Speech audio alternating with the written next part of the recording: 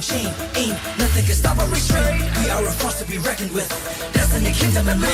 Battle like Atlas, winning with madness. Count us to practice, status is matchless. We are the heroes here to slay. Never back down, never astray.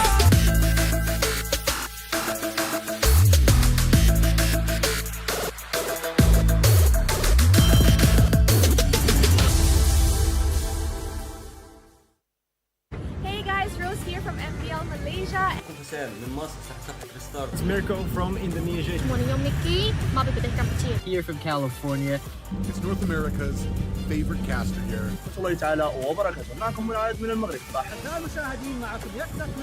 I'm Diablo from IGSG. เขาชื่อเอจิมาจากประเทศลาว Kyle Didi from Eco Philippines. I'm Yawi from Eco Philippines. I am Raime from Pine Esport. I am from Myanmar. I'm Chma, one of the junglers in Cambodia. السلام عليكم ورحمة الله وبركاته جمهور موبايل ليجند الكريم منورين أحلى عيلة وأحلى جمهور في الدنيا. And I just want to tell you guys all to get hype and to get excited for MSC 2023. All the underdogs are coming from across the world to go and compete against the pros, against the favorites.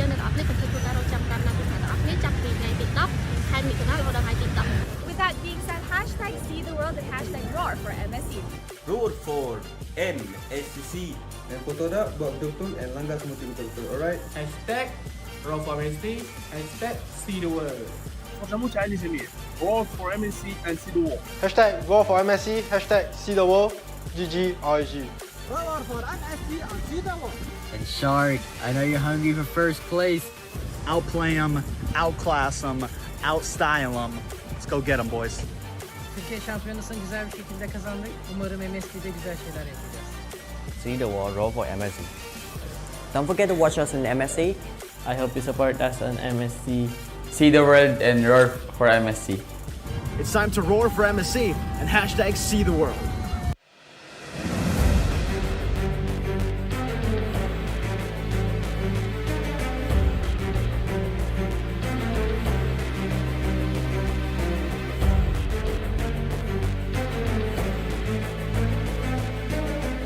Hi, ako nga po pala si Sanford Marin Vinuya, also known as Sanford. Naglalaro sa Echo bilang explainer. Ang favorite kong FLBB hero ay si Yuzong kasi ilang beses ko na rin siya nagamit sa mga tournaments tulad sa M4, sa MPL kasi parang isa siya sa mga hero na doon ako sobrang komportable dahil lakas niya sa lane, kaya niya sumustain, and then kaya niya din pumatay sa likod ng mag-isa. And ilang beses na kami nanalo sa hero na to, and nung season 11 parang wala po ata kami talo sa paggamit ng Yuzo. Kaya siya po talaga yung pinaka-gusto kong gamitin. Opo, 100%. Gagamitin ko po talaga siya sa MC, kahit anong kalaban. Para po sa akin, real life hero ko po is yung parents ko kasi sila po yung sumuporta po sa akin nung umpisa pa, and hanggang ngayon, sila po yung dahilan kaya ginagalingan ko po. Hi, ako po si Juliet Marin Binuya. Mami po ako ni Sanford Binuya. Hello, ako si Jeff Binuya, father ni Sanford. Proud po ako sa kanya dahil mabait na bata, masunurin. Lahat ng advice namin sa kanya, sinusunod niya. Sanford kasi di alam ng karamihan ay mahihayin. Tulad nung tuwing nasa labas kami, siya nagtatago sa mga fans na. Nung una, si Sanford, nag-a-archie lang yan nasa bahay dahil nga pandemic. Akala ko kung ano yung ginagawa niya. And then, nakikipaglaro sa mga pro player. Tapos, nung isang araw, nag-top global nga siya. Tinawagan ako ni Dogi. Nakukunin nga siya sa NXP. Ayaw man namin, pero nakita ko siya. Gusto niya talagang makapasok sa larangan NL. Actually, yung sa akin naman, talagang tutol ako sa kanya dahil unang-una, mapapabayaan niya yung pag-aaral. Very important kasi sa akin yung studies other than maglaro siya. Bale, parang nagkamali akong nang inala dahil pinagkita niya sa akin kung paano siya maglaro sa FPL. And dahil doon, nagkaroon na ako ng kumpiyansa na hayaan na lang siya. Sanford, ang unang-una yung Panginoon. Huwag mong kalimutang manalangin. At the same time, yung yung galing mo, magkumpiyansa ka lang. Dahil yan ang magdadala sa'yo sa tagumpay. Sanford, good luck galingan mo. Sana huwag kang magbago. Mahal na mahal ka namin ng papa mo. Nandito lang kami parate, laging nakasuporta sa'yo. Thank you so much. Kasi kahit di ka naniwala nung una, sinuportahan mo pa rin ako. And lagi mo tatandaan lahat ng laro ko para sa'yo. Thank you din kasi ikaw yung number 1 supporter ko. And kahit through ups and down, andiyan ka pa rin. And then, para sa inyo ni Papa yung mga laro kaya ginagalingan ko. Thank you po pala sa mga sumuporta sa akin simula nung umpisa. And mas lalo ko pang gagalingan sa paparating na MSC para makuha namin yung kampeonato para sa inyo.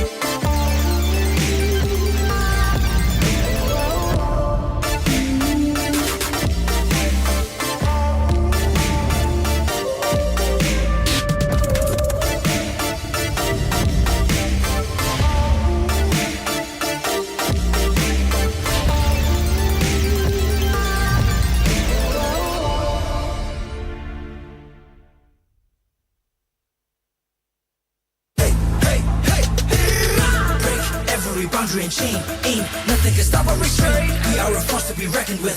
Destiny, kingdom, and life. Battle like Atlas, winning with madness. Count us to practice, status is matchless. We are the heroes here to slay. Never back down, never restrain.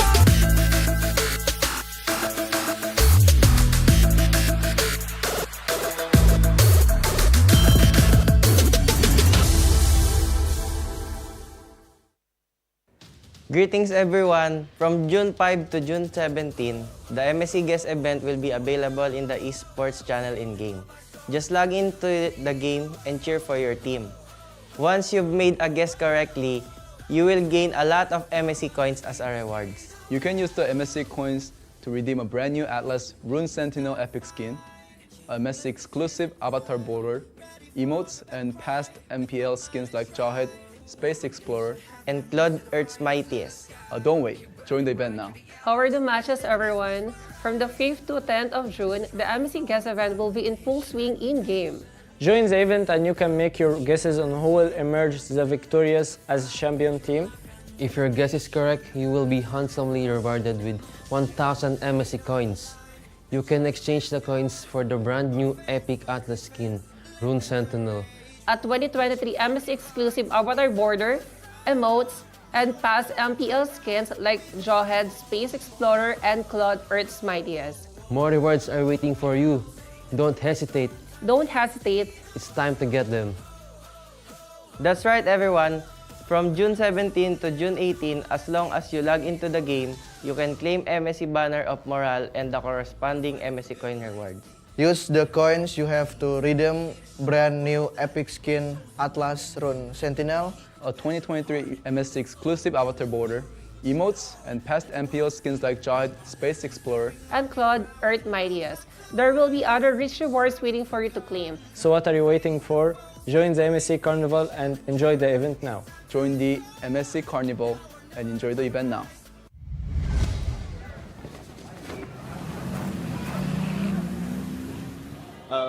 I feel excited because we gonna face only the strongest team from Cambodia, from Indonesia. ONIC from Cambodia. but now they are in Cambodia. Keep the spirits burning, and the broad lights flashing through. The home team. Although we did try our best to win, but it's fine, it's okay. It's good to experience that we fought ONIC Indo and GG. Yeah.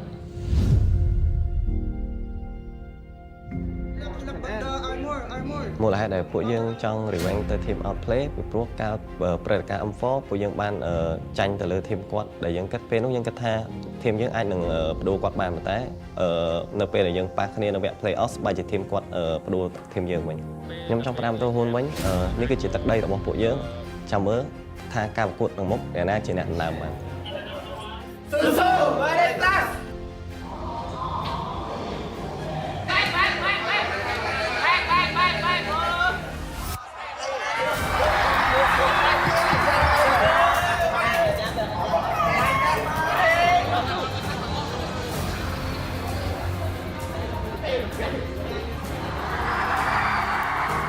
We will train more harder for later on. I hope we have a good fight. Good luck, and we will ban your hero Diablo.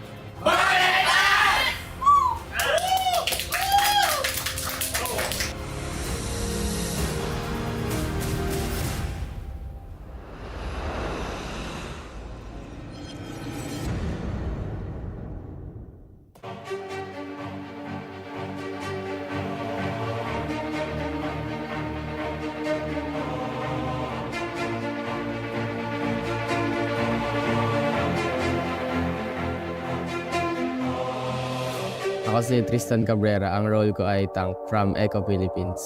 Ang favorite MLBB hero ay si Chu. Ginagamit ko siya kasi sobrang ligalig niya sa mapa, tapos ang dami niyang skill, tapos nakaka-micro siya. Tapos ang dami niyang pwedeng gawin sa mga bush, sa mga hero. Tapos yun, magagamit ko siya sa MSC basta hindi siya maban. Yes, may possible na gamitin ko siya, lalo na favorite hero ko siya. So wait nyo na lang. Favorite hero ko si Chu kasi ang dami niya nagagawa, lalo na yung first skill niya naka-micro, tapos yung madali siya maka-pick up yung sipa niya, lalo na pag hindi naka-purify. So, pag nasipa, auto-huli, tapos pag may backup pa ng kakampi yun, sure patay. Yung real life hero ko siguro yung mother ko, si mama, kasi simula pa lang dati sobrang supportive niya na. Simula pa nung nag-basketball pa lang ako, lagi siyang nanonood ng mga games ko, ganun. Tapos nung nag-ML ako, nung una, syempre, against sila. Tapos nung naging supportive na siya, pupunta rin siya doon kahit di niya naiintindihan yung game. Tapos nanonood lang siya. Tapos, ayun, ang dami niya. Dahil pag-interact din siya sa mga fans namin, yun.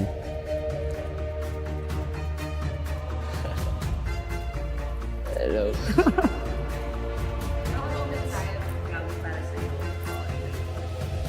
Mensahe ko kay mama, thank you so much sa pagiging supportive simula sa pagbabasketball ko pantas ngayon sa ML. Love you. Walang anak. I am Merly Cabrera. I'm Yawi's mom. And what you don't know about Yawi is that he is a very generous person, loyal sa friend, at mapagmahal syempre na anak at kapatid. Pinaka-proud ako sa kanya, sa mga nangyari sa kanya. Yung recently na naabot nila M4 and itong MPL PH Championship na nakuha nila this season 11.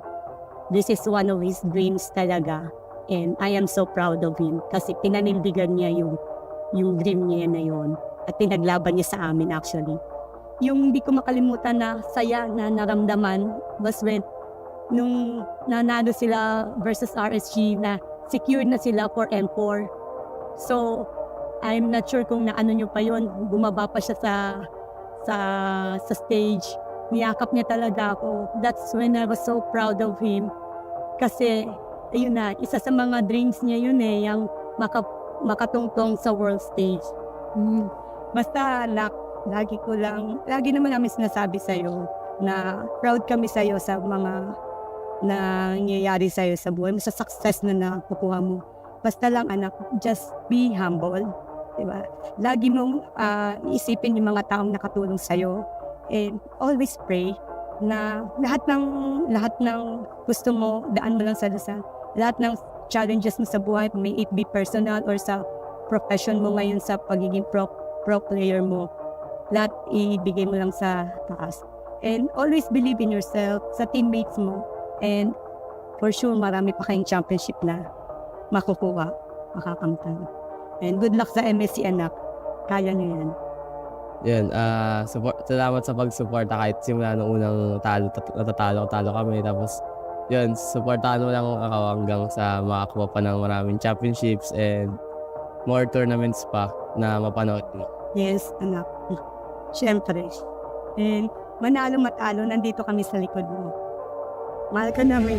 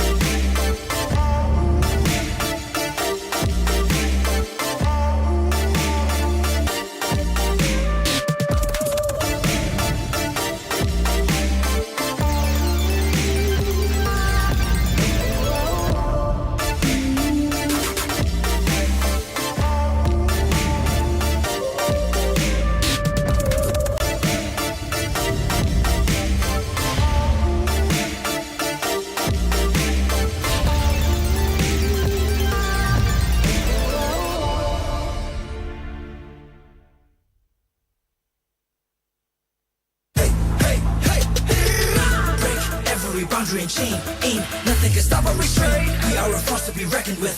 Destiny, kingdom, and might. Battle like Atlas, winning with madness. Count us to practice, status is matchless. We are the heroes here to slay. Never back down, never astray.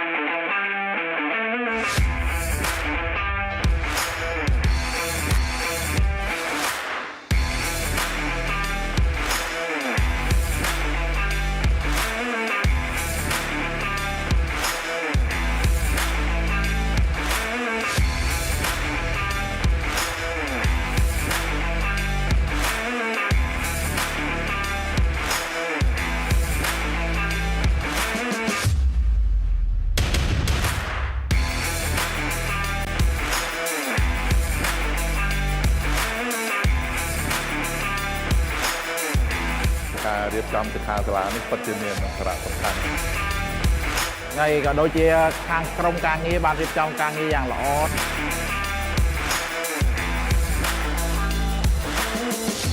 នៅពីមុនក៏ខ្ញុំអត់សូវច្បាស់ដែរតែដល់ពេលគាត់និយាយថាបើយើងចង់ក្លាយជា personal player យើងត្រូវ set target មិនអីមិនមានអាជីពជាច្រើនដែលយើងអាចធ្វើការទៅជាមួយ e-sport ហ្នឹងខ្ញុំចាក់អារម្មណ៍លើ content creator បងចូលចិត្តខាង create video ខាងកាត់តអញ្ចឹងបងលឺស្រីដែរតែលេង game អញ្ចឹងជាអាប៉ាម៉ាក់ក៏អត់សូវ support មកនេះប៉ុន្តែបើយើងមានគោលដៅច្បាស់លាស់ហើយយើងប្រាប់ប៉ាម៉ាក់យើងពួកគាត់នឹងអាចផ្ដល់កម្លាំងចិត្តឲ្យយើងអាចនឹងទៅមុខបានខ្ញុំបាន inspire ខ្លាំងទាក់ទងមួយចំណេះដឹងកីឡា electronic ខ្មែរយើងនឹងអភិវឌ្ឍច្រើនជាងហ្នឹងនឹងមានអ្នកជាច្រើនទៀតដែលគាត់បានស្គាល់បន្ថែមទៀតបង Hãy subscribe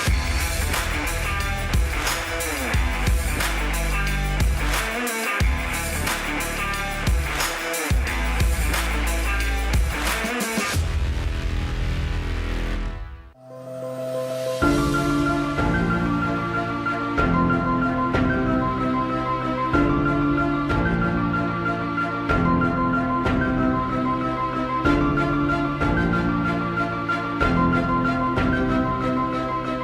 I'm Alston Babigo and also known as Sanji.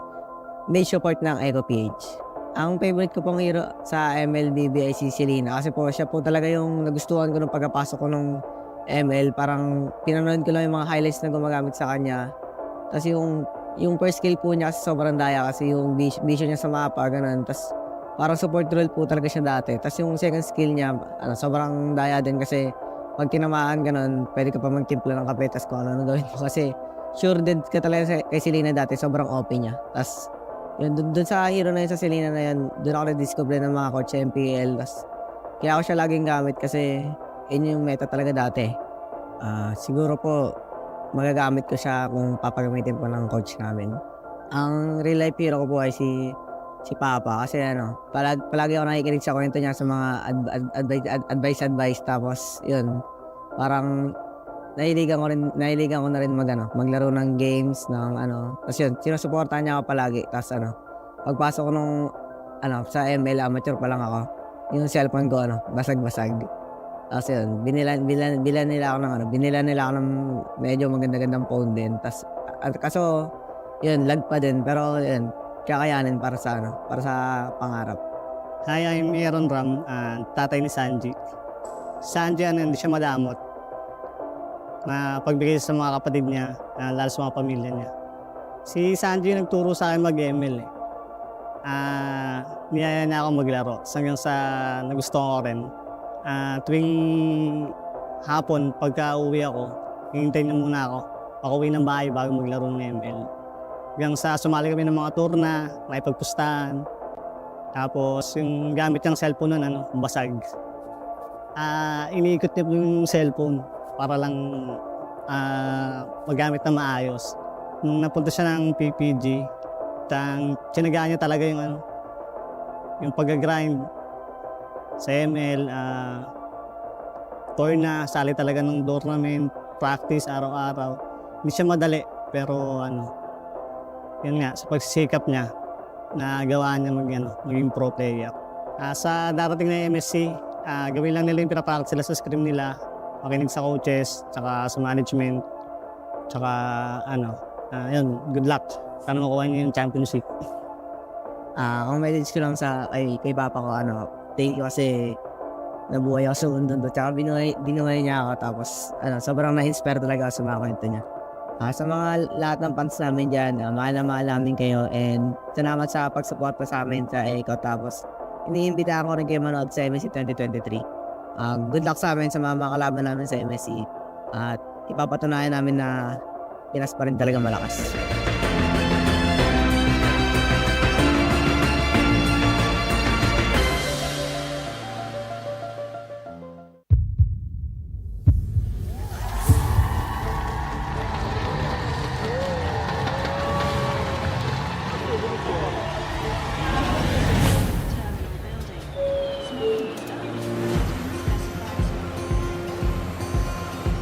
I don't know, we are friends since like 6 years, so maybe that's our chemistry. Genelde ya hepimiz aslında ya öyle bir kişi yok. Hani genelde koçumuz oluyor ama hepimiz birbirimizi seviyoruz, o yüzden bir aradayız sürekli. Kesinlikle Apex olabilir. Direkt ortaya atlıyor ve herkesi sakinleştirip çözüm buluyor.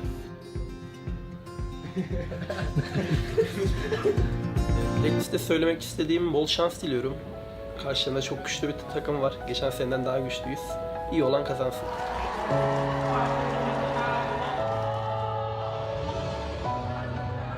Değil yani ister istemez bir gerginlik oluyor. Sahne heyecandan dolayı sanırım orada. Ama şu an gayet iyi bir durumdayız. Yani şu tartışmalarla dalacak bir takım değiliz.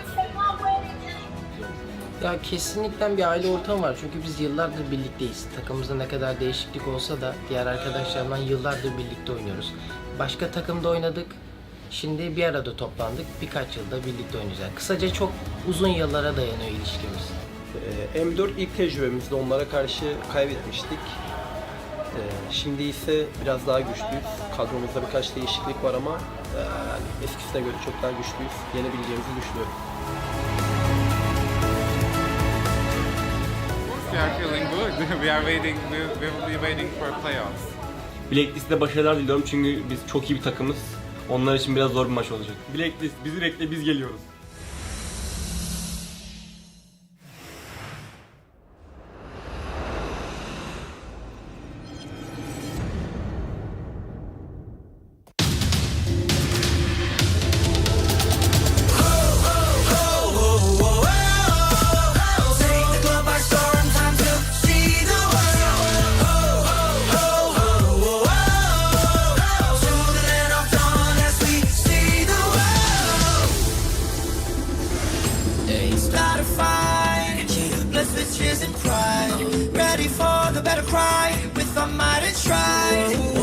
The heavens, set the fire to the sky. Keep burning bright, kill the allies and enemies mesmerized.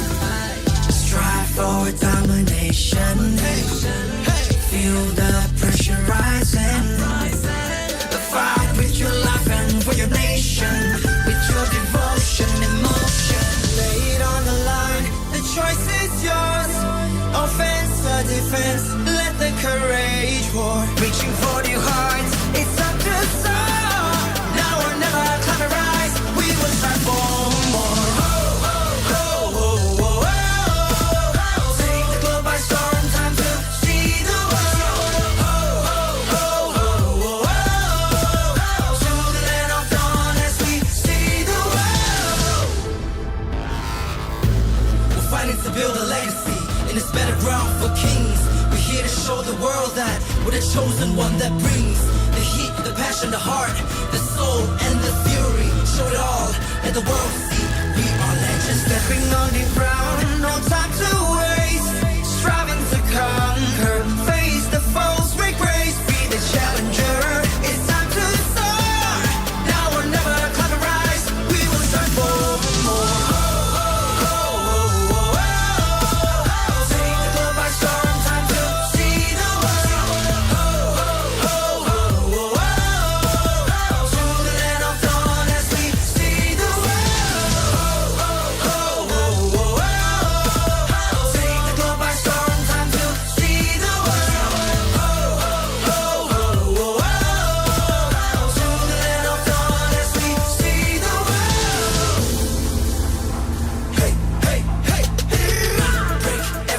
And chain, ain't nothing can stop or restrain. We are a force to be reckoned with.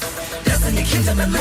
Shining like Atlas, winning with madness. Countless to practice, that is his match. As we are the heroes here to slay. Never back down, never astray. Fatal links.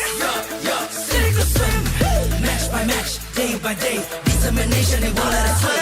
S-E-A-C the world. Mission to conquer. S-E-A-C the world. We are warriors. Lay it on the line. The choice is yours. Offense or defense, let the courage roar. Reaching for new heights, it's time to soar. Now or never, climb and rise. We will strive for more. Take the globe by storm, time to see the world. To the land of dawn as we see the world.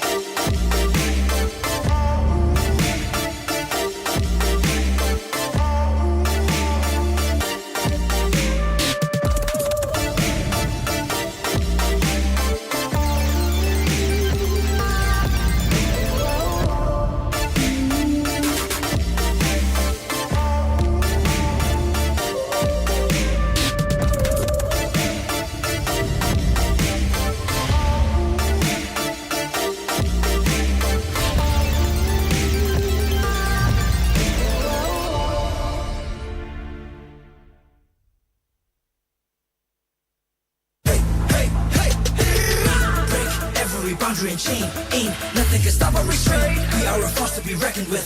Destiny, kingdom, and might. Battle like Atlas, winning with madness. Count us to practice, status is matchless. We are the heroes here to slay. Never back down, never restrain.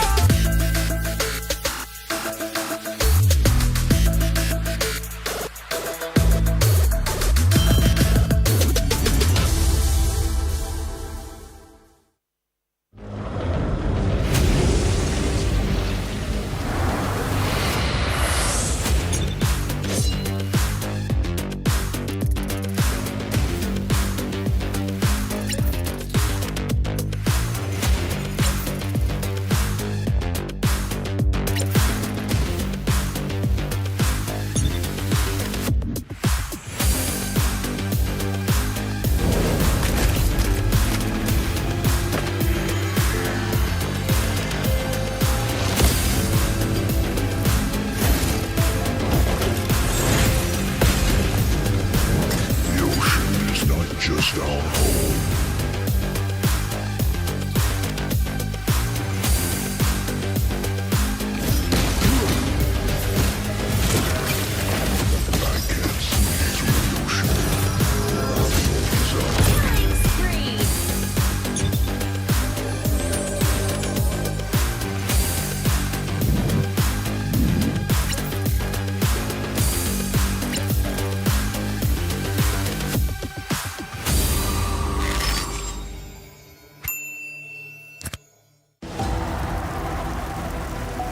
...2019 menjadi tahun bersejarah saat ONIC Esports menjadi tim Indonesia pertama yang menjuarai MSC.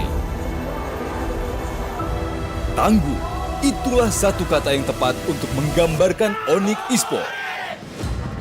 Pada MPL Indonesia Season 11 babak playoff, ONIC tak terkalahkan satu game pun.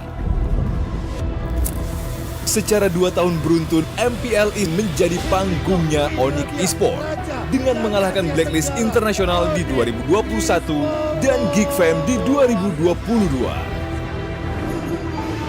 Menemani ONIC Esports, EVOS Legends mendapatkan julukan The King of Comeback pada MPL Indonesia Season 11. Sang Harimau Biru telah menjadi tim Indonesia dan dunia pertama yang menjuarai M-Series. Mereka juga membawa nama Indonesia melambung tinggi di IESF 2022 dengan mengalahkan Filipina. Catatan sejarah telah diraih kedua tim Indonesia. Dan kini, ONIC Esports bersama EVOS Legends siap untuk bertarung untuk mengukir sejarah baru di panggung internasional MSC 2023.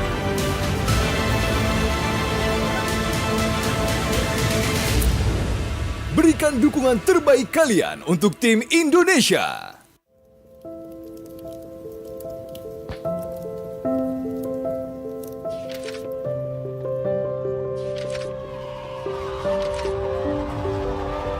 Selamat datang tuan-tuan dan puan-puan di kejuaraan dunia Mobile Legends Back M4. Big difference sebab dekat M4 nampak macam diorang ada identity crisis. They're not sure how they want to play the game. They're not sure who's going to be the carry, what kind of rotation that we're going to use. Contohnya macam Momo cover lebih daripada satu role, Ciku juga lebih daripada 2 role sekalipun di cover. Jadi ini membuatkan pasukan tu terlalu, boleh saya katakan sedikit berselaru, hilang identiti. Lapan digugurkan ketika ini. Sedih, ya. Kecewa, ya. Tapi apa lagi yang perlukan? Apa lagi yang kita kurang sebenarnya untuk membawa jalur gemilang ke Grand Final di peringkat yang lebih tinggi? But for this season, like you said, they're very focused. Chiku, you only play gold lane. Chiku, you only think about how we're going to win. And everyone else is going to provide the coverage for Chiku guys. So for this season, it's definitely different where they're very focused on their own style of play, which is the Langga playstyle. But now it's almost like the lawan balik kind of Langga where you're trying to make the opponent fight you and then you win the fight eventually. Bila player dengan coach Filipina masuk ni, dia lain sikit daripada kebiasaan kita orang buat lah. Selalu dia lebih kepada disiplin. At first, it's hard because of the language. There are those times that I cannot understand them and they cannot understand me.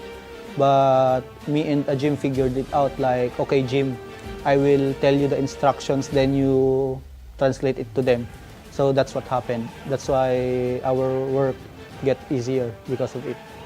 Kemasukan Coach BF saya rasa dia lebih ke arah disiplin lah. Sebab kita orang ni tak ada disiplin sangat. So bila dah ada dia ni, kita orang lebih ke arah disiplin. And ingatlah motif kita nak main dan tujuan kita main sebab apa.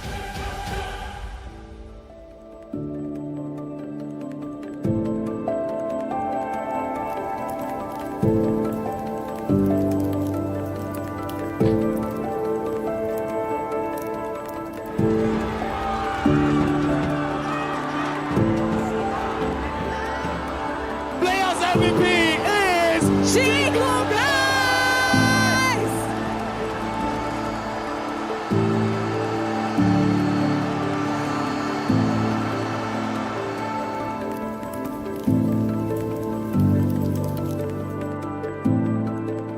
So I've known Chiku before he entered TODAK. So I've known him for a while now, and I feel like he really did not change much. And yes, he is comfortable on camera, but he's more comfortable in stream. So maybe the viewers online are not as intimidating as the viewers in person. Perbezaannya yang you telah dapat di diri you sendiri? Perbezaan? Dulu saya single, sekarang saya dah kahwin.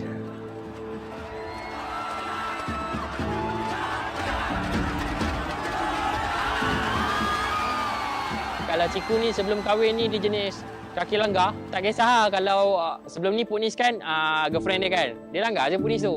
Sekarang ni dah kahwin tu dia macam, okay ni wife aku kena jaga dia tak langgar dah. Itu Ciku lah. I think he's an absolute legend. I think that he really pushes the agenda and he really knows how to test the limits, or at the very least, very situationally aware of what he's capable of on a particular marksman. Although the meta has shifted and Chiku has definitely changed roles, he has to evolve with the times. I feel that Chiku is still at the age where he's adaptable, but age is eventually going to catch up to him at some point, and we just don't know when. Kalau bagi saya, selagi saya rasa saya boleh main, walaupun tak macam orang lain kan, macam kalau main macam fasian main. Tapi bagi saya, benda tu tak penting, dia lebih ke arah on point lah. So selagi saya boleh on point kan benda-benda yang penting, selagi tu saya akan main lah. Kalau dah sampai masa memang tak boleh, stop lah.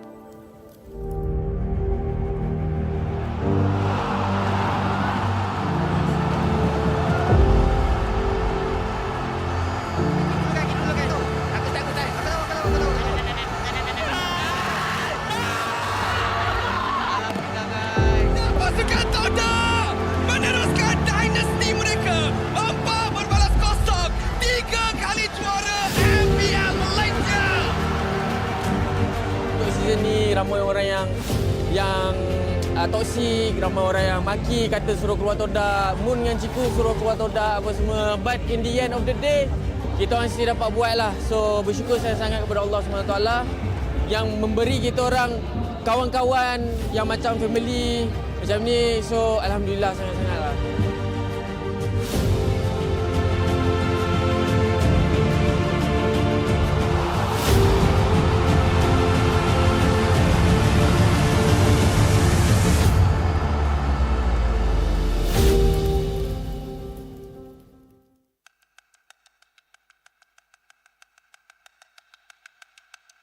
They flew out hot after their grand finals performance in MPL Philippines Season 10. And here we're seeing the rivalry of a century. The age of the Orcas is now. Echo are your M4 World Champions. Echo books their ticket to MSC and the grand finals. A rematch against Blacklist International. A rematch. Blacklist International and Echo taking the rivalry form from Season 10, taking the rivalry continued in M4. Now here we are in the grand finals of Season 11. This is destiny moving in a way na parang kailangan pa nila mag-meet. Yung M4 World Championship, nakita natin kung ano yung naging resulta doon, nanalo yung Echo, and parang binigyan ng tadhana ng panahon na makabawi yung Blacklist or yung Echo para ma-ensure na sila talaga ang pinakamalakas na Filipino team.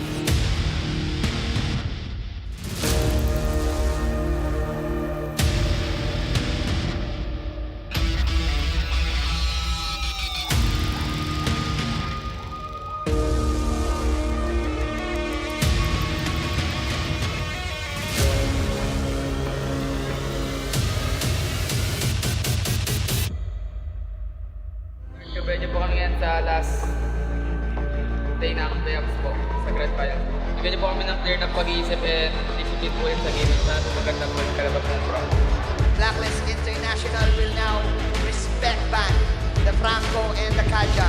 Hanap nila dun eh, no? Binibigay, oo nga, Dragon ni Sanford for the third pick. After kasi ng Season 10 Grand Finals, marami ang nagsabi na kaya din nanalo ang Blacklist kasi parang naubusan ng Echo sa kanilang mga binaong strat. Ngayon parang ang dami. Parang malulunod siya tayo eh. Oo. It's going to be Harik. Okay. Balir. Post 5. Hindi ganun kaganda ang ultimate ng isang Balir. So, masasabi natin medyo useless siya para sa Valentina. Hindi sila kumuha ng na ganun kaganda yung ultimate. And at the same time, parang ma-force yung Valentina na real-world manipulation lagi kukunin ko. Can Blacklist International do the reverse? Pero ngayon siya atay na pasobra dahil siya ni Edward dito, a beautiful switch onto the mid lane. Pero si Cortez hindi ata papayag na walang kapalit. Pero nabitin ng bahagya yung maaari niyang tawiran doon sa mga minions mula sa mid lane. Napunod ba siya? Makikita ba siya ni Carl? Abot ata. King Wise. Walang retry. Nakawan sila dito ng orange buff. Kaso nga lang siya ay may ipin sa tatlo. Wise dito, may pansalba nga ba si Omoy Pino sa Blazer's Wrath. Sakto yung bitaw. Kaso nga lang hindi umabot yung altar. And Omoy Pino's trying to zone everyone. Pero look at Sanji. Dumarap. Eto na nga, pasok King Wise. Ulit si Yawi. O si Yawi nga talaga maging target nila. Hindi na nga ito makatakas pa tungkol sa real world manipulation. Kaso nga lang natuhog sila dito. ng execution. Owl and Omoy Pinos will go down. Pero si Edward naman naghanap ng pwedeng hulihin. Naghanap siya ng pwedeng sa punutan. Pero pwede naman silang umuli pa ng isa. At mukhang makukuha nga talaga. Kaso nga lang si Carl. Sobrang unat, sobrang sakit, sobrang dulas. Lahat na ibigay mo sa kanya. And sasabayan pa. Saban force the force. Pero andun din yung pagtulak ni Yawi upang mapigilan niya yung pagtakas ni The Queen. Sinabi na ni Wolf, every time na may dragon, may follow-up na dalawa na hindi mo alam kung anong skill. Ganon din naman yung EVO Ultimate. Diyan na naman yung dragon ni Sanford. Talagang magpupush away dito sa members ng Blacklist International. Pero si Edward na nakapwesto, so meron silang info. Maaari silang umabol, kaso nga lang sobrang tapos ni Carl. Aray lang dyan, wala talaga mag-burst down sa kanya, kaya sobrang tapos nila kung pumasok. Wise goes down. Nagkakaroon ng magandang pwesto si Sanji, pati na rin si Yawi. Subok lumaban ng Blacklist International, pero hindi the dragon ni Sanford. Hahabulin talaga yung the backline, pero masyado atang maagang na-pop yung altar. Kaya naman sila ay mapapunish bigla. Wise is down. Wala na yung red holder, pero marireset na naman yung Lord. Awal papasok dito. Kaso nga naman tutulak naman si Yawi. Tapos may paapoy-apoy pa, may palagkit-lagkit pa. Pero si The Queen na magsisave sa kanya. My goodness, go easy. The young goat. Blacklist International, they want the retaliation play. Dito na nagalit ang mga agents. Biglang may mission accomplished. Pasok si Carl this time. Nais nilang dumipensa dito mula sa push na nais gawin ng Blacklist International. May ipin nga lang dito si Yue, pero hakulit pa rin naman talaga nila. Paris lang andun yung altar. Pero hindi magiging ang maray save si Yue. Mahihimit ata ang members ng Blacklist International dito sa may ng gitna. Nakashoot na rin yung mga spells na pwede na gamitin sana. So yung Echo, may Echo sila. Wala yung mga spells, wala yung mga skills. Maaari tayong umarangkada. Oh man, and just a snap. What's the play though? Wala talaga yung ganito. Si Owl! Si Owl nga talaga ang bibigyan nila. At dito na rin naman yung dragon. Wala na si Owl. Wala na yung damage na asahan ng Blacklist International. Yung Echo, sila na ngayon na magde-decide. Direkta tayo sa Lord. Nakapush na sila sa mid lane. Sakto lang din yung pagbitaw noong dragon. Tapos yung altar binitawan na rin at si Cortez, si Tatahi pa, may pirma pa sa base ng Blacklist International. Sakto yung mga tusok. Kaso nga lang low na rin sila. Pero nakuha nila si Wise. Pero makapag-regent din naman agad yung members ng Blacklist International. Madedepensahan nila yung Lord. Kaso nga lang may parating pang minions. Medyo makapal mula doon sa bottom lane. At meron pang kasabay sa mid lane. Will this be it? Will Blacklist International manage to defend this? Dahil yung Echo ayaw na naman papigil. Okay, tingnan natin. Pasok ngayon. Oh my Venus, sabay sa akin force naman ni Very Cute. Hahabol na naman sila sa gitna. Mukhang mahulin na din si The Queen. Pero mabilis pa naman yung death timer. Si Immortality Pop nga lang para kay Edward. Naabangan nila at may inward manipulation pa. And yung minions sa Sunday, sapat ata. Hahabulin na sila ng mga Omega. Pero ngayon, tuloy pa rin ang depensa. Pero ang goal ng Echo ay yung pace. Ang kampiyon ng LPLPH Season 11. Echo! I came this far, nothing can stop me now. They knock me down, but they can't count me out. I can't lose, I won't lose. Muling kinalaban ng Orcas ang Blacklist International. I'ma keep winning. But the better team I'ma keep winning. came up on top. I'ma keep winning, winning. You can try to save yourself, I'ma keep winning. But you wanna go play yourself. You can try to save yourself, I'ma keep winning. But you wanna go play yourself, I'ma keep. You can try to save yourself, I'ma keep winning. But you wanna go play yourself. You can try to save yourself, I'ma keep winning. But you wanna go play yourself. Yeah, you gon' need 100 men, 100 scopes, 100 cans, just for you to watch what I'm doing under the sun again. God-given gift, MC's doing the running man. If you want me to get it poppin', may cost 100 pence. Yeah, what I supply is always in the man. The throne is mine, take that. It ain't a high five, got the upper hand. I'm too real, can't fake that. Who you know putting fear in them like this? You a vampire, still suck when you bite this. They didn't think I could do it, I had to demonstrate how the flow is so heavenly, keeping demons straight. Who they fooling? I showed them the jig is up again. When I asked them who is the best, they get to stuttering. Tell them I'ma keep winning, winning. I'ma keep winning, winning. I'ma keep winning, winning. You can try to save yourself, I'ma keep winning. But you wanna go play yourself.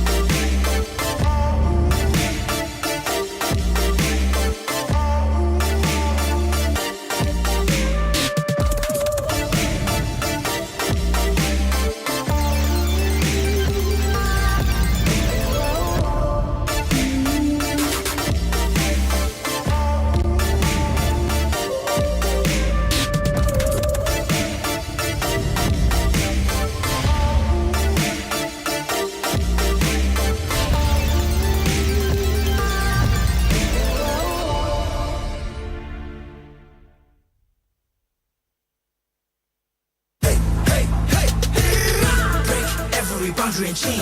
Ain't nothing can stop or restrain. We are a force to be reckoned with. Destiny, kingdom, and man. Battle like Atlas, winning with madness. Count us to practice, status is matchless. We are the heroes here to slay. Never back down, never astray.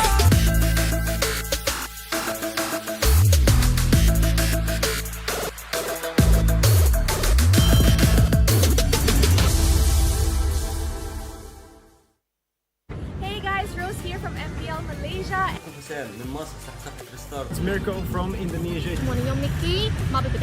Here from California. It's North America's favorite caster here. الله تعالى وبركاته. معكم العائد من المغرب. أحباء المشاهدين معكم يكتب من العراق. I'm Diablo for IGSG. ก็ชื่อเอจิมาจากประเทศลาว Sky TV from Echo Philippines. I'm Yawi from Echo Philippines. I am Raime from Pine Esport. I am from Myanmar. I'm Chma, one of the junglers in Cambodia. السلام عليكم ورحمة الله وبركاته جمهور موبايل ليجند الكريم منورين أحلى.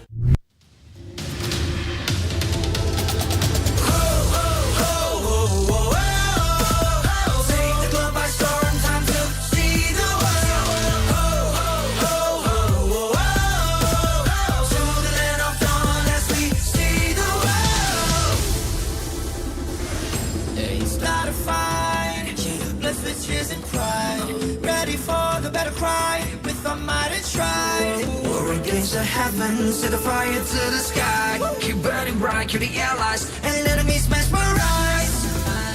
Strive for domination. Feel the pressure rising.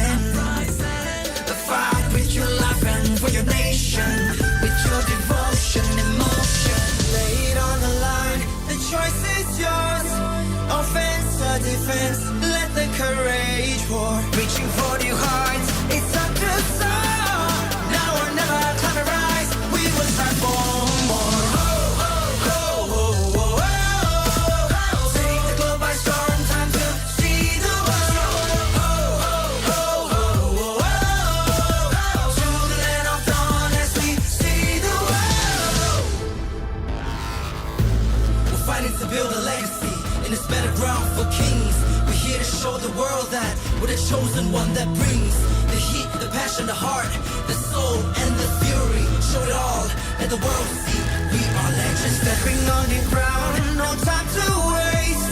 Striving to conquer, face the foes, make grace, be the challenger. It's time to soar. Now or never, climb and rise. We will strive for more. Take the globe by storm, time to see the world. To the land of dawn as we see the world. Take the globe by storm, time to see the world. To the land of dawn as we see the world. Hey, hey, hey, hey. Break every boundary and chain. Ain't nothing can stop or restrain. We are a force to be reckoned with. Destiny, kingdom, and reign. Battle like Atlas, winning with madness. Count us to practice, status is matchless. We are the heroes here to slay. Never back down, never astray. Fatal length. Sink or swim. Match by match, day by day. Determination, they won't let us win. S-E-A-C the world. Mission to conquer. S-E-A-C the world. We are warriors. Lay it on the line. The choice is yours. Offense or defense. Let the courage roar. Reaching for new heights. It's time to soar. Now or never, climb and rise. We will strive for more. Take the globe by storm. Time to see the world. To the land of dawn as we see the world. Take the globe by storm. Time to see the world. To the land of dawn as we see the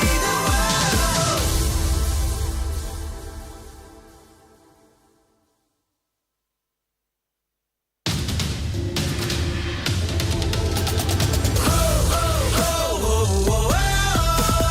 Take the globe by storm, time to see the world. To the land of dawn as we see the world. It's not a fight, blood, sweat, tears, and pride. Ready for the battle cry, with our might and stride. War against the heavens, set the fire to the sky. Keep burning bright, kill the allies, and enemies mesmerize. Strive for domination. Feel the pressure rising. Fight with your life and for your nation. With your devotion, emotion. Lay it on the line. The choice is yours. Offense or defense. Let the courage roar. Reaching for new heights. It's time to soar. Now or never, climb and rise. We will strive for more. Take the globe by storm. Time to see the world. To the land of dawn as we see the world. We're fighting to build a legacy in this better ground for kings. We're here to show the world that we're the chosen one that brings the heat, the passion, the heart, the soul, and the fury. Show it all, let the world see we are legends. Stepping on the ground, no time to waste. Striving to conquer, face the foes, make grace, be the challenger. It's time to soar. Now or never, climb and rise. We will strive for more. Take the globe by storm, time to see the world. To the land of dawn as we see the world. Take the globe by storm, time to see the world. To the land of dawn as we see the world. Hey, hey, hey, hey. Break every boundary and chain. Ain't nothing can stop or restrain. We are a force to be reckoned with. Destiny, kingdom, and reign. Battle like Atlas, winning with madness. Count us to practice, status is matchless. We are the heroes here to slay. Never back down, never astray. Fatal length. Sink or swim. Match by match, day by day. Determination, they won't let us win. S-E-A-C the world. Mission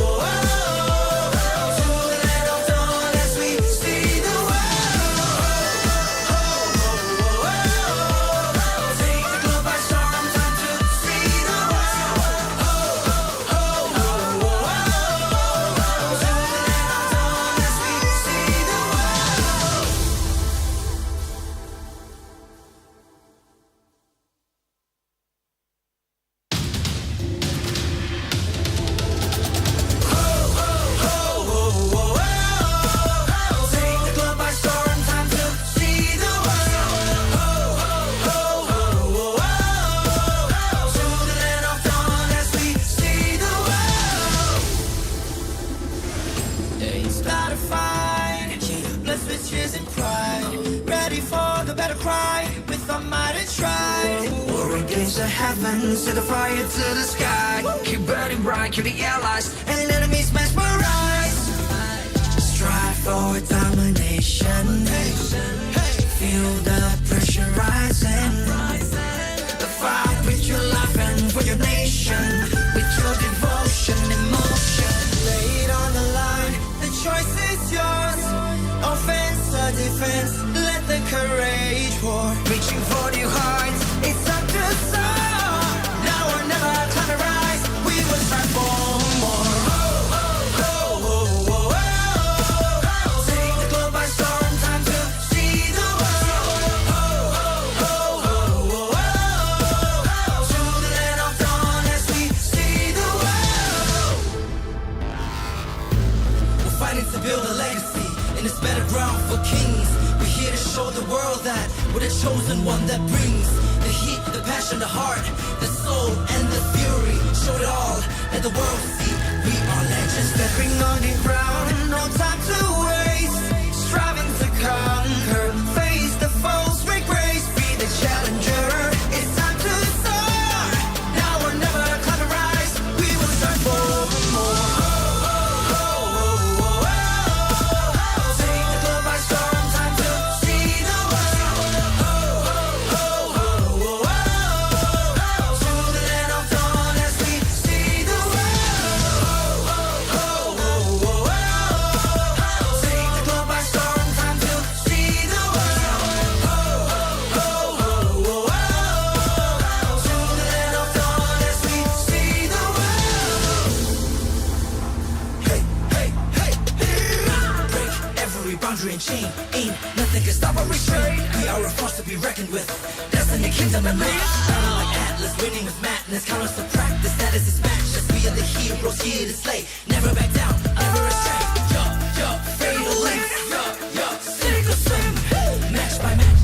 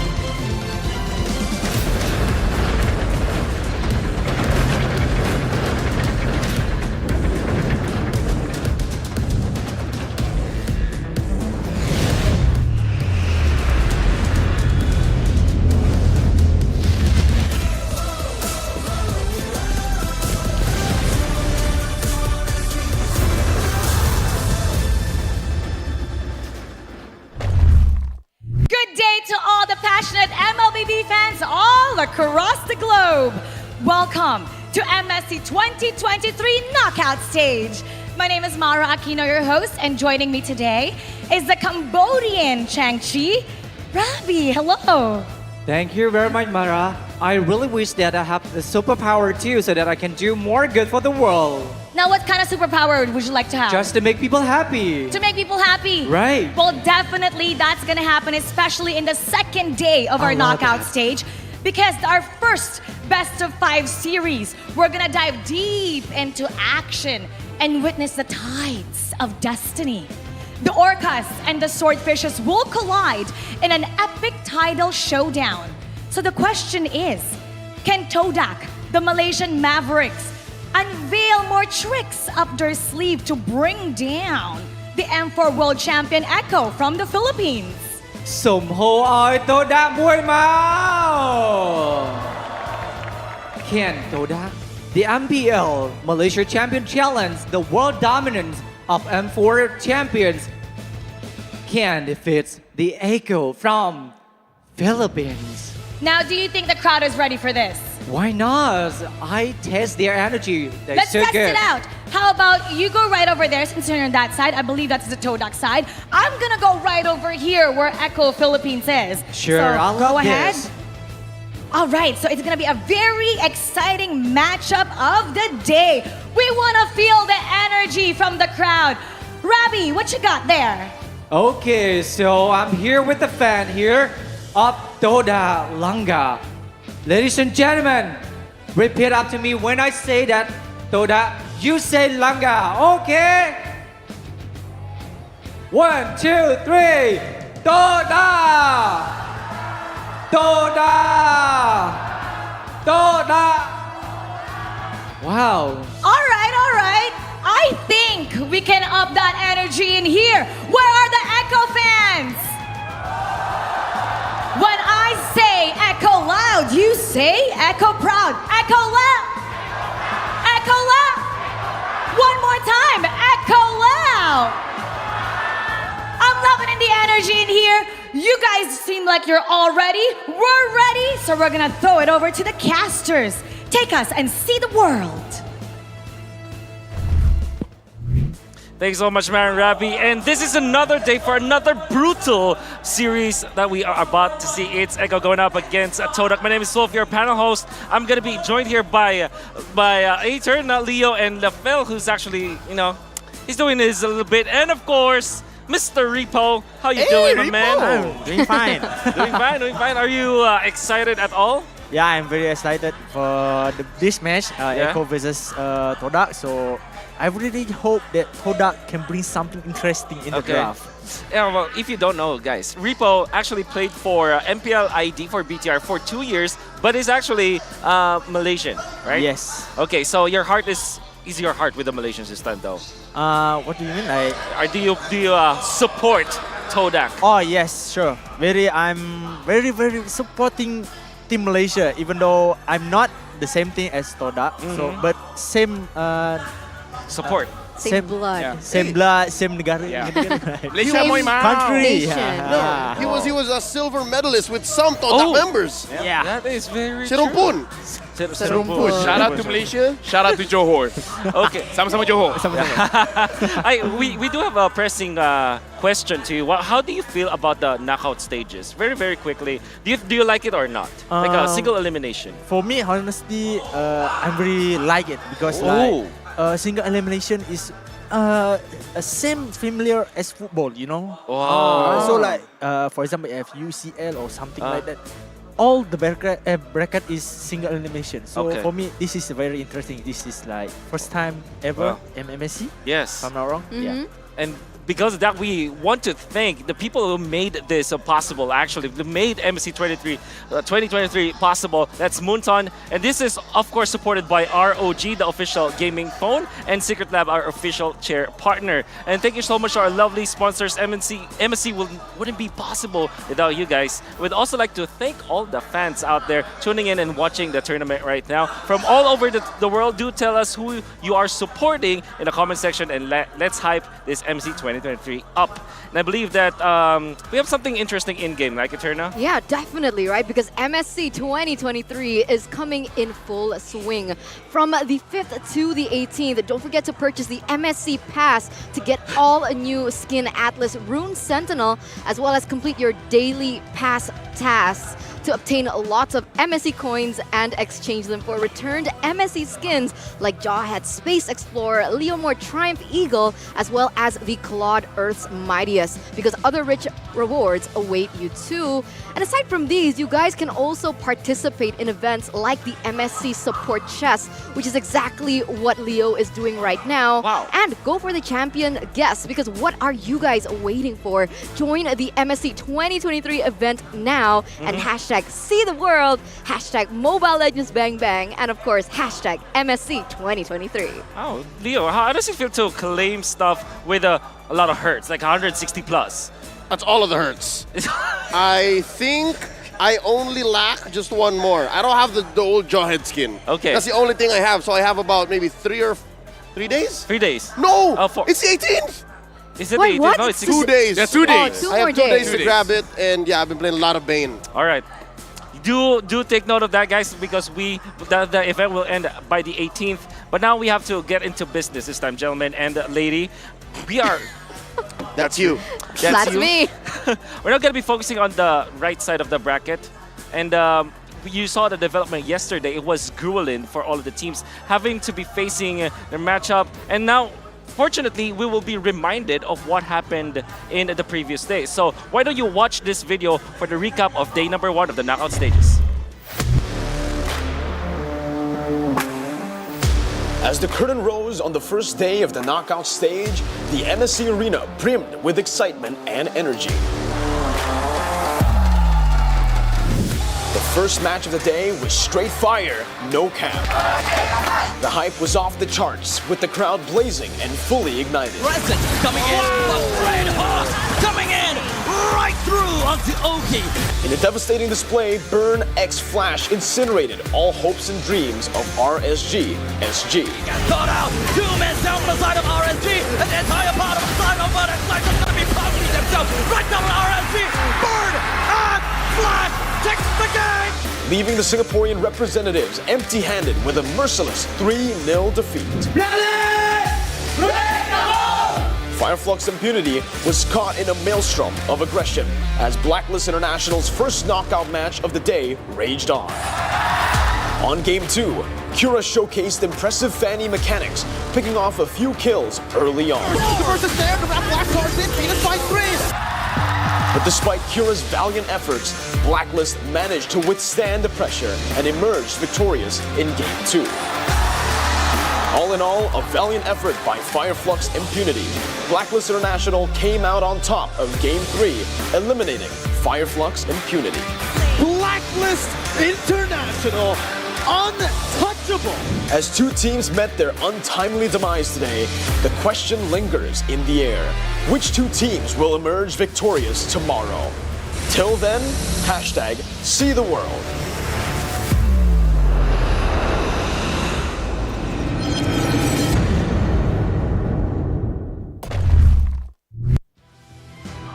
You know, part of the reason why this happened, well, a little bit part of it.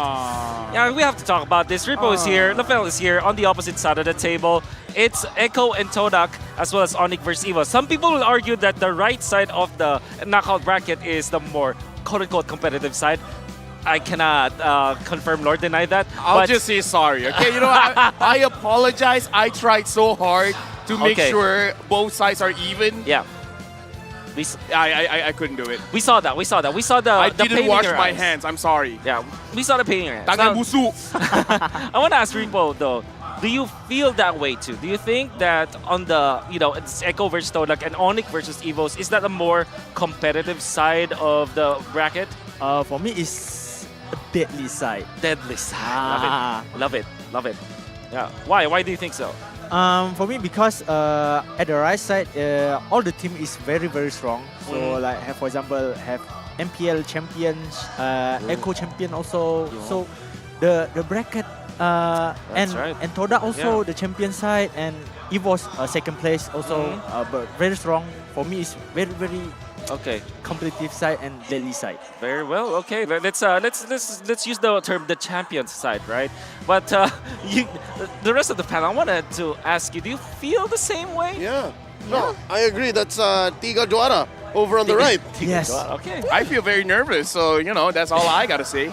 Yeah. Eterna, I haven't asked you about ONIC versus EVOS though. I know that we will be talking about Echo and TODAK, but that's the second match of today happening at 18 o'clock GMT +7. Very, very quick thoughts about that. I mean, either way it goes, I just gotta be happy, right? Either one goes, I'm good. At least one Indonesia gets to go through. Yeah. I can't say the same about Malaysia. Yeah, that's okay. Maybe next time. Do you feel that TODAK? What are the chances of TODAK though against EVOS? 99% chance we're gonna win. Let's ask Ripo over here though, because Lafel thinks that it's a 99% chance that TODAK can get it. Yeah. How about you? In this battle of the two sea predators, fearless swordfishes, that's TODAK by the way, versus the dominant orcas, do you think that TODAK has a chance against Echo? For me, Lafel is 99%, but I don't want to be the same, so 98%. 98? All right. Please, okay. Please. 2 Malaysians, 2 Filipinos, by the way, and Indonesian. Yeah. She's the most neutral. Hello. She's most neutral. For now. I want to pick Ripo's brain here because he said that during the match of Impunity versus RSGSG, you mentioned that give away like Diablo's heroes. Burn. I'm in sorry. RSG. What do you think should TODAK do against Echo? Like any idea what they should do against him? For me, maybe release all the hero. Just Release- like Don't ban. don't ban. No bans. Just ban Layla, Mia. Oh, like fair, throwbacks. fair play. Release our heroes. Okay, Yeah. so that is the dare for Echo and TODAK. Let's not ban meta heroes. Let's just ban out like Mia, Layla, maybe Sicilian perhaps. But that technically would be good for TODAK, no? Mia is Chico, guys. Yeah, top heroes for Chico, guys. Layla, Mia. Yeah. Well, okay. Well, in that case, maybe just ban out. Just don't ban it out. I mean, there's no penalty for not banning any heroes. It's a legit strategy. It's a legitimate strategy. It has been done before, and Repo thinks that is the way to go. Now we are about to welcome the teams. And this is going to be very, very exciting because finally we get to see how well prepared they are. Do they feel the energy today? We're excited to see and bring you TODAK as well as Echo.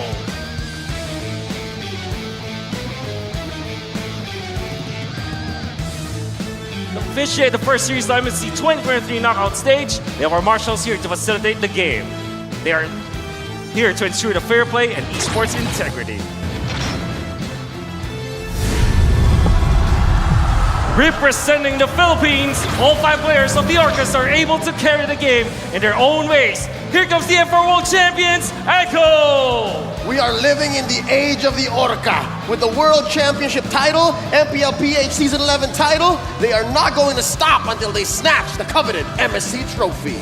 Led by the GOAT, Carl TZ himself, the only 2-time M-Series World Champions, the team is ready to slay. It is time to whip out the thesaurus and flip the page to unpredictable. Can the swordfishes and conventional and erratic gameplay claim the victory today? From Malaysia, TODAK! One of the only 2 teams to make it into all of the M Series. They are the only team that won MPL MY 3 times. They might be unstable, they might be volatile, but they are certainly entertaining and capable of delivering absolute surprises to their opponents. Now we introduce the coaching staff of both teams, Coach TikTok and Trevor, and Coach Moibles Ashi as the analyst of TODAK, alongside of her head marshal to referee this match. Gentlemen, we know that Echo is an all-star lineup, and we know that TODAK has been there for quite a long time as well in international events. Are you all excited to witness this battle? You know what? I am a bottle of mixed feelings here. So I think while we're talking about it, let's introduce the lineup of Echo from Philippines. Cutie, Carl TZ, Sanford, Sanji, as well as Yaoi. A lot has been asking, like, going up against Echo, who do you target, man? I kind of feel like everyone is the wrong answer. For me, maybe need to target Cutie and Sanji. This is 2 key players for them to winning this match. But you're an EXP laner. What do you think about Sanford? Can you stop Sanford? For me, depends on the team play. So if like my team is very good, I can stop Sanford. Ripple, would you be a gentleman and open Yaoi's Cho? If me, I will open because I'm not afraid any of that hero. Not afraid, okay. You want to fight the team at their best. Yes. Yeah. Wow, okay, so maybe that might be one thing that perhaps TODAK can Actually, do they might against do Echo. that. They might do that. They might do that. They might do Knowing that. them? For the show. Yeah, Yeah. for the show, yeah. I mean, that's the 1%, right? He's 99th and 1%. Well, that is very true. That's Echo with the star lineup that we know for sure. They have retained their M4 lineup and they have been dominant even during the interim between M4 and MSC, which is rare, by the way. Yeah. Not all champions are dominant And afterwards. that's what they call the championship curse, right? Yeah. Echo had none of that. And, you know, this is Chico, guys. Rival or rival? Yeah? Momo and Moon and Yums. Man, Lafel, can you please? Okay, a lot to talk Take about this. here, right? Because TODAK, everyone's going to look at Chico, guys. And that's why I'm so worried about Sanford, because I think Sanford will go after Chico, guys. And we got to look at what hero Yums is using. If Yums can make sure Chico guys stay alive for a very long time, they can do well. But the thing is, Chico guys, if Chico guys isn't the problem, they will go after Moon. And if Moon is always targeted, I don't know about his emotional state in the game. Now, very quick thoughts about TODAK. What do you think? Very quick.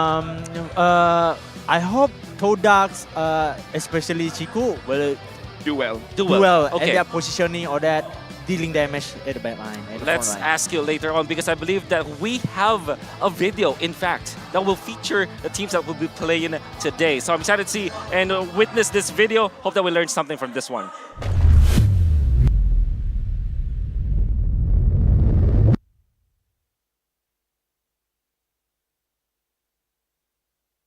Hello guys, I'm Moon. I'm from Team TODAK. Hello guys, I'm Sanford from Echo. Let me introduce you Dino, my favorite dinosaur.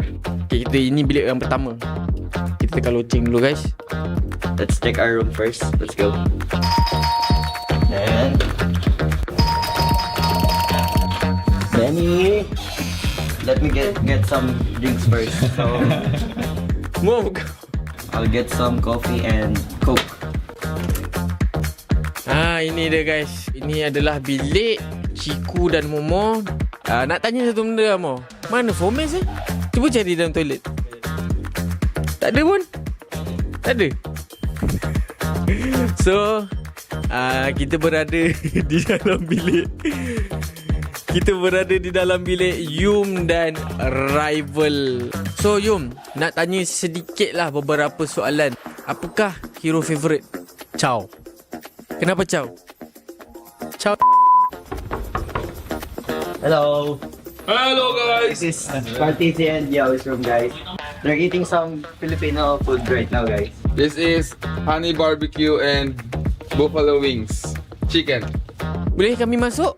Tak boleh lah. Yeah, ito tayo na. There is something here inside. And- It's called bulalo. Mana Fomes? Tak tahu. Tak tahu. Mana Semih Oh, sebenarnya ada ni, sini. Ha? Ada ke? Ada ke? Kita dah cari 3 bilik dah guys. Sini, cuba tengok. Ada tak? Kau scam aku That's the end of our room tour. Thank you so much for the support kepada family, kawan-kawan, fans. Thank you for watching. Bye-bye. Fomes!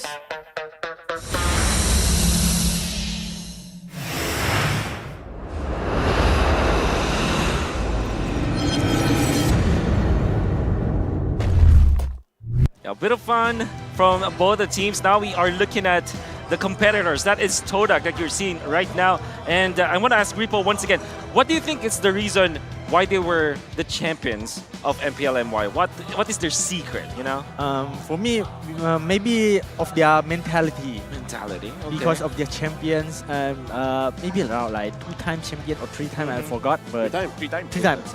So their mentality at the stage and eager to win as the champions. So that's why they proven themselves that the reason they can like Find a win. Yeah. Looking at the players, looks like they're wearing makeup. You know what I noticed when I looked at the players? What? The Koyo is back on Chiku, man. Oh yeah. Now he's focused. The Koyo is there. The buff is there. 100% focus. 100% focus. Okay.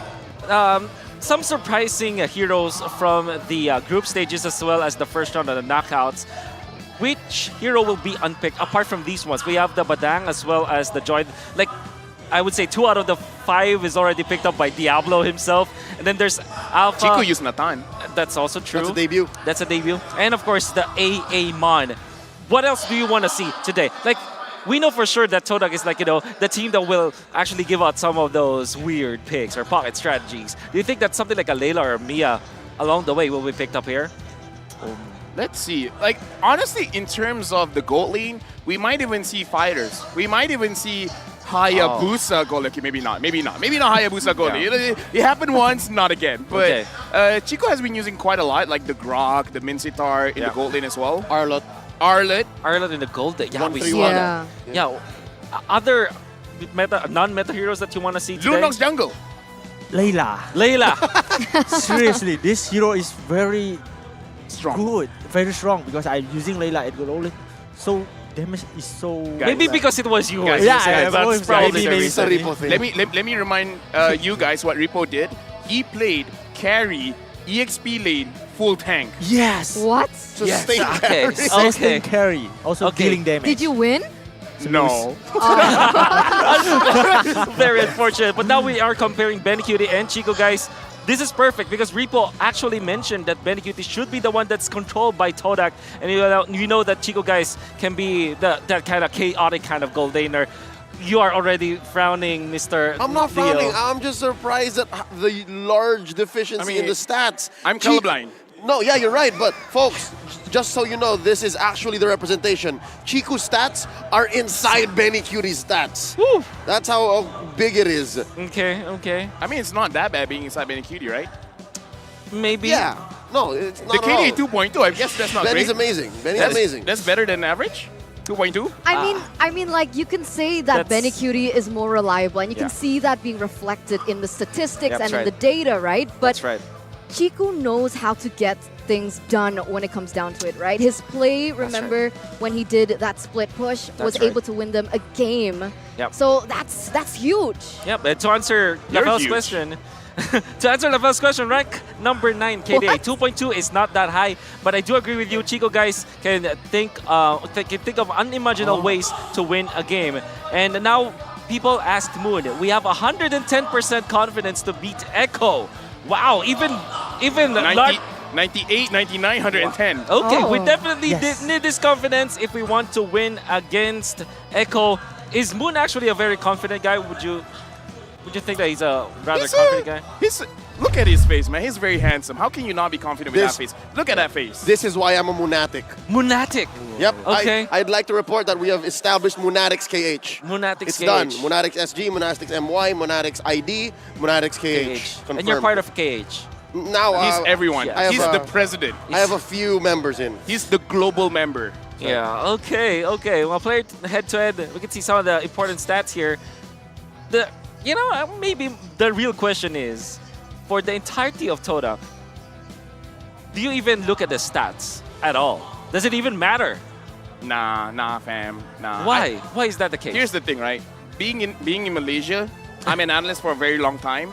I've gotten to the point numbers don't matter. Do you agree, Repo? Yes, I agree. Why is that the Stats case? Stats only stats. Stats Yes. only stats. Yeah, Okay. gameplay is all about it. Yeah. I mean, Age is just a number. Wait, age what? is Carry is just a marksman. Okay, so when you were playing against TODAK throughout MPL MY Season 11, even if the kill score was 0-20, you always watch out. Yeah. Even if you were 20, TODAK 0, you will still be careful. Yeah, because like I remember like one games we are leading, but they are losing, but they can make things Happen? yeah, Turn around? Yeah, turn around, so they can win the game, even though their KDA is low. Yeah. Man, kind of wish that I played in MPL Malaysia though. Why? Because it's chaotic. I mean, you don't know what will happen. Like, it shouldn't be a team fight, but we do a team fight. And by the way, it's an echo table. It's an echo Yeah, table. but we don't see Repo's name on it. Yeah. Oh, Repo. Let's ask Repo first. Who do you think is going to win, Mr. Repo? For me, Malaysian, I will support TODAK win this Yeah. place. Okay, so if there was a fifth name there for the English desk, Repo says TODAK. TODAK. And Rafael, why Echo? Yeah, why Echo? Yeah, what's that? Like, minority, the minority needs to win. Plus, Repo knows minority needs to win. I have a curse going Oh. on, so I cannot curse TODAK. You know? Okay, so it's in action. It's you've deployed it. Exactly. Wow, that is that's surprising. But at the same time, not at all surprising. And why don't we look at this ROG Challenge segment where we are seeing Chico's hands actually holding on to ROG Phone 7. The Asus Republic of Gamers, or ROG, is the official gaming phone partner of MSC 2023. The ROG Phone 7 comes with the Aeroactive Cooler 7 that provides you with a portable 2.1 sound system, and alongside the spectacular 165Hz AMOLED display, you can play games like you've never experienced before. Check out now the Chico Guys and Momo from TODAK utilizing the ROG Phone 7 to do their warm-up. And I think that they're warmed up to go. Reminds me of my Nana. That's yeah. On my ROG Phone 7, Nana becomes a meta hero. Wow. That's how I play. Because of all the hertz. That's right. Yeah. Yeah. Finally, a phone that can catch up with his brilliant mind. Yeah, Especially with the nano. Wow. What a praise. Oh my God. I'm going to use that one. Finally a phone that can keep up with your brilliant mind. All the hurts. All the hurts that you need. Now, gentlemen and lady, we now have to talk about the game itself. This is a best of 5 and we're starting game number 1. We've already talked about some of the heroes that we can expect. Aside from the gold lane, aside from that, what do you think should we expect in this game? Like what hero, what composition, what playstyle? Maybe like surprise pick from TODAK. I hope that Dex Max, the Echo, very confusing when choosing the hero. So that, for example, TODAK picking this hero, they can flex. Because I know the TODAK gameplay, they really like to flex the hero. Yeah. So yeah, they will max the Echo coaches like, I don't know what they can. Headache. Yeah, it's a confusion should be the go-to coming out from TODAK as we head into the draft. By the way, just to like to remind everyone that the top seed during the first round of the knockout stages, the top seed team, for example, Echo as the top one from their groups, will be the one to decide which side they will play on for the first game. So Echo chose to be first pick. That is absolutely correct, and that means that they will be banning out Ling. What's up with the Ling? What's up with the Ling? Rival is pretty good with the Ling, and the thing about TODAK is they always have plan B, plan C, plan D in the game.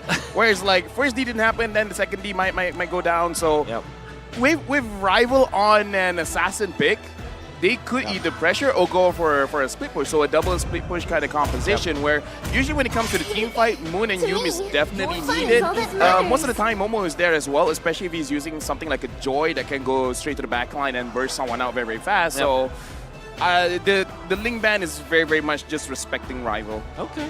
There will come a point in this draft, by the way, that I'd like to remind everyone who's watching Echo, they draft really quickly. Right? It's called a blitz draft, where you just pick up the hero whenever they think so. But so far, you see the 1-1 and the Kaja banned out. The Joy eventually will be open up, as well as the Fredrin. Any kind of anything you want to see as the first pick for Echo?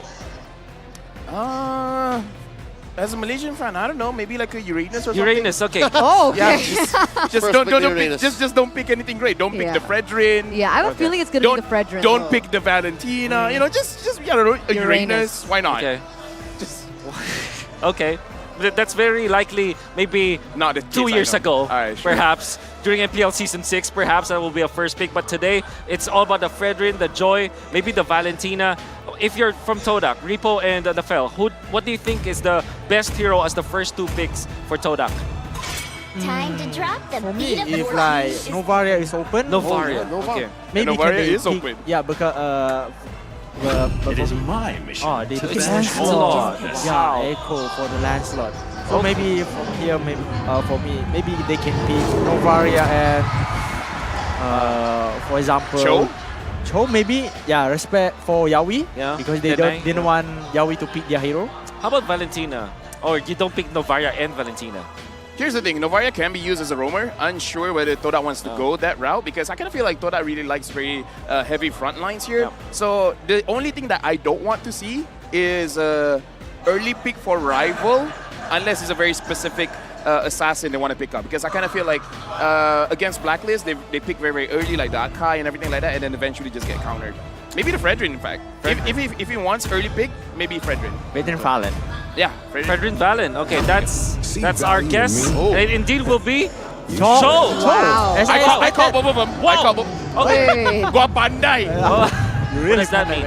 It means I'm clever. Okay, you are clever. Okay, and as well as Repo, now Echo, they have been denied of the Cho. Does this mean that they will be shifting a little differently here? Maybe all the more reason they should pick up the Valentina. Valentina. So that Sanji now has the kick. Okay, and for additional damage, Yuzhong. Oh no! Harita. Wow, double combo petrify. That's it. Oh. So they will beat the CC. They will beat the CC.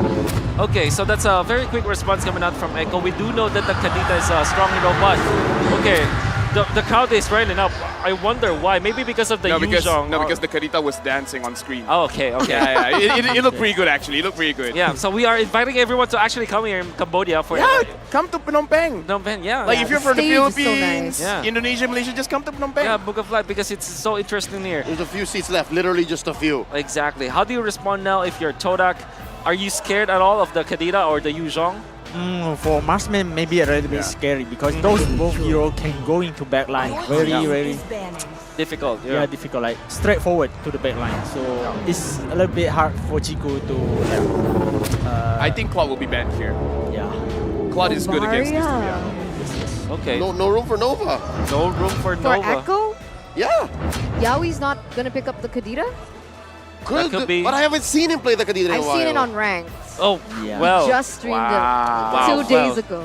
So you're watching Yawi stream? No, I watch everyone's stream. Sure. Really? I need to gather information. Apparently, Benny Cutie has the highest GPM. That's Yeah, he does. 819. Yeah, that's pretty high for a marksman for sure. At 800 in this very important matchup we have. It's gonna be the Kufra ban. Do you like the Valentina here from TODAK? Do you think it's gonna be a good pick going up against what Yuzhong as well as the Kadita? Very good for me because like he can take those both hero ultimate. So can for the first turtle they can like balance the early game damage. Okay. Yeah. There's the Claude that you guys have expected to be banned out, and it was indeed banned out by Echo. Of course, Chico guys is very comfortable with that kind of hero. We saw that. But now TODAK gonna be focusing on some of the roam bans here. Are they assuming that this Kadita will be played by Sanji? I mean, he did pick it up, right? Yeah, we're on the. All right. Yeah, we did stream with a Kadita roam, but 7 times out of 10, it's likely Sanji. Okay. Honestly, I kind of feel like with the roam bans as well, they're kind of forcing this Kadita to be in the mid. The glue has been picked up, and apparently over to Moon. Moon holds the record for the most damage dealt in a game. Wow. Against Team Occupy. 176,000 damage. So that's pretty good. That's pretty good. Is TODAK actually thinking about the carry? Okay. Well, they picked up the. I think the way they pick up the carry is because they banned the Harriet. Yes. And in comes the Blitz Draft. They just gonna pick it up. No time to react. It's the Franco and the Beatrix. TODAK, you are lacking XP lane perhaps or a jungler. What do you think is the last pick? For me, maybe jungler because the veteran can flex to EXP because if they meet the Franco, it's really hard for jungler. Oh, okay. So, what kind of heroes do you think will be there? Maybe for the assassin can be split. For example, like. What's your command? Yeah. Ooh. Fanny. Oh, yeah, perfect. Fanny, yeah. Pandai Ripo. Thank you. Okay, so we have a few seconds here, Ripo. I want to pick your brain. I want to ask you, what do you think is the general win condition here for both teams? Who do you think is more favored? For me, I didn't pick any side. I'm Malaysian, but I really like Echo Draft, seriously. Okay. The draft is really like pick off and then team fight. Pick off, team fight. Oh. Yeah. So you just like to play in that kind of yeah, I really like that gameplay. So okay. TODAK need to be careful. Okay, how about you, gentlemen and lady? I'm sorry, it's making it a bit more. No, it's okay. Like complicated for you. Yeah, it's okay. I'll get used to it. We have a full 5 game series to do it. But yeah, she's sorry for being a lady, and for me, looking at this game, I'm looking at TODAK. If they want to win, I agree with Ripo. They gotta play macro. Gotta play macro. That will be the win condition for TODAK. While Echo very comfortable with this. Now Eterna, please take us to the Land of Dawn. Ladies and gentlemen, let's invite you through the portal as the Swordfishes and the Orcas are going to collide for game number 1 in this best of 5 series. The crowd reacted. Yawi missed the hook on a non-moving buff. But you know, it's okay. It's okay. It's all right because, again, in this kind of game, it's all about how you finish, not about how you start. Speaking about how you start, so far, Yums and Moon, they're moving together. Moon there, doesn't know that Yawi is there just yet. Pulls the buff. Finally gets it. Doesn't really matter that much. Oh, right? they're going to sandwich the playmaker. Backing up Yums. Very low, Yawi. Where you going? He survives. Yeah, you just mentioned it, right? It's not how you start, it's how you finish. And he does land that hook, and it does buy Echo a little bit of time here in the early stage of the game. But one of my questions is this a signature Yawi at the Franco? Honestly, I kind of feel like Yaoi's one of those players that could just do with anything, right? I wouldn't say it's signature, but he's very good at it. When you say signature, you're still looking at the Cho, maybe even the Kufra, but oh wait, Sanji's gonna be okay. There's the knock-up, concussive blast trigger, a few basic attacks could have done it. Sanji lives. Yeah, he still gets out for the moment here. And you can see the rotations happening, like the difference in rotations happening from both of these teams. Feels like TODAK gonna spend a little bit more time and looking to invade, actually. Carl TZ and Rival going at it. Yep, I think he got the call from Moon. They're looking for the play here, the invade. Oh, instead gonna move over to the gold buff. Right now, honestly, looking at the bottom side because I'm very curious how Chico Guys is playing this lane because as a carry with the Purify, you kind of can't take those very aggressive trades because if you have a very, very bad positioning, you don't have a lot of options to run away. So for now, BenQ is actually forcing Chico Guys to be in his turret. As I say that, Chico Guys is moving forward. Here's the pull coming in from Echo. 2v3. Sanji refused to leave. Still not hitting level 4. There's the Black Dragon form coming in, drawing a line between the members of TODAK and Echo. Carl TZ scores a turtle. Yeah, in this early game, you would expect that TODAK might be a little bit more aggressive, but it doesn't seem like Rival want to go for the objective play. I mean, looking at his emblem itself, right, he wants to go for these plays on those side lanes, give perhaps Chico a little bit of a fighting chance, realizing because he's on the carry, he is in a losing lane against the Beatrix. Yeah, I kind of feel like Rival, I think he goes in just a little bit just to see how much he's dealing damage in this game. And I kind of feel like, okay, I don't feel like I'm enough just yet, so he's going to wait just a little bit more. I saw a little bit of attack speed, a little bit of damage there on his starting build. Not sure what his first build is going to be, but for now, I kind of feel like TODAK, they do want to go a little bit aggressive. They want to make sure that they win the side lanes, but it does look like it's not going to be enough. And for now, 2 fingers. That means it's going to be quick, not the quickest, but still relatively quick. It's a relatively easy to fix situation here, as you can see. Sanford waiting very, very patiently for one of our marshals to fix up the situation. Something to note as well, TODAK wants to engage, right? We talked about how the early aggression is not misplaced, but you gotta watch out for the fact that Echo is the proprietor of the Echo Express. If anyone goes fast, it's Echo. And if I'm not mistaken, they hold the current record for fastest game in MSC so far. Some teams come close. I think 11:05 or 11:03, EVO versus FIMP. Oh, it was FIMP got mad. Yeah. So we've beaten the record. All right, so, well, FIMP's not here anymore, so Echo then. Yeah, See? true. So they are currently the whole record holders. So yeah, I think TODAK has to temper their expectations, and they have to step on the clutch every now and then, especially since Echo's looking to snowball with that early turtle. Honestly, one point as well that is very interesting. We have to see in game number 1 how things are going to go down, because I kind of feel like for the Malaysians watching, they're like, yo, they're trusting Rival again because now he's on that assassin, which is, I gotta say, pretty risky because we see how Philippine teams know how to go up against assassin junglers. Just make sure you control their buffs, and then eventually they'll get capped. Yeah. They will reach their ceiling very, very soon. So this is big trust coming in for Rival. Yeah, that's a question that I wanted to ask, right? Because we saw the game from Blacklist yesterday, right? When his opponent picked up an assassin in the jungle and they were able to freeze that blue buff and make the Fanny just really unable to do anything. It was a walking Fanny, but this is the circle of life. Did you know that the orcas actually naturally prey on swordfishes in the sea? For this match, they will retain the same natural order, or will the food chain be reversed this time? The more you know. So nature, or, you know, breaking nature. This is perfect. For TODAK. This is perfect. It all leads into what we were discussing prior, right? Again, making sure that the purple buff doesn't come through, making sure that Rival, this trust put in him, comes through. Hey, talking about assassin junglers, this is the assassin jungler. This is Carl TZ, right? Yeah. Utility jungle, wise, sure, whatever. But in the early days of MLBB esports, it's Carl TZ. I mean, that's why the Lancelot, he has a Lancelot skin. He is the Lancelot He is skin. the Lancelot. He's a pretty good-looking Lancelot.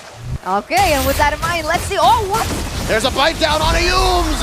Again, we mentioned the GOAT. He draws first blood. I mean, that just happened. Chico Guys losing the lane. You were talking about how Echo will be the one moving forward. Exactly. And that just happened. Satu v satu. Yeah, they heard you. I mean, for some reason, I cannot say that I did not expect that to happen from Chico. Hey, He's always so aggressive. They don't know that Echo wanted to go just as fast given their pick-off engagement. As Ripo said, right? This is the place that he likes. Well, I mean, you know, Toda has the second option of splitting the map. Usually we see carry with something like a Kaja or a Franco to make sure that you get that confirmed 2v1 kills, but I don't know. I'm very interested to see how Toda is going to move around the map because, again, something about Toda, I would say one of the early monikers for them is that they're the king of comebacks because they always seem to lose the early game, come mid and late. Somehow they just turn things around. I'm actually quite interested in this in-game equipment by the Beatrix, right? So Fury Hammer for the damage, and she has the pants, but she's in a winning lane. Is it because she's, you know, vying that rival may come to that lane? Yeah, legit, because again, anything could turn around very, very quickly, especially now looking at this. 4 people from Toda are coming down. It looks like they know something is up, so Yaoi is just bringing the farm a little bit quicker. Now looking at the emblem set as well, I don't think anything is going to grab anyone's attention. Yeah, and again, the still take place just to make sure that Rival can get a kill, and I think that's why Rival came, saw how much damage he can deal, and then he's like, yeah, it's not enough. It's not enough. Yeah, so far here, things are getting a little bit more passive. Both teams are trying to set up as best as they can to get that next objective, which is that turtle, right? Both of these teams are quite dependent on that level 4. They've hit that already, as we are already in the 5th minute of the game. Yep, Carl TZ making a beeline. He knows, not wasting any time. Sanford goes for the Black Dragon form, no one home. Instead, TODAK is going to inhabit the lower part of the map. They're going to try and pressure Benny Cutie here. Spots Yaoi, gets a kick, that's 4 members, make that 5. TODAK, get the pick off on the playmaker. Wait, that's a lot of resources for Yaoi. Was that worth it? Whoa, whoa, whoa, it's Sanji? We'll talk about it in a bit. Yum's looking for 1, sniper shot misses. The question. Yeah, back to that, right? Was it worth it to, you know, just expand all your resources onto Yaoi there? Definitely, because Yaoi is the one that can stop the play from happening with the Bloody Hunt. So I kind of feel like drop down Yaoi first, and then if you guys want to go again, you guys can go again. And I kind of feel like this is one of those early strats where you try to drop the tank first, just to make sure that they can't do anything come late game. Flicker Bloody Hunt looking for the knock-up as well. Yums is still here. In comes Rival as well. Yums gets the kick. Down 1. Sanji does not survive. In comes Carl TZ, taking down Rival, but he's sandwiched by 3. Can he get Moon? The answer is no. Retreating underneath the base. The turret. Sanford finds 1. And now they're looking for more. Sanford very low. Not enough basic attacks from Chiku, guys. They disengage. You can tell that Yaoi is out for blood, right? He was taken down earlier by the play coming in from Yums, and he did the same thing. However, it does result in a 1-for-2 trade, and it actually alleviates Echo's pressure. Right now, looking at the situation, Echo still has a very good goal lead. Yaoi able to pull the buff away. Looking at the situation, Toda is really just waiting for opportunities. Once the opportunities present itself, then they'll go in. And looking at the way that they've been playing, they're really looking at Moon as well as Chiku. Do you guys have enough damage? And it looks like they don't have enough just yet, especially Chiku guys gets taken down. So she wrote, they're going to convert into this tier 1 up top. Down bottom, it looks like they're going to go for the same play. It looks like TODAK might try the same thing. Just throw everything at Yaoi.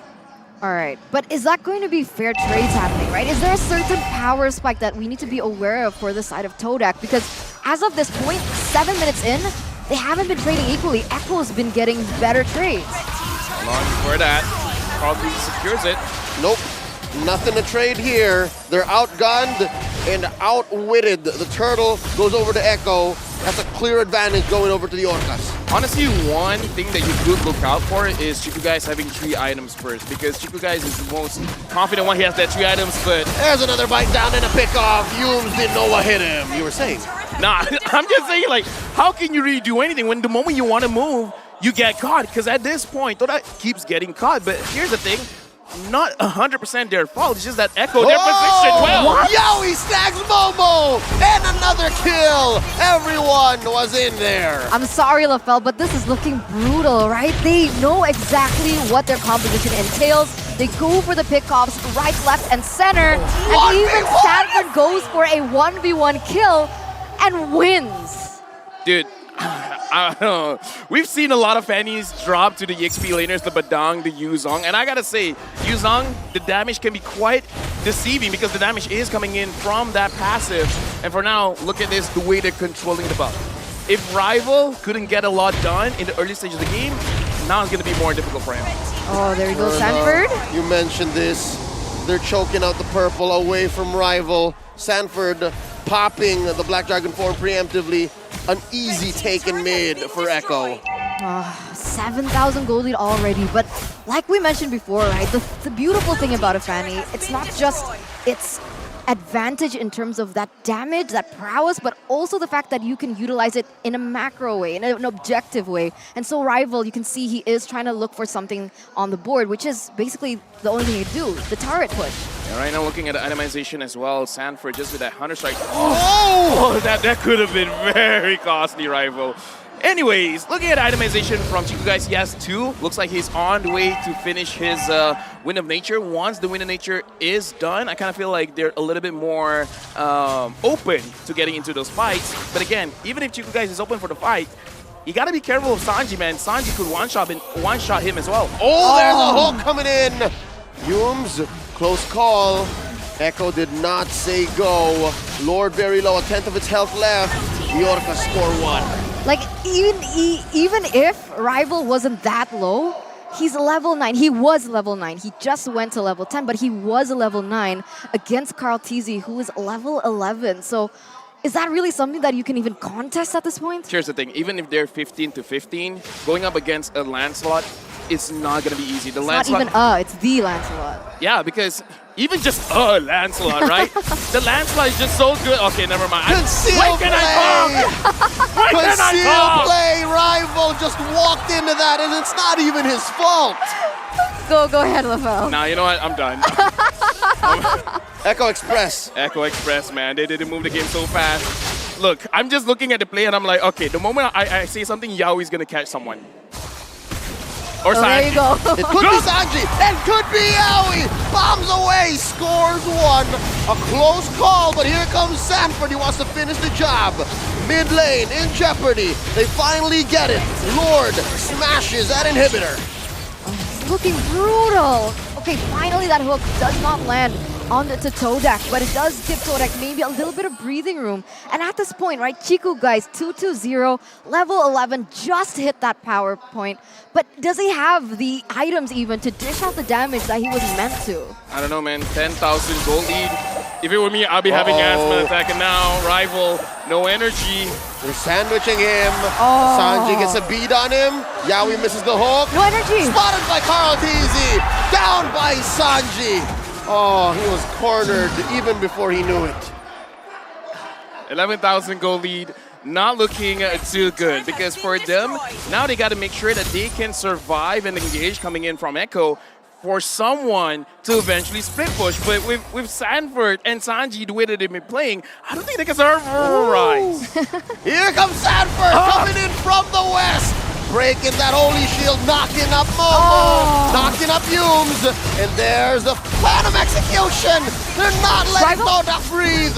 Underneath the ocean, they take Sanford, the punish from TODAK. Yeah, a 1-4-2 trade, so they are able to defend it. They don't lose that tower in the top side, but in exchange, they have to lose Yums and Momo. It could be worse. It could be Chiku guys. But now, because the waves are hitting like this, Chiku guys does have some time and the resources to be able to maybe try and catch up.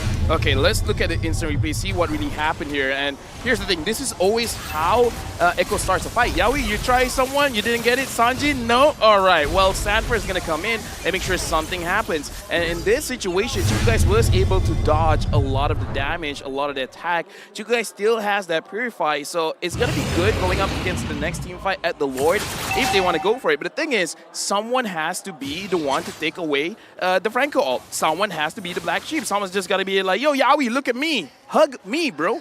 The scapegoat. Someone has to be the scapegoat. Sacrificial lamb. Here we go. A hook thrown out by Yaoi. Lord here, not even a thought to contest. Another one for Echo. Wow, they're just dominating left, right, and center. Here, finally, Chiku guys picks up that... Momo didn't know Yaoi was there. He gets knocked up and taken down just as quickly. And now Rival struggling to keep his purple. GTP coming in. Black Dragon form from Sanford. Another hook comes in from Yawi, and they're going in underneath the turret. Chico guys falls. They do get one on Sanford. Again, the second death for this young XP laner. And now, Lord Martin and Rival struggling to control and take down the minions. Yoom is gonna fall as well. Oh Lord, there's just 2 left. Now just 1. Moon goes down. Echo takes game 1. The Orcas showing their teeth as they lead the series against TODAK here in the first game. That was brutal. How many minutes was that? I didn't look at the timer, all right? Let's not talk about it 1-0. I gotta say, this is not a good way to start for TODAK fans. I mean, you know, the question is, right, is TODAK a type of team who needs to feed off momentum, or can they come back from a 1-0 deficit? Because they can, yeah. It's just 1-0, right? Reset. I mean, it's not just 1-0. Right. Did you see how that 1-0 was? Yeah. Oh, what's going on here? I believe this is in reference to the 4-0 championship sweep across MPL MY and MPL PH. That's what they were referencing there, the Spider-Man meme. Oh. Spider-Man. Oh, man. I don't know, if we're talking about Spider-Man, I gotta say, Mr. Leo, not feeling good. Yeah, game number 1, it was interesting, right? I mean, there were moments. Thank you. You are too. There were moments in that game where we saw that TODAK was trying to go for things, right? But even in the beginning, I questioned, they're going for trades. It doesn't feel like they're equal. And at the end, I feel like Echo just snowballed up at that point. Wow, what a game by the Orcas here. I don't want to say anything. Wolf, you got something to say? Well, that he's on screen. Sorry, I didn't notice you there. Well, I'm like Spider-Man. He's always been there. He's always been there. Like Miles Morales. Like That's Miles the one Morales. that can Don't go spoil. invisible. That is... No, you see in the first movie, you know he can go invisible.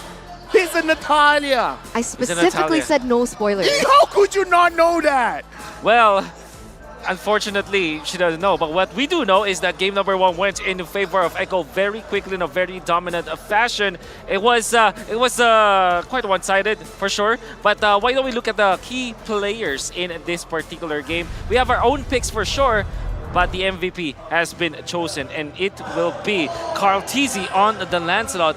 I would just like to take note, by the way, the starting items for this guy was actually a Molten Essence into a War Axe, straight into the War Axe. That means that Carl TZ really want to go for the damage build.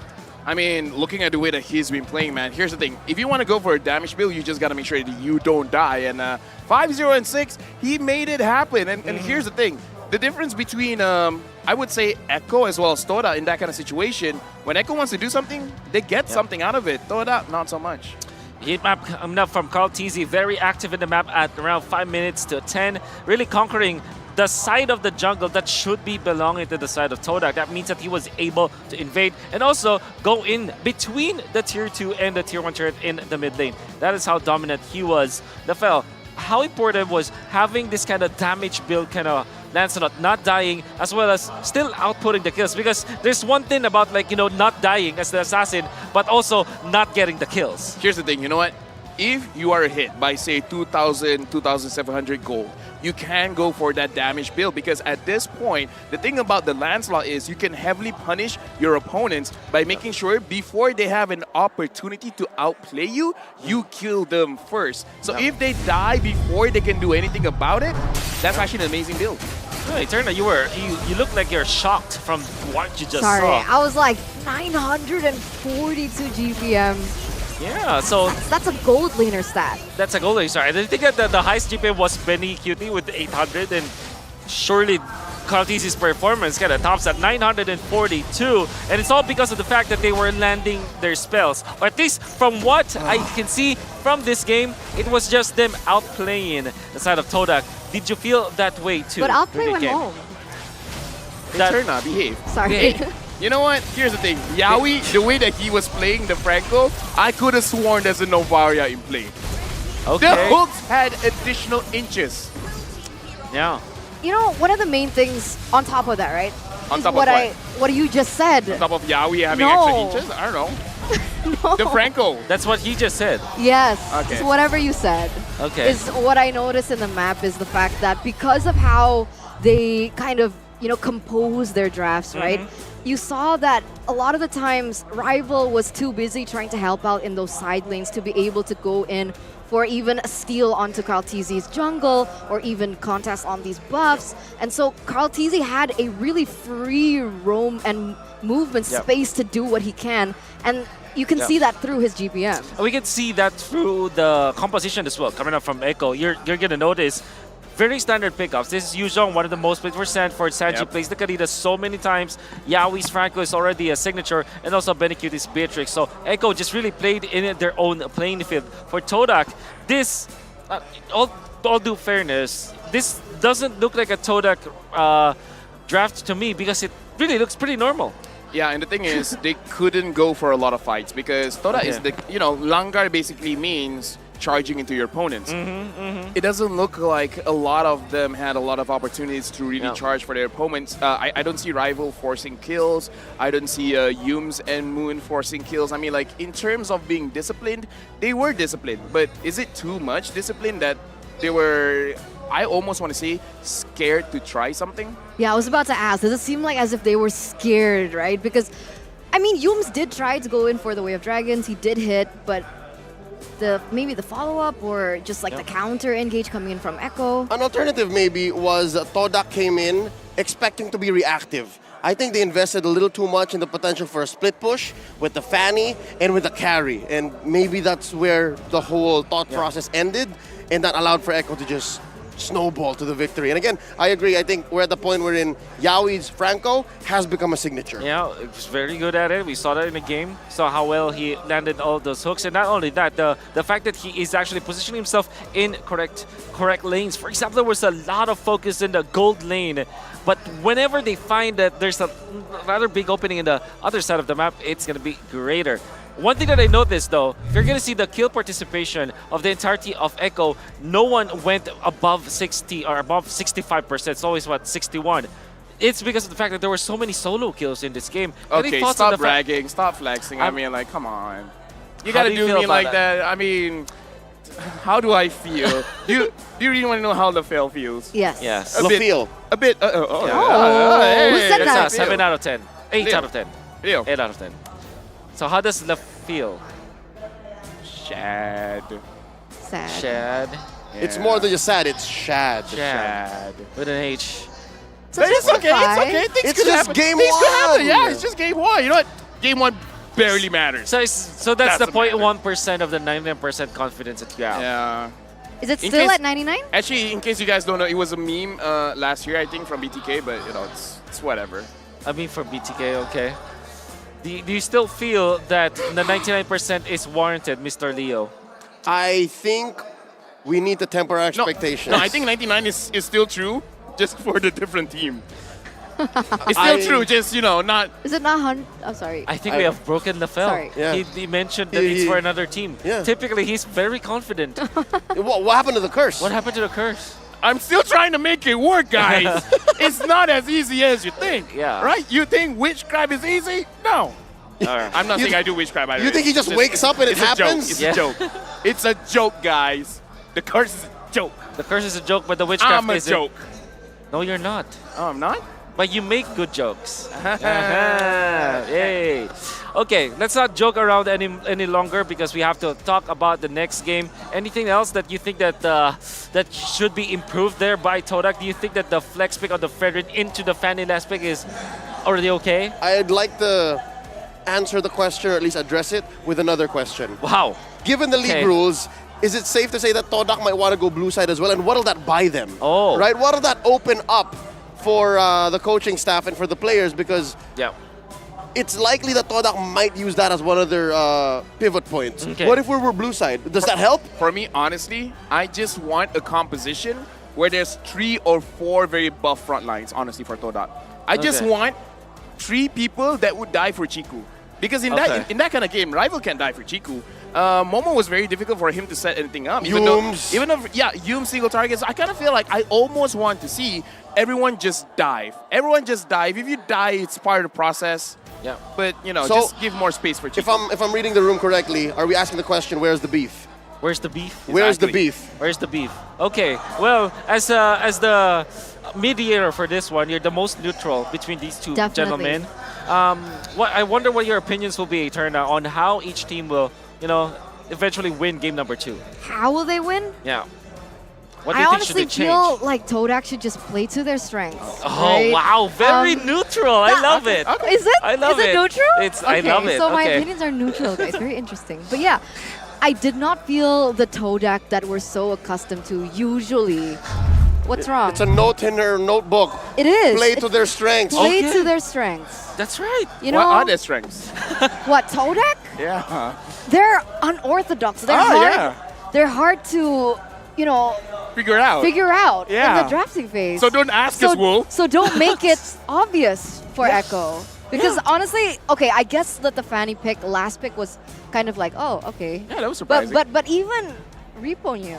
So it's Yeah. not so it's too obvious. then. So you meant because Repo said that it could be a Hayabusa or a Fanny as the split An pushing- assassin. Assassin. He said an assassin. So you mean that that's not unorthodox because Repo predicted it, which I Yes. agree, by the way. Yes. I agree. And it now makes sense when we're connecting the dots because LaFell said they need more frontliners. And Rival played an assassin, that's not a frontliner. Yums played a pickoff hero, not a frontliner. Yeah, exactly. Wow. So yeah, I'm also just going to double down and say, bring out the Minotaur. Man, the amount of IQ in this table Where is is just the off beef? the roof. Where is the beef? We Dude. needed Repo. Here's- Repo balanced us here's- out. Yeah, I here's- know, right? Here's the thing, Wolf said the Wow. IQ is above the roof. We didn't say it was a very high roof. Yeah. There's a low roof, there's a high roof, but what we are sure of is that it is above the roof. I can feel it. And I think you... What do you feel, Wolf? What do you feel? I feel excited.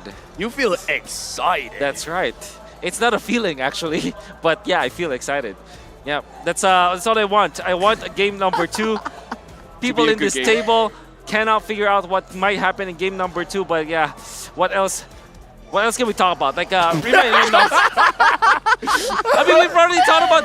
You told me to not ask you guys about Yeah. like what can be picked, and so that we will be Okay. surprised. So, Leo, how do you feel? Yeah, how do you feel? We haven't asked Leo. This situation here is a conflict of interest for me, all right? Okay. As a stakeholder and proprietor and one who establishes Moonatics fan bases all around the world, this is not good, right? Okay. But as a Filipino and as a fan of Echo, I think this is just par for the course. So I am emotionally torn. Okay. I am being pulled apart in different directions I'm right now. physically torn. But I'm happy. I'm happy to see Okay. this. But what will make me happier is if again TODAK circles back to what makes it work. Same. And again, LaFell was onto something with the 3 frontliners. I'm not so sure though if What if? they circle back to the 131 and shock Echo into a ghost of their past. Because in A season 131. 9, Echo was the one who played with the 131 Okay. and won a majority of their games in the early season. Didn't work Okay. out in the playoffs, but Carl Tizzy, I'm sure, would get a good lap out of it. And hey, we played that way before. That's us okay. before. 131. That's us? That's us. Oh, that's us. But also sus. That's also us. Because 131 ain't a thing as Yeah. much in this metagame. So there's the idea of the 131, LaFell's idea of the triple frontliner. How does that work even? No, so basically like the roamer that can take a lot of hits, the EXP that can take a lot of hits, either the jungler or the the mid laner as well. Because in this kind of situation, I kind of feel like in terms of win rate, Moon has the highest win rate on the Eve. But looking at how Sanji plays the Kadita, if they can make sure that the Kadita will not get picked, maybe it's a good situation for them to pick up the Eve. But they themselves pick up the Eve. Because here's the thing, him on the Valentina is not as aggressive as I think a lot of people would like to see. It was almost reactive, right? But the problem is Echo knows that. Echo knows what? Echo knows that Moon's really good on his Eve. Ah, yeah. Yeah, that's and so true. they respect banned in the first phase. TODAK banned it. No, Echo did. It was Echo. I was just testing your knowledge. I wanted to see Keep if us you on our guys, toes. yeah, if you guys were paying Thank you attention. so much, LaFell. Yeah, I just want to see if she can read what she wrote. Wow. Well, I sometimes can. you can Congratulations. write, but you cannot read, right? Yeah. That happens. But that is not true for Echo, unfortunately, LaFell. And I do agree that they do feel that it was Eve that was one of the more successful heroes coming out from TODAK. you know, when we are talking about these two teams, it's all about just the team fights as well, because that's definitely what I saw from a Filipino eye looking at the. Honestly, I don't even think that those were team fights. I would say those were just straight up catches. Catches. Yeah, because Okay. because it was Okay, always okay. four Echo against one Yeah. TODAK, and it's mostly Momo getting hooked. That's right. That is true for game number 1. But what I saw in Oh. MPL MY, Yeah? it's all about team fights, right? Yeah. What's up with that? Why are they so focused on just Team winning on team fighting? Because What's it's up with cool. Because it's cool. It's an honest way to get to objectives. Yeah. Honest. Wow, you're really good at positive scripting, man. Yeah, no, it's how you get to things safely without worrying about a clapback. And that's Okay. what Echo made sure of in game 1, that nothing was free. Nothing was going to come through unless you go through us. Well, we're about to find out in game number 2 what the draft will be as we start the drafting phase. I wonder who will be on the blue side. Will it be, as Leo would have said, that blue side will be now be manned by the TODAK team? It will be the case. If I know my Malaysian brothers, I know this. Okay. They want to be on the aggressive side. They Okay. want to put their front foot forward and say, TODAK Langar. All right. How do you langar your way here, right? What do you pick up? What do you prioritize as the first pick? Well, Novaria was not really focused for both teams, right? For the second game. Ignored. I want to see if for this game they will want to pick it up because Moon Novaria. was 1-0-1 against Blacklist, which is kind of good compared to the rest of his teammates, right? So I kind of feel like Novaria will be fine, especially if you do have a lot of peel on their composition. Because again, like I said, honestly, during MPL, they would even go for 4 peels in the game, making it so that whoever wants to team fight, you're invited, but you're not going to get out. Okay. Wow. Okay, that makes a lot of sense to me. But for Echo, it's going to be the same set of the first 2 bands. Yeah. It's Arlet and Ning. And on the other side, it's Franco and Lancelot. Top 5 highest GPMs so far. Benecutie had 941. Now trumped by Kaltizi just recently By with 942. Best performances from 1 to 3 belongs to Echo, but Rival, however, on top 5. That's also something to take note of. That is the reason why Echo will just straight up ban out the Ning. That's the thing. That's the thing, right? What I saw when I was like, wow, TODAK is playing amazing. These are on the heroes that were already banned out by Echo. So definitely Echo notices this, is able to observe it, take it away. But like you mentioned, you're right here. The Phobius being banned out, Is it a does bait? this signal Definitely a bait of a 1-1 pick? It's a 1-1 into joy bait. Yep. Oh, that's right. It's the and if you don't pick up the 1-1, tic-tac they'll pick the 1-1. trap. See value in me. Tic-tac They don't trap or bite. trap. They don't bite. They don't bite. Yep. They don't bite. It's gonna be the Fred raid, but you still can get the 1-1 if you're Echo because you did ban out the Phobius anyways, and it is the Benecutie special. And I'd just like to remind everyone that Benecutie's son or daughter His name 1-1. named 1-1. Really? That is true. No That's cap. so cute. No cap. You know the last NGL. time? That is cute. You know the last time that Benny picked up the 1-1? He got a Maniac. That is So- true. Huh. Things are not looking good for TODAK. I love it though. We set up the 3T, man. Okay. And no one fell for it. Yeah. So they still got the 1-1 anyways. The 3T. Tic-tac, Trevor, trap. Tic-tac, Trevor, trap. That's right. It's our trap. TODAK, how do That's you now 4 answer- Ts. No, Tic-tac is just one word. It's one word. That's his name. I mean, It's one word. sure. I understand Rafael's point. Right? You understand, right? 2 picks. All right. There you go though. It's gonna be the Joy. Did they pick up something like Lolita or Farsa here if you're TODAK? It's gonna be the Claude. To answer for Eve, Franco, or Akai, there is gonna be the Akai for Echo with their Blitz draft. They're drafting so quickly we can't catch up. It's Valentina. How do you now close this out if you're TODAK? I kind of feel like Echo will ban out the Valentina as well as the Kadita unless they're pretty sure that Moon does not do well on the Kadita. But honestly, another pick that I'm looking at is the Lunox. For TODAK. For TODAK. Lunox. Okay. Yeah, honestly, even mid. Or Mid Lunox. Yeah, because again, you're gonna do well against the 1-1 as well as the Eve-ish. Yeah, no, but even in this phase, right? Even without the bans, we know that TODAK can still flex. We don't know who's going to the jungle, who's going in mid. Because Joy can go into mid, jungle, and That's XP. right. The JJ. Yeah, well, what's Moon like these days? Does he play a mid, Joy? No, I would say the best way that he plays is definitely for those high ground mages, I would say. Like, the more distance you have, the better Moon plays. Artillery mage. Artillery, thank you very much. Okay, so we're looking at the... I think I heard it right. Yeah, it's gonna be the Digi. with the Lapu-Lapu ban coming out from TODAK, it kind of feels to me that they really wanted to go for something like a Farsa and Lolita as their last two picks. Farsa, of course, Yuzong ban, please. decent versus the 1-1, and that's true. The YZ could be there as their ban. It's a special for sure for Echo. So I do feel that it's going to be Lolita and a Farsa, so that at least they will have an answer to the 1-1. Apart from that, do you actually want to focus on the 1-1 here if you're TODAK? Because I feel that they'd have to. But some teams, they just, accept the fact that the 1-1 is there and just, answer the other lanes. I'm still hoping for a Yuzong piece ban. Yep. And if they don't ban out the Yuzong, there you go. Thank you very much. There's the answer. I think they are willing to just try and attack the other lanes then. It's a Grok. Very quickly from Echo. So honest, Echo. Why don't we go steal the enemy base next? Actually, that was an actual... Yeah, that is an actual line. Yeah. Chico guys really take it to heart. Yeah.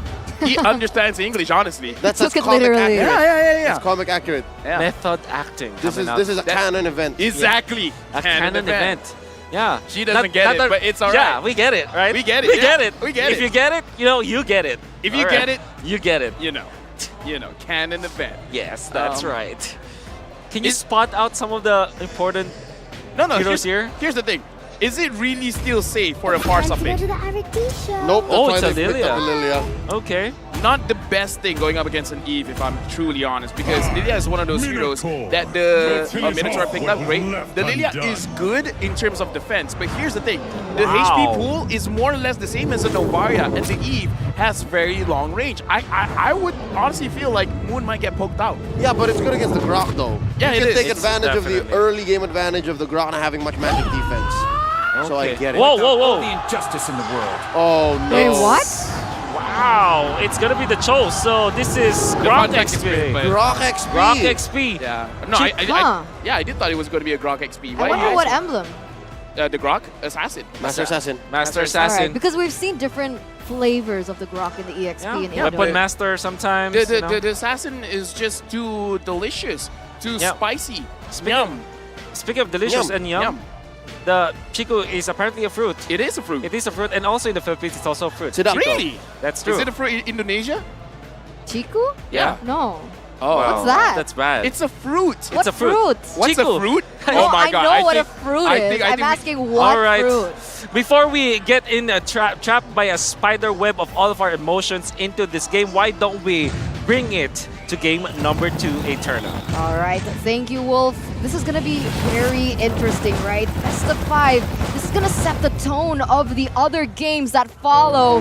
But ladies and gentlemen, welcome to game number 2 between TODAK and Echo.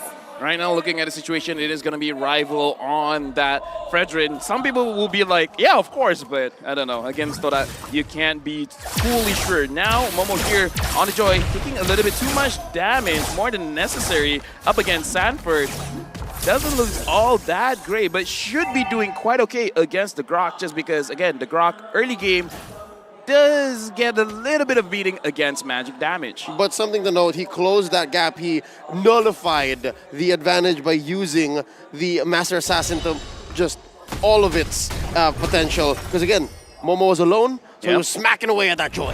Yep, Grok also likes the Joy. And now, Sanji again, just gonna poke out Moon. And this is, at least Yums is there to heal up. But again, this is a situation where you gotta look at Sanji. Sanji being a very big problem here, honestly, for this composition.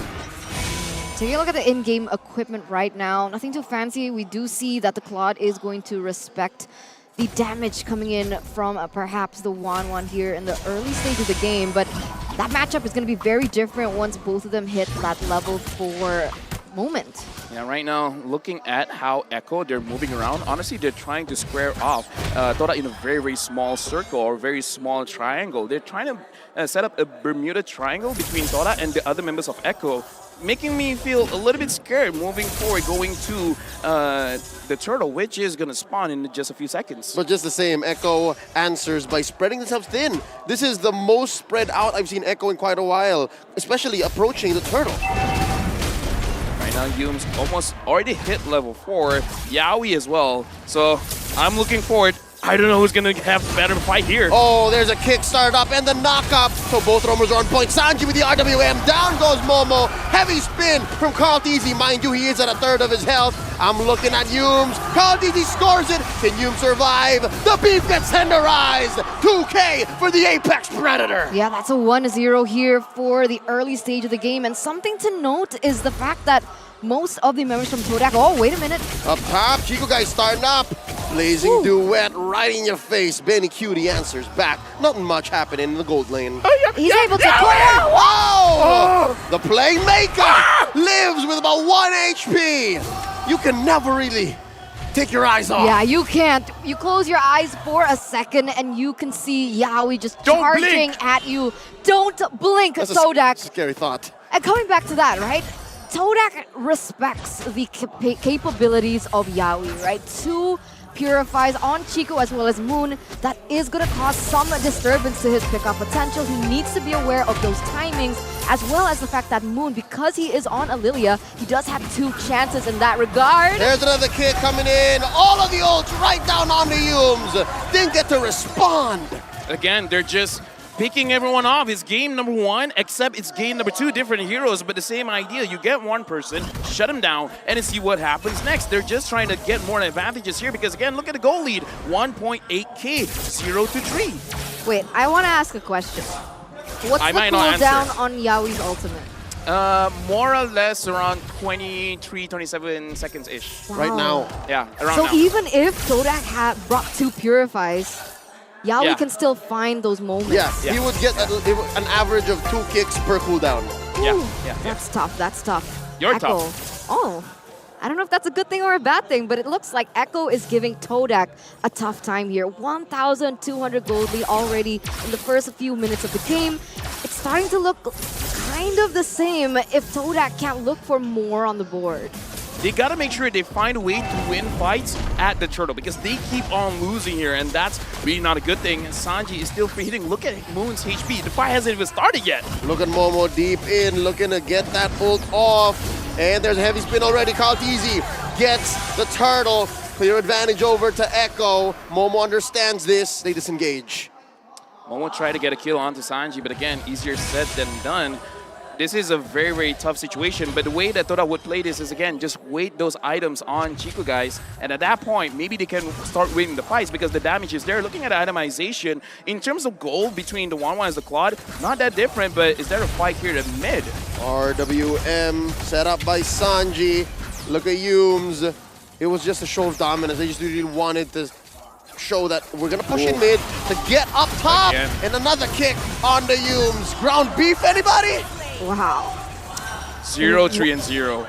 Oh man, 0-4 on the on the kill line, right, between both of these teams. And I like how you mentioned that TODAK wants to centralize things, wants to hyper-focus on trying to make sure that Chico gets to that power spike. And you can see that Echo is just preventing that from happening on all fronts, right? They're not even allowing that to happen at this point. Yaoi already very aggressive in his positioning, looking for yet another opening. But you know, you can't force Moon and Rival to always rotate to the top side. Well, right now they are all at the top side, and looks like they're gonna give up their minions for Chico guys here because Chico guys probably gonna absorb the mid minion here. So far, yes, Yumes is 0-3 and 0, but if anyone's gonna die a lot, might as well be Should be him. Carlteasy finds a headbutt. Forces out of movement. There's a heavy spin. Carlteasy isolates Moon. He's still alive. Rival wants to get the kill. Carlteasy's still at large. No way. And the GOAT gets away. What? You received that much damage, that many resources have been just elected towards you, and you still get out of life. Lavelle, that's tilting. How are we feeling about this? That's tilting. You know, that's one of those things where it's like, I try my best, but in the end, it doesn't even matter. And that's going to convert into more space for Echo here. Going into the turtle. A tenth of its health. Carlteasy misses it. Rival scores 1. Not enough, though, for them to breathe. Watch out, Moon in the middle of 4 members trying to get a kill. No dice. Sanji gets 1. A kick. Once more on the Yumes. Down goes the Minotaur. It's a double kill for the young Sanji. Oh, Chico. He's still going. Blazing duet, just clearing the waves. BMI on out. Caught by Sanford and Carl Deasy in the back line. There's a wild charge. Chico didn't know what hit him, and he goes down. Momo does get the shutdown on Sanji. Can he get away? That's 4 mad orcas on his tail. Rival here, waiting in the bush. Momo dashing on through. There's 2 members on each side. Carl Deasy with the headbutt coming in. And another heavy spin. Pops the vengeance. Not going to be enough. Sanford gets the kill. Rival very low. Here comes Humes. Motivational roar up. Despair stomp. Quelling Echo's aggression. Now that was a roller coaster ride in terms of emotions, right?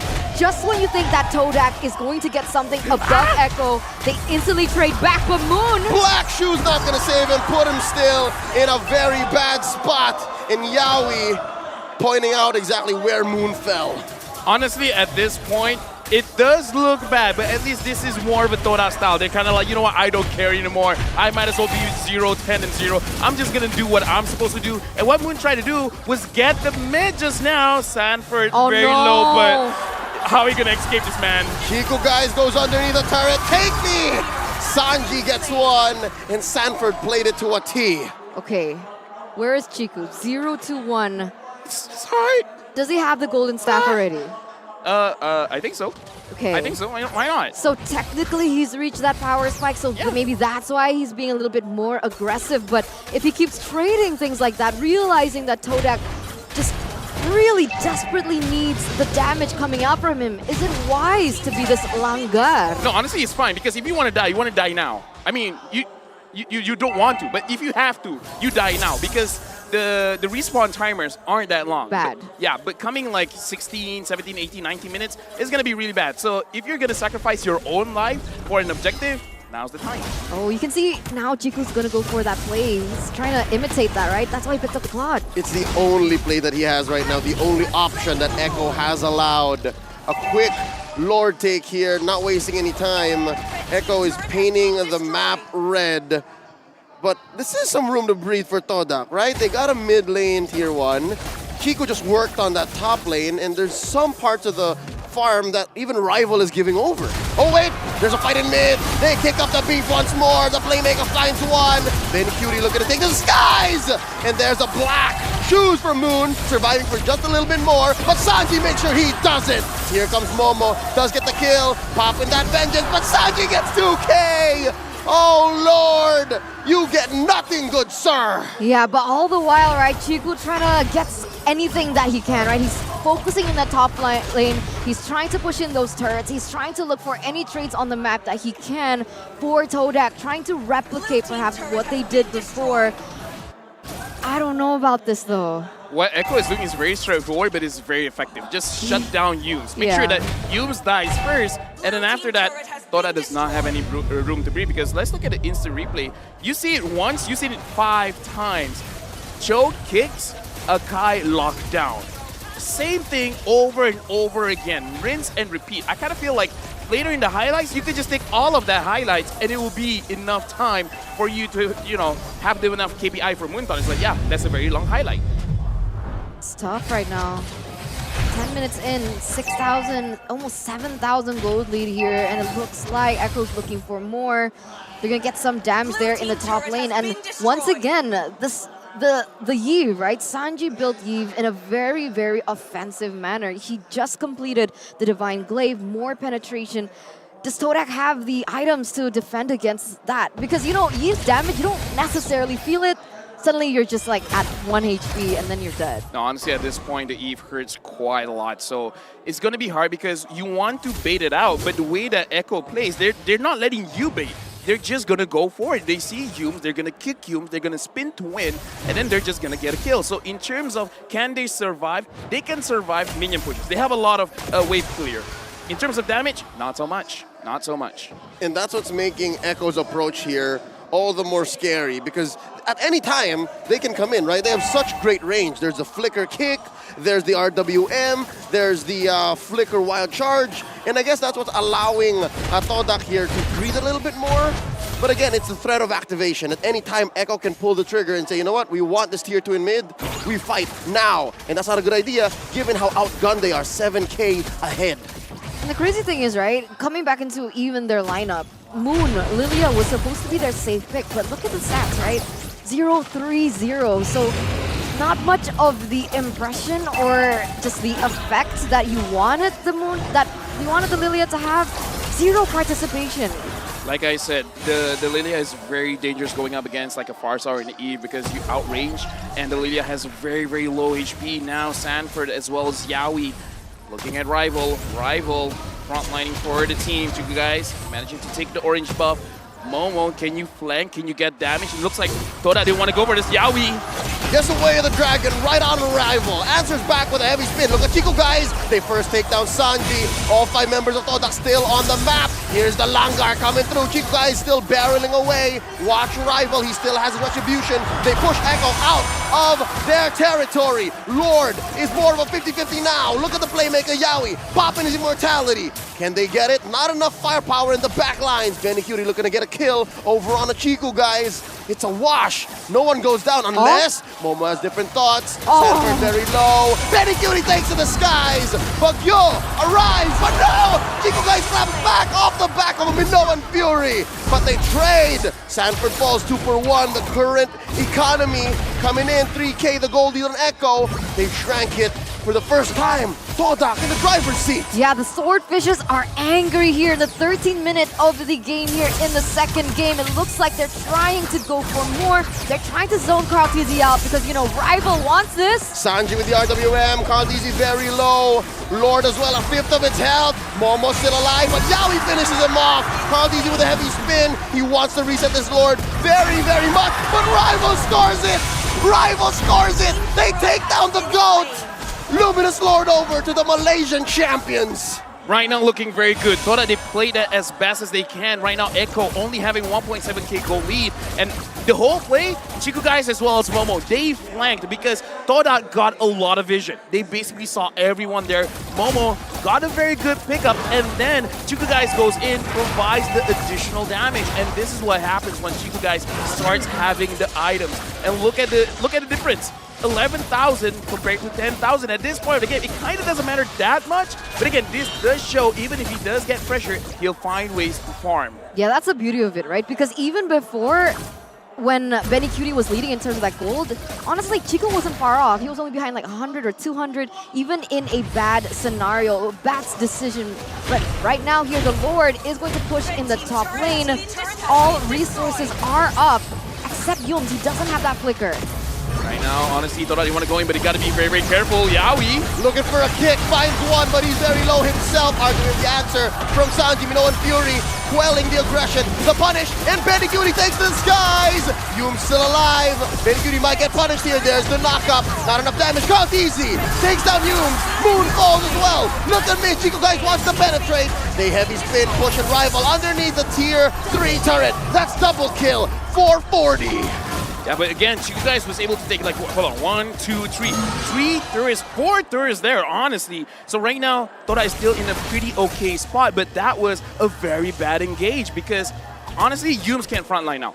The front line has to be Rival. Rival has to be in front. He has to soak up a lot, and then the rest has to fall back. Right now, Chico guys, he does not have to purify. He has to be careful. No. Very low. Chico guys bursted. Oh, forced the BMI on out. Got that burning sensation on him off of Sanji's G-dubs. And now, all of the map is looking red once more. Echo claps back. This is what I'm talking about, right? Every moment we see that TODAK is getting ahead, gets the better trade, somehow it's always Echo just fighting back, punching back, and we can even see this in the instant replay. Yeah, looking at this situation, Rival is in a pretty good situation for him to do a lot for the team. But Moon, he just doesn't have enough space because the Lilia works the best when Lilia is not touched. In this situation, everyone wants to touch the Lilia. You know, I can argue that a little bit, right? Because Lilia, sure, she has lower HP than the rest. She's bad with range. But the two things that she has, one is really good fast clear. Unfortunately, we did not see that in that early stage of the game. It felt like Sanji was still winning that 1v1. But the second thing is vision. You talked about vision in that previous team fight where TODAK was able to get a little bit of an advantage. And the fact is, Moon's skill too can open those bushes and prevent Yaoi from going in for, you know, just, what do you call it when you go from the back? Make sure the good flank. Yeah, doesn't go for a good flank. Flank is also part of a steal. Oh, really? Oh, nice. But now, speaking of nice, Lord has been started for members of TODAK have already shown their faces. Yawi still invisible to the team. Kind of feeling like looking at Sanford, Sanford is probably the one we gotta pay attention to. It's the Y bush that Yawi is calling home for now. The only one hidden as well is Humes. And he is now in the presence of Echo. Lord here at a fourth of his health. Sanford, clean footsies, Caltese. Rival, watch the retribution. It's Sanford who scores it. What's going on? Heavy spin by Caltese. Use to disengage. That's 4 members crashing down on the goat. They're answering over. Sanji is going to be next. Caltese falls. Momo gets punished. Benicudi gets 1. Sanji survives. Look at Rival. Benicudi and Sanford backing out. All right, 1-for-1 trade. Momo for Caltese, but Echo gets the Lord. Sometimes it feels bad to be, correct, because somehow I kind of felt that Sanford was the one going to make the play, and he made the play. He got the Lord. Now the Lord is there. Kind of feel like TODAK can clear it up. And if we're looking in the map, Chiku is trying his very best to stay away from his team. Yeah. You guys can go 4v5, right? I mean, you guys will be fine. They could actually do this, right? But the problem is Caltese hasn't spawned yet. So as he spawns, he should meet Chiku there in that base. And you can see that Sanford is trying to buy time for Caltese with the wall placements that he's doing. Yep, RWM set up by Sanji. That's the Luminous Lord crashing on. Gonna barrel away at this inhibitor down bottom, and Humes gets trampled on through. Momo gets his ult off though, taking down Sanji. 1-for-1 trade so far. Look at Rival. Oh my God. Caltese's clearing. Can he though? That's the battle. Rival goes down. 2-for-1 so far. Benicudi does not have his ult, but he takes down Moon underneath the base just the same. Now Yawi gets sent back home as well. He gets immortality pop. And now it's a 2v1. Chico guys showing some dominance up top. Yeah, he doesn't have minions though, right? Caltese running straight for it, trying to buy some time here. But is this possible? Can he do it? It's going to be very difficult because everyone else Oh my God, bottom side. Oh no! Watch the base. Watch the base. It's just Chico guys left. Oh my God. Oh no, not like this. All back doors. Not like this. The minions do take down Sanford. Not like this. Benicudi, of course he does. From Manila to Jakarta. Come on, you! To Phnom Penh. Not here, says TODAK. Not today, baby. No way. One more. Shutdown. Oh my God. Ladies and gentlemen, we have a game on our hands. TODAK, Chiku, they go in for that backdoor play. Echo trades it back, almost gets it. But Benicudi gets just wiped out by Humes. Humes saved that game. Okay, this is one of the closer knockout fights Look we've at the had so far. Windsuckers. And now, let's see, Sanford is going to come up. Benicudi is going to come up as well. Is TODAK going to force this? Oh, no. Are they really going to force this? No. Chiku guys is far away. If they went in, maybe, but no. They want the Lord. 14 seconds though on Benny. That was a close Woo. call for Echo. That was a close call for TODAK. LaFell is fought awake. both. LaFell is awake. Oh, dude. And look at just like, there's literally no goal difference right now. Things have just leveled out, but with the way that they've set TODAK up, got this. TODAK got TODAK this. has the better setup right now. Yep. I got this. We're going for the blitz. They are on the scene at first. Rival already spends the appraiser's wrath. Here comes the heavy spin. Caltese gets knocked out. Knocking them all out of the pit. And who got it? Chico guys knocks out Caltese. Chico guys scores! Down goes Sanford as well. Momo pops the vengeance. Sanji falls. It's just Yawi left. The playmaker. The lone survivor. No way. 1 versus all here. Leo, LaFell. They can end this. They can end this. This could be it for the Orcas. This could be a 1-for-1. This is difficult. Acho is not meant to defend this way. He gets popped. It's a wipeout. TODAK evens the score. 1-1. Wow. Let's go. Not a 3-0. Finally. 99%. Finally, in the knockout stage, we see a bit of a fight from a team. This is TODAK scoring a game against the world champions. This is a big deal. You know what? Thank goodness they banned the Yuzong. The Yuzong would have been a big problem in that game number 2. I gotta say, man. But here's the thing. Chiku so far, 100% or a very high percent win rate on the quad. Yeah. At one point, he's not gonna get this quad. There's something with game 2. Game 2. TODAK seems to always just come back online and buy out. Dude. It is also the club. I'm speechless, man. So, just no Claude for Chiku starting from now? I have no Is this idea. a trend that we're gonna see these teams go for when they go head-to-head against TODAK? Because honestly, that looked like Echo's game to win. You know what? Here's the thing. Like I said, for this game, they gotta go macro. I mean, TODAK did macro. They did. They sacrificed their HP to make sure that they kill the minions to make sure they get objectives. Isn't that right, Wolf? That is very true. And what I want to take note, by the way, is that you guys, both of you, Lefel as well as Eternal, you mentioned something about Chiku should start 0-2 and then he turns on. It's like he purposely He gets turns on after lane. 0-2. He needs it. He needed 0-2. It's not an item timing. It's not a power spike. You have to start 0-2. And that guy is the MVP. 2, 3, and 8. He forgot where his base was. Silver. 2, 3, and 8. The It's an MVP, actually. Dude, the Lord was pushing in. 4 members of Echo pushing in. And he's like, I'm staying in the base. But I'm staying in Echo's base. But yes, silver medalist. Silver medalist. That is actually true, by the way. So TODAK has been able to do this against 2 PH teams. I can't believe it. 2 world champions. 2 world champions, by the Wow. way. The world champion, you know, what the hell? The 1v9 hero. Kingslayer, the 1v9 hero. Yeah, Chico, guys, I am in disbelief. But what I do want to take note is that there's a little bit of merit that we should give to Yums. There's a massive play that he did in the mid lane during a Lord team fight where he was able to get what Benny as well as Sanji perhaps. And then he was the one who actually defended. We are going to see through the highlights. Talk me through this, Lapel. What should we be looking at? We should be looking at how The TODAK 0-2 play. I would say the timing between minute 4 up until minute 9. You could kind of go for suicide plays. You just go in. Even if you die as long as you get the first tier turrets. Because at that point, you will have enough vision to actually move for a more risky play or a better flank. So I kind of feel like those timings, it's fine even if you sacrifice yourself. Because at that point, the timers, it's not going to be that long. It's not going to be too punishing. Yeah. Say what you will, Kartisi played it well. Like on a strategic level, he delayed the minions.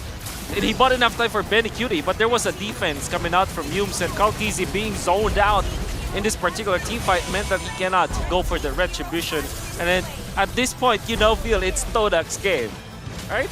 I am in really quite a disbelief. What a game too. And TODAK was a gentleman. TODAK was a gentleman? Yeah, we talked about it before we started, right? Yeah, of course. The show? The show. Yeah, release. Well, you know, the term was release the heroes, and they did. And TODAK winning in this game with this kind of draft. Items, I don't think they matter as much because this really went down to that macro. Can you even consider it macro when teams are doing like that? I think it's 50-50 macro and just instinct. Instinct. And I love it. I love the term. I think that's what Echo was lacking at the end because yes, Kartisi was doing the right thing. Yaoi was still looking for a pickoff, but on an individual level, Echo knew what to do, but they couldn't all execute at the right timing. Yeah. And that's what bought TODAK this. Again, they langard through the late game, the ultra late game. I have this theory because in the Philippines, there's that saying that if the enemy is weird or weirdo, yeah, okay, go. It's much more difficult to play. And I think that it was really unconventional for TODAK to play that way. Maybe from a Filipino's perspective, they did not expect that. Is this kind of thing really prominent in the region for Malaysia, or is it just a TODAK thing? I would say it's more of a TODAK thing. But in my ranked games, honestly, we do that a lot as well. You know, we just sacrifice our own HP, trying to get the neutral objectives, or just to force out and clear the minions, just to make it so that, yeah, you guys got a kill, good for you, but you're not going to get anything out of it. Oh, I can't believe like this. Look at just the stats. It's really just Echo-sided. The kill participation, soft roots, monster, gold stories that really TODAK never had the map control in this game. But Chico guys just knows how to split push. The art of a siege, a split siege. The art of thievery. I don't know, can you call it... 8 out of 10. Can you call it... Thank you. I wouldn't say blunder. Blunder's a little bit heavy of a word, but I don't know, it's not disrespect, but when you see that Chico guys isn't on the map, and Echo definitely knows it's happened before. Why would they go for a 5v4 team fight at Lord? Something tells me it's an oversight. I think Echo decided that this is more worth it. Yeah. And if it comes down to it, we go to the base. And I think they did that. They respected that fact, especially when was it Sanford and Benny inside the base, wherein Benny almost countered the backdoor with another backdoor. That's right. So with that being said, I agree. It's not a mistake. It's not a blunder. It's more of an oversight given that they made the call when it happened, and TODAK just knew how to counter-punish from there. So that's what allowed for the Malaysians to take us to Game 3 without it being match point. That's amazing. I love it. If anything, this feels better than that Blacklist victory. For sure. What was the number? 13 and... 13-3. 13-3. 13 and 3. MVP, Chiku 1-4-0. This time it's... Actually, you want to know the interesting about that game? It was 13 minutes, 31 seconds, 3 kills for TODAK, 13 kills for Blacklist. A lot of threes, and it was on the 13th of June. See? No way. That one a was lot of more, 1-3. That one was more anticlimactic.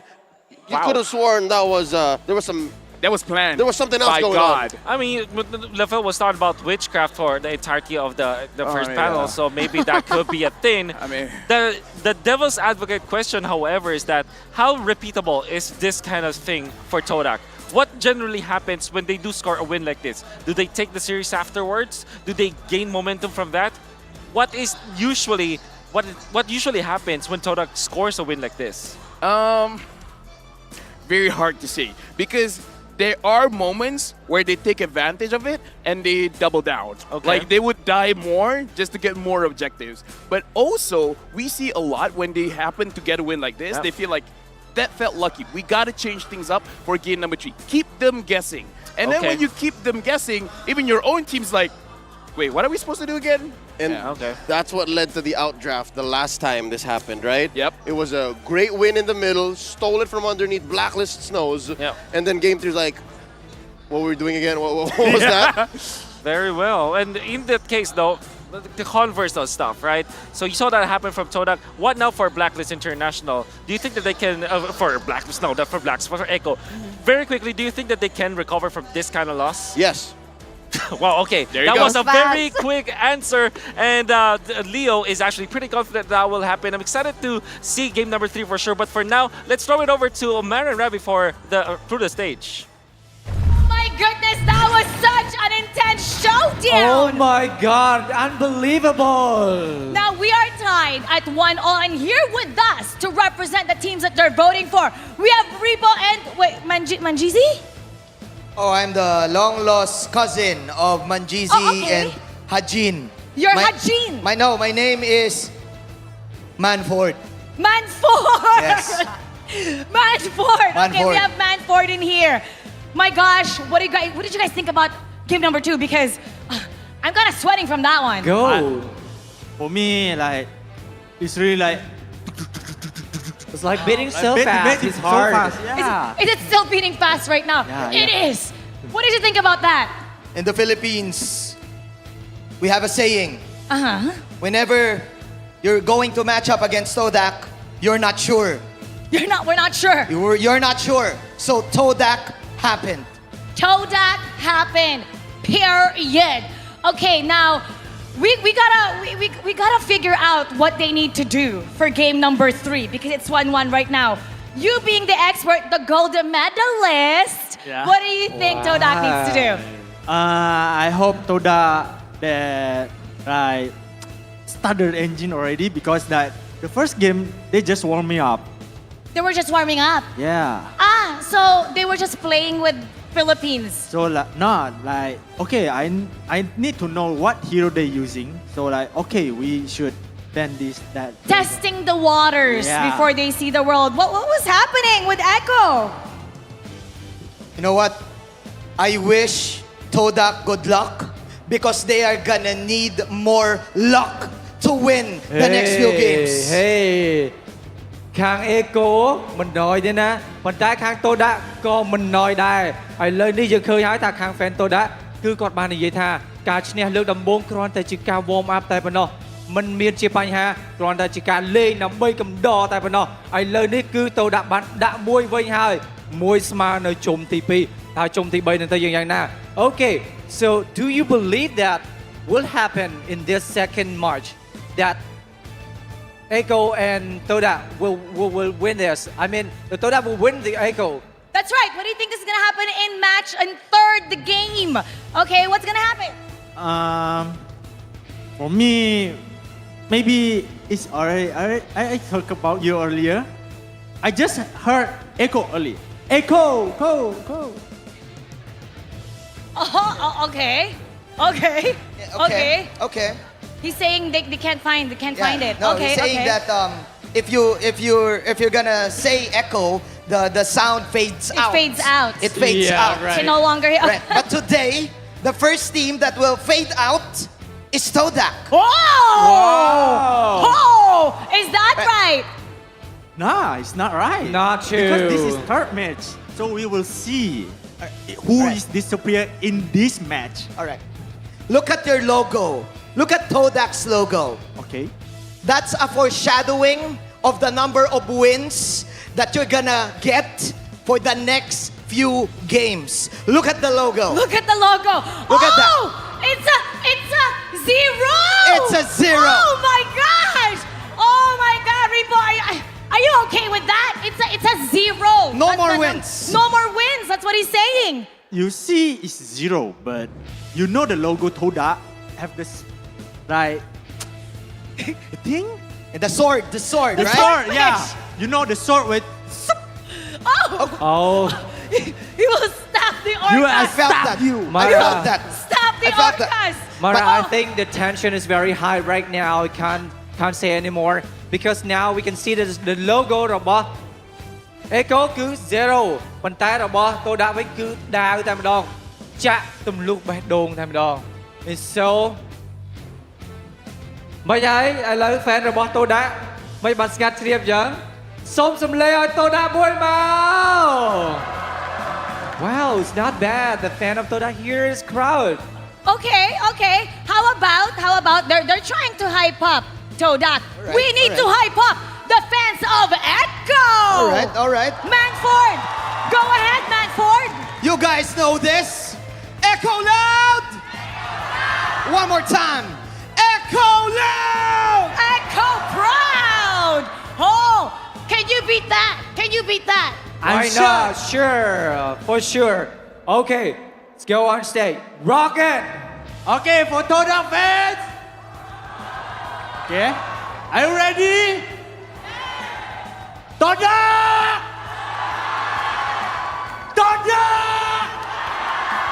Wow. Okay, how about let's do this. We're gonna go, you're gonna go, and then we're gonna go. And we'll determine who has the louder fans. All right, Manford, let's do this. One more time. One more time. Here we go. Echo loud. TODAK! Echo loud. Echo proud. TODAK!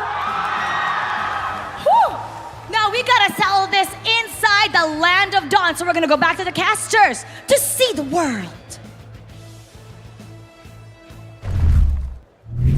Thanks so much, Mara, Ravi, of course, Repo and Manford, and the swordfish and the logo of TODAK and everything in between. What a wonderful banter with the teams. Like, there's a sound effect. Like, how's the sound effect? Where does the sword go? Dude, Ripple is just so creative. I don't want to know. Even the swordfish is split pushing now. That's it. That is the battle of split pushing teams in game number 2. But we are heading to game number 3, all tied up 1-1. I don't know what to expect, and there's nothing that we need to expect because we do know that we are heading into the game pretty soon. Gentlemen and lady, what else do you want to see from both teams? You know, pulling something like that against two different teams 2 times in a row is normal, right? You would expect that oversight from happening. But can you actually pull the same strat 2 times in a row with the same team? And this team being Echo of all teams. Something tells me it's not even a strat. Yeah, right? It's just we'll see what happens. It's a red button, a red emergency button. Yeah, no, maybe. or Okay. it's emergent gameplay. Yeah. It's a concept that just comes up given the situation. Because again, what if TODAK won the early game?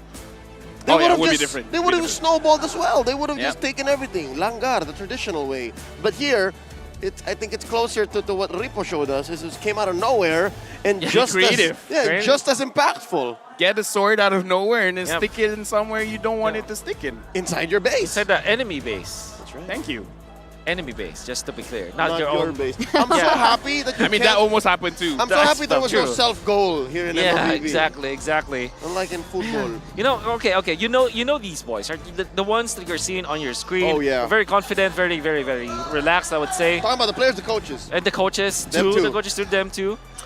How do they react to that kind of loss? I think, all right, here's 50-50. A 50-50. part of them are laughing about it. A part Okay. of them are like, whoa, they got us there. Okay. Because again, that's the Echo spirit. Okay. That's what makes them such, I guess, lasting players and lasting athletes is because they're able to laugh about it. Yeah. And they're able to accept defeat and then bounce back just as quickly. That's why I said yes. They Okay, can very reset. quickly. Because Coach Treb and Coach Tick will not let them go Yep. with just kicking themselves for what All happened. right. Is it safe to say though that that manager Mitch is quite furious? Just the same. Just the same. All right. I gotta say, that kind of match drains a lot out of you. If this Okay. is gonna go all the way, it is going to be a battle of attrition, man. Because especially for TODAK, that kind of way, again, I would agree. That's not a strategy, right? That's just an opportunity that was there. They saw the opportunity, they just went for it. But playing that kind of way, you have to push yourself mentally to find the gaps. Always find the gaps. Like, wait, this is safe, this is safe, this is safe, this is not safe. Then you just gotta figure things out. Playing that way is very tiring. Senor Lobo, you did mention what is something we want to see again, right? Yeah. I hope we see something that is not what happened in Blacklist TODAK. I hope that after this sudden win, they stick to something that works instead of getting outdrafted. All right. So just not Diggy versus Hilda, or at least Hilda versus Diggy. I mean, Yes. as we head into the draft of game number 3, we can assume that the blue side is the priority for both teams after games 1 and 2, and indeed it will be Echo choosing that once again. As the rule states, the loser of the previous game will decide which side to start on, and it's Joy as the first pick of Echo, together with the same match of game number 2 from both teams. Do you think it's gonna just be an endless cycle Endless of like cycle of what? first pick, Yeah, maybe. second pick, Pretty first much. pick, second pick? Are we back to blue wins? Because again, after day 1 of knockouts, we were close to 50-50. Like first pick. See value in me? Well, one thing that we know for sure is that Ferdinand is still an important stock for both teams. Going to be picked up by TODAK. Seems like Do you want to take the Claude here? Or Claude the E? early. I mean, if you don't, maybe, right? Yeah, it's the thing. Right? Echo is not a team that will. Well, actually, Echo is a team that will pick that out. Yeah. Think about it. rather betray the Or you counter it. than let the You world snag the betray. Yuzhong. You also counter marksman in general. Yep. And you're comfortable with this. Great answer coming up from TODAK. Right now, even though the Phobias has been banned, do we really feel like a 1-1 will be here? Yes, we do. All right.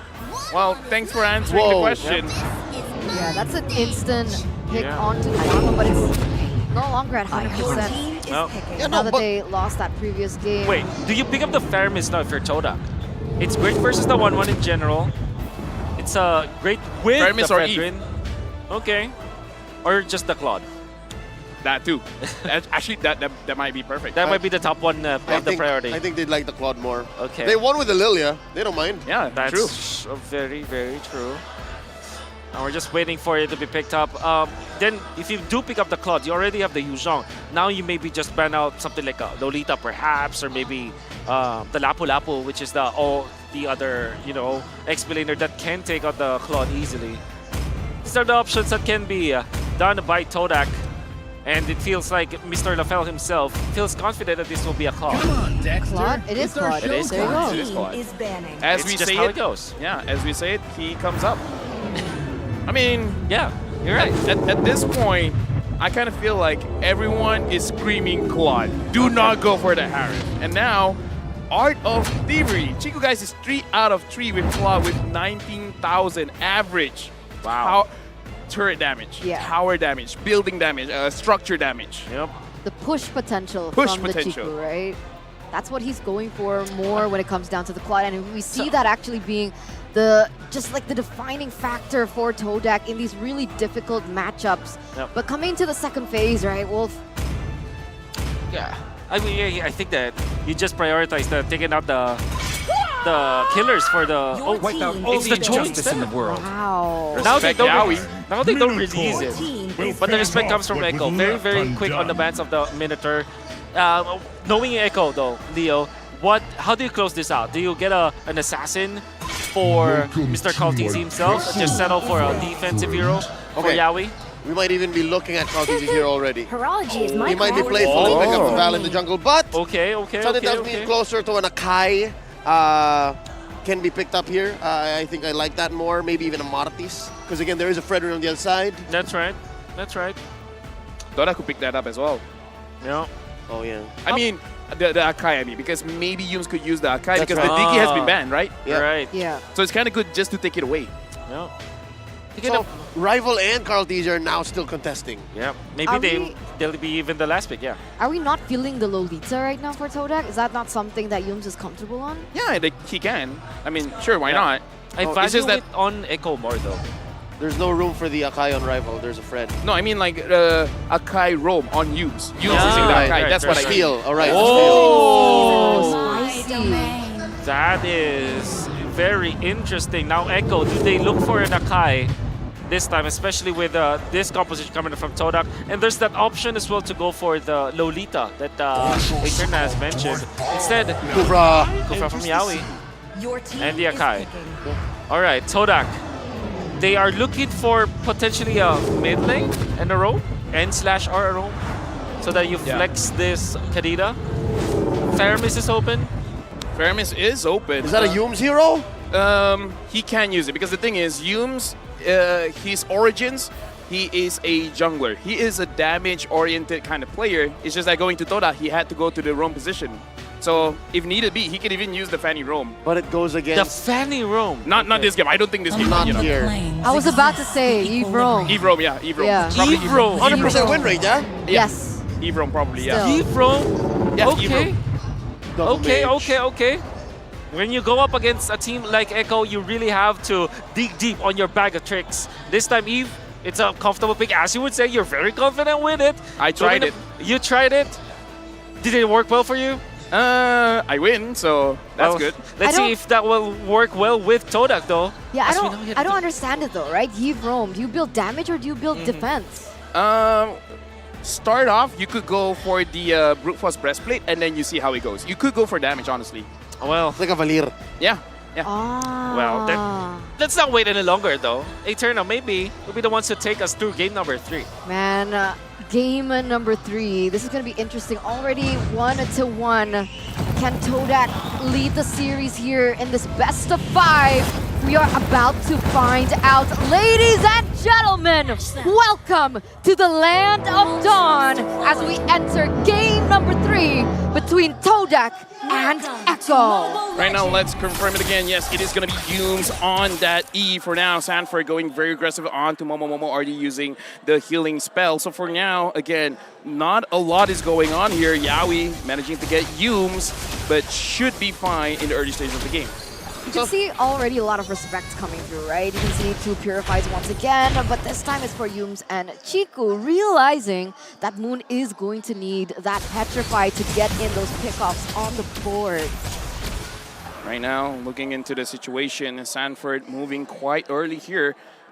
I think they know Sanford is going to be there. So it looks like Echo for this game, maybe they want to build up the tempo a little bit faster, making it so that TODAK, this time, they're going to go down fast, same as game number 2, but a lot more is going to get capitalized because looking at the movements, never mind, they're going back into their lanes.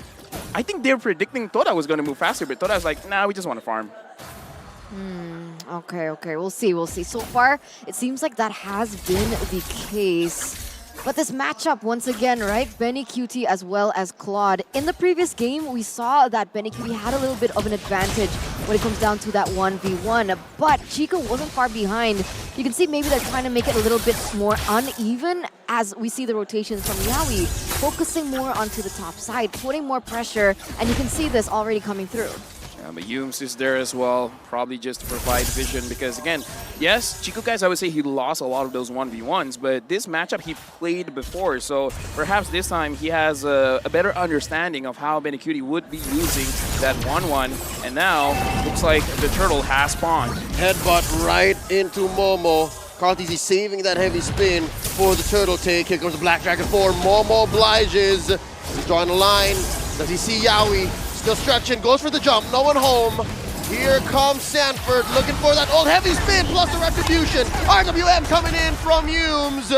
No one home. That's a 4v4 engagement leading to nothing for TODAK.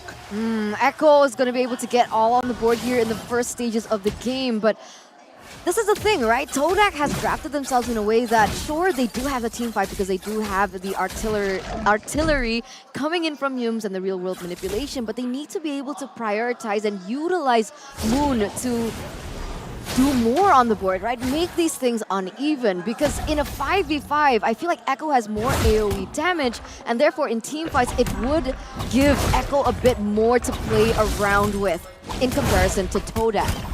Carlteasy still secures the most turtle in the tournament with a total of 20, while Wise is falling behind with 15. And the thing is, for that turtle fight, I kind of feel like if Momo had more HP, he could have done a lot with it. But the fact that he entered the fight with like, what, 40% health left, TODAK kind of made the cause like, okay, let's not force this. And that's what makes this draft or game as a whole odd for TODAK. It's the least langgar lineup I've seen in TODAK's hands in a while.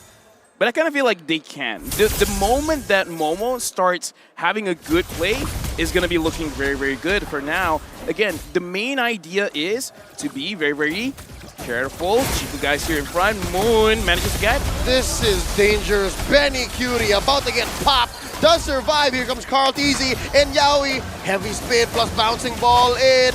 And they're going to feed him up to Sanji. Can he get it? No one home. That was an interesting engage. I wonder what both teams were thinking.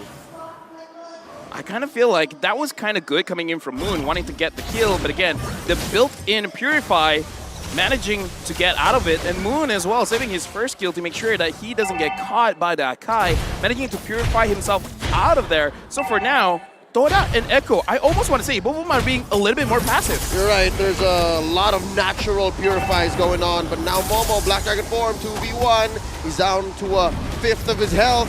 Does get on out of there. So it's Sanji's turn, here he comes! 40 going in, taking down Momo. And now, San Duo showing themselves up in this second turtle take, going it over to Carlteasy. Yeah, beautiful, beautiful. Just zoning coming in from Echo, right? They were able to get a kill onto Momo as well, so it did give them an advantage in that team fight. But Chico... Wait! Oh, that was close. One more weakness point there. Yeah, honestly, he used the Purify to clear himself of all of it. Now, looking at the itemization here, Chico guys does have the Demon Sword. Trojan side for Benecutie. Now, Carlteasy as well as Yaoi is there. Yums did not get caught. Oh, you're right.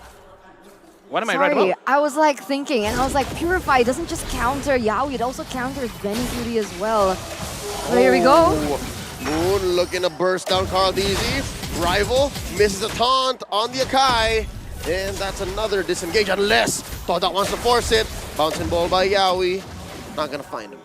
I kind of feel like they can't force it just because Moon already used his ult. If he did have it still, they probably would have gone for it. But again, in this game, it's much slower. 5 minutes in, Chico guys was able to dodge Yaoi there. A good jump, but a good engage as well. Moon. He burst in. He's burning. Sanford looking to finish. RWM by Yums. Carlteasy with a heavy spin. Look at the back line. Benecutie and Sanford want to take him down. And now Appraiser's trap. Carlteasy very low. Look at Sanji. He goes down. Momo, the original dragon, takes him. Now Carlteasy goes as well. But Benecutie, he's not done. Can he take to the skies? Baguio Airlines waiting to take off. One-way ticket to Phnom Penh and a double kill. Yeah, 2 for 3 trade in that engage, and it is going to favor Echo a little bit more, especially that those kills were given to Benny Cutie, the hero, the player, I mean, that you don't want to feed in the gold department. You can already see the difference between the 1-1 and the Claude. For now, everyone... Oh, actually, Rival has a small lead in terms of gold against his opposition, against Carl Easy. But again, it's not that much. For now, Yawi is starting to turtle. Based on that fight just now, I kind of feel like TODAK was also testing the waters, same with Echo. They want to see how much damage they can really deal with each other. And I kind of feel like looking at how they played now, Momo was surprised. That's another jump in, coming in from the playmaker. Benny Cutie looking for one more. Not gonna need the jump. Takes down Momo and that tier 1 up top. And now Carl Easy, heavy spin, spots 2. Rival Hume spaced out. Yeah, we're looking for the jump. Turtle reset here. Sanji maintaining the perimeter. Where's the rest of them? Down bottom! People guys in Moon trying to take down 40. He gets out. People like to call the Joy as a distractor hero, right? And that's exactly what he was able to do there in the bottom side. They made things a little bit too unequal for TODAK. And Echo was so confident that they didn't even send Benny QT to the turtle because they knew they were able to win it 2v2. And Sanford just being that. Look at that. Yeah, right now we can definitely see that Echo, I kind of feel like they've gotten the trend, not just going up against Echo, but in general, TODAK is not doing that well for now when it comes to fighting in those neutral objectives. Right now, Momo is kind of pressured just a little bit here, but it looks like Momo wants to go in. Moon did not catch anyone out, but Yawi had to use the flicker. Watch out for those odd angles. I think that's one way TODAK can kind of rubber band their way into a mid-game power spike. And that's what we saw in game 2, but more in the ultra late game. I'm hoping we don't get there because, again, Echo learned. I think Echo knows. Echo learned their mistake there. Oh, there's a jump in. Yeah, we brought a stolen RWM. Moon pop, just like that. And that's just the instigator that Echo have successfully eliminated from the side of TODAK. They're going to put their focus now on the bottom lane, looking for more objectives on the board and see how these just really tie to one another. Oh, Sanford waiting, but again, not enough to take down Chiku, guys. Sanford finds Rival, but again, so far, looks like both teams, if they can get a clean fight, they're not going to go for it. Sanji already picked up that Lightning Truncheon, right? So expect more damage coming out from him. That should be the COD and the Lightning duo. But in the bottom side here, once again, this is it. Echo, they're just looking for more objectives on the board. They don't necessarily want to go for an engage so far because they know maybe in a 5v5, it's a little bit too difficult considering that what Moon just did in that previous team fight. Right now, honestly, looking at TODAK, they're not moving together. Even though I would say that draft kind of works well if they want to move together. Yawi goes in. Pulls the trigger, goes in for the jump. Momo answers back. Rival pop by Benny Cutie. Yardman still sniping away. Doom goes down. Momo runs away. Sanji showing his Black Dragon this time around. The heavy spin, pinning down Moon. 3 for none. Echo take them all down. Now in mid. Oh, even Sanford couldn't. The vengeance plus the ult from Sanford. Thank you very much. That sucks. That was almost a wipeout. That sucks though, right? Yeah, you know what?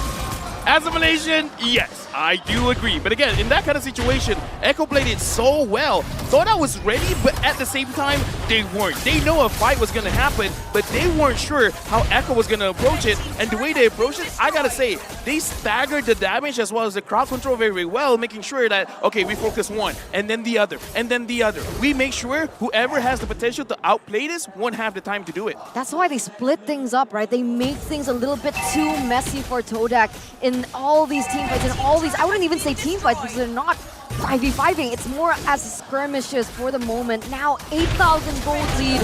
Benny Cutie has a prolific roar. He goes in again, just like that. Echo showing what this 8K, 9K deficit does. They take down Rival and not a single move of retaliation coming in from TODAK. Chiku falls as well. There's the punish. Going down, Sanford falls, but now they're inside the base. Echo are threatening a penetration, mid lane, top lane. Benny coming in Grand Theft Orange. Right now, honestly, Momo, he can't take a lot of damage. We gotta look at his itemization after this. How much defense does he really have? Because honestly, going up against Benny Cutie has like 1, 2, 3, 4. In fact, the Malefic Roar could be the final call because here, again, Momo has not completed an item just yet. Aside from his damage item, the Hunter Strike, I kind of feel like he's going for the Dominance Ice. He gotta complete that very, very quick. I don't think he can, right? I mean, Wanwan's already on the Malefic Roar anyway, so that's just already penetration. It's like you're 2 steps ahead, basically, of your enemy at the moment. Not to mention Moon and Yums, who are also struggling to build items. Heavy spin catches rival, changes pin code, changes zip code. On the way out, Benny Cutie takes the skies, keeping Moon alive, but just a little bit more. Momo sacrificed himself to quell this push, but only for a little while longer. There's a wave up top. Echo's gonna push in. Mid, gonna be next up on the docket. TODAK knows that this is dangerous. They got to figure out a way, man. You got to lock down Sanford one way or the other. I got to say, this game much different just because this time it's not Yums getting caught out. It's Momo, and Momo, without the defense, he can't do much as the Black Dragon. 10,000 gold lead. Sorry, I'm thinking about this. This is looking insane as the real world manipulation gets opened up again here. Here comes the aggressor. Sanji uses his IMU to help open up that push. No inhibitors left, no more turrets left for TODAK. It's a bare base. That's the thing, right? Because as I was thinking about it, Yums has the real world manipulation. I feel like that's an edge that TODAK has over Echo, but Echo has the Valentina. So even if you think TODAK has the high ground, Sanji can just go for the exact same thing, and whatever TODAK has in advantage to Echo gets taken away. Dominance Eyes built onto Momo. Sure, the fact that Ben Cutie has the Malefic Roar kind of nullifies that, but the thing is, the effect from the Dominance Eyes at least can slow down the attack speed even for just a little bit. It is going to help out. For now, Echo definitely in the lead, but again, TODAK, they've seen this happen before. Now Golden Staff on the Ben Cutie, this is very dangerous. 7-0 and 4 for now. Moon, if he can get a good catch, that's amazing. Because if he can do that, then maybe there's a chance. So is Moon looking to get Benny Cutie? That's a lot of gold. Honestly, Benny Cutie or Sanford, either, it's fine. How do you do that as a Kadita though, right? Because usually Kadita... Get lucky. Flanks. I was going to say flanks. All right. Lucky works too. I prefer to be lucky than good. Okay, we'll see. It's all about timing now as Echo marches on in. Lord comes through. Yaoi catches an ult. There's an WM coming in from Yums. Moon falls. That's a Black Dragon dancing around, but Momo lands and gets taken down just as quickly. They're clearing the waves. Shinzai's taken out right outside their base, and now Yaoi's gonna fall here. Rival gets a kill, but then it's a wipeout just as quickly. Echo are sitting at match point. The Orcas strike back here in the 3rd game of the series, taking away the momentum that TODAK have tried so hard to build for themselves. I gotta say, man, that Joy first pick, apparently they're like, yeah, we can handle the Claude. We just need a lot of burst damage coming in from a magical source, and Sanford's like, you know what, I got this. I can deal with Chifu.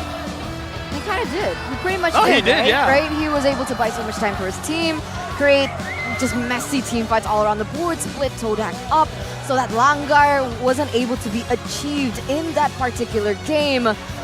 But now is the question, can TODAK once again pick up the next game? Or is it just going to be 3-1 at this point, right?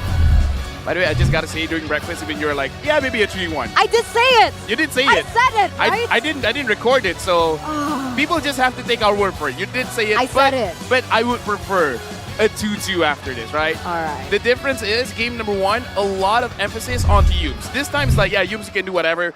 Everyone else is going for everyone else. Yeah. Momo wasn't able to do well. With that in mind, Wolf, right? Well, you were Wolf. present. You're not present now. Okay, now you're present.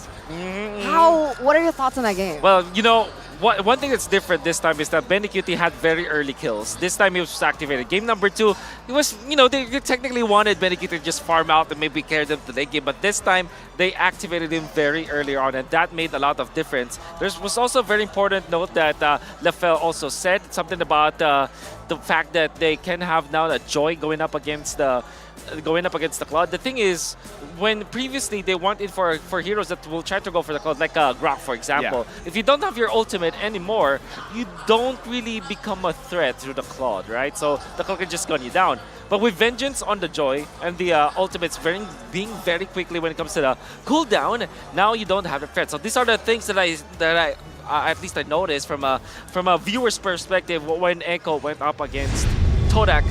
So MVP. Chiku killed himself. Yeah, That's right. essentially. Unfortunately.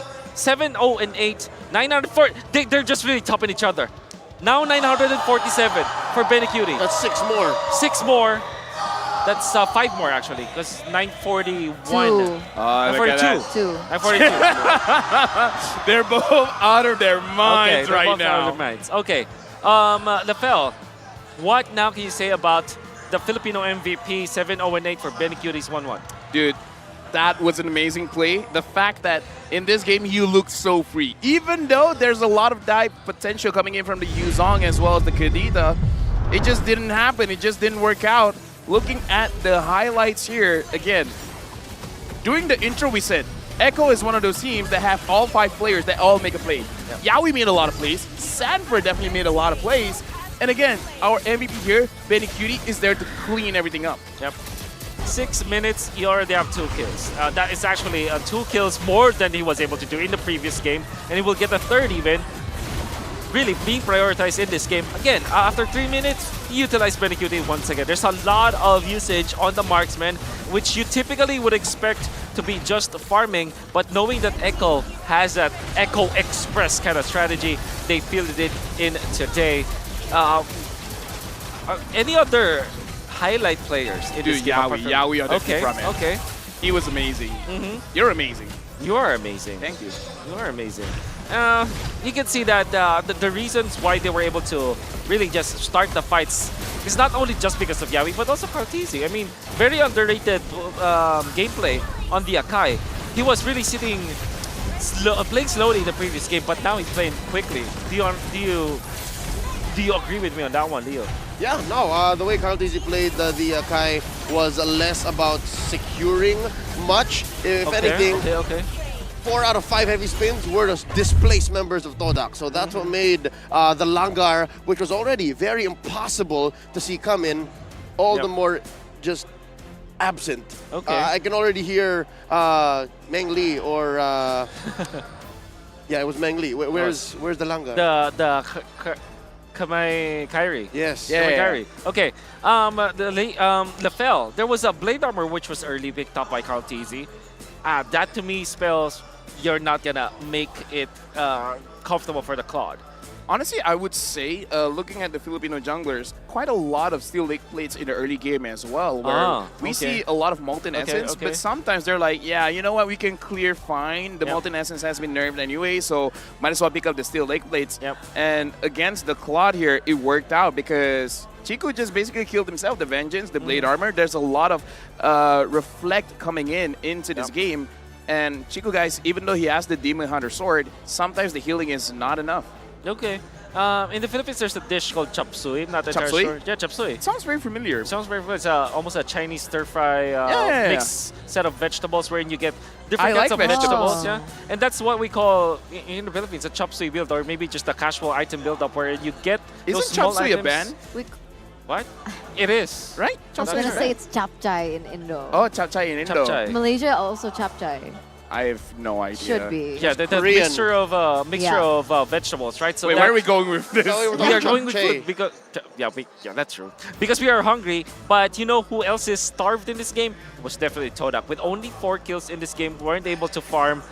There's that so was many. Your end game? That was my end game. Yeah. No, the reason why we mentioned chop suey was because of the builds, right? The steel leg plates, the molten essence. You couldn't build anything full. The small items. You don't really get a full meal. It's a side dish.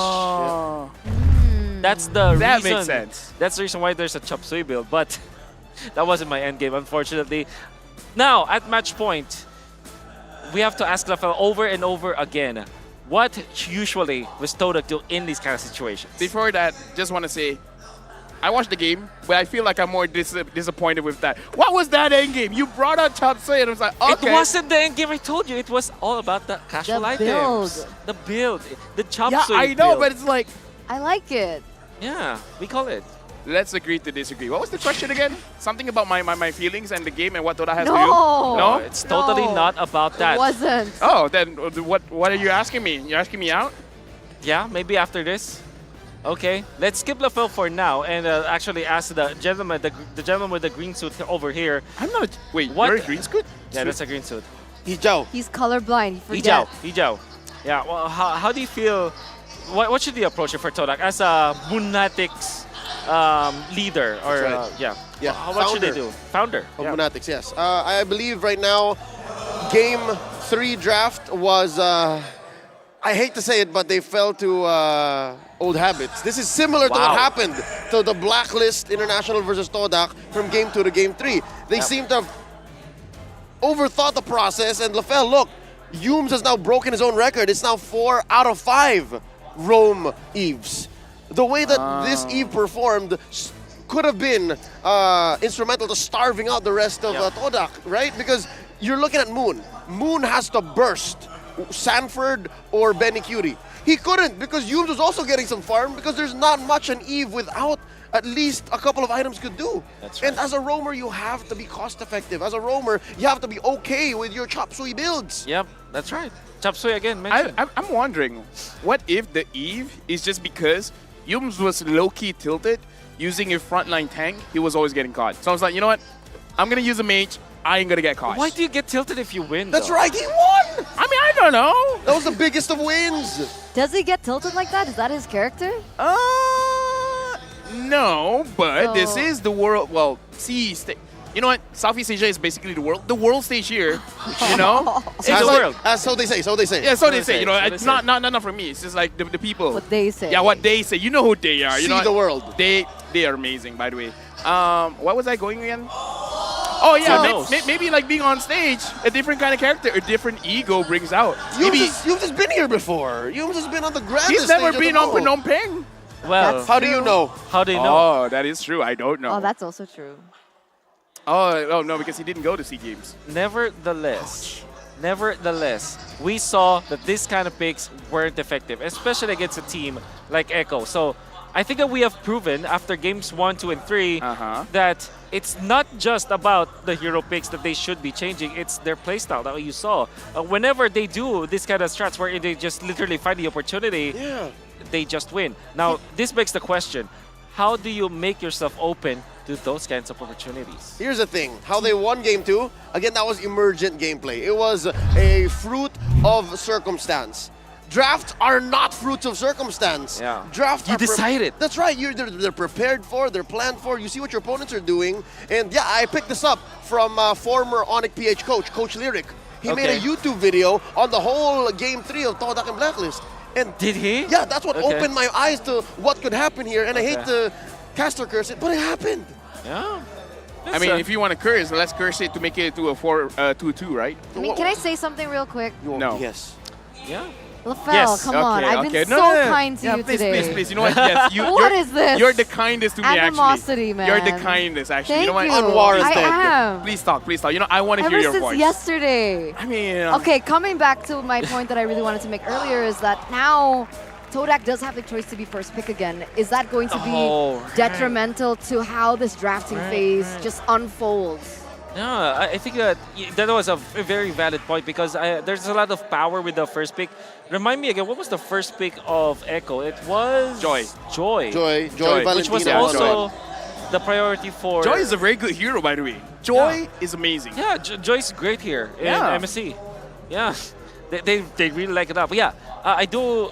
That was a fair point. Eterna. I think that personally, first pick in this particular series, right? We are gonna see it. It's 30% pick rate for Joy, but when it comes to its win rate, it's definitely that high. 1-1, however, you get away with game number 2, but you lose game number 3. As TODAK, how do you evaluate this hero now? Is it a hero that you give to Echo after games 2 and 3? Something tells me you have to prioritize it still because of how the meta favors banning out suppression heroes. And suppression heroes are one of the best ways to stop Joy. So without the natural predator, the Joy just gets out there. Yeah. Honestly, I do agree. Do you guys hear me, by the way? Yeah, we've been hearing you for the longest time. Hello. Okay, good. Amazing. I kind of feel like this Fovius ban really surprised TODAK, honestly, because again, the 1-1 is open as well, but like Leo said, a great thing to talk about is the fact that the suppressed heroes are banned out, so it does activate quite a lot of heroes, so the drafts is I don't know. Even if I'm in TODAK's shoes, even I'm not too sure. Honestly, first picking the Joy would be good because we've seen even Momo do good on the Joy. It's a flex. It's a flex. When you go ahead and consider the situation, the meta favors Joy being out there. It's so weird that why just now, day 2 of knockouts, are we saying that Joy is as lethal as she has always been? Yes, she has been nerfed, but I think it's legit. I think, yeah, choosing sides allows for you to choose where Joy comes up. Here's the thing about the Joy, right? I kind of feel like, in terms of Joy, Joy. Yeah, Joy, what was I going to say about the Joy? Joy. Oh, yeah. Joy is very player dependent because in terms of Joy, I kind of feel like it's not one of those heroes you just pick up and play. It's one of those heroes that if you have a very good pilot on your hands, that Joy is like top of the world. But if you're not that great at it, you're going to look very mediocre. That's why I kind of feel like in MSC, it's a very mixed bag. Which allows for me to say, and this comes from the founder of Moonatics, we might not see it in mid for TODAK. It's just not a Moon thing, right? Exactly, I agree. Just the same, I'm going to say, it's not a Carl Teasy thing. It just doesn't fit the bill. At this point in Carl Teasy's career, he wants to play the Akais. He wants to play the Fredrins. So you mean choosing between Akai, Fredrin, Joy, you would rather Akai, Fredrin as Carl Teasy? Yeah. Is that what it... Whoa. I would agree. I think if I know the GOAT, if I know the GOAT today, that's the priority. That's why Sanford's playing it. Well, that is very Sanford true. likes Joy. Well, yeah, it's true that if we want to see Carl Teasy just picking up the Joy, we should have seen it earlier on, right? Exactly. So many chances that they could have done it. Jungle Joy, right? The Jungle Joy, indeed. How about Rival? Rival really likes the assassins, but I kind of feel like he would not be able to guess how much damage he can take. So I kind of feel like he can kill someone, but he would instantly die as well. So I kind of feel like Jungle Joy... Not as safe. Not safe. Okay. Really not safe. I can dig it. Okay. Sanji, though, is a wild card. Sanjoy is a uncontrollable element, I think. I'm not so sure yet. But I do like Sanji's just so... I think he's just so acclimated with the nuke mages, the artillery mages, right? I mean, Joy can nuke someone with the ult, definitely. If you plan for it. If you plan for it. No, if you're good enough, you can. I'm not sure we're getting the same idea of what nuke is, because typically nukes come from above. That's why it's a nuke. Sorry, I don't have first-hand experience, my bad. Well, yeah, bad for you, but good enough for the members of Echo and TODAK as we get to game number 4, just a few seconds remaining for the draft. We theory crafted that it's gonna be always the blue side that will be prioritized by the losing team. So far in 3 games, that's what we saw, and now it is indeed gonna be the case. Same set of bans for TODAK and Echo. Expect maybe the Joy this time for TODAK?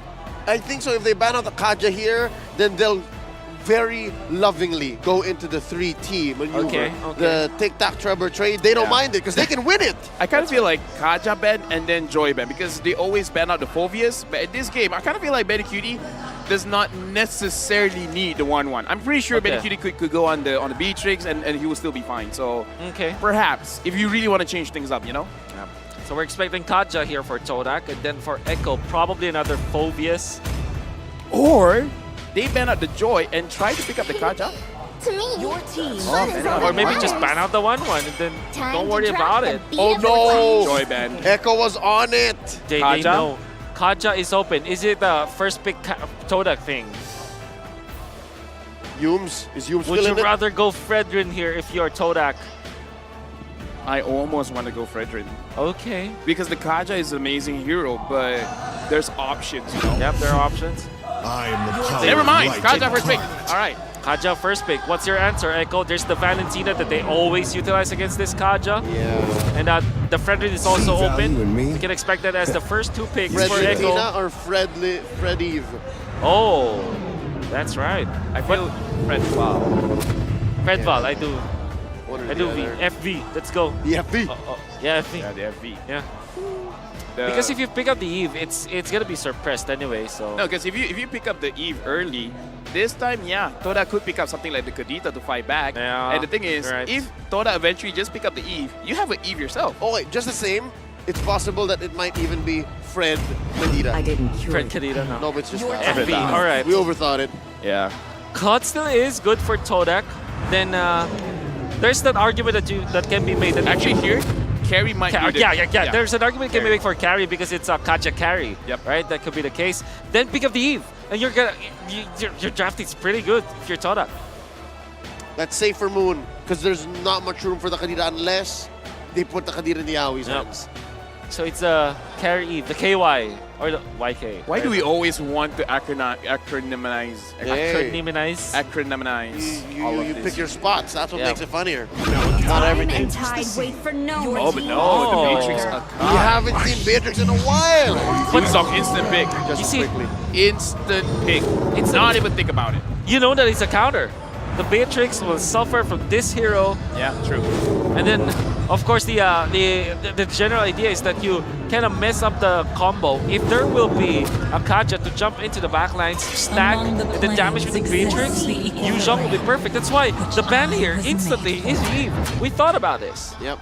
The anti-box. The anti-box, I love the the anti-box box. That's right. They ruin it. They cut a line through it. How's TODAK play? They're forced to play guerrilla tactics now. Yeah. Now, honestly, looking at the draft, what would be good for Moon? Because I kind of feel like now that you have the Kaja, now that you have the Akai, maybe you can force some fights out, but you need the damage. You need the follow-up, right? The burst. So I'm not so sure what's the safest for Moon here, because if you pick up the Lilia is kind of safe. In terms of damage, not bad. TODAK themselves, because they have the Beatrix anyways. I'm thinking Kadira actually, but it could be panned out. Nope. I was thinking of Karita as well. But. So you revert back to the Farsa, but Farsa and Beatrix both suffer from Yuzhong? Yeah. Can I just say mid is so tight right now? Like mid is, I agree. I don't want to say worst, but it's the worst lane to be right now. Like answers and threats. Novaria is still open if you want to try that. Alright. I don't think he has enough damage because you have to make sure your second skill actually hits. It's an anti-synergy with everything else so far. That's true. It's too Lunox? much. Very slow though. Very slow. I'm thinking if somewhere along the lines of a Kagura even. If this will be an assassin pickup for Echo, which I think it will not be the case because they already have the Fredrin and they use on anyways. That could be the case. I don't know. Honestly, if you want to go for more just like less vulnerable type of mid laners, Lilia again is something that maybe TODAK would want to go for. It's going to be very dangerous because, again, I agree with Leo. I play mid as well. Not a lot of very good picks with what I already have. What if Echo picks up the Melissa so they kind of force the Farsa on TODAK, and then when it's a Farsa Beatrix, it's very bad for their squad. Yep. So you just choose the lesser evil. But it's still pretty bad. It's still pretty bad against Yuzhong. And of course the Valentina. It's not just a normal Yuzhong. It's Sanford Yuzhong. I've been it's SFYZ. I mean, we can you're right. say everything, right? You're right. Pretty sure Sanford's one word. Okay. There's the carry. Is there a world where you go Hayabusa if you're TODAK? I think it's very hard just because of the Yuzhong and Fredrin. It's very hard. Okay. So you really put this Akai on the jungle role. Yeah, we're looking at the jungler. Okay. That means you need a mid laner. Farsa, the Kagura, I feel like the Kagura is... Moon has a Kagura. Yeah, he can play a Kagura. Play Kagura. Again, I'm thinking Lunox, but again, it's very dangerous as well. Not possible for a Faramis pick. Esmeralda you're right. You're right, actually. Faramis is actually Lapu is also open for TODAK. Faramis Lapu. Lapu Kagura, maybe? Novaria. Alright, wait. Natalia, is this Natalia instant pick for Echo? Yawi, Natalia Yawi! Natalia Yawi? He's gonna do it. Dude, don't. Come on, man. Or maybe an assassin. Give us a chance, man. Come on. You know, like, honestly, looking at Echo right now, they already kind of have an answer to the Novaria anyway, right? The Yuzhong. There's so much. Yeah, that's true. Yeah. Natalia. They wouldn't mind stealing Astral Echo either. Is Cho open? Oh, you're right. Yes. They can go the boring route with the Cho. It's boring. It's now. boring now. I mean, you want to win, right? Yeah. You want to win, so... And it's match point. And it's match point. There you go. Okay. Boring. Not just kidding. This is definitely a stuff for Legends. So the classic combo was the Kaja plus the carry. This time it's one of the other classic ones, which is the Kaja plus the Beatrix. The way for you to kind of replicate that, it's either you go Valentina or the Cho with the Way of the Dragon, or maybe the Valentina copying the Divine Judgment. Clearly, Echo is really planned for this carry to be good and to deliver the kills to them. That is going to be the draft for potentially the last game of this series. But of course, TODAK will not let that happen just easily. So, Eterna, why don't you take us to game number 4? All right. And you know, on top of your point, there's also the Novaria and the Beatrix combo, right? So there's a lot of just combos, these sets that are coming out from TODAK. They're going to be able to win it when it comes down to those pickoffs, but it could be a different story when it comes down to those team fights. And with that in mind, ladies and gentlemen, potentially it could be the last game of the series if TODAK can't force this out from the Orcas. And with that, let's begin game number 4 between both TODAK as well as Echo. Right now, I'm looking at my heart rate and it's pretty high.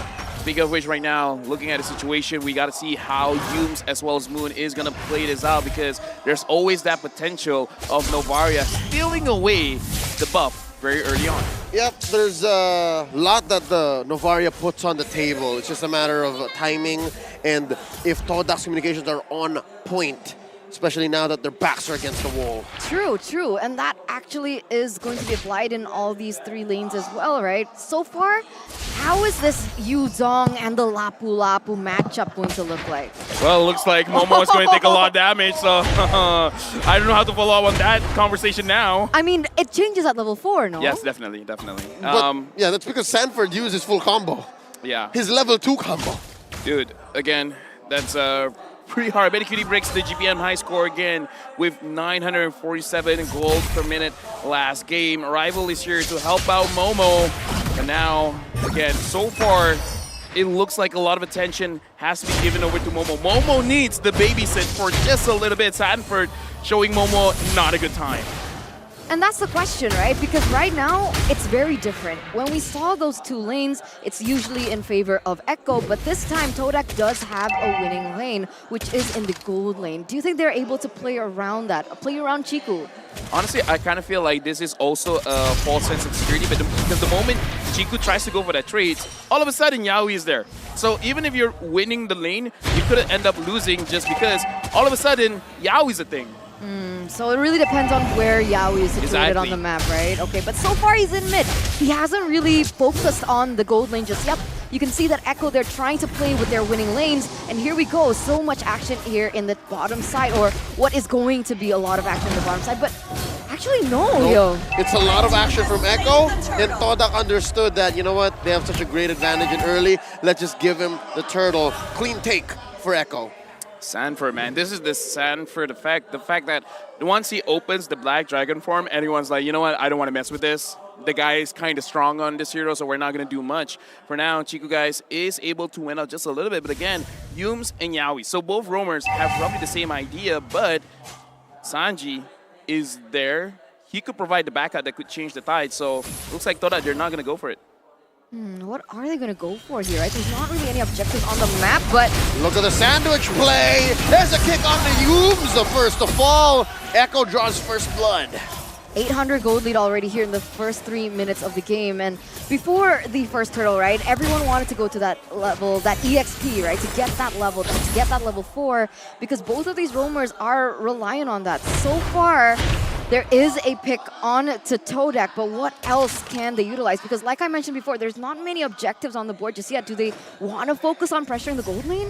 Honestly, at this point, I'm just looking at Yums, because Yums so far has been quite a bit. Rival trying to set something up for his team, but could be very, very dangerous here. Now, Retribution used onto Rival as well. So far, this is a lot of nothing team fights. But Momo going up against Sanford, almost winning that 1v1. All right, so it looks like Momo, as you mentioned, Eterna, that dynamic should change once Momo hits level 4. So I think it's closer to 50-50. And yeah, I have to note as well, the relative absence of both teams in the XP lane. If it's all about gold, then they've both decided, yeah, this is a gentleman's agreement, we're not going to XP. Yeah, I kind of feel like at this point, for both teams, they're like going mano a mano. Yumes against Yawi, Sanji against Moon. Because I kind of feel like every single time they're targeting, they're targeting their counterpart. Because again, even from game number 1, Yawi, who are you catching? Yumes. Everyone's just like, yo, let's do 1v1, 5 different places. And Yume's back on Yawi as well. So there's a little bit of beef there, but here we go. 40 going in deep up top. Yumes gets the pull on the Benny. Rival with the heavy spin, gonna pin down Sanford. Momo gets the kill. Yumes though goes down. Taken out by Benny Cutie. That fight's still happening up top, but down here near the orange buff, Rival falls. Carl Teasy got his eyes on the orange buff, gotta steal it away. 2-for-1 trade, nearly 3. Oh, it could be 3 right now. Chico! They gotta go for it. Gets taken down. Benny goes deep behind enemy territory. And all this while, by the way, it was started off by Echo taking second turtle.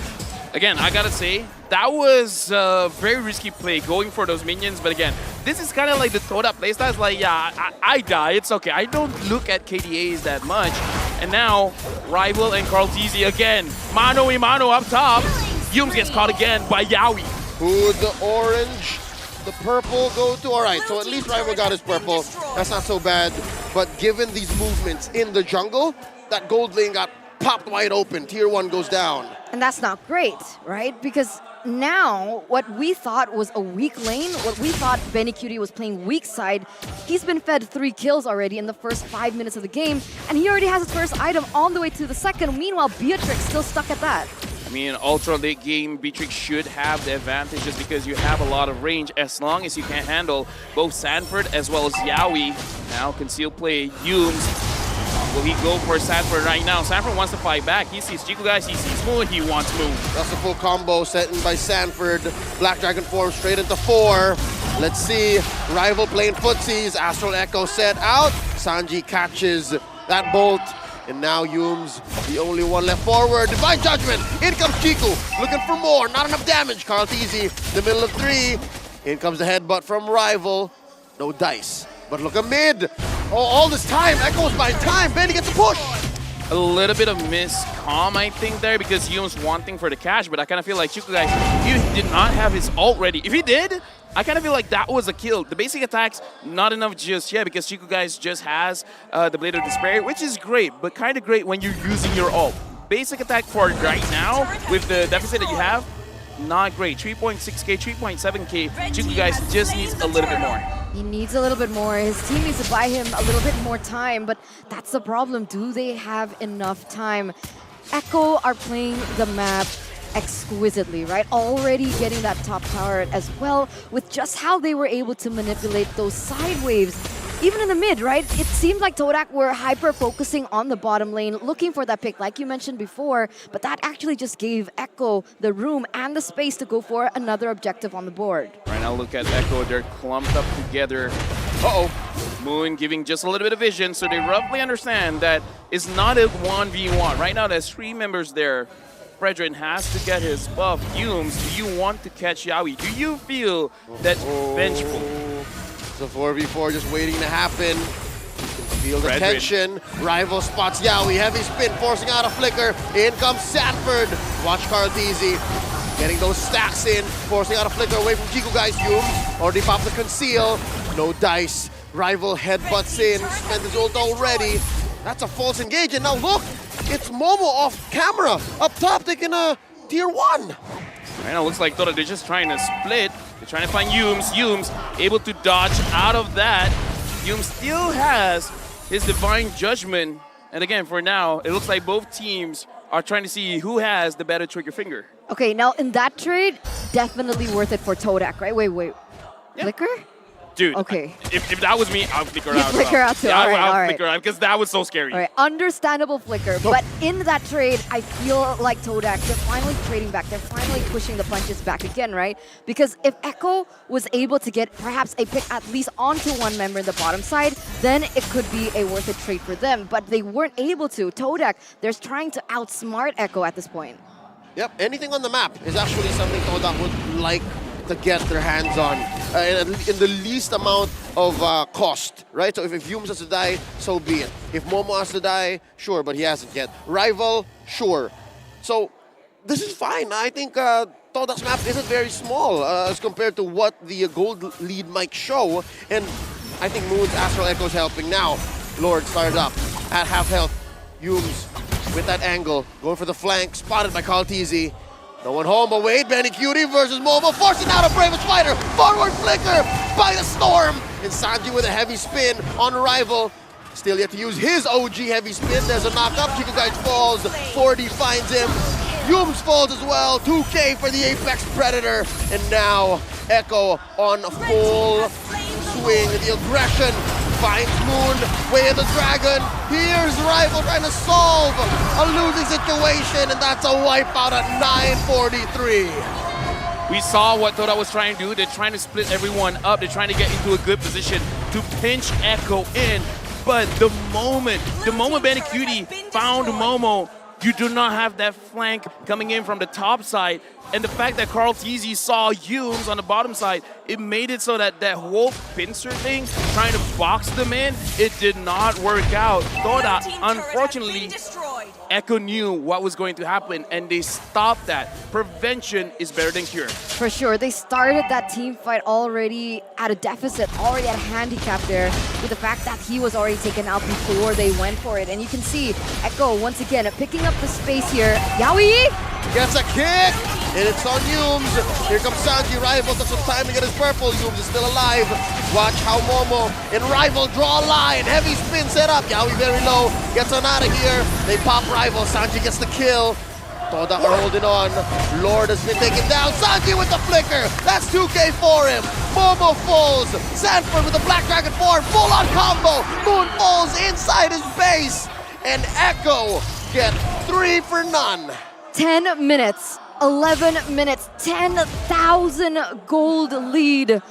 Luckily for TODAK, they didn't have the waves at the right time. TODAK were still able to clear that mid and that bottom side. Otherwise, this would have looked a lot different. Where did it all go wrong? Let's take a look at that again. Again, the instant replay, unfortunately, we're not looking at the Lord fight. And here's Yaoi was solo, but the fact that Rival, he tried to go in, Sanji pushed him away like the Beyblade effect happening. If it weren't for Sanji, I kind of feel like Rival was able to pin quite a lot, and Chico would have been able to deal out quite significant amount of damage. So the fact that Sanji was there, preventing Rival from making a play, that was big. Now, another engagement. This is the right thing to do for Echo. They just push the advantage, force these engagements. They steal the orange away. And now TODAK are forced to stay inside their own base. Ooh, wow. Echo just completely dominating here in the 12th minute of game. And when we took a look at that replay, right, there was such an unfortunate Astral Sphere and should have hit Yaoi. It was a few centimeters off in terms of that range. But later on, right, we're already 12 minutes in. Moon should be getting those items back. I'm curious to see how it looks like, because in the later stage of the game, that type of poke should be able to deter Echo's aggressiveness later on, right? Moon needs 2 items, you guys needs 4. Going up against this composition, the fact that you guys can't deal out easy damage is quite a problem, because now Chico Guys even has a Wind of Nature, so he can survive a little bit longer going up against Sanford. Not going to survive quite well going up against Benny Cutie. Looking at the itemization here, Moon only has 2 items, which is strong, but going up against Sanji, 1, 2, 3 items here. And the fact that there's a lot of penetration coming in from the Genius Wand as well as the Arcane Boots, Chico won't be able to do well because he has absolutely no magic resist. Oh man, and unfortunately Yaoi as well as Kaltizi already do. So Benny Cutie is full item, by the way. yeah, Novari needs at least penetration at this point, right? Divine Glaive or even the Genius one. At this point, I kind of feel like, yeah, it's the Divine Glaive because Echo, their lineup is way too tanky. You gotta stop Kaltizi and Sanford somehow. I'm also wondering where Humes is right now. In this situation, 13 minutes in, 1-13, he thought of building the fleeting time first, plus a couple of baby armor items, baby sustain items. What was that? Was he thinking to go aggressive much faster than they're actually going now? Yeah, but the thing is, he always get caught by Yaoi. Speaking of Yaoi now, he's in the front line. Sanford, Black Dragon form going in. 2 lanes pushed in, 2 lanes threatened by Echo. Lord crashing on through top lane, fully penetrated. TODAK now has permanent damage on their hands. Now Echo might go ahead for mid. Mind you, some key ults have been spent. Yeah, but the thing is, I kind of feel like Echo, they're not going to be too aggressive for now unless Yaoi has anything to say about it, because Sanford, he doesn't have the Black Dragon form. Wait for that. Once he's on, then they might go for something. Oh, they're not playing that top side. Wait, a concealed play. They find the goat. Carl Deasy with at half health. Oh, now no. they have isolated Chico guy Sanji with a heavy spin of his own. Double kill for Sanji. Humes is already out as well. Moonfall is just Momo and Rival left. Momo gets popped. Rival inside his base. What's he thinking? What's he gonna do? Echo has no waves in mid, but they do down bottom. Yaoi's still here, living on the edge. Black Dragon form. No. Echo smell blood. It's just Rival against the world. Ladies and gentlemen, Echo are just waiting for these minions to move on up as they make it to the next stage. They have not lost a single match in the group stage, and they move on here in the knockout. What a performance by the Orcas themselves, proving what it means to be the world champs. Congratulations to TODAK for making it this far, but Echo is moving on. It was a very gutsy play at the end there, trying to catch someone. But again, like I said, looking at the Valentina, a lot of penetration there. Chico guys had absolutely no magic resist. And the Valentina just caught him off guard. It's like, yeah, I'm here. You're going to go down. Wait, so with this, we've confirmed the top 3 already, right? We just need one more remaining. We're all going to the semifinals. That's right. Up next. Just one more, either ONIC or EVOS. Yeah. Woo. And with that, the last, well, the lone Malaysian team gets eliminated. And now we're only left with 2 Filipino teams, a Kamai team, and 1 more Indonesian. We'll take a look at what the winners have to say about that match. សូមស្នូទទាំងដៃឲ្យអេកូមួយមកអត់សូវលឺទេសូមសំឡេងអូឲ្យខ្លាំងៗឲ្យអេកូម្ដងទៀតមកវ៉ាវតោះខាងនេះយើងឃើញថាមាន fan របស់អេកូច្រើនណាស់សូមហៅឲ្យអេកូឲ្យខ្លាំងៗមួយមក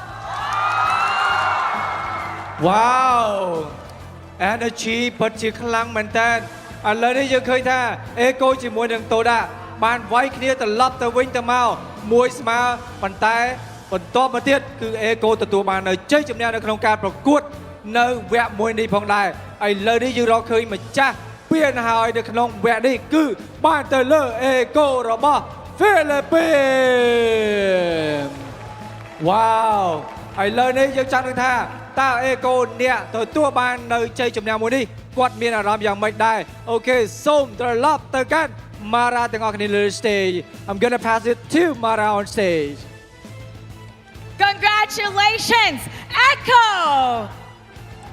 Great fight. But you know what? A lot of your fans got nervous after game number 2, during game number 2 actually. A lot of them were screaming. They thought you had that one. It was back and forth. Your opponent tried to do a backdoor. Actually, in the comment section, a lot of people were saying that game number 2, you guys got overconfident.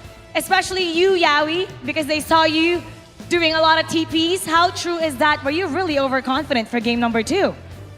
Confident naman po talaga kami na mananalo kami ngayon eh. Tsaka yung pagtitipi naman po namin kapag wala lang po gagawin or kakatapos lang ng clash.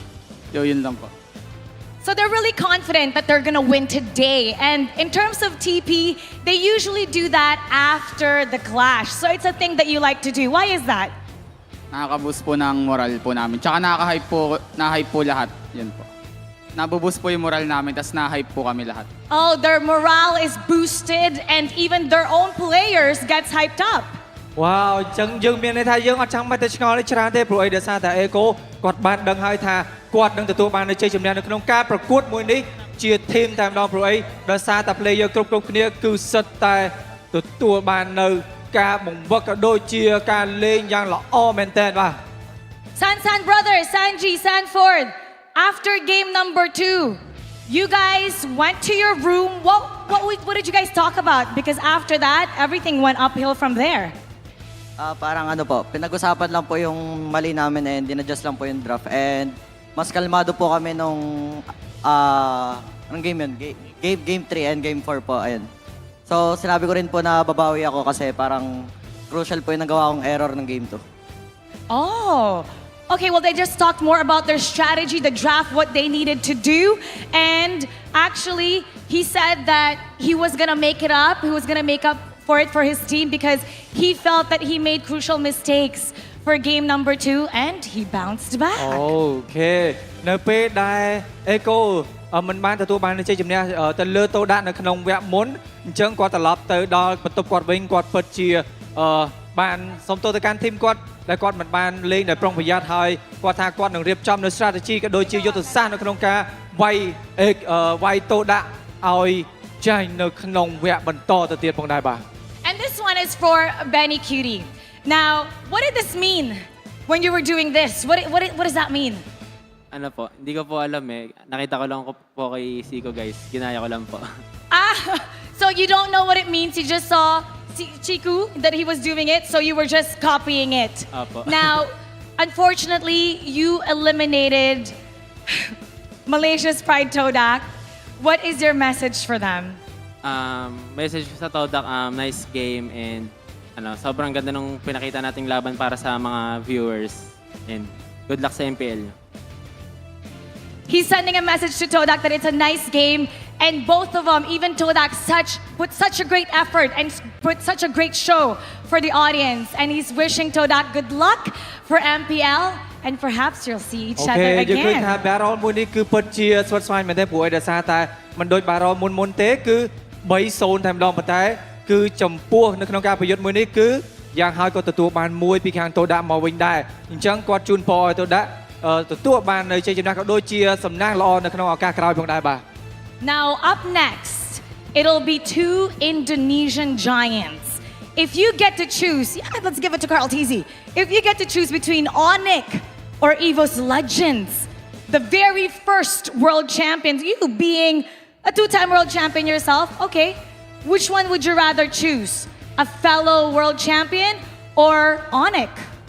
Ano po, EVOS po kasi gusto po namin sila bawian kasi tinalo nila kami ng MPLI. Oh, so he wants to face EVOS because they want to bounce back and make a comeback. Revenge because they beat you for MPLI.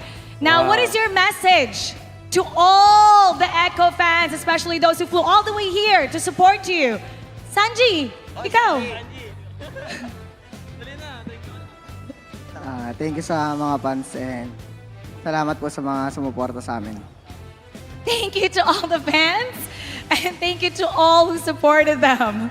អូខេគាត់អរគុណទៅដល់អ្នកដែលគ្រប់គ្រងគាត់តាំងពីដើមរហូតដល់ពេលនេះហើយឥឡូវនេះគាត់ទទួលបានជ័យជំនះហើយដោយសារតែការគ្រប់គ្រងរបស់យើងទាំងអស់គ្នាបានធ្វើឲ្យគាត់ទទួលបាននៅជ័យជំនះហើយសម្រាប់សំណួរអំបញ្ញមិញថាតើនៅពេលដែលគូបន្ទាប់តែគាត់ចង់ជួបជាមួយអ្នកណាគឺគាត់ចង់ជួបជាមួយនឹង EVOS Legend And now it's time to find out who the MVP is for the first match of the day.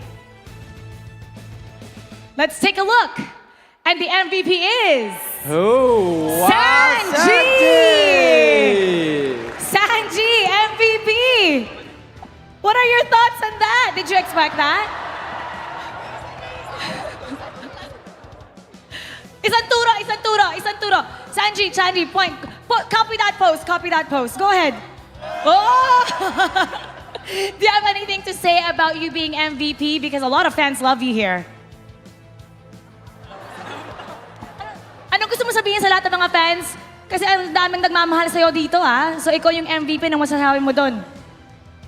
Thank you po. Okay. Thank you. And that's what he's saying. Once again, everybody, congratulations to Echo moving on to the next round. We're gonna break that down for you even more, so we're gonna go back to our casters. Take us to see the world.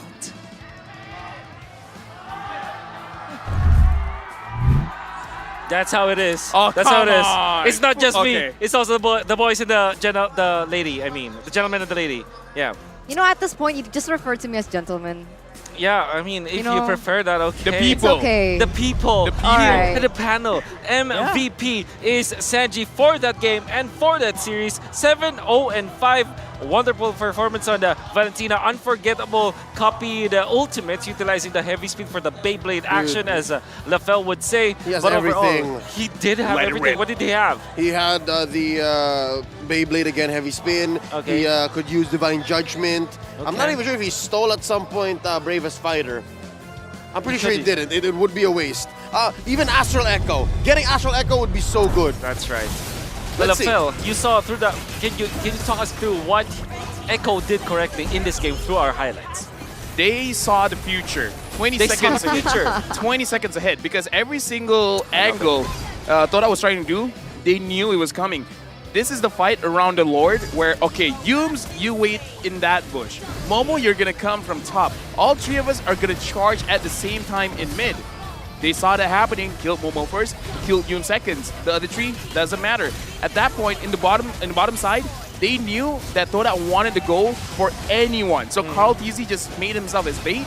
And then Sanji just waited, and it's like, okay, I'm gonna come in, do damage onto Chiku guys. Once Chiku's not there, the rest of you kind of don't matter. So at this point, I would say they learned the habits of Toda. So before Toda made the play, they could instinctually know what they were looking for. Okay, in most of those fights that we saw through the highlights, surely you saw like Sanji and everybody just thinking ahead, right? And I think the guy who thought ahead many more times was Yaoi. And I would like to ask Eterna, because she was the one who predicted this Cho pick. Were you that impressed about the performance of Yaoi, or was it just like another day at the office for the Cho god of the Philippines? I mean, honestly, it kind of was, right? Kinda was, right? That's what you'd expect. That's why you said it was boring. Because True, at this true. point, we expect that of Yeah. him. And it just fit their composition and how to counter the enemy's composition most. So that's how I was like, you know what, Cho. Yeah, he definitely delivered literally and figuratively in this game.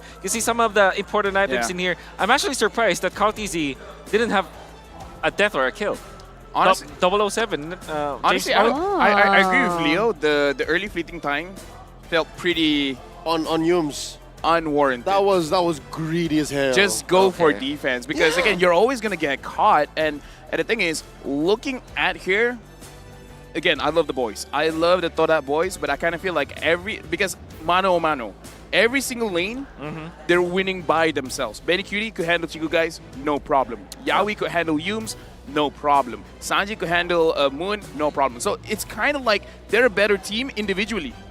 Oh, they're a better team individually. ouch. And you use Yeah, that hurts. But again, analysts. Today, specifically today too, 3-1, yes. You mean a matchup v matchup kind of? Yes. Oh, okay. And that speaks a lot coming from someone who supports. No, again, like I support them. I love them to death. Like I said, I love the Toda boys. But at this point, you know, it's a competition, and we're here because again, I think they know this as well. They just got to figure out for the next competition, how do they get even or better than their competition? Because at this point, even if you have the brains, you still need the bronze to actually equalize everything out. Yeah, the most brutal part here is that Malaysia, as a region, unfortunately will just fall to 8th place, or 5th to 8th place, technically speaking, together with the other teams that were eliminated. And there's still a lot to improve on for Team Malaysia, but of course Echo will be moving forward in this tournament, and we'll see the last team that will be going out of this tournament later on. For now, MSC 2023 is powered by Moonton, supported by ROG, the official gaming phone, and Secret Lab, the official gaming chair partner. We'll be going into a break, but don't go too far, as the next match, it's gonna be so much hype. Eterna is gonna be equally happy and equally sad for this. It's ONIC going up against EVOS Legends, two Indonesian teams after this break. MSC 2023 will be right back. I'm gonna be nice to you after this. Yeah, I fix need my it. gas coins.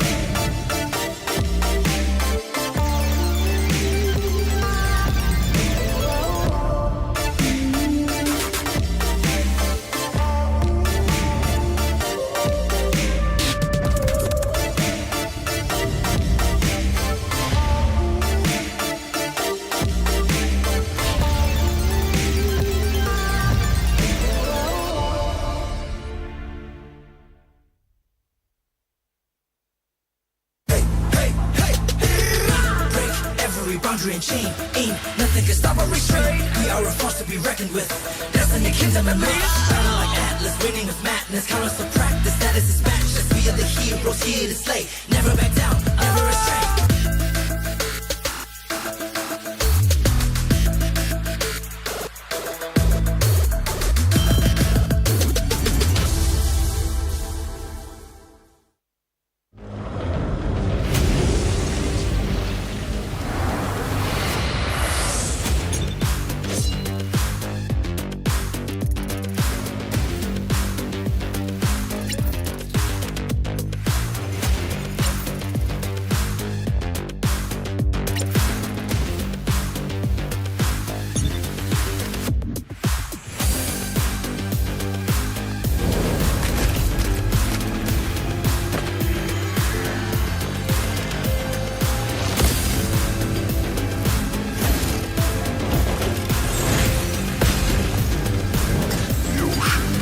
Just our home.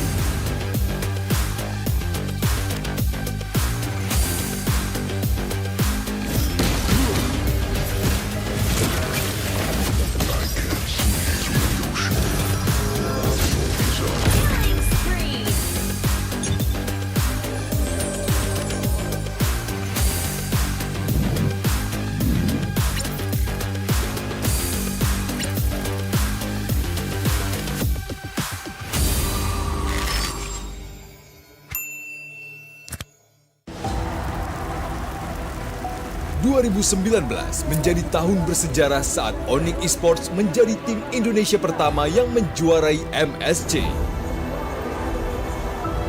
Tangguh, itulah satu kata yang tepat untuk menggambarkan ONIC Esports. Pada MPL Indonesia Season 11 babak playoff, ONIC tak terkalahkan satu game pun. Secara 2 tahun beruntun, MPL ini menjadi panggungnya ONIC Esports dengan mengalahkan Blacklist Internasional di 2021 dan Geek Fam di 2022. Menemani ONIC Esports, EVOS Legends mendapatkan julukan The King of Comeback pada MPL Indonesia Season 11. Sang Harimau Biru telah menjadi tim Indonesia dan dunia pertama yang menjuarai M-Series. Mereka juga membawa nama Indonesia melambung tinggi di IESF 2022 dengan mengalahkan Filipina. Catatan sejarah telah diraih kedua tim Indonesia. Dan kini, ONIC Esports bersama EVOS Legends siap untuk bertarung untuk mengukir sejarah baru di panggung internasional MSC 2023.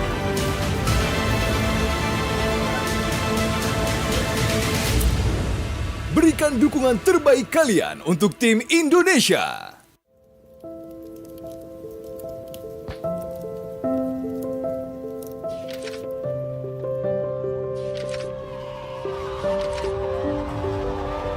Selamat datang tuan-tuan dan puan-puan di kejuaraan dunia Mobile Legends Back M4.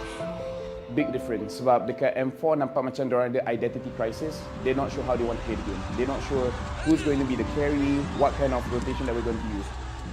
Contohnya macam Momo cover lebih daripada satu role, Ciku juga lebih daripada 2 role sekalipun di cover.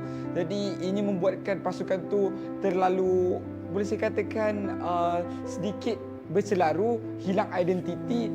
Lapan digugurkan ketika ini. Sedih, ya. Kecewa, ya. Tapi apa lagi yang perlukan?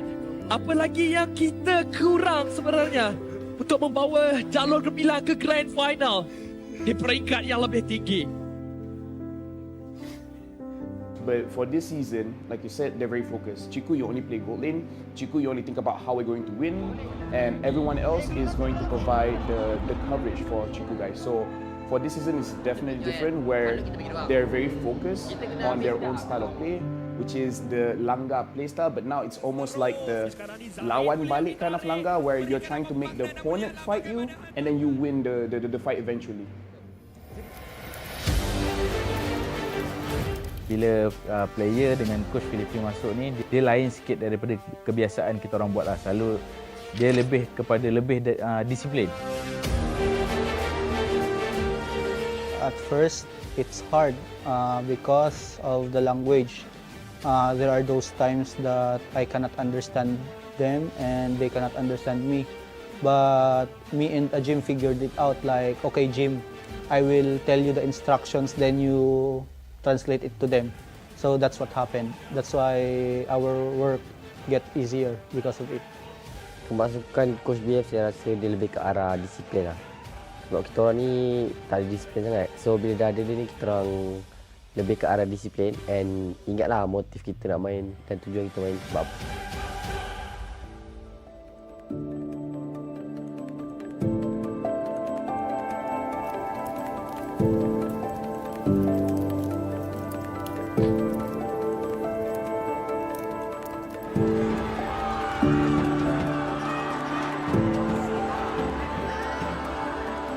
MVP is Chico, guys!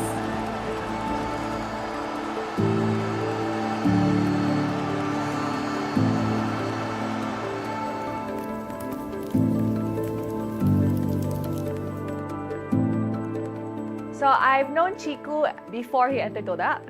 So I've known him for a while now, and I feel like he really did not change much. And yes, he is comfortable on camera, but he's more comfortable in stream. So maybe the viewers online are not as intimidating as the viewers in person. Perbezaannya yang you telah dapat di diri you sendiri? Perbezaan? Dulu saya single, sekarang saya dah kahwin.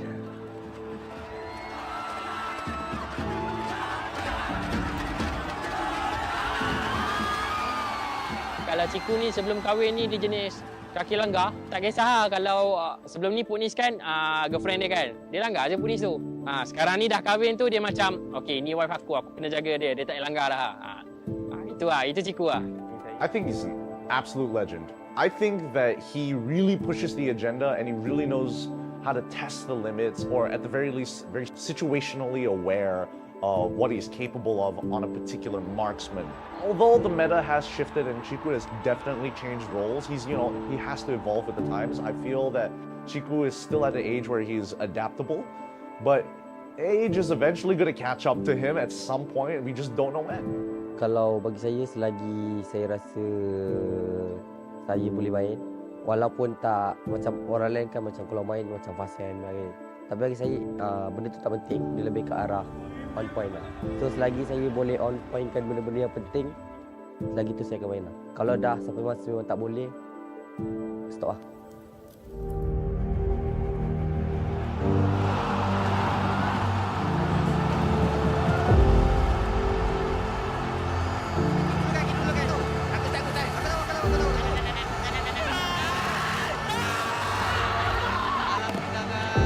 Pasukan TODAK meneruskan dinasti mereka. 4 berbalas kosong, 3 kali juara MPL Malaysia.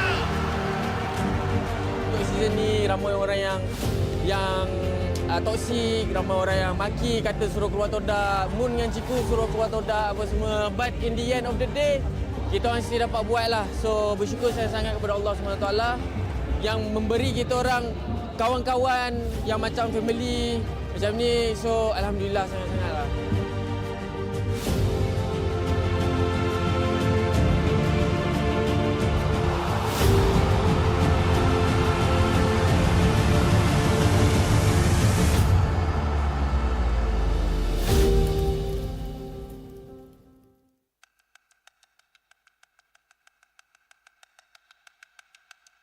They flew out hot after their grand finals performance in MPL Philippines Season 10.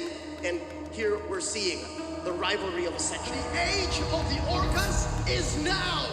Echo are your M4 World Champions. Echo books their ticket to MSC and the grand finals. A rematch against Blacklist International. A rematch. Blacklist International and Echo taking the rivalry form from Season 10, taking the rivalry continued in M4. Now here we are in the grand finals of Season 11. This is destiny moving in a way na parang kailangan pa nila mag-meet. Yung M4 World Championship, nakita natin kung ano yung naging resulta doon, nanalo yung Echo. And parang binigyan ng tadhana ng panahon na makabawi yung Blacklist or yung Echo para ma-ensure na sila talaga ang pinakamalakas na Filipino team.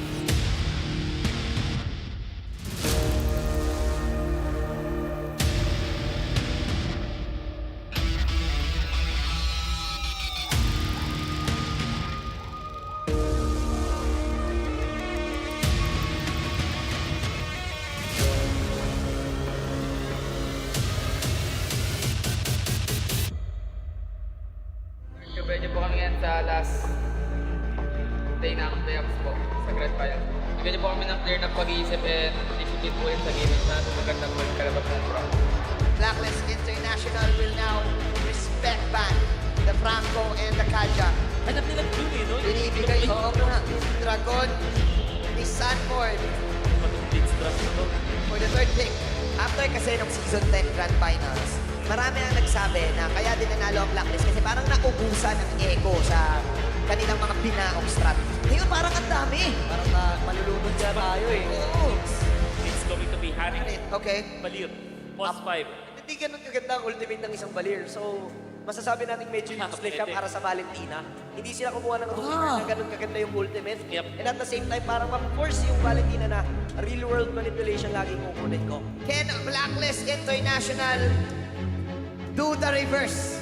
Pero ngayon siya atay na pasobra dahil siya ni Edward dito, a beautiful switch onto the mid lane. Pero si Cortez hindi ata papayag na walang kapalit.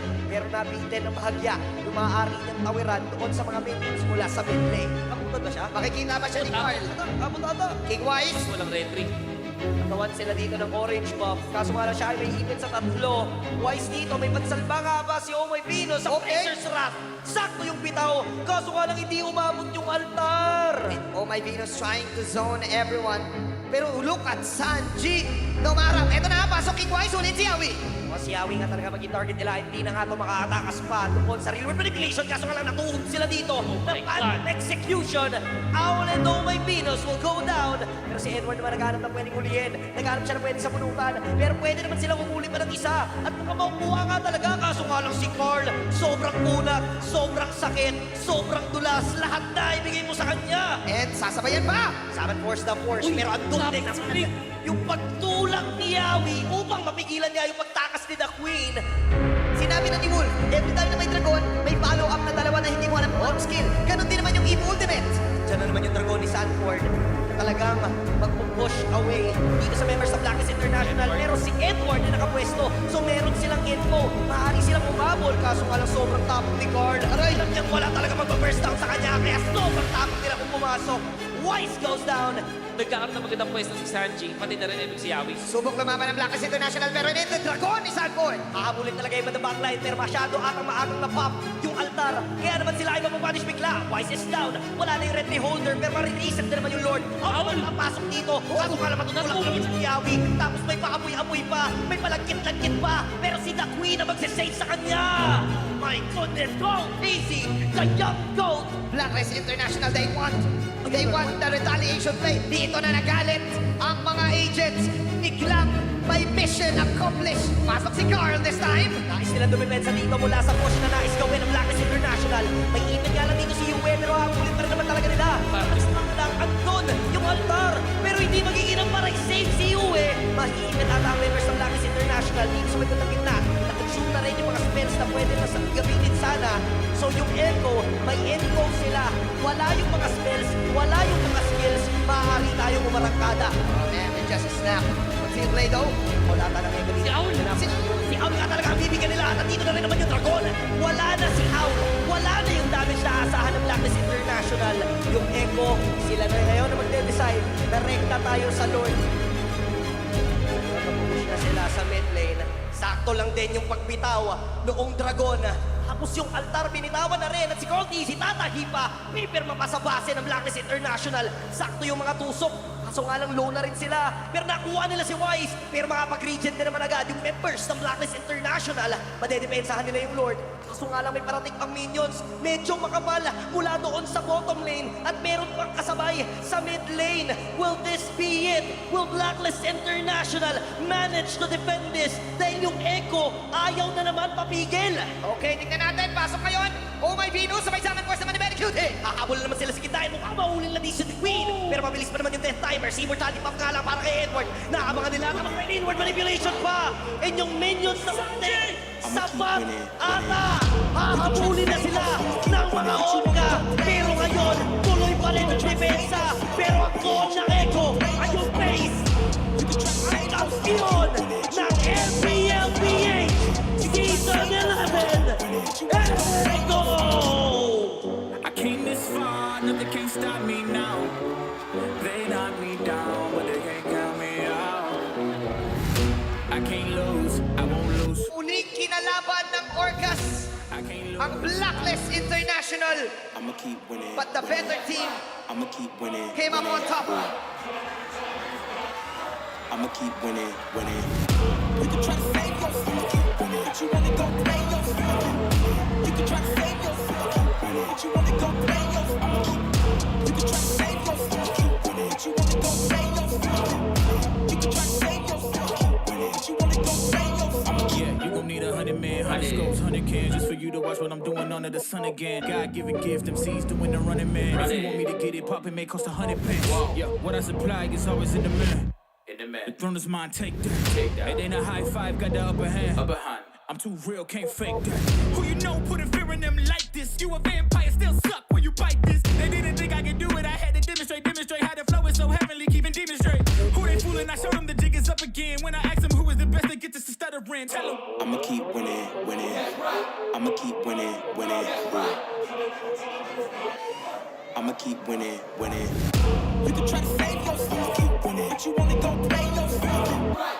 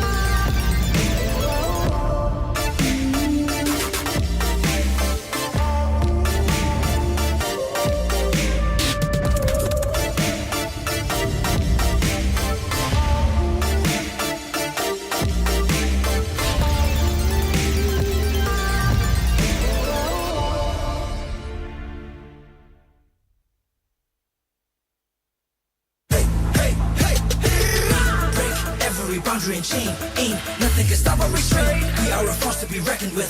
Destiny, kingdom, and life. Battle like Atlas, winning with madness. Count us to practice, status is matchless. We are the heroes here to slay. Never back down, never restrain.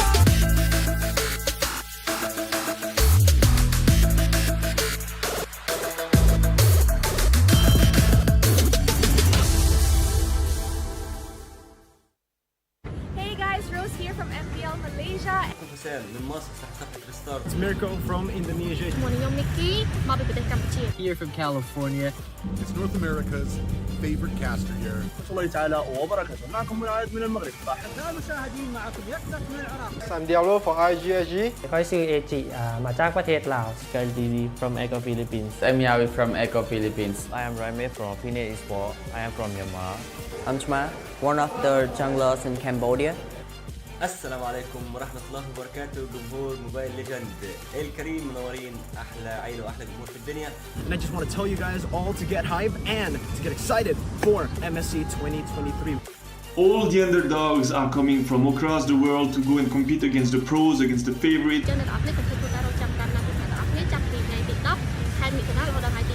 With that being said, hashtag see the world and hashtag roar for MSC.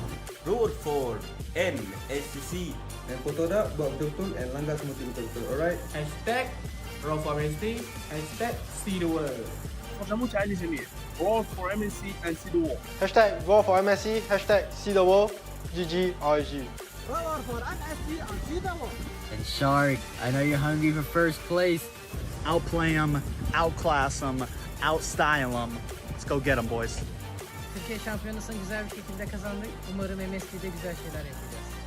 See the world, roll for MSC. Don't forget to watch us in MSC. I hope you support us on MSC. See the world and roar for MSC. It's time to roar for MSC and hashtag see the world.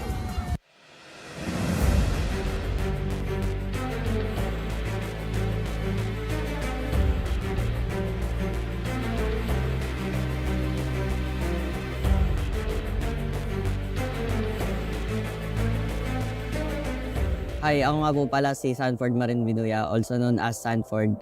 Naglalaro sa Echo bilang explainer. Ang favorite kong FLBB hero ay si Yuzong kasi ilang beses ko na rin siya nagamit sa mga tournaments tulad sa M4, sa MPL kasi parang isa siya sa mga hero na doon ako sobrang komportable dahil lakas niya sa lane, kaya niya sumustain, and then kaya niya din pumatay sa likod ng mag-isa.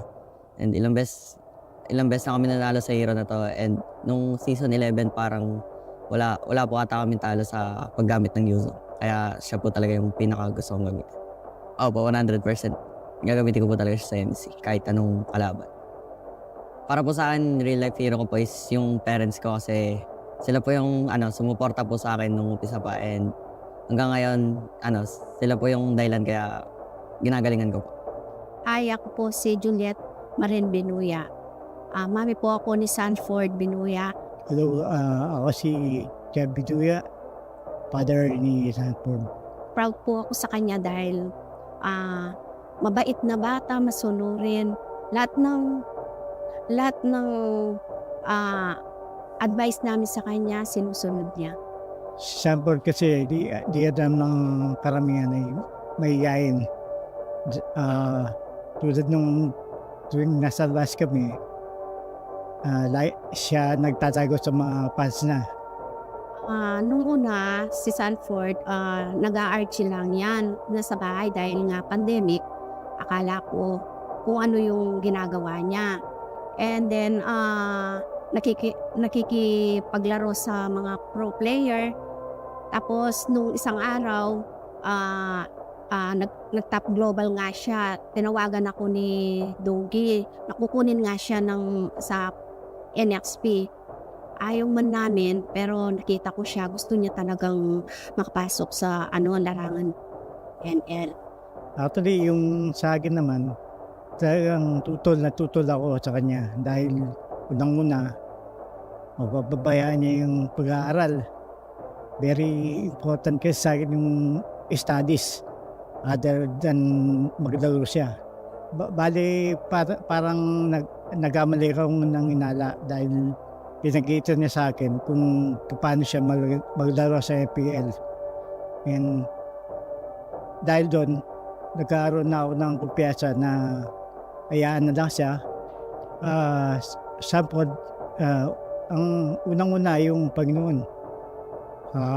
Huwag mong kalimutang nanalangin. At the same time, yung galing mo, magkumpiyansa ka lang. Dahil yan ang magdadala sa'yo sa tagumpay. Sanford, good luck galingan mo. Sana huwag kang magbago. Mahal na mahal ka namin ng papa mo. Nandito lang kami parate, laging nakasuporta sa iyo. Thank you so much. Kasi kahit di ka naniwala nung una, sinuportahan mo pa rin ako, and laging mo tatandaan lahat ng laro ko para sa'yo.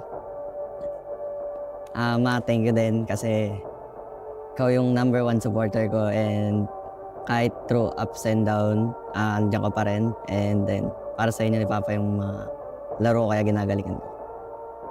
Thank you po pala sa mga sumuporta sa akin simula nung umpisa, and mas lalo ko pang gagalingan sa paparating na MSC para makuha namin yung kampeonato para sa inyo.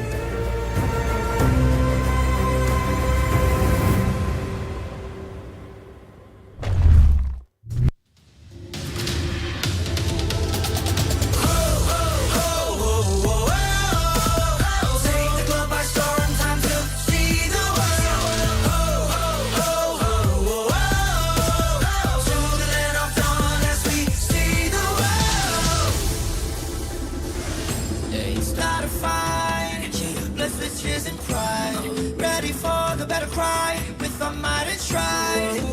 gaze of heaven, set the fire to the sky. Keep burning bright, kill the allies, and enemies mesmerize. Strive for domination. Feel the pressure rising. Fight with your life and for your nation. With your devotion, emotion.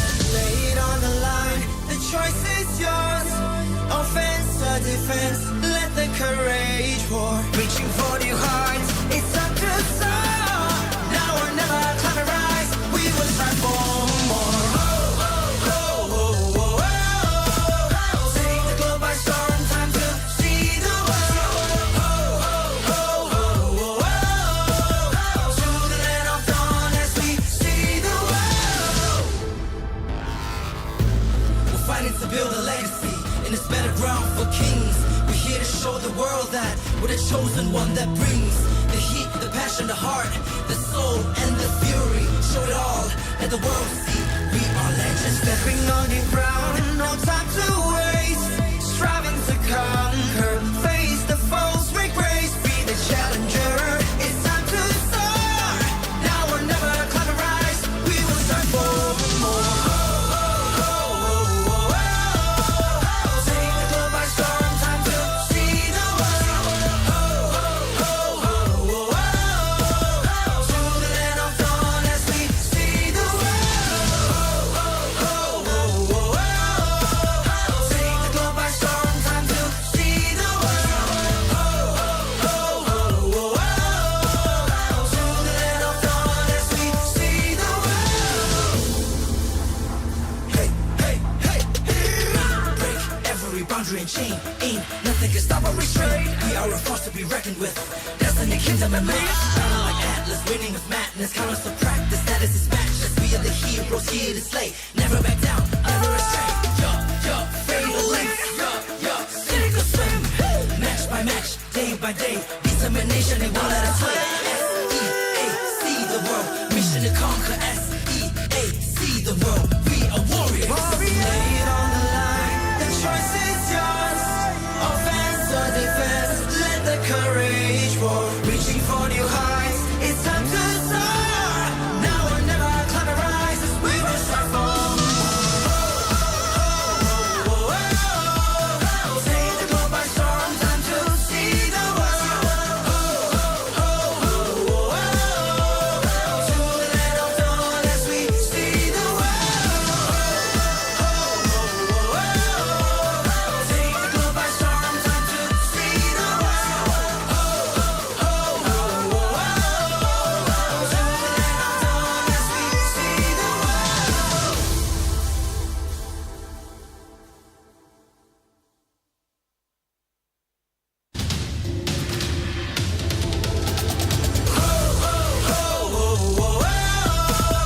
Take the globe by storm, time to see the world. To the land of dawn as we see the world. It's not a fight, blessed with tears and pride. Ready for the battle cry, with our might and stride. War against the heavens, set the fire to the sky. Keep burning bright, kill the allies, and enemies mesmerize. Strive for domination. Feel the pressure rising. Fight with your life and for your nation. With your devotion, emotion. Lay it on the line, the choice is yours. Offense or defense, let the courage roar. Reaching for new heights, it's up to soar. Now or never, climb and rise. We will strive for more. Take the globe by storm, time to see the world. To the land of dawn as we see the world. We're fighting to build a legacy in this battleground for kings. We're here to show the world that we're the chosen one that brings the heat, the passion, the heart, the soul, and the fury. Show it all, let the world see we are legends. Stepping on the ground, no time to waste. Striving to conquer, face the foes, make grace, be the challenger. It's time to soar. Now or never, climb and rise. We will strive for more.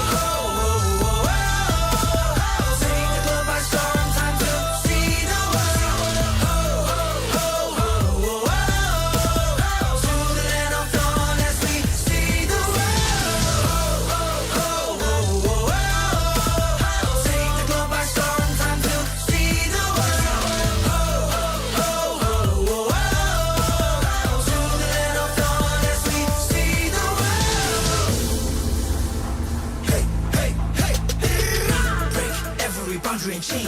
Ain't nothing can stop or restrain. We are a force to be reckoned with.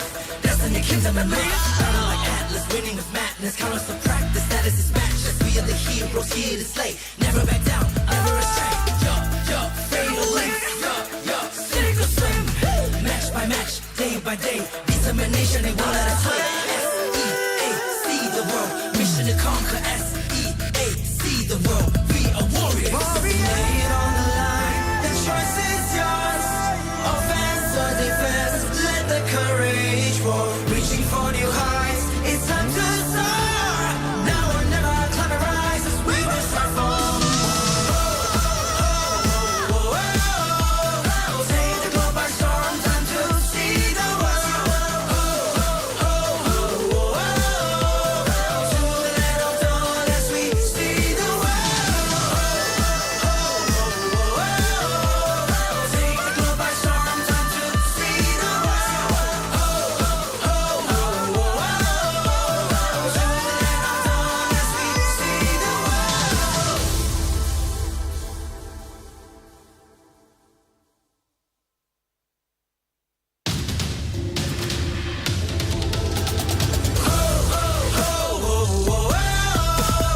Take the globe by storm, time to see the world. To the land of dawn as we see the world. It's not a fight, blessed with tears and pride. Ready for the battle cry, with our might and stride. War against the heavens, set the fire to the sky. Keep burning bright, kill the allies, and enemies mesmerized. Strive for domination. Feel the pressure rising. Fight with your life and for your nation. With your devotion, emotion. Lay it on the line. The choice is yours. Offense or defense. Let the courage roar. Reaching for new heights. It's time to soar. Now or never. Climb and rise. We will strive for more. Take the globe by storm. Time to see the world.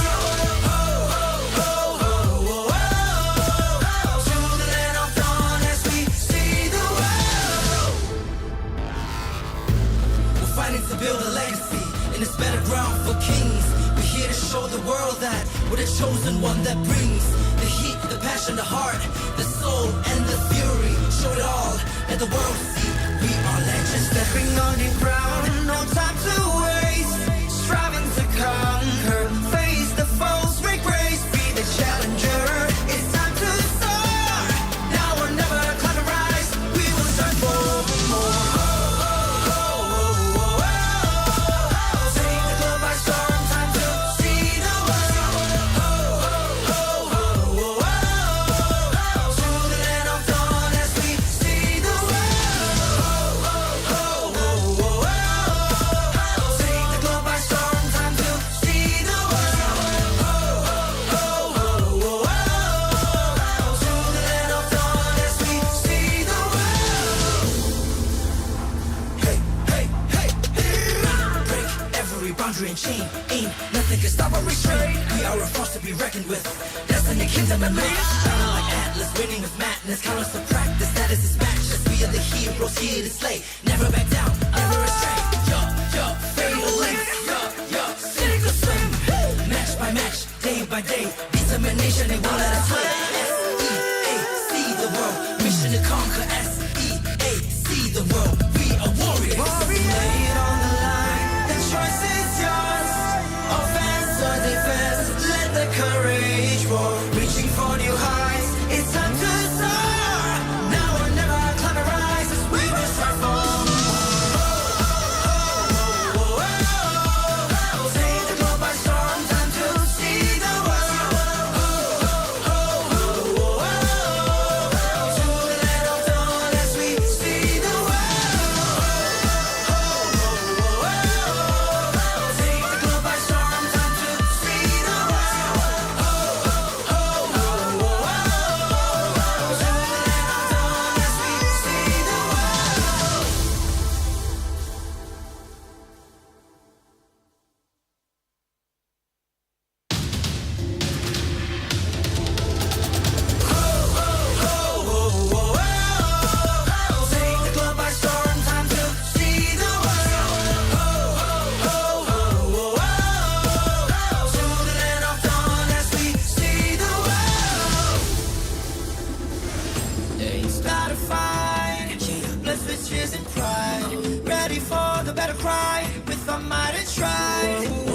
against the heavens, set the fire to the sky. Keep burning bright, kill the allies, and enemies mesmerized.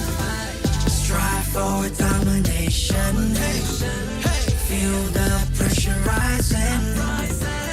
Fight with your life and for your nation, with your devotion, emotion. Lay it on the line, the choice is yours. Offense or defense, let the courage roar. Reaching for new heights, it's up to soar. Now or never, climb and rise, we will strive for more. Take the globe by storm, time to see the world. To the land of dawn as we see the world. We're fighting to build a legacy in this better ground for kings. We're here to show the world that we're the chosen one that brings the heat, the passion, the heart, the soul, and the fury. Show it all, let the world see we are legends. Stepping on the ground, no time to waste. Striving to conquer, face the foes, with grace. Be the challenger, it's time to soar. Now or never, climb and rise, we will strive for more. Take the globe by storm, time to see the world. To the land of dawn as we see the world. Take the globe by storm, time to see the world. To the land of dawn as we see the world. Hey, hey, hey, break every boundary and chain. Ain't nothing can stop or restrain. We are a force to be reckoned with. Destiny, kingdom, and reign. Battle like Atlas, winning with madness. Count us to practice, that is his match. As we are the heroes here to slay. Never back down, never astray. Fatal length. Sink or swim. Match by match, day by day. Determination, they won't let us play. S-E-A-C the world. Mission to conquer. S-E-A-C the world. We are warriors. Lay it on the line. The choice is yours. Offense or defense, let the courage roar. Reaching for new heights, it's time to soar. Now or never, climb and rise, we will strive for more. Take the globe by storm, time to see the world. To the land of dawn as we see the world. Take the globe by storm, time to see the world. To the land of dawn as we see the world.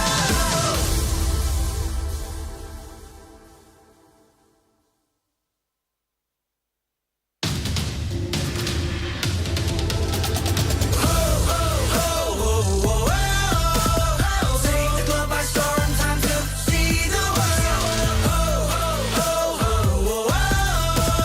To the land of dawn as we see the world. It's not a fight, blessed with tears and pride. Ready for the battle cry, with our might and stride. War against the heavens, set the fire to the sky. Keep burning bright, kill the allies, and enemies mesmerized. Strive for domination. Feel the pressure rising. Fight with your life and for your nation, with your devotion, emotion. Lay it on the line, the choice is yours. Offense or defense, let the courage roar. Reaching for new heights, it's up to soar. Now or never, climb and rise, we will strive for more. Take the globe by storm, time to see the world. To the land of dawn as we see the world. We're fighting to build a legacy in this better ground for kings. We're here to show the world that we're the chosen one that brings the heat, the passion, the heart, the soul, and the fury. Show it all, let the world see we are legends. Stepping on the ground, no time to waste. Striving to conquer, face the foes, with grace. Be the challenger, it's time to soar. Now or never, climb and rise, we will strive for more.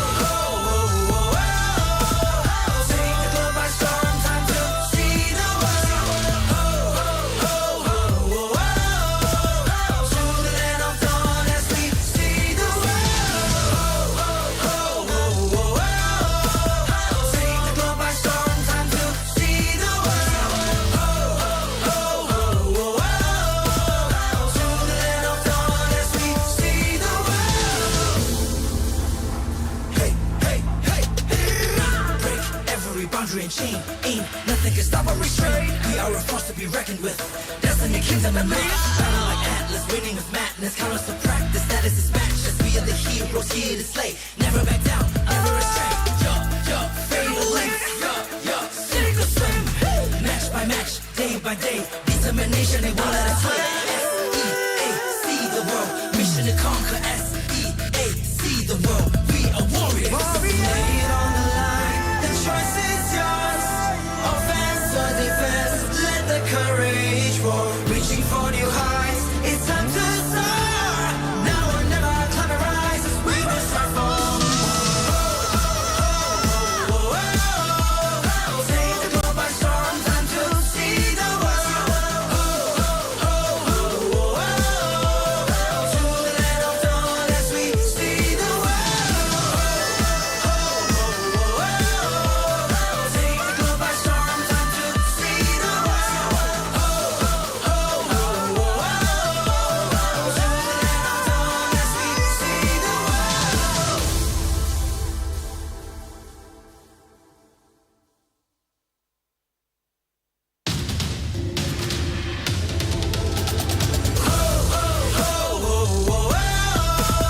Take the globe by storm, time to see the world. To the land of dawn as we see the world. Ain't start a fight, blessed with tears and pride. Ready for the battle cry, with our might and stride. War against the heavens, set the fire to the sky. Keep burning bright, kill the allies, and enemies mesmerized. Strive for domination. Feel the pressure rising. The fight with your life and for your nation. With your devotion, emotion. Laid on the line, the choice is yours. Offense or defense, let the courage roar. Reaching for new heights, it's time to soar. Now or never, climb and rise. We will strive for more. Take the globe by storm, time to see the world. To the land of dawn as we see the world. We're fighting to build a legacy in this battleground for kings. We're here to show the world that we're the chosen one that brings the heat, the passion, the heart, the soul, and the fury. Show it all, let the world see we are legends. Stepping on the ground, no time to waste. Striving to conquer, face the foes, break grace, be the challenger. It's time to soar. Now or never, climb and rise. We will start for more. Take the globe by storm, time to see the world. To the land of dawn as we see the world. Take the globe by storm, time to see the world. To the land of dawn as we see the world. Hey, hey, hey, hey. Break every boundary and chain. Ain't nothing can stop or restrain. We are a force to be reckoned with. Destiny, kingdom, and man. Battle like Atlas, winning with madness. Count us to practice, status is matchless. We are the heroes here to slay. Never back down, never restrain. Fatal lengths. Sink or swim. Match by match, day by day. Determination, they won't let us win. S-E-A-C the world. Mission to conquer. S-E-A-C the world. We are warriors. Lay it on the line. The choice is yours. Offense or defense. Let the courage roar. Reaching for new heights. It's time to soar. Now or never, climb and rise. We will start from. Take the globe by storm. Time to see the world. To the land of dawn as we see the world. Take the globe by storm. Time to see the world.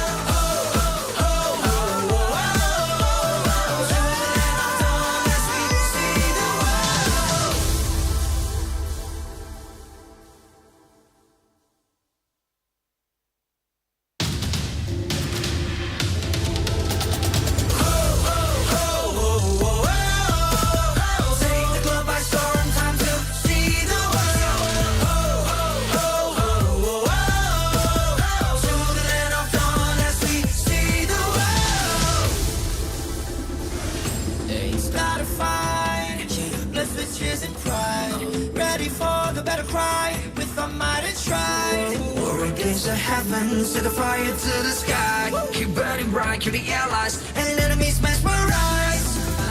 Strive for domination. Feel the pressure rising.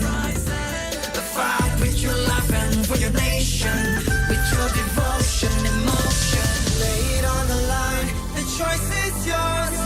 Offense or defense, let the courage war. Reaching for your hearts, it's up to soar. Now or never, climb the rise. We will strive for more. Take the globe by storm, time to see the world.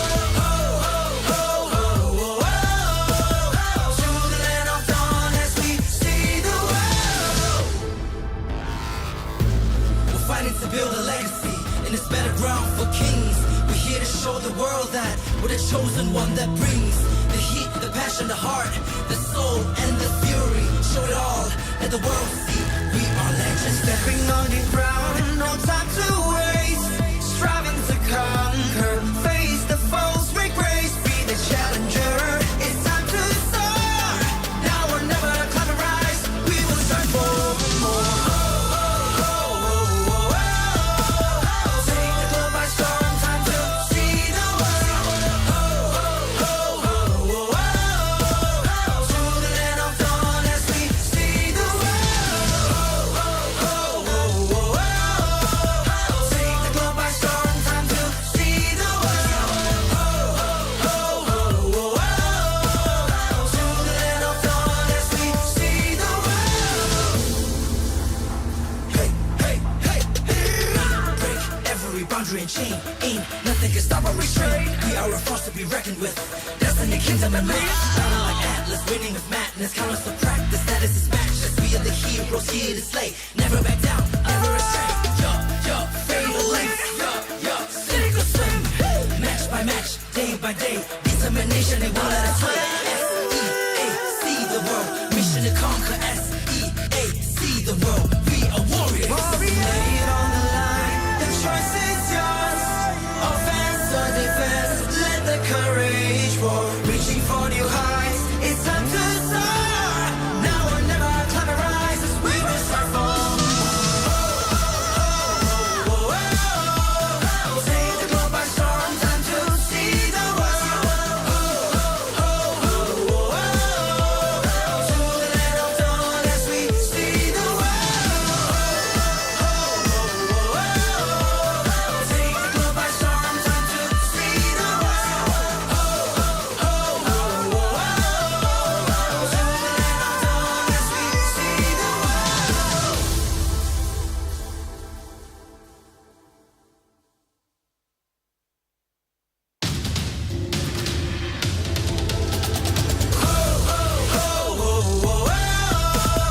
Take the globe by storm, time to see the world. To the land of dawn as we see the world. It's not a fight, blessed with tears and pride. Ready for the battle cry, with our might and stride. War against the heavens, set the fire to the sky. Keep burning bright, kill the allies, and enemies mesmerize. Strive for domination. Feel the pressure rising. The fight with your life and for your nation. With your devotion, emotion. Lay it on the line, the choice is yours. Offense or defense, let the courage war. Reaching for new heights, it's up to soar. Now or never, climb the rise. We will strive for more. Take the globe by storm, time to see the world. To the land of dawn as we see the world. We're fighting to build a legacy in this battleground for kings. We're here to show the world that we're the chosen one that brings the heat, the passion, the heart, the soul, and the fury. Show it all, let the world see we are legends. Stepping on the ground, no time to waste. Striving to conquer, face the foes, break grace, be the challenger. It's time to soar. Now or never, climb the rise. We will strive for more.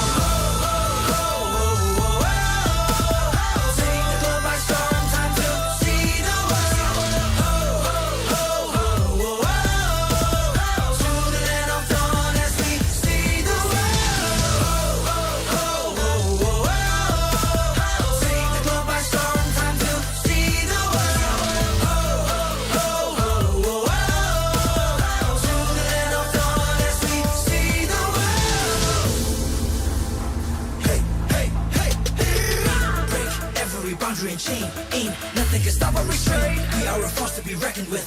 Destiny, kingdom, and man. Battle like Atlas, winning with madness. Count us to practice, status is matchless. We are the heroes here to slay. Never back down, never astray. Fatal lengths. Sink or swim. Match by match, day by day. Determination, they won't let us sway.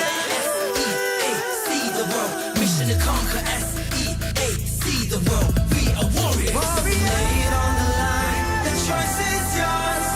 Offense or defense. Let the courage roar. Reaching for new heights. It's time to soar. Now or never. Climb and rise as we will start for take the globe by storm. Time to see the world. To the land of dawn as we see the world. Take the globe by storm. Time to see the world. To the land of dawn as we see the world.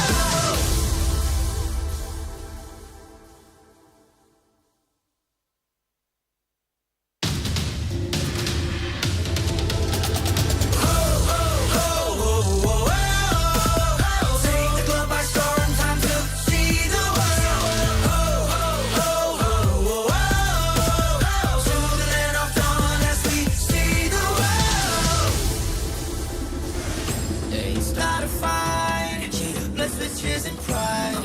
Ready for the battle cry, with our might and stride. War against the heavens, set the fire to the sky. Keep burning bright, kill the allies, and enemies mesmerized. Strive for domination. Feel the pressure rising. Fight with your life and for your nation. With your devotion, emotion. Lay it on the line. The choice is yours. Offense or defense. Let the courage roar. Reaching for new heights. It's time to soar. Now or never. Climb and rise. We will strive for more. Take the globe by storm. Time to see the world. To the land of dawn as we see the world. We're fighting to build a legacy in this better ground for kings. We're here to show the world that we're the chosen one that brings the heat, the passion, the heart, the soul, and the fury. Show it all, let the world see we are legends. Stepping on the ground, no time to waste. Striving to conquer, face the foes, with grace. Be the challenger. It's time to soar. Now or never. Climb and rise. We will strive for more. Take the globe by storm. Time to see the world. To the land of dawn as we see the world. Take the globe by storm. Time to see the world. To the land of dawn as we see the world. Hey, hey, hey, hey. Break every boundary and chain. Ain't nothing can stop or restrain. We are a force to be reckoned with. Destiny, kingdom, and man. Battle like Atlas, winning with madness. Count us to practice, status is matchless. We are the heroes here to slay. Never back down, never astray. Fatal lengths. Sink or swim. Match by match, day by day. Determination, they won't let us sway. S-E-A-C the world. Mission to conquer. S-E-A-C the world. We are warriors. Lay it on the line. The choice is yours. Offense or defense. Let the courage roar. Reaching for new heights. It's time to soar. Now or never. Climb and rise as we will strive for more. Take the globe by storm. Time to see the world.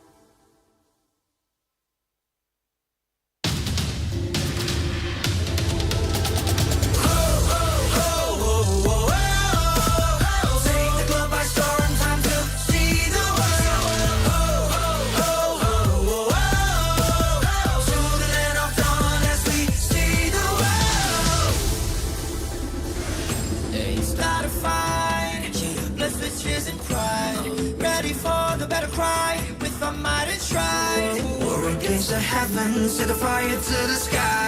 Keep burning bright, kill the allies, and enemies mesmerize. Strive for domination.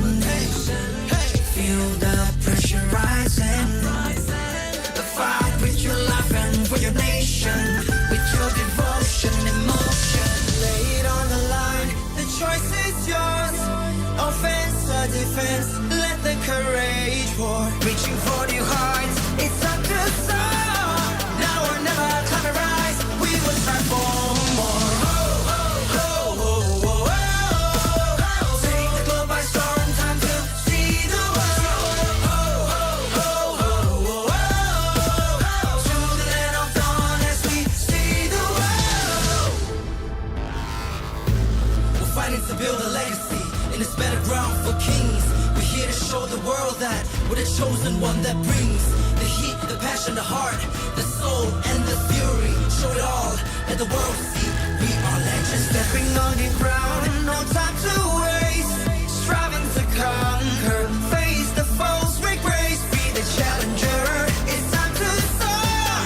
Now or never, climb and rise. We will strive for more. Take the globe by storm, time to see the world. To the land of dawn as we see the world. Take the globe by storm, time to see the world. To the land of dawn as we see the world. Hey, hey, hey, hey. Break every boundary and chain. Ain't nothing can stop or restrain. We are a force to be reckoned with. Destiny, kingdom, and made.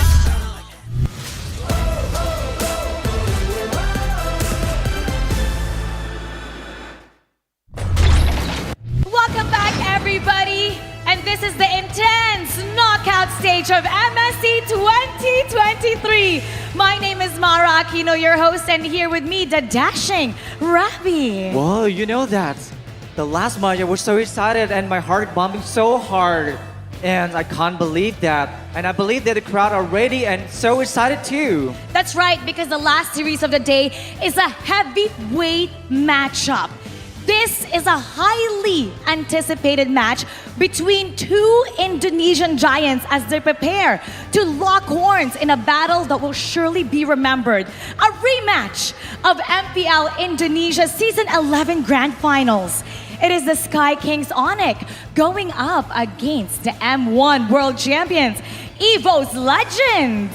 អ្នកទាំងអស់គ្នាដឹងអត់ថាថ្ងៃនេះគឺជាថ្ងៃមួយដែលពិសេសមែនទែនដែលនៅក្នុងប្រវត្តិសាស្ត្ររបស់ MSC ដែលមិនធ្លាប់មានពីមុនមកនោះគឺការប៉ះរវាង ONIC ជាមួយនឹង EVOS Legends ដែលមកពីប្រទេស Indonesia តែមួយតែម្ដងតើនឹងទៅជាយ៉ាងណានៅក្នុង season មួយនេះរងចាំទាំងអស់គ្នា And now the stakes are higher than ever and now we need your support and energy. Let's hype up the fans here. That's right. Oh, how about you take on the EVOS Legends fans? Sure. I'm gonna take on ONIC Indonesia. How about that? You go first. Why not? So អ្នកទាំងអស់គ្នាដែលជា fan របស់ EVOS Legend កុំឲ្យខ្ញុំបាក់មុខ Okay? So make some noise for EVOS Legend. Wow. Okay ម្ដងទៀតខ្ញុំនឹងថា EVOS អ្នកទាំងអស់គ្នានឹងថា Roar. Okay? Let's count. EVOS. EVOS. EVOS. Okay. I think the ONIC fans can do better than that. When I say go, you say ONIC. Go. Go. One more time, everybody. Go. I love it. What about the two at the same time? The fans of ONIC once again.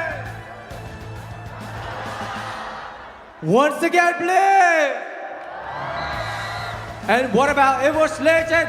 EVOS. Yes. How about I do this? When I say EVOS, you say roar. EVOS! EVOS! Go! can feel the energy in here, and I know for a fact That's a that perfect EVOS energy. Legends and ONIC Indonesia have millions of fans all across the globe. So for everybody watching right now, go ahead. Tell us who you're voting for. Take out your phones, your tablets, use your keyboard. Comment down in the comment section below. Let us know who you want to win. Now, whatever happened a few months ago during their MPL season, that's all in the past. Because now, it's a higher stake. It's for bragging rights. Because this is the Mobile Legends Bang Bang Southeast Asia Cup 2023. So we're gonna go now to our casters. Let's take it to see the world.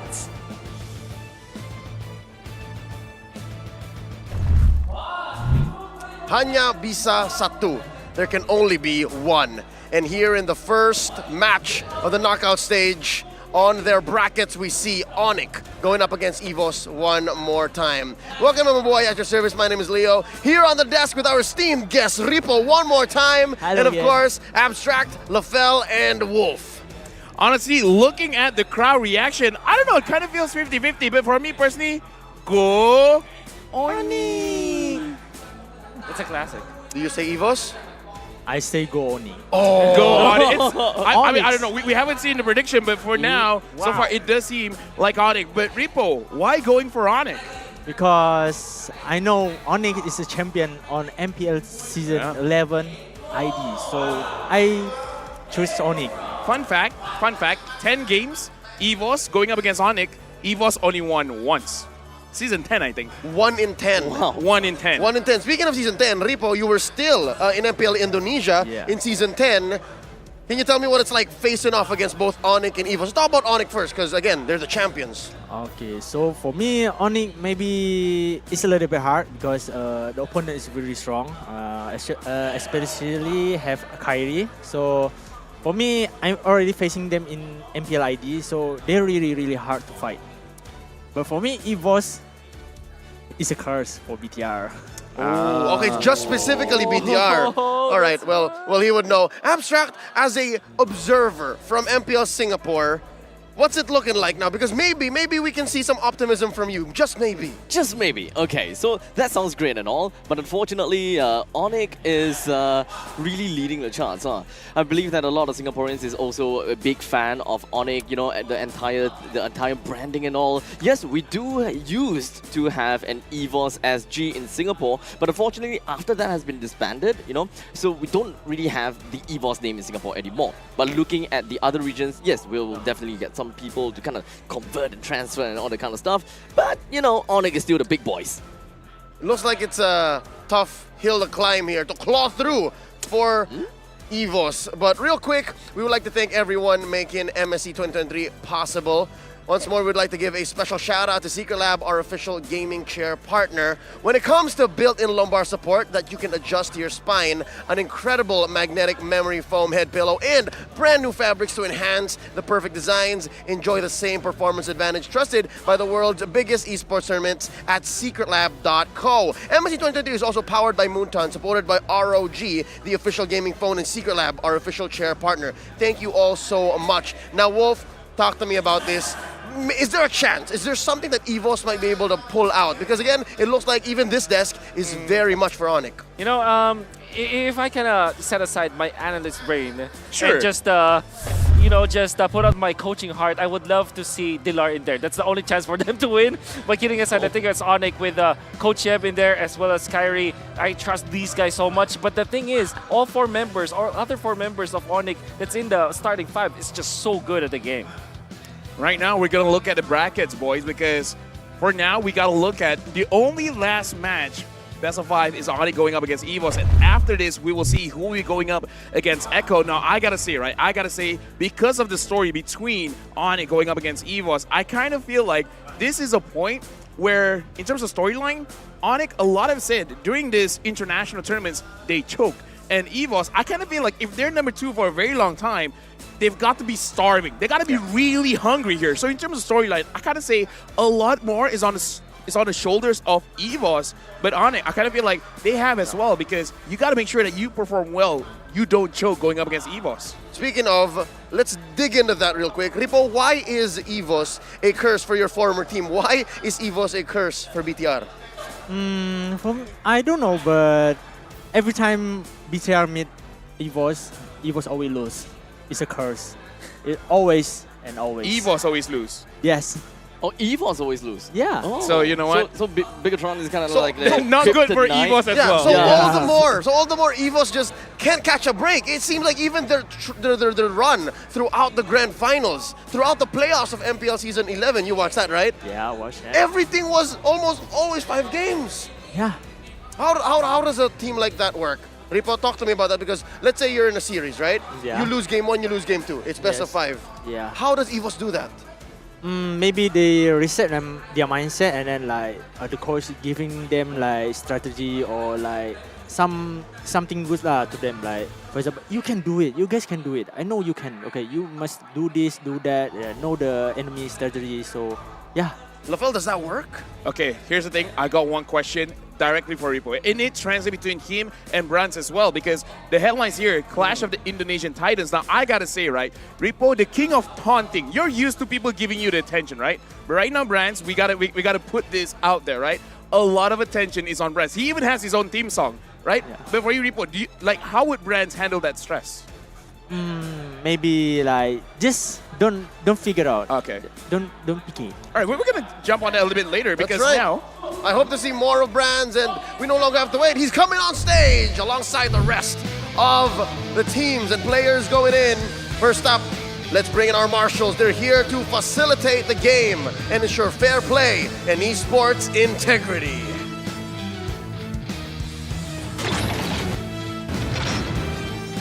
First up, hovering over the clouds, it's the Sky Kings making their entrance with confidence and grace. Let's make some noise for ONIC! They are the back-to-back MPL Indonesian champions, and they won MSC back in 2019. They have done it once, and they know they can do it twice, just like against their upcoming opponents. They know they can defeat EVOS Legends. Here they come. It has never been a smooth ride for the White Tigers. They are accustomed to various hurdles thrown at them, but this time they are ready to overcome. Let's roar for EVOS Legends! As the players march on to the stage, we have to remember, time and time again, EVOS Legends are capable of delivering miracles. They have a solid coaching staff and formidable players on the roster. Now on stage, we have Coach Yeb, their analyst Addy for ONIC, and of course Coach Age and Taxstump as their analyst for EVOS. Looking at both teams, they're looking both very, very stacked. And again, this is going to be a best of 5. I wonder, will we go all 5 games, or it's going to be the repeat of the finals of MPLID, and it will be a clean sweep. The last time that these two teams have faced off in the grand final stage of MPL Season 11, it was not only a 4-0, it was 4 dominant games. There was no breathing room for EVOS because of this squad. ONIC, led by Kyrie, the Filipino among 4 Indonesians, Chewe, Boots, Sans, as well as Kiboy, is so good at the game. Kyrie, he is the one. Ripo, do you agree? He's still the star player for ONIC. Yes, he's the key of the ONIC. I thought that, yes, we are definitely looking at Kyrie as one of the main big names in ONIC. And back then, everyone is just going on Kyrie Esports. But I think upcoming, whatever that ONIC have shown us, it doesn't seem like it's all about Kyrie anymore. Every single one of these players have individually stepped up. Besides Kyrie, who else should EVOS be looking at? Chewe and Kiboy. No, Sans. Okay, that's all of them. Yeah, with that being said, we got to introduce the lineup for EVOS, Brands, Taz, Psychots, Hijime, as well as Dreams. And I got to say, man, a lot of attention onto brands, but so far, the ones that's really making the play is Taz. Taz is doing so much for the team of EVOS Legends. There was a lot of growth onto Taz. He played differently in Season 10. He played position 4. Actually, he played mid lane, but sometimes when the Fanny's picked up, he's going to play the jungle. This time, Season 11, you saw him really just focus on playing the jungle. And not only the Fanny, not only the assassins, he also played tank junglers as well. There's a lot of growth and development for Taz, and I do agree with you. He is somebody that you have to look at EVOS. Don't look at brands only. Taz has been I would say the glue of the entirety of EVOS. Ripo, what can you say about Taz? He's grown so much from the finals of MPL Season 11 and then now in MSC, especially in the group stage. Yeah. So yeah, that's very good, especially Fanny. Wow, is really. I gotta ask Ripo for Psychots. A lot has been saying Psychots can only use the Yuzong. Other than that, not so well. Maybe even the Lapu Lapu. You're an XP leader. What do you think about Psychots? Psychot, really good. Really good. Especially he using Yuzong, but need to have bigger pull. Yeah. Not only using Yuzong. So yeah, because I also facing him in the scrim. So yeah, it's fair. Ironically, you know, the fact that he is playing a lot of Yuzong and Lapu Lapu, when it comes down to their individual MPL, his win rates for these are not necessarily very high. With Yuzong 50% win rate and Lapu Lapu with 53% win rate. Oh, now we have Indo Pride on the line. Both want to move on. Here are the accolades for both ONIC and EVOS. Check it out. We've got multiple championships. In one, we have a lot of MPL championships. But again, when it comes to international, might be troubling. I'm talking about ONIC. But for EVOS, though, they were the M1 champions. In the infancy of our esports, they took to the stage. They stood up there. And what a way to win, right? Because it was a reverse sweep. But again, we got to move with the times. Now, it seems like, because I got to say, in terms of the accolades, right? ONIC, they had two different versions of ONIC. There was once, like, it was the Kage era. That's right. That was an amazing era for ONIC. And then they slowed down a bit. And now with Kai, they're rising back up. So I would say this is like the second generation of amazing ONIC.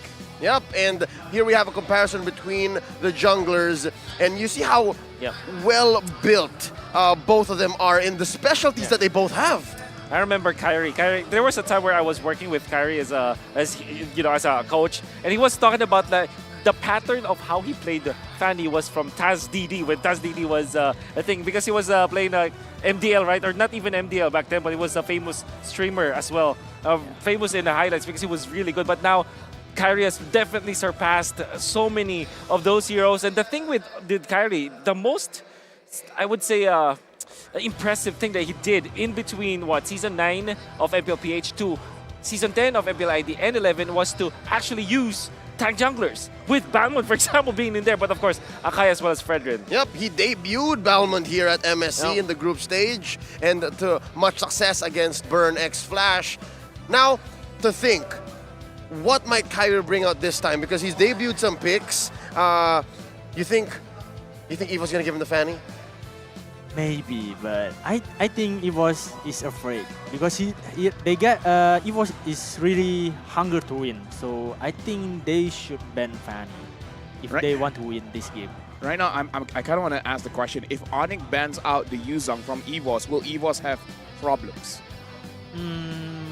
A little bit, because like the only hero can go to bad line is Yuzong and also Lapu. But if only picking the Lapu, so it's really hard for EVOS. Oh, here's a few words from the Sky King Kyrie. I think it's either Blacklist or Echo who he wants to face in the grand finals. Maybe Blacklist because they're the only ones who actually got a hard time with in MPL Philippines Season 8 and in M3. If there's no Blacklist, maybe I already have like 2 championships. And Echo, of course, because they're right now the best team. So yeah, he wants to meet the Filipino champions.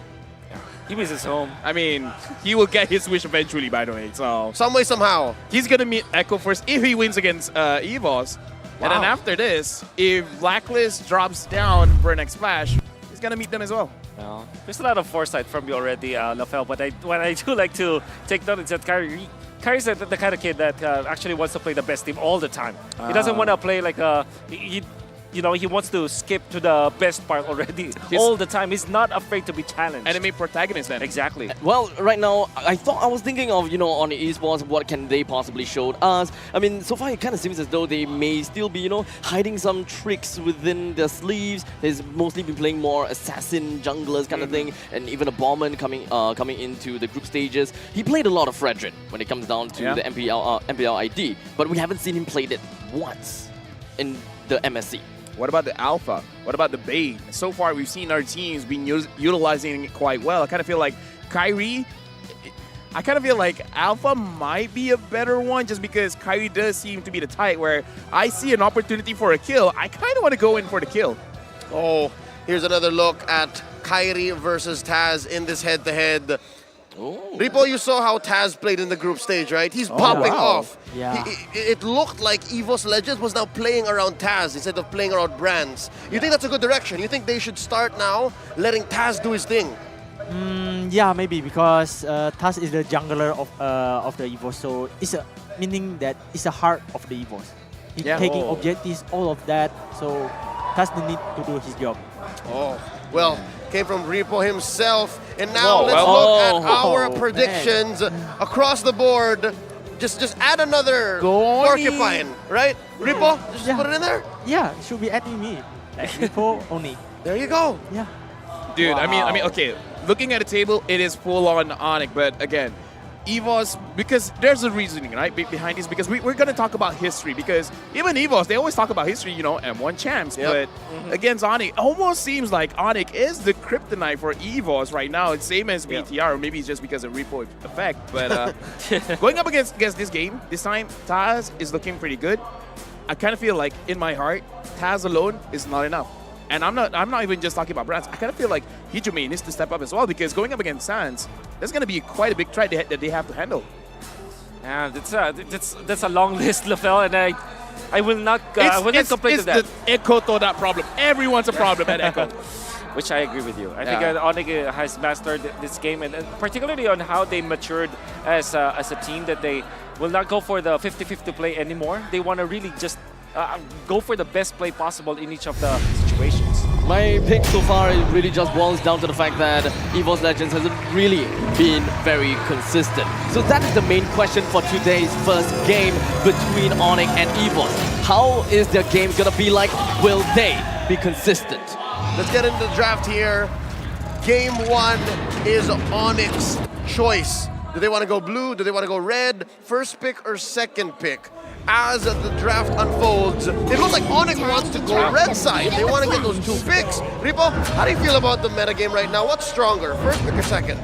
For me, it's second pick, because like second pick can counter the first pick. So I think second pick is really good right now. Oh, and I think that's why ONIC chose that, right? Yes. Strong side. There goes the Fanny and the Joy. Coach Age taking that out, while Coach Yeb answers back by taking out the Lancelot and Claude. He's attacking Taz and Brands. Hey, you know what? Full respect, but yeah, you asked about the Fanny. The Fanny has been banned, but I gotta ask Wolf here, because a lot of specialized picks, right? A lot of respect bans here being banned out. Quite a lot of the meta is open. What do you think should be prioritized? That's probably the Varya. We will go down to that round where the Varya will be the priority, but also like as boring as it sounds, Fredrin is going to be there, and the Arlott, the 3 heroes that I'm looking at here. I think that there will be a trade-off between the Arlott as well as the Fredrin, but between these 2 teams, I think you pick up the Varya first. Maybe for me, it's Kaja here. Oh, right, Kaja is open. Also Fallen.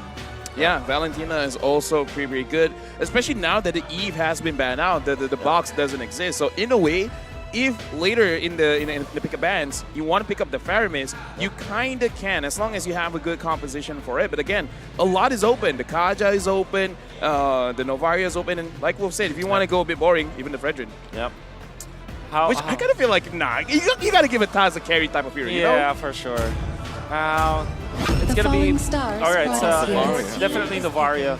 And how do you answer with this if you're ONIC? Just go for your typical place like a Kaja. I think something along the lines of Kaja and Valentina.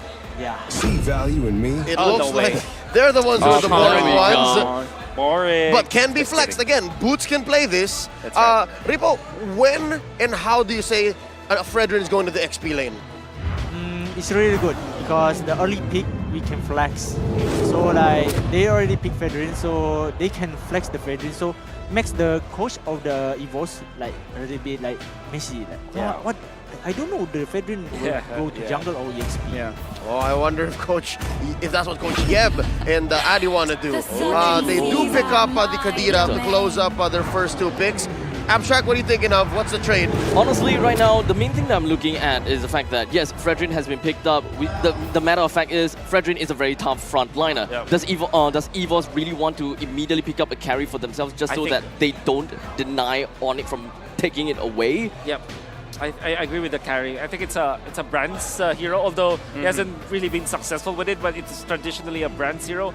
And then you pick up something like a Farside, or sorry, a Valentina, but you already have the Novaria, so you want to keep that until the late portions. Can we flex the Novaria though? Yes, you can. Roamer. 5. Yeah. So maybe you go Yuzhong carry here, if you're EVOS. Oh yeah, we've been talking about Yuzhong. I think Beatrix pretty fine as well. There it is. Wow, okay. Psychots!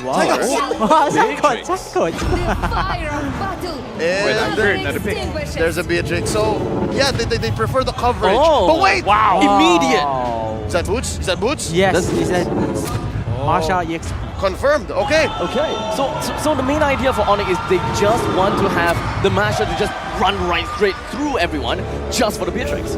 Yeah. Do you agree, Ripple? Like, you're an EXP laner. Playing the Masha against the Beatrix, how does that feel? Yeah, really good. It's really good? Great counter for Beatrix.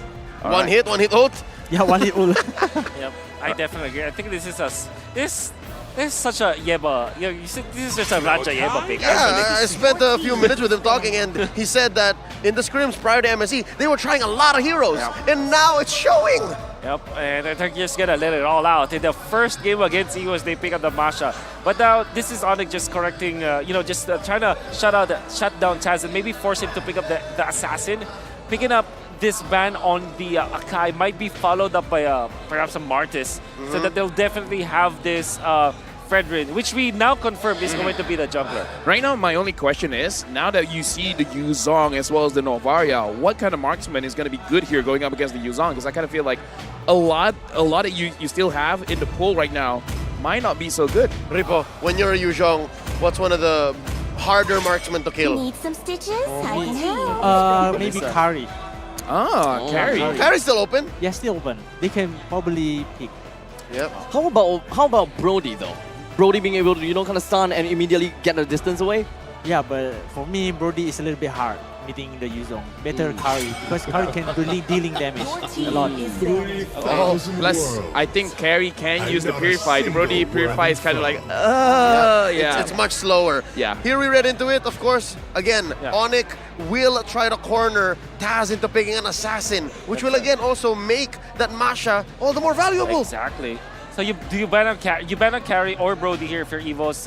Of course, Carry is I would say the more... I would say that Magic is my Harriet, of course. Chadwick can play that. Okay, so now they try to close up here. Ripo, when you try to dive as a Yuzhong and then you see a Harith, is that hard too? Yeah, it's hard, really hard. Because he's dashing, chrono dash, so really hard. So far, all the marksman picks are pretty much denied away for our dear friends CW, right? Yeah. So he's played a lot of Claude, a lot of Melissa, a lot of Beatrix, and all of which are unavailable. In fact, 1-1 even. So if we kind of look into what he has played before, more of the comfort picks per se, it kind of seems as though the only few ones that's available and makes sense is Carry. Yep. As we wait for what Chewe will pick up. Sans here, the least deaths among all the players in MSC. 3 times, just 3 times? Wait. Hold on. Okay, Valentina. So position 5, Kadita. I think there's a big chance that this will be like a Franco and maybe Franco as well as Ling as the last 2 picks for EVOS.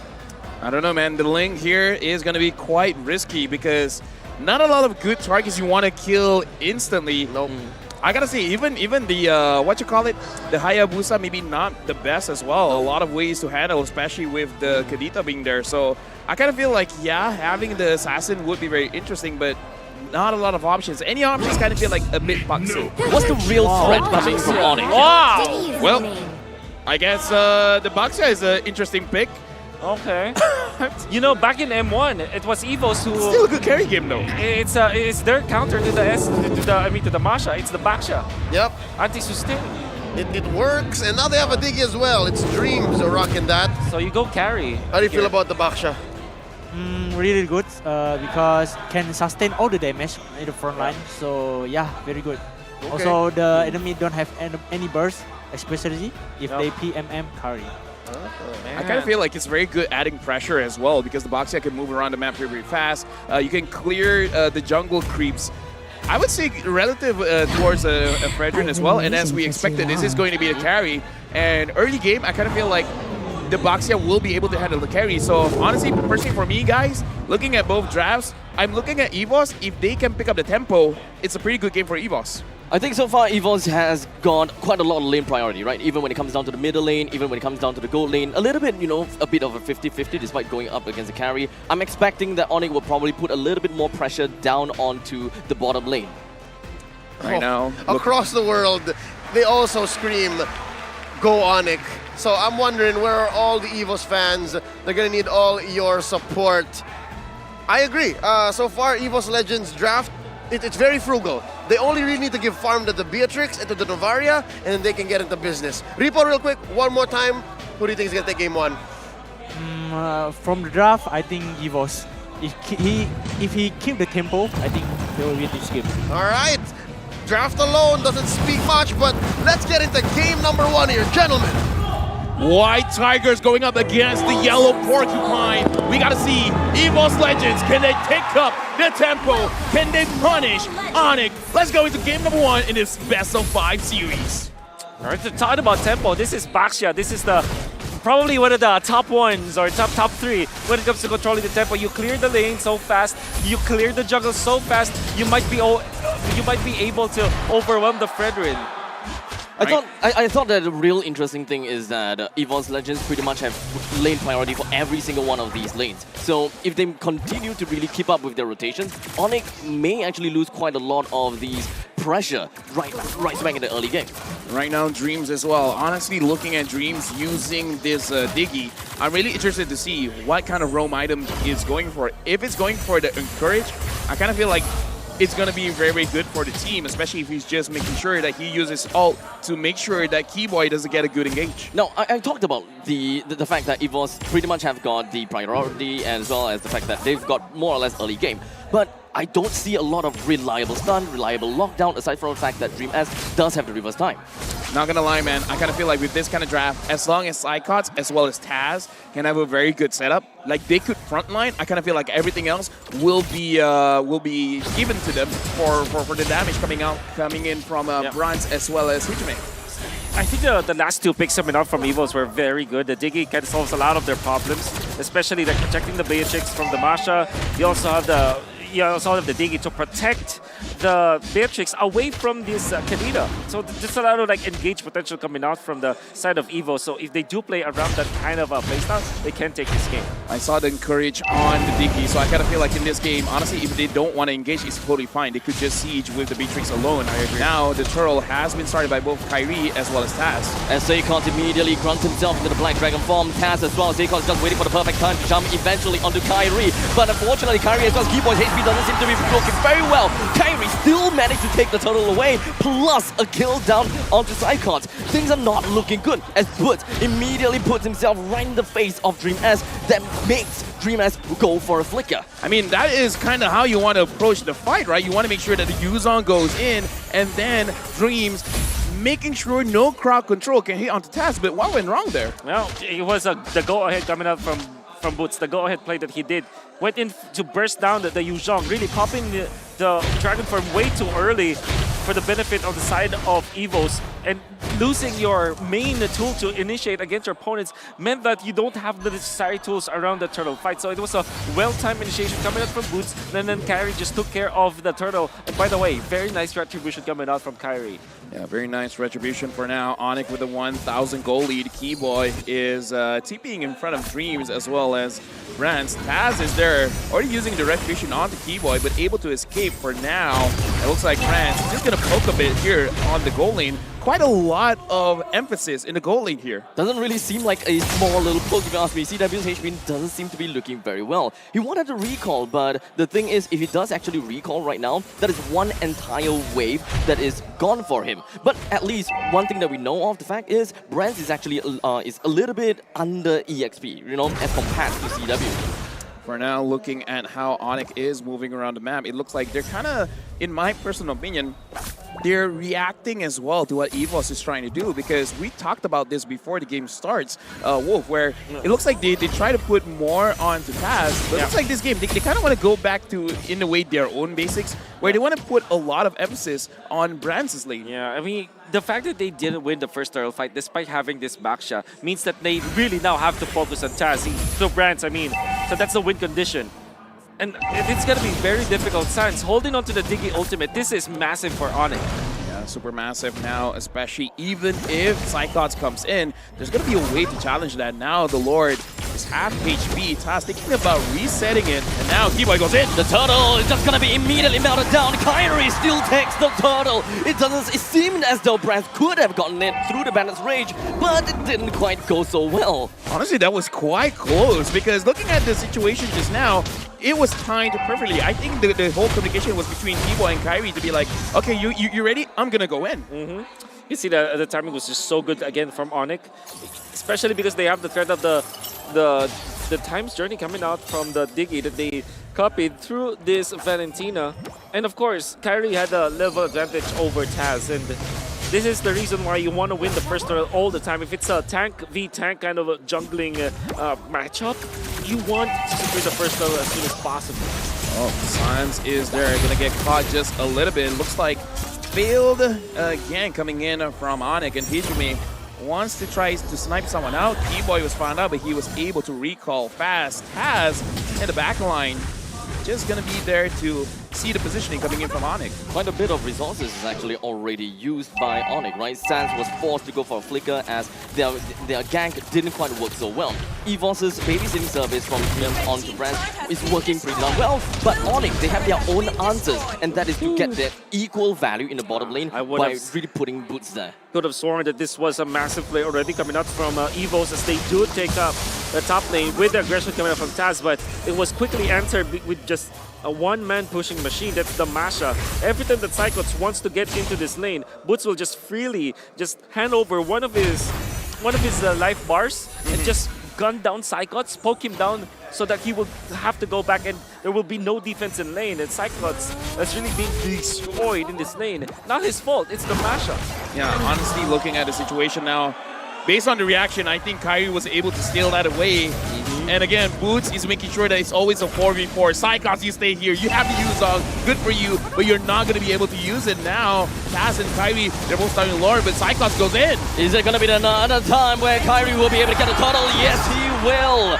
ONIC only have got one thing in mind, and that is a turtle. Boots made himself all the way in front. He still had 3 health life bars. It's not going to be a problem. Keyboy immediately gets himself in rough waves, gets himself away. Hijumi as well as Dream S holds himself behind, understanding that Seikots as well as Taz is already dead. Right now, I gotta say, man, looking at how that last turtle fight went through, it looked like Taz was there. He was alone. The thing is, for ONIC, they were not alone. We're gonna look at the replay. I kind of feel like Taz took too much free damage. For sure. So what they wanted to do was to take the turtle because they know that the retribution was already used up by Kyrie. And the solution coming out from the side of ONIC Esports is to just go into Taz. Gun him down before he's able to steal off that turtle. And because of that, they just ran through. They just steamrolled over. Yeah, I kind of feel like if there were more bodies there, perhaps they could have done something to ONIC. But the thing is, everyone was so far away. Taz was basically 1v3 at that point. And of course, the Astro Echo is just going to be taunting down, or rather hitting down the CW plus Kyrie. CW melts down Taz. Not much of a play that he could have made. Dude, at this point, Taz probably wants to get back on Assassin, man, and Boots dominating his lane. Again, tell us again the story. How is Boots winning against Icons? Well, it's literally just a matchup. matchup issue coming out from the Yuzhong versus the Mashup. Mashup 1v1 versus the Yuzhong just can't win. It will not be enough. There's so much life bars as well as so much damage that can come up from Boots, and he's got to a point where he can definitely one-shot Marksman. Boy! Great rough wave. Kyrie comes in as a connection, but unfortunately Hijumi manages to get himself away. Okay, Hijumi almost died there. I'm pretty sure Keyboy has the Genius Wand. I'm not so sure if Hijumi has any kind of defense, because we're going to look at the in-game equipment, and no. I kind of feel like the only reason why Hijumi was able to survive was the HP on the Clock of Destiny. And of course the Time's Journey being utilized there. That kind of saved him. Boots is strong enough to kind of force out some of the Retribution already, which means the Lord will be super duper free for ONIC. Dude, Boots is higher level than Taz, man.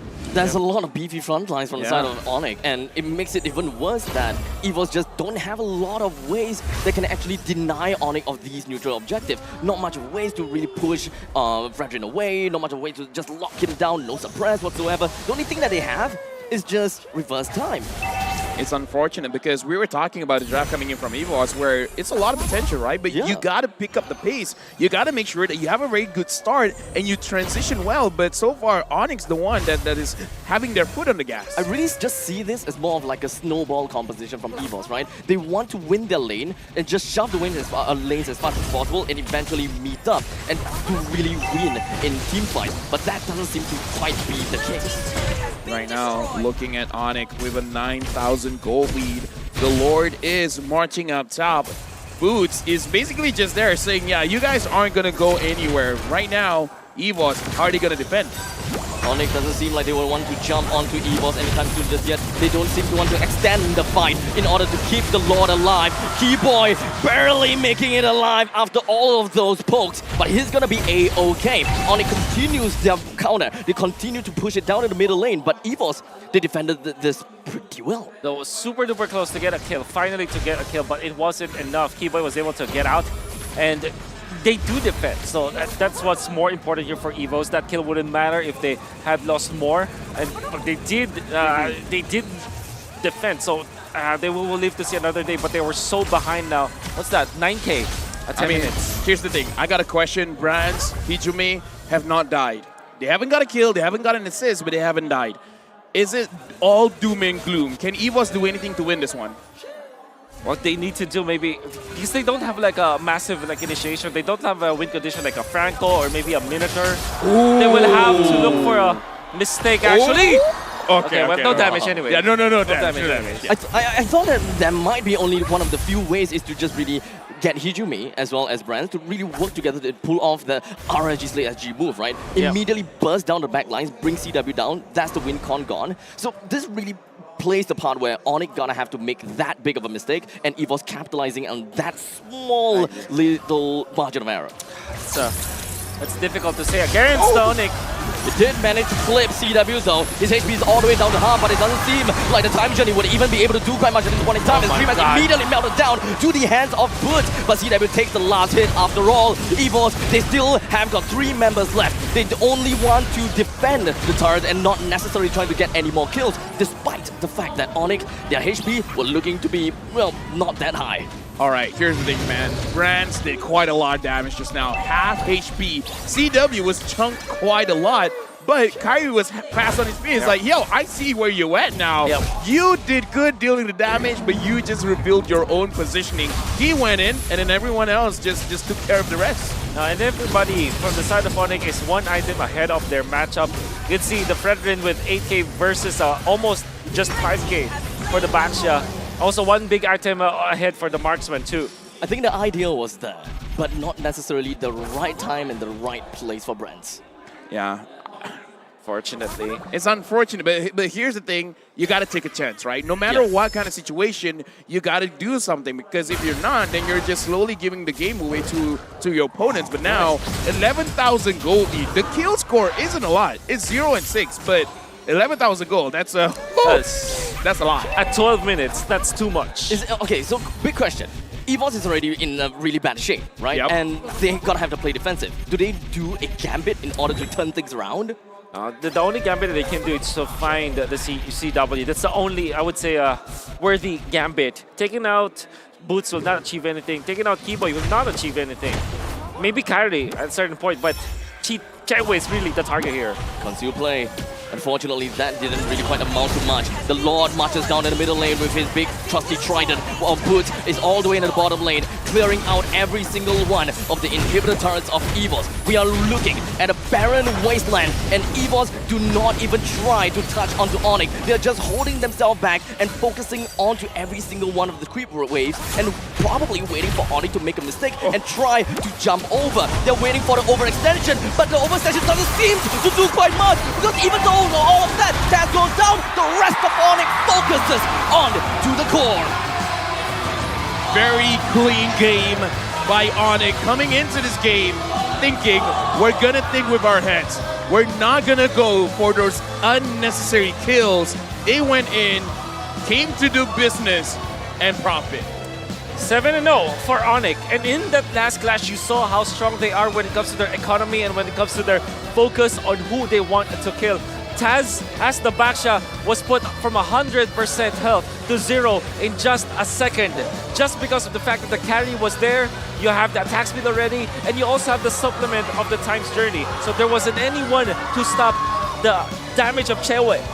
That was amazingly amazingly executed by ONIC.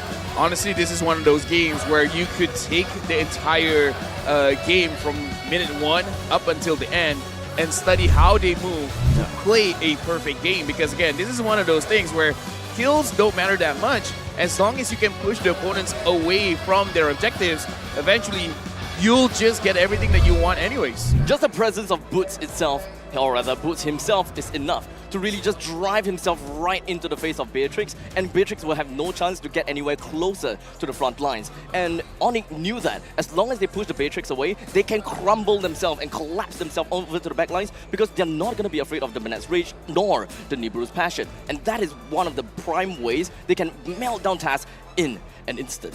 Well, this is an amazing game, and welcome, Leo. How do you enjoy that game? Masha's a beast. I think Masha really has a place in the metagame now. That's my key takeaway, especially in the last few seconds, given that with enough of mayhem, the Masha can just come in, and again, in the early to mid, it was take down heroes. Here it was just really just go ham on the base. Let's award our MVP for game 1. Throughout all the madness, of course, it's the one who comes out on top, Kyrie, with his Fredrin. 100% team fight participation, and Wolf, I just gotta say, Kyrie is amazing, but we gotta talk about the counterpart. I kind of feel like Taz always went in alone. Was that his fault or his team's fault? I don't think it's his fault. It's just that it was ONIC that solved that problem. First, they have the time's journey stolen away by the Valentina, so that kind of equalized the team fight.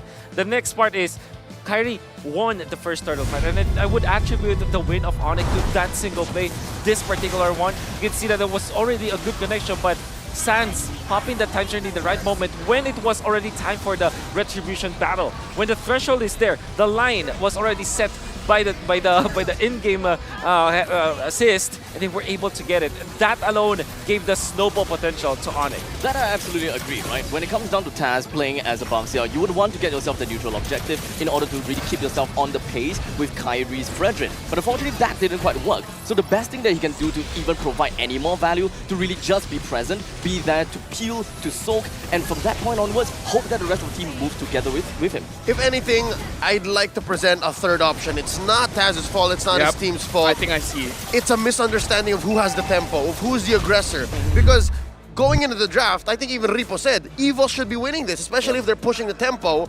But it's ONIC who said, you know what, no. You think you want to go fast? We can go a little faster. And that's what allowed them, exactly. A porcupine, right? Gotta go fast, ding, ding, ding, with all those rings. That's why they went 0-7 in 13 minutes. Which is kind of thing. I kind of feel like Barra should be a Sonic hero. Get it? Because, you know. Anyways. But they say they're porcupine. I mean, here's the thing. Full analytical, right? Yeah. Honestly, looking back at the highlights, it was neither Taz's fault or EVOS's fault. Yeah. It's Boots' fault. Boots, I keep seeing every single time the turtle has been taken, he was 1v3. Yep. He saw Dreams, he saw anyone that's there, he's just gunning for them. Yep, let me piggyback off of that while also like converging it with my argument earlier on that it was ONIC just getting the first turtle that won them the game. Another important factor that happened in there was Boots was so aggressive. He was staying into that Rock Ursa bush, right? Yeah. You know that bush, right? And he was taken down Psychots. The fact that he forced Psychots to pop the ultimate very earlier on meant that during the turtle fight, during the retreat threshold, there wasn't any dragon form anymore. And once you go Dragonoid form as the Yu Zhong, you don't have any influence, especially when there's a stolen times journey. So I do agree with you, Boots was a big problem in this game. I don't know, gentlemen, but personally for me, if I'm gonna drop a vote, I might put Boots as the MVP, man. He's insane. Boots is my personal second MVP. Like, I get why it's Kyrie, right? I get why it's Kyrie. He denied so much from EVOS. And I think there was a moment before the match ended wherein you thought the conceal play did nothing. The conceal play did everything to push back EVOS. And that even all the more forced them from being on their back foot to being on their bottoms. So it really comes down to that invisible play from ONIC, right? It's a free engage. There's a lot of value just from zoning people out. It's very similar to how the fact that Boots just rushed straight in the face of Brands, pushing backwards, even though he didn't kill Brands, nor did he deal any damage. It's all about positioning factors. Yeah, you know, Kyrie did a wonderful play, by the way, the first turtle as well. Apart from securing the retribution, was able to pop his ultimate so that he's gonna be able to get some HP back. It was a lot of like micro decisions and micro outplays coming out from ONIC that allowed them to win this game. Now, with that being said, we always have to reset, right? We always have to ask what went wrong, what kind of concepts worked. First off, maybe let's start with EVOS here. Well, EVOS, the first thing when I look at their draft, it really boils down to lane priority. They're able to move out of their lane fast. They'll be able to congregate together to really just create a barrier right in front of ONIC so that they lose control of the map. But that didn't seem to be much of the way. When they're contesting for the turtle, they just don't seem to be able to really grasp a control. Yes, they were really whittling down the health of the turtle, but this is where the draft comes in. They don't have anyone that really is capable of stopping Kyrie from just walking right in, press retreat, and walk right out. All right, it sounds like even from blue side, it's EVOS who got compromised. It's Taz who had a hard time. Real quick, before we get back into this discussion, we would like to tell everybody about the upcoming Project Next. That's right. From about mid-2020, we now go to 2023's Project Next. The update is coming soon. From 27th of June. That's right. Revamped emblem systems, Eruditio story, the brand new hero, and generous events and remarkable bonuses are about to meet everyone. Log into the game if you want to know more about the new update. That's Project Next for 2023. Lafel, Wolf, your thoughts? Should there be something EVOS fixes, or maybe something that they try to attack in ONIC angles? I want to open a conversation, man, because I kind of feel like this game is all about the EXP. Can finally Delar come in? Yes. Yes? Whoa, whoa, whoa. Can finally Delar come in? That's a quick answer, right. yes. Yes. Oh, yeah. A yes from Wolfie Boy. The general. The general. Well, you know, this is gonna come from a lot of bias for me because I mean, yeah, sure. But he's one of my favorite players out there. But here's the thing, right? I have a theory. What happened in because I have a criticism when it comes to the draft of the side of EVOS, for example. You saw that they had to pick up Brands as well as Cyclops here earlier on. It was Beatrix and Yuzo. We kind of predicted it. Yeah. But then again, it exposed the composition that you can see from the side of EVOS. Now, the Masha, third-picked Masha, really made a lot of sense. It was checkmate already. You don't have a way to solve it. The Yuzhong will have definitely a problem, and you will have a problem with the marksman. So what I'm trying to say here is that if they keep on using or relying on Psychots and they are forced to pick up the Psychots and Brand Zero together in the first phase, that is a big problem against a team that can against a coach that can land well, like Coach Yeb. Gentlemen, ask and you shall receive. When you're put up against the wall, you call the general. Dilar is coming in. They're subbing out Psychots. I wish we had Ripo here. I want to hear his thoughts about this whole switch up. Folks, millions of people around the world have been asking for this. EVOS Legends, please field Dilar. And today here in Phnom Penh, we are blessed with this. That's the post. That's the general's post. Oh, okay. All right. The general of the Dilarmy. Okay, I want to hear from the most physically composed person on the desk first. Abstract your thoughts. Is this a worthy gambit? Here's the thing. Because I want to scream, man. Okay, this composure comes in from the fact that, you know, I've never been casting in the other M series and the MSC, so I haven't been that critical. You're in for a treat. I'm in for a treat, and this is where I think I can come in to ask, what is the big deal of the law? Whoa, whoa, Okay, whoa. Okay. All right. Please, enlighten You want me to send your list? He's coming from the most pure He's innocent. angles. Yeah, he just doesn't know, folks. Innocent. All right, gentlemen. Well, I guess the first one is that we don't know what Dilar can play now. I haven't especially. seen Dilar play Haven't in seen a for ages. while. But that's why. He could have And got better, yeah. The thing is, Psychots, you already know what he's going to play. And you know, you see it from a mile away. Even us, we predicted it's going to be Yu Zhong. Yeah. And you saw that. And ONIC really played that well, really outplayed that so well. Second is, there is a specific meta game right now, or a specific part of the meta game that we have right now, where it provides for sustained XP laners. Do you see? You saw that, right? Sorry. Yeah, exactly. Coach Adi is so close with his players. Anyways. Oh, there he is. Yes! Oh. Let's go! He's stretching. Gerald Dilar Trinchera is in the building. Dude, This is a superstar moment. he cracked his neck. He's like, yeah, I'm ready. The Lars by playing in the international scene. Last played You hear that? M3 World Championship Grand Finals. In the Grand Finals, he made a grand upper bracket run. That's right. Folks, this is not a drill. A lot of Filipinos, a lot of fans around the world have been dreaming for the General's return, and finally we get it here in MSC 2023. I'm getting goosebumps. Let's hope it's worth the wait. Exactly. Let's see the smile on his face. Bukan camat lagi. Man, Watching the MPL ID, you know, I get all the statistics, I get everything I can from say cards, from Taz, Hijumi, Brands, Dreamers, even Pendragon. But the La is an NA. Yep. It's been a while. It's so long. Too long. There's a specific general in the Philippines who said the famous words, "I shall return." That was And General is MacArthur. General MacArthur. That's very important in the culture of the Philippines. It's a general. It's but fitting that he shall return. By the way, this is the first time that Dilar is going to be playing MSC. Was supposed to be there with VWise. Unfortunately, the pandemic hit. So That's right. That was a time We where missed there a was year. an MSC. We missed the year. And 2 times in the World Championship, M1 and M3. Now for MSC. First game in the knockout stages. And we can't believe it. And like I said, there's a specific part of the metagame that kind of allows for sustained heroes that he was very famous with. Esmeralda, Uranus, which we can expect now. He's actually really good at the Yu Zhong, by the way. So there's that. So I would believe that there could be a very high possibility where ONIC would just outright ban out what they know of the law, such as the Uranus as well as the Yu Zhong, just ban the heck out of it.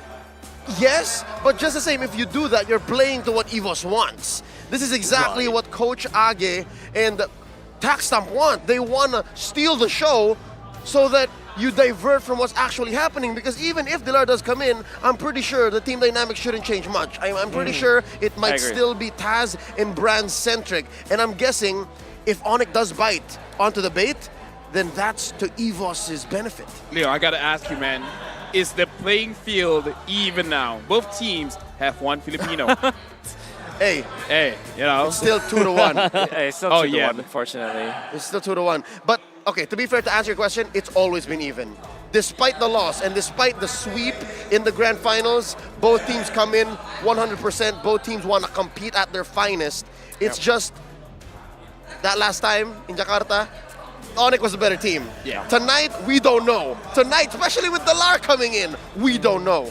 Is it time for history to be made? Or History has already been made. Okay, Eugene. remade. Sorry, To be remade. rewritten. Yes. I hope so, but look at this. Is this Coach was like, Is this not a bittersweet reunion? It is. Look at Denver. Look at his face. 100%.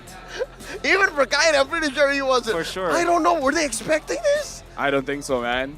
No, I wasn't expecting it. I kind of feel like a lot of people already gave up. As much as I want in my heart of hearts for Dilar to play, right? I don't think the give up is a word. It's like I made peace. The fact that there you go. at least this season, just give it to Psychots. But now, this is the least of my expectations. I thought that if they will ever deploy the general once again, it should be in the group stages. But no, it's not. It's in a knockout stage. In a pivot game. No, because if you lose this one, you're going home anyways. But if you win, but if send someone else home. Yeah, and that means the army is reactivated back into active service, right? Like, everybody. Yeah. I mean, how do you feel right now, Eugene? He's trapped in a storyline that he just caught up to. I kind of feel like we're a storm, and he's in the eye of the storm. Is like, how?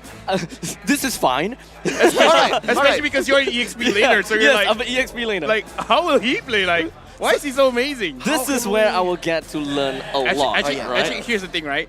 This is one of those moments where you found a really funny video, you show to all of your other friends, and then you have that one friend be like, I hope he likes it. Yeah, he's never seen this meme. He's never seen it. And it's a 2-year-old meme. Yeah.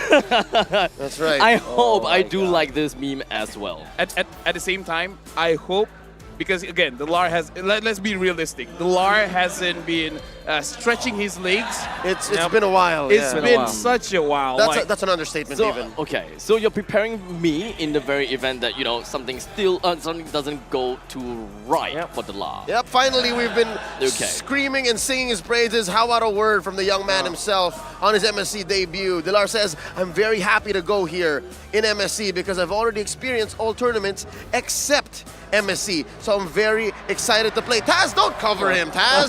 Taz, it's his first time here. He's a superstar. Come on, let him bask in the glory. All right, he's sorry. He said maaf. All right. Taz is a memer, man. I love him, dude. Taz is a memer. He's adorable. But again, Wolf, your experience. Do you think after like such a long time not playing on stage, what kind of effect that would happen on someone like Dilar? Normally, typically that would go badly. There's a lot of jitters. Your teammates will have a hard time like adjusting to whatever it is that you are trying to do, especially from a team play kind of perspective, especially in an XP, right?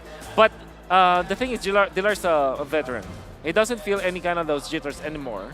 He's I would say battle hardened. Battle hardened. There you go. I mean, he was there in the first of many battles, right? Yep. He was there when EVOS Legends became world champions. That is right. And the best of the best that we would call stars now, I'm pretty sure Dilar inspired the likes of Diablo. Yep. Dilar inspired the likes of Edward. Exactly. Right? So, with that being said, this is historic. He's like a OP old guy. So he's basically the father of EXP lanes. Yeah, he was playing even before it was called the EXP lane. Oh yeah, that's true. That's true. Yeah. His nickname in the Philippines among his teammates around 2020 was Electro Draggy, which is an Electro Dragon, because he plays the Yuzhong so much that he looks like a dragon. That was an inside joke. It's funnier in Tagalog though. Yeah, okay, yeah. Okay, I got it. Yeah, but you get it. I'll laugh at anything at this point. I'm just happy to have Dilar here. A few seconds before we get back into the draft. Ladies and gentlemen, quick reminder, it's up to EVOS now. They choose which side they want to be on as we go into the Game 2 proper. Akumbong Atlas for pulling us up into the scene. Finally, we see EVOS going over the red side. I love the Atlas, by the way. He really helps everyone out. Anyways, going into the draft, ONIC first pick, EVOS Legends second pick, Novaria banned out by EVOS, but ONIC as the first pick, betting out the Claude as well as the Eve. For now, it looks like they're trying to make sure that just the comfort heroes aren't being given away by EVOS. Personally, for me, I'm really liking the Claude ban. Yeah, it's a brand special, and especially because ONIC really likes somewhere of Eve. They really like Valentina, so that they ban out the Claude. So just they will open up the draft so much for their squad. I would assume that ONIC might prioritize. Actually, Valentina should be the priority here for ONIC, but it will be banned out so easily. I mean, okay, gee, whatever. Help out EVOS, why don't you? So yeah, Valentina has been banned out. For now, again, we're looking at the Joy. I'm not so sure whether Dilar can play the Joy now. And speaking of which, hashtag see the heroes. Half of MLBB's hero pool has been used. That's surprising. In MSC 2023 with 60 left to complete the current roster. Now, gentlemen, this not show that this meta is as balanced as it could be. I love it. This is amazing, especially given the fact that heroes like Masha are coming through, and this just shows that we're going through the best of the best, the Hall of Fame, the Hall of Legends, if you will, for the meta games across time and space. But now something else to note, even with the 60 heroes left, almost half of MLB's hero pool used, why is mid still so tight? Why does it seem like there's only so many mid heroes that are viable? To the point where you even see fighters in the mid. The answer is really just settle for what works. It's really, you know, that's 4 mid laners banned. Exactly. So with that, do you go Joy is open, by the way, as well as 1-1. What do you pick ONIC? There's so much. This is a shopping spree, but you only can pick one. Joy, Kaja. I always want to see the Joy. Knowing ONIC, they will pick up 1-1. To me. Wow. Because 1-1 is open. But wait. Kaja is open as well. Kaja Joy. Kaja Joy or... Kaja Joy, nope. I think the Kaja will take priority, right? Since that's probably the only one that can really deal with a 1-1. Obvious though. You pick Kaja Joy here. I mean, yeah. I mean, the Lar is in play. Phoveus It could legit be absolutely anything. Get spicy. Could be Phoveus, could be the Joy. Yep. They're in no rush. I think Kaja... knowing EVOS, knowing the Lar, they might be the last pick. Kaja Joy. Oh, fire. I mean, the Eve is not there anymore. The Valentina isn't there as well. So this Fairman is looking pretty good. Yeah, it's pretty good. You're pretty good. You are pretty good. Yeah, thanks. Okay, get a room. Speaking of rooms, ONIC, what kind of room are they trying to create here? Because going up against Kaja as well as the Faramis, quite a lot of engage. Yep. How are they going to make sure that this 1-1 will be able to get good stacks? Yeah, a room where you protect you allow for the 1-1 to have stacks. So you have a frontliner, Fredrin, for example. Or maybe 1-1 to have what? A room where you have a room for the 1-1. To have stacks. Stacks. Oh, Yes, to proc the weakest point. Right. Perfect. So, Fredrin or Akai, I would say. And then, of course, the Joy is there. Oh, Farsa. Wait, isn't that like... Okay. Okay, here's the She's thing. not as hot right now. 0% win rate. Yep, can you imagine? There's the Fredrin, as expected. You can still settle for a carry here if you're EVOS. No, I mean, like, looking at the situation, there's already quite a lot of dive, right? The Lar could be using something like a Yuzong as well. Are they trying to bait it out? Are they trying to force the Lar? Absolutely. Yep, the Dragon is so good here. They're trying to force the Lar? Yep. I mean, looking at the fact that it is a Farsa, yes, I absolutely agree. It seems like a Yuzong makes perfect sense in this case.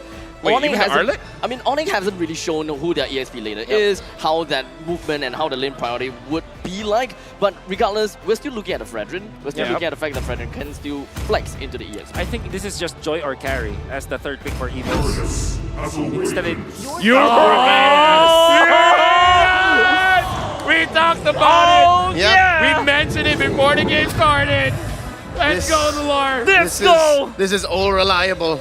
This is all reliable. Oh my God. Much the way Oh My Venus is Estes and Carl DZ is Lancelot, the Lar is Uranus. Exactly. The Lar is what? Uranus. Got it. The Lar is Uranus.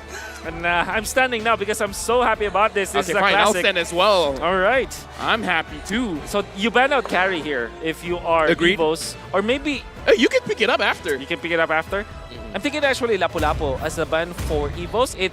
It's still good versus Faramis type of compositions, and it's the way for you to kind of have a front line to fend off the Faramis cult altar, as well as the fact that you allow for your 1-1 to get the stacks.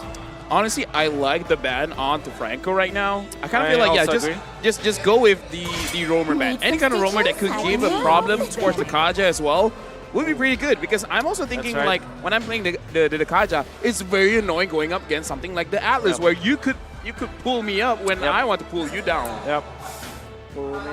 Yeah, I know. Okay, I get it. You don't have to explain. Yeah, I'm not going to explain it. Yeah, no. Okay, the only problem I have with this Uranus, unfortunately, is that it was picked third, and Coach Yeb just knows how to deal with this.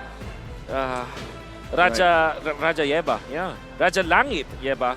Did you know that Coach Yeb cannot step on land anymore? That's why he was carried out. MPLID. His shoes are far too expensive. Yeah, that's right. No. Have you ever seen him walk on stage? Nope. Whenever camera pans over, I never see him walk in general. he's just there. He's hovering. People don't know. He's been hovering all the time. That's right. Or that's true. Or he's being carried by his teammates or someone else. I've carried him. That's right. MPL Philippines That's Season 11 playoffs. What a privilege. That's canon. That's canon. Looking at the final bans here, the Dairoth closed up, and of course the Ling. Fanny taken away. Carry. I'm thinking of carry, and then after that, take a Ling. It's pretty good against this composition, no? That's carry first, Ling later. That's true. What's scary about the Ling though is if the Fredrin goes to the jungle, it's not as easy. That's one point. Yeah, you might just last pick up Martis here. I do agree with the Ling also, actually, to be honest. Because they will want to probably look at a second insurance onto really dealing with the Fasa, right? Fasa is that large artillery would be one of the big ways that EVOS can't even get close to the opponents. Get closing. Yep. Lapu Lapu is so good here for ONIC. And then there is that route where you go for some sort of a lockdown to go with your 1-1 so that you have a frontliner. So maybe something like Atlas, perhaps. With the absence of the Franco, you need that hard lockdown. Something along the lines of like is Lolita bad? Judgment, Lolita maybe something single target, you know. With the single bonk. Saber, something. No, not Saber. Maybe a Cho. Yep. Kofra, there you go. Your team is sound. Alright, Kofra being very solid here. It's a Keyboy classic. Looking at draft now, I was thinking about the Ling, but yeah, now with the Kufra there, not exactly viable anymore. A little bit difficult, yeah, a little bit difficult. But again, they're kind of lacking damage, isn't it, from the side of EVOS? I would say early. Mid, honestly, once the Faramis has the clock as well as the lightning, it hurts quite a lot. The moment it has the Divine Glaive, you could basically almost one-shot the entire team, especially if the team clumps up together. Trust me, I play a lot of Faramis. Yep, maybe the finishing touch is the Martis. So you go for the Decimate, you guarantee a kill. Oh yeah, true. Chain together. And you win against the Fredrin. You win against if it is a jungle Fredrin. All right, I this is a Joy. You're correct. Or maybe actually go back to the Batman, perhaps. Martis. Okay. So far, we looked at both teams' drafts. Are we going to be slightly biased with the Lars Uranus here? Absolutely. Absolutely? What do you mean slightly? All right, EVOS then. It costs nothing. It costs nothing. Yeah. Again, game one, we also preferred EVOS' draft, right? Yeah, true. The execution. Came the difference, the execution, and of course, timing. Yep. Dare I say I don't favor EVOS' lineup, but this is the Lars Uranus. Just for. Yep. Right? To be honest, I do like EVOS' lineup. Okay. I do want to see EVOS being able to pull this off. I believe our camera did stutter a bit there, which made it seem like Yeb was walking, but he was hovering. Can confirm he was hovering. I see it. That was a stock video. Yeah, I see him straight from where I am now. Definitely was hovering. That was from a couple of years back. It was folks. a stock video. Again, this is a historic matchup as is. Let's go into game number 2 and make more history in this best of 5. Gentlemen. Going into game number 2, we see Delar finally coming in, but will he be enough to drop down the Sky Kings? ONIC down to the bottom. In fact, we're going to see the bird fly a little bit longer. This is basically Yep just now. Yeah. Just hovering there on the base. They're fixing some tech issues because Yeb's foot deck. I kind of feel like that took everyone by surprise. Yeah. Absolutely.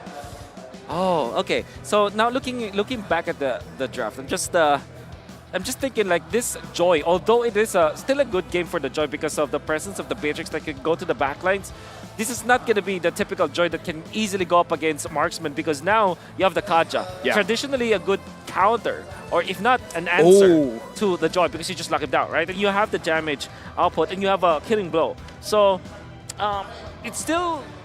I think the 1-1's still a problem, although they have the Faramis for the Cult Altar, but... Right now, honestly, looking at the Marshall, 4 fingers has been shown, and 4 fingers usually hurt. So this will take a while. Okay, so you guys were talking about a 1-1. We 1-1. What about a 1-1? About 1-1, right? Yeah, 1-1. We're talking about a 1-1, right? So 1-1 used to be 4 stacks. Now it's 3, yeah, so 3. At least it's a little bit easier for 1-1 to proc and go on to the ultimate. But okay, the main question that I want to ask is the fact that yes, there is a Faramis, And yes, there is a card up. They have a catch onto the 1-1, and they have an insurance policy with the Faramis. So what is really going to be one of the biggest problems for EVOS right now? Because I, as a team in EVOS, if I have this composition, I don't think that I will be afraid of 1-1 at all. Yeah, you're not afraid of the 1-1. You're also not afraid of the Joy. But having both 1-1 and Joy together, you might not have enough resources to lock down those two heroes. Oh, right. Maybe you can only pick one. So that's the So only... you pick which 1-1? Which 1-1, yeah. Oh. Which For you 1-1? to be able to Why? get to 1-1. Ah. But yeah, that's the looming problem here for EVOS. Surely they have the tools to go up those heroes individually, but together they might need to pick their fights. And that's a difficult choice to make because it's between Boots and Chewe. So it's a very difficult dilemma. But then again, like I said, they do have the tools. I see where you're going with here because again, you have the answer, but you probably have the answer for one person only. Yeah. Now, I kind of feel like the answer will be much easier if one of the lanes is one. Yeah. Right?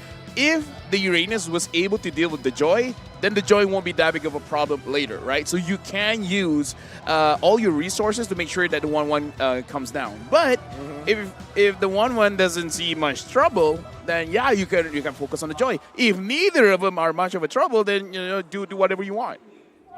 So how's going to be the matchup of Joy versus Uranus? Specifically, if we are looking at the La onto this Uranus. Because I really want to know what kind of matchup I would want to, what kind of matchup this is going to be like. Honestly, it's going to be surprising because the Uranus, after the buff on the damage, what do you see? What do you say? Pilar, check this out. Oh, the Lar, check this out. Anyways, Yeah. okay. So the Uranus, the first kill has been buffed in terms of the damage. We can hear the crowd cheer. That's so charismatic, dude. Taz knows how to play. That is so charismatic. Taz knows how to play with the camera, but again, acting like he's crying. So finally, I got to play here. Yeah. What am I gonna put? You know what? I'm just gonna say it. Uranus will be doing pretty good. Okay. That's the end all. That's the only thing It's I a want to say. one-all end all. And the Joy does quite a lot of damage as well, but level 1, you can cut the lane. As long as the Joy gets hit by the Ionic Edge, Uranus will eventually win out. But I don't think the Joy will let the Uranus get the Ionic Edge stacks onto the Joy. Difficult to think. Yeah, it is difficult to think. I guess the real It's a skill matchup then. Let's make it easier. Skill matchup. 50-50. Let's just put it Skill that way. matchup. Yeah. But on the other hand, if we're looking at the other lanes, right? Faramis does clear faster than Farsa at level 1. So generally speaking, if they do want to put a little bit more pressure over to the side of Beatrix lane, since it is Beatrix versus 1-1, I'm expecting that Beatrix should be pretty much A-OK onto 1-1, and they would probably want to get a little bit more of their turret plating off of 1-1's turret. Which, you know that you say that, then now you said that it's Kaja plus the Faramis, so that's even faster. You have the clear already, clear speed is there, and you can rotate to lanes much faster. And it's like, if you compare that to Farsa and Kufra, that of course will pale in comparison. So you only have to be careful about the initiations that will come from El Keyboy.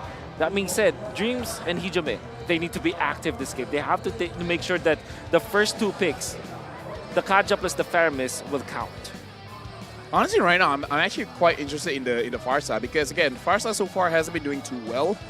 Still has the damage, but here's the thing. Initially, when I saw the nerf on the Wings by Wings, sure, adding a few extra seconds, making so that you can't really spam your force skill all the time, I thought it wasn't that big of a deal, but apparently, it's pretty annoying not being able to fly away from difficult situations. So now, ONIC Philippine reunion, Coach Yeb, Kyrie, and the Lard meet once again in the international stage, however, on different sides this time. This time... this is adorable. These two. They are adorable. At this point, I don't think it's EVOS fans. I think they're all just Dilar fans. Yeah? Really? Maybe. Dilar has I'm his a fan own, of Dilar now, actually. Yeah. You haven't even seen him play. No, it doesn't really matter. He's charismatic. Yeah. Yep. I like Riz. it. General But, of the Kyrie, Riz though. army. The Kyrie, though. Kyrie, yeah. Even... He's a handsome devil. Yeah, handsome... But handsome devil is Diablo. The handsome devil is Diablo, so... Yeah. All right, that's Raja Yeba, Raja Langit. You're seeing together with Coach. He's barely sitting, Annie. by the way. He's what? He's barely sitting. Like Yeah, his he- feet is hovering above Exactly. the ground. Exactly. And if it does need to kind of get his feet on the ground, they make sure that the ground is like there's a carpet that has been dry cleaned. The upholstery is great. It's premium. You know, he only steps on premium ground. You know, at this point, I don't even know how to follow that up. Yeah, there's no follow up. It's I mean, a fact. It's something that we have to experience first, then we can really say something. Okay. What was that? I'm glad that the way that they're buying time for us, just keep showing Delar over again. Yeah. Like this is the effect. The moment One scene, then go back to no, Delar. Imagine being Delar. All right. After like what, a year plus, I haven't played. Now I'm gonna play. Yeah. Goes in the game. Pause. Yeah. What an effect, man. What an effect. Yeah. Immediately making a lot of waves. I wonder what they're trying to do. I wonder what they're trying to fix here. I forgot. For the fourth one. I think I know. The Okay, fact what? that he is here, Yeah. his presence itself Yeah. broke the game. I agree. Let's see It's here. just historic. I keep forgetting, but number 4 has a lot of things under it. But yeah, it will take a little bit of while. Right now, the troubleshooting does say around more or less 2 minutes, maybe just a little bit more than that. For now, we can see the crowd. They're all really enjoying themselves. Yeah. Boots Okay. revamp. A Boots revamp. Okay. Oh, him. does The guy look next like to the a- guy is the revamp Yeah. Boots. Does look like it. Yeah, he does. Looks the part. I wonder if he actually does. Is that redrafting? Huh. I have good ears, so you know. You have good ears. You can hear from the stage. Look, okay, let's not leak this out, okay? I don't know, I'm just something whispering in my ears like, is it a redraft? I don't know. Maybe not, you know. Are you Daredevil? No, I think he is that though. Yeah. No, I'm not. All right. We have all Hoi kinds of Moi superpowers. Mao! Okay. Hoi Moi Mao basically means everyone cheer. Ah. Yeah. You're not only good at hearing, you're also good at understanding. Oh yeah, no, honestly, it's weird. Sometimes I hear people talking like, oh yeah, I roughly know what you're talking about. Now we're gonna look at both Kyrie and Delar face off. Who is more handsome, Kyrie or Delar? Starting from Cast your votes. Starting Delar. from Wolf. Starting Delar. Okay, Wolf. Delar. Can I Can I abstain? Can I abstain here? Nope. Nope. Nope. Nope. This is not the one Both where you can of them either are have a your check kids. or Oh man, you can't. it's so difficult. They're both my boys, you know, They're both Filipinos that went to Indo. and both from ONIC. Yeah, they're both your boys. They both respect you. Now you gotta make a choice. Who is your I'll favorite just die. son? Just kill me, you know. We have to be specific here. Who is the most handsome? Because if Just kill me. if you're nitpicking on the term handsome, I know Somebody my answer. just shoot me now, you know. You know what? That Come on, is Wolf. that How is do you answer that? that is probably My- the answer of a parent. Yeah. My Okay. answer for the most handsome would be Kyrie. Oh, Okay. okay. But the cutest one, of course, will be Delar. You know what? I don't know the difference between cute and handsome, so. You're cute. Oh, You're you're handsome. handsome. Hey, Hey, James. all right. Yo, me Got coffee. him. Got him. Now looking at the screen, looks like they're touching the screen just a little bit. So I think we're about to go into the game. Yeah, but we are gonna be waiting for the head marshal's instructions to go on with the game, and we haven't seen that just yet. Yeah, but right now we're seeing The them. chop. It's called the chop. The chop, the chop? the Yeah, it's called karate the chop. The onion chop? He's waiting, you know. The head marshal is just there, waiting, preparing for the right time. He seems like he's, almost ready. Or maybe they're just I testing think you were right about the redraft. Or maybe we're just looking at Kyrie and Delar at this point. Yeah, the ping test. The game does not matter. Yeah, it doesn't matter, does it? Oh, we're no going to the chop. game. No chop. No chop. No chop, and we're in the game. Speaking of which, EVOS has 7K gold lead? Nah, there's something wrong here. The game just started. That was the previous game. This is how strong Delar is, you know? His presence alone is more than enough to break the entire statistics of the game and the economy So and numbers. No, imagine the buff that you have. The moment you go into a game, you immediately get a 7K gold lead. That's the buff I want. This is the true meaning of buff. That's the true meaning of buff. Is this the time where we focus on Delar? Just they're just leaving the lane. I think this is going to be a really good idea for me to really realize and understand between Boots and Delar, between Joy as well as this Uranus, how is the lane priority going to be like? Will Joy even want to stick himself out and stick his neck out and try to go for trades on health while trying to bring down the waves? Honestly, it is worth it, but the thing is, Delar just keeps on healing up, especially he's using the crab there to make sure that he keeps the 20 stacks. Yep. And of course, in the meantime, in the middle lane, we do have Keyboy as well as Kyrie jumping onto Dreams. It didn't really quite suffice too much to our kill. Oh, however, gets Kyrie. this is going to be something. Delar is just going to be jumping himself right in the face of Kyrie. The Appraisal's Wrath did manage to connect, but Delar is still going to be A-OK, and we know for a fact that he will regenerate back. But we do have Sans coming in from behind with a feathered airstrike. More than enough. Kyrie still takes the turtle right now. Taz just going to be jumping right in with the decimate that kills Boots. Honestly, that was, I would say, as good as they could do it for EVOS, but again, a very good engage coming in from Keyboy and Taz, low HP. Is very greedy from the side of Taz, especially since there wasn't much people that could open up the map for Taz and helping them realize that, hey, the orange buff is going to be taken down, or rather the orange buff, someone is going to go over to the orange buff. In the meantime, it does seem like Kyrie did manage to bring the orange buff down. Keyboy and Kyrie is running for their dear life, and Delar takes his very first kill in MSC 2023. One of the longest skirmishes that we've seen, just because of the fact that it was the Uranus, and Kyrie really overstayed there. Was able to successfully get the turtle and the orange buff. That was great. Great place, but Delar was there to punish. What? I mean, something happened, Ichime died. Yep. I mean, do 1, 2, and a profit. But either ways, right now on the top side, Taz is here. I kind of feel like you can't really take quite a lot of advantage here in the EXP just yet, because even though Boots isn't winning, Boots isn't really losing as well. I think this is the point in time where the ESP is just so equal and 50-50. Even if Delar is winning against Boots, it just takes so little for Boots to come back in this game. You just need one person, hit himself up to the top lane, push Delar away, and they're back to equal. I kind of get what you are coming from, but looks like there's a clash.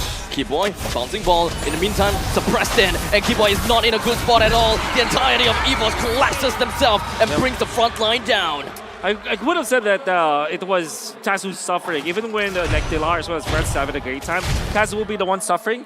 Now he gets 2 kills. He still is a level behind Kyrie, which means that Fredrin will be snowballing out of control when it comes to taking down those neutral objectives. But overall, something has to be done for Taz. Not only when it comes to the kills, they need to really make sure that they get probably the 3rd turtle and the 1st Lord. That's how they should be winning this game. Though he may technically be a level behind, or rather a few EXP behind, I'm pretty sure that his itemization is not on enough. But in the meantime, he has Keyboy jumping in. He did manage to connect on the Dream as, but Kyrie for now takes the turtle for his own. Delar gets himself away, and the entirety of EVOS actually went in for business and went out.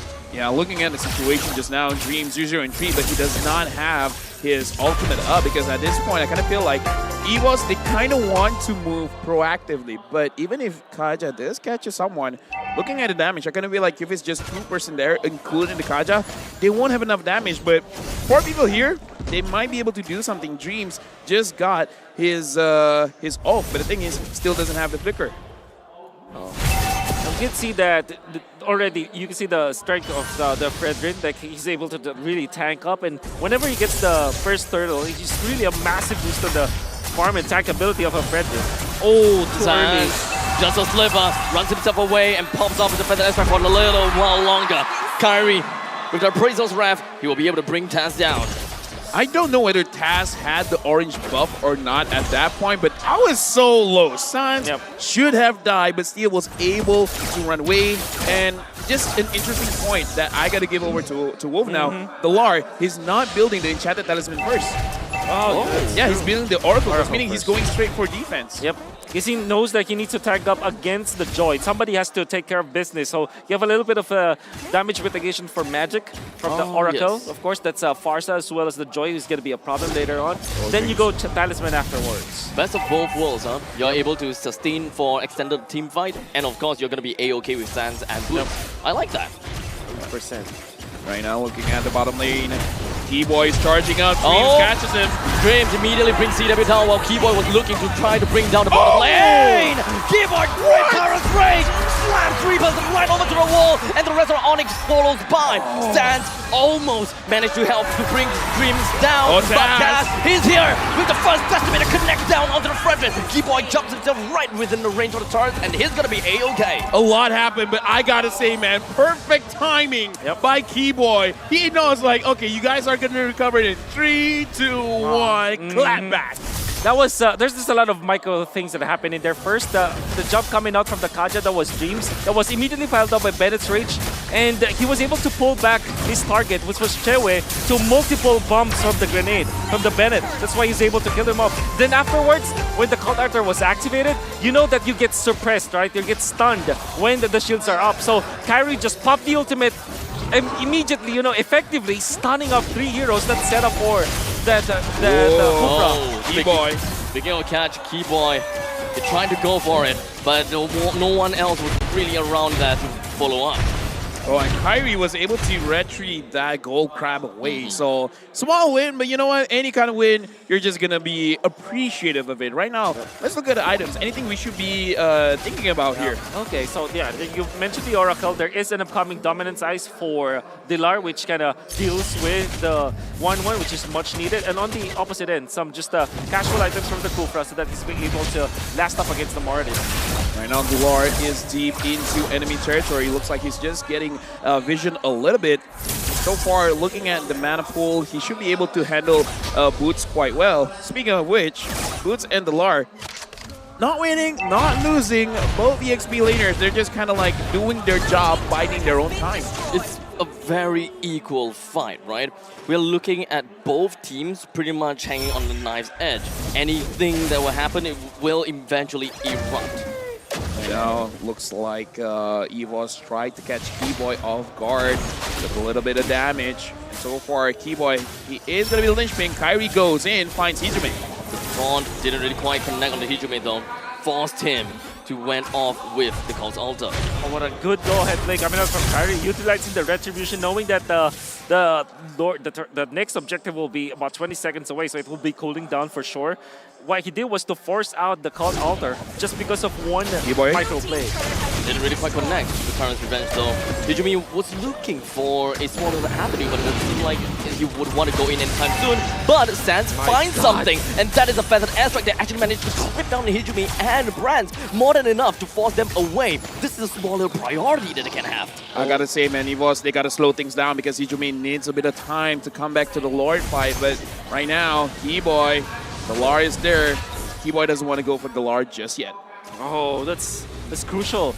They lost control of the Lord, but now Hijime, his ultimate is cooling down. And now, looking at the Lord, about half HP. Kyrie, as well as Taz, is both there. The Lar is soaking a lot of damage. Dreams tries to find any angle that he can get. And now Keyboy is just there. Brand from back. The Lord's so low. Brand secures it. It doesn't seem like Brand will go down anytime soon because of him getting it as the Lord is gonna be big. And for now, ONIC continues to tower through and power through. Hijime and Taz did go down, but the Lord is still gonna be working for themselves. Boots are gonna be counting in. The proxy helps them bring Taz down as well as the first tier turret. Oh, what a jump coming out from the entirety of ONIC. But even better was the ultimate coming out from Keyboy. Once again, this time, he didn't have any sort of help or setup. It's just literally the melee-based comp that you saw coming out from EVOS getting punished by the Kufra. Still, Brands secures the Lord, and that's massive for EVOS. But then again, Kyrie, ever so efficient, steals an orange buff up top. Yeah, I gotta say, man, that was crazy. I would say the play came from both gold laners, man. Brand secures the Lord. CW secures 2 kills for himself. And the thing is, they gotta find a way to make sure that Brands is all right. Sans so far has not died. And again, this Farsa deals a lot of damage, even though short, very soft. They gotta make sure that Brands is taken care of. As long as Brands is fine, he should be okay. He died twice. Dreams hasn't died at all. Definitely agree. I think the start of the fight, you saw how much damage he's already able to deal. And that's also a way to break the formation that you are seeing from EVOS. But the fact of the matter remains, taking the Lord means that you will eventually get a lot of pushing potential. And that is going to be the economy equalizing for both teams. Right now, Taz was able to secure a orange buff for himself as well. Level 13 on both junglers. Brands level 11, CW level 12. Hijime right now, I kind of think in terms of items, he should be doing quite well. But the thing is, Keyboy as well as Kyrie is putting up so much space between them as well as CW and Sans, making it quite, I would say, quite safe for CW to move forward. I just want to say though, Keyboy is very tanky now. Radiant armor as well as the dominance size just really picked up. We can see that he is, he knows that correct items. Where you're looking at his counterpart, it's the Kaja. He's about, what, 600 gold richer? But interestingly, not able to complete an item. Right because now, of those casual items. Yeah, here's the thing. I kind of feel like Dreams right now, not dying kind of feels quite well if he wants to go for that fleeting time. Looking at Brands, he's probably going for a Hunter Strike soon. He has a lot of penetration. So in terms of damage, it's kind of looking quite good. But again, you can have all the damage in the world, but if you die, it kind of doesn't matter. It's gonna be a very important second Lord. And I guess that whoever takes this next Lord and then wins the fight will inflate their lead to about 5,000. Now, one thing that we're gonna have to reconsider and remember is the fact that EVOS did manage to pull off getting themselves the first Lord, and that was no fluke. EVOS have timed their retribution between Taz and Brands. Brands wanted to go for the snipe onto the Lord at the same time of Taz going for the retribution, and we can more or less prepare for something like that to happen again. As such, ONIC maybe should keep an eye out for where exactly this Beatrix is. Right now, I'm actually looking at the map. Sans is coming back into the fight. The Lar is coming in. Keyboy is looking for an angle. The Lord is very low. Taz is alone. Everyone else is far away. The Lar is going to flank from behind. 11,000 HP left on the Lord. Looks like no one wants to commit just yet. They really want to make sure someone dies first. 8,000 HP on the Lord. And now, there's going to be a penetration plus an boost passion onto the Lord, and Taz will eventually be able to get the Lord down. But unfortunately, throughout all of that, the Law is still going to be taken down to the hands of ONIC. Hijumi goes down too. ONIC found value after taking the Lord. Yeah, massive snag coming out from ONIC for sure, especially with the ultimate coming out from Keyboy, stopping the Laren's tracks, already committing the Purify. But then again, that's the idea coming out from ONIC. Wow, okay, Kyrie using the taunt to his... You talked about the Purify. Hijime didn't use his. Yeah. I saw quite a bunch of crowd control on him. I kind of feel like Hijime should not have died just now. Well, he knows that he will have the passive anyways. He's going to trigger it. It's not worth to commit your Purify. Through the instant replay, you're going to see the go-ahead usage of the Bennett's Rage. But Dilar was isolated. You can see Keyboy with the knockback, utilizing his ultimate. And they were just fine not giving away the Lord to the side of ONIC. So it's pretty much an even trade-off between two teams. But honestly, looking back into the highlights, everyone else was going away except for Hijime. So maybe there is some kind of communication communication issue there. Yeah. They got to fix that up because Hijime, he has to know he is the mid laner. He can deal the damage, but again, you got to make sure that you're in the right position to actually hit your Ghost Blisters onto multiple targets. I guess the call for EVOS was hit and run. Let's just get the retribution. Let's get out afterwards, knowing full well that there's some massive engaged comp that you can see and expect from ONIC. EVOS, they're far too afraid to commit 5v5 versus ONIC unless it's just for the sake of getting the retribution onto the Lord. Right now, looking at the positions of everyone, Dilar is solo up on top while the other 4 members of EVOS somewhere here down bot. Dreams now has the Tina Shield, should be able to handle the damage coming in from Sans. Sans so far again has not died just yet, doing absolutely quite a lot of damage onto EVOS. I gotta say, guys, during this entire fray, during minute number 1 up until minute 15, the start of the game, 7,000 gold lead. But after that, I would say not even a 1,000 difference between both teams. Yep, I definitely agree. And big props to ONIC, alleviating 7,000 gold in just the first few minutes of the game. Amazing. Yeah, it all boils down to the first buff. Eventually, once you get the first buff, the lead is just so much. But in all seriousness, one thing that I'm looking at from the side of ONIC is the fact that they are pretty much more or less going for like a wombo combo, unga bunga kind of gameplay, right? While EVOS, the main thing and the main way that they have been playing is really just sand dream as with a flicker, followed by pulling and picking off someone. From that point on, hopefully that they will be able to get that numbers advantage in order to win in the team fight. And not to forget, with the insurance from Hijumi, I thought that would have worked well. And I kind of feel like both teams are trying to see who's going to make the mistake. CW is getting sniped quite a few times already by Brands. Brands so far has been pretty good on those snipes. Lord Spawn, EVOS so far has been able to secure 2 for themselves. Can they make it a 3? Or this time, ONIC is going to make sure that they get it. Looking at Delar, he is inside the base of ONIC. And Keyboy jumps himself right onto the front lines. Taz seems to be in a deep trouble as Boots puts himself right onto Hijumi. Brands all the way behind, trying to go for the snipe, but unfortunately that's not going to work out for them this time. Bottom lane. For the first time, ONIC gets themselves the Lord, but the Delar is all the way down in the bottom lane, pushing the wave all the way through. In the meantime, we're looking at 2-way role split. We're looking at 2 fights. Well, the main thing is CW soars into the sky, takes 2 down, and Brands pop off with a win on nature. CW pops his own one and tries to follow through. CW wanted to say, I'm the king of the skies, man. Kyrie's on my team, sure, but look at me. Oh man, massive split from Delar, but it will not be enough. Does complete the push onto the bottom lane, but now with ONIC getting the Lord and winning the battle afterwards, there's not much wafer that they have, and now they can pummel and trade off easily. Right now, looking at how the waves are moving, ONIC now has a 2,000 goal lead. The Lord is still marching in the mid. Hijime is trying to protect his own base, his own turret. Now, EVOS, I kind of feel like they can protect this, but they took quite a heavy hit. 100%. I mean, ONIC will lose their bottom lane, but the fact that there still is a Lord and a lot of big minions march in, ONIC still has map control. And Sands flickers forward. In the end of the day, Sands is still managed to get a kill with a magic warship onto Brands, and that is more than enough for them to bring the win con down. Dude, that must hurt, man. We haven't seen Farsa in quite a while, but the thing about the Farsa is, all you got to do is one job. Drop the marksman. Raw damage. That's what we want from the side of ONIC. And speaking of raw damage, look at the amount of damage that they can deal onto Delar. Despite the fact that he is pretty tanky, they still can bring him down to such a low percentile of health. ONIC forces their objective and push their way through. Brands is nowhere to be seen, and this is one of the best opportunities for ONIC to make a play without the main damage dealer from the side of EVOS. As such, Kyrie makes himself the front, and he's just wanting to get himself right in the middle, but unfortunately the immortality will be popped. Brands joins in the frame, and ONIC finds this time to run away, but Dreams! He knew that this moment would come with a flicker. He brings one.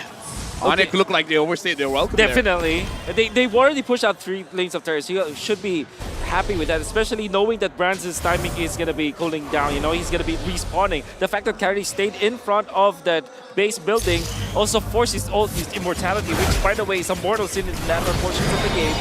It's, you know, it's a very valuable cooldown to not have. And then Brands was able to respawn, and there's the assists coming up from Dreams. Still, ONIC, massive lead, map control is theirs. Not impossible for EVOS though.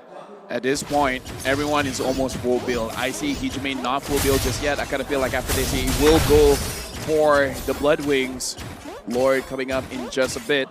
And this time, EVOS, even though they are at a goal deficit, they're in prime position to secure the Lord. And again, at this point, it kind of doesn't matter about the goal. This Lord is looking to be very scary, as ONIC can literally take this Lord fight, this Lord stance by the throat of EVOS. Right now, looking at the Lord, Kyrie is pulling it towards the side of ONIC. Dreams, will you have a good position? Keyboy is looking for a target. He finds Dreams. And immediately slams him into the wall. Hijumi came in to give him the insurance policy. Dreamers is still alive. However, Delar is not. It's going to be popping off with the immortality, and immediately with the Winter Truncheon, he could stay alive. But expended off his immortality just so that he will be able to go for the trade onto Dreams. This means there's only 3 members left on the side of EVOS. There's only 1 play left. That's the bottom. Taz sees it. Is anybody from ONIC gonna play? They canceled the TP. Oh, no, they have boots anyways. They have boots. So now, ONIC, prime position to end the game. at around 21, 22 minutes. For now, EVOS, their damage dealers, haven't been able to do quite a lot. Haven't been able to do too much. That was really a tough fight, isn't it, for EVOS? Because in a macro sense, there's so many things going on. They're gonna have to take note of the top lane, middle lane, and the bottom lane, which will eventually push in, especially for the top and the middle, right? Because if the longer that they keep this fight going, the longer that they hold on to this Lord, unfortunately, EVOS will be on the chokehold. They can't dance around the Lord for that much. They need to deploy someone to defend the base. Well, right now the Lord is marching in. Sans trying to find a good position to make sure that he can get onto Brands. Brands is still alive. He will be trying to clear minions. The Lord comes in. Badass right used. And does seem as though Taz was hoping that he'll be able to get a kill down on Sans, but the rest of the members from the side of ONIC will probably want to focus down on the core. But the Lord, he's frozen. He don't care about much at all. But the main front line of ONIC, it kind of seems as though he's got Kyrie taken down. But there's quite a lot of trade. Dream, Taz, the Law, all of them taken down. Keyboy, backline, but they don't care. Looks like now, match point for ONIC. The Lord comes in. Honestly, quite a good change. EVOS looking pretty good, but not good enough. Macro wasn't theirs, unfortunately. During the important Lord team fights, they lost control of the map. Kyrie was able to get it. They were poked down. Dilar wanted to go for that split push play. Was successful in doing so. But in the end, the entirety of his gang wasn't able to secure the Lord. Still, the 1-1 is pretty strong, I would say. And the fact that Boots was making it so impossible for the backliners of EVOS to get into position, that was another problem that they had to solve. I gotta have to say though, I really do commend the fact that EVOS constantly tries to drag onto the game and get themselves more time, buy more time, to eventually find the small little weakness that ONIC has. Because here's the thing, I've always seen EVOS as a very slow team. They will always start off the series in a very slow manner. They would always give their opponent the first point, and eventually they bounce back. So more or less, EVOS is still keeping to their MO. They're giving 2 games over to ONIC, and you wouldn't be too surprised. I wouldn't be too surprised if EVOS somehow finds a way to turn the game around. Yeah, I kind of feel like game number 3, because again, it's not over. It is a best of 5. Looking at how they were playing just now, CW, honestly, in my personal opinion, played out of his mind. Brands, I kind of feel like he did well as well, but again, always targeted. I'm going to bring in Leo into this conversation. That was an amazing game, Leo. We can only really do so much as hope, all right? We were definitely taking in our dosage of copium and hopium when Dilar came in. But again, the question stood. Will his macro stand up to the fact that he's a new part of this equation? And we saw some signs of the old Dilar, right? We saw how even when everything is up against EVOS's odds, he tried to push that bottom lane. He really did. And I don't know, is it just me or is the mid-game something that EVOS really just let go of somehow? Honestly, I kind of feel like it's all on ONIC, because we're going to look at the MVP for now, and the MVP of this game is going over to Sans, where again, we got to remember, in MSC, 0% win rate, Sans just changed that. And the thing is, Sans and Boots, like, we got to bring up Boots again. He's a pretty cool guy. He's a pretty nice guy. He makes sure that everyone stays careful. But in this game, he keeps telling Brands to be careful, because Sans and Boots always making it so that, yo, you know what, Brands? Maybe you could relax here. Don't be close to the fight. I love the fact that there was an important pickoff coming out from Sans. Didn't go for the mystery shop. It was playing really passively, but at the same time, he's on point with the ultimate. He used the flicker so that he's able to eliminate Brands. And that actually gave so much of a push for the side of ONIC. We're going to see highlights once again. Important internal team fights, but Taz was able to get 2 kills.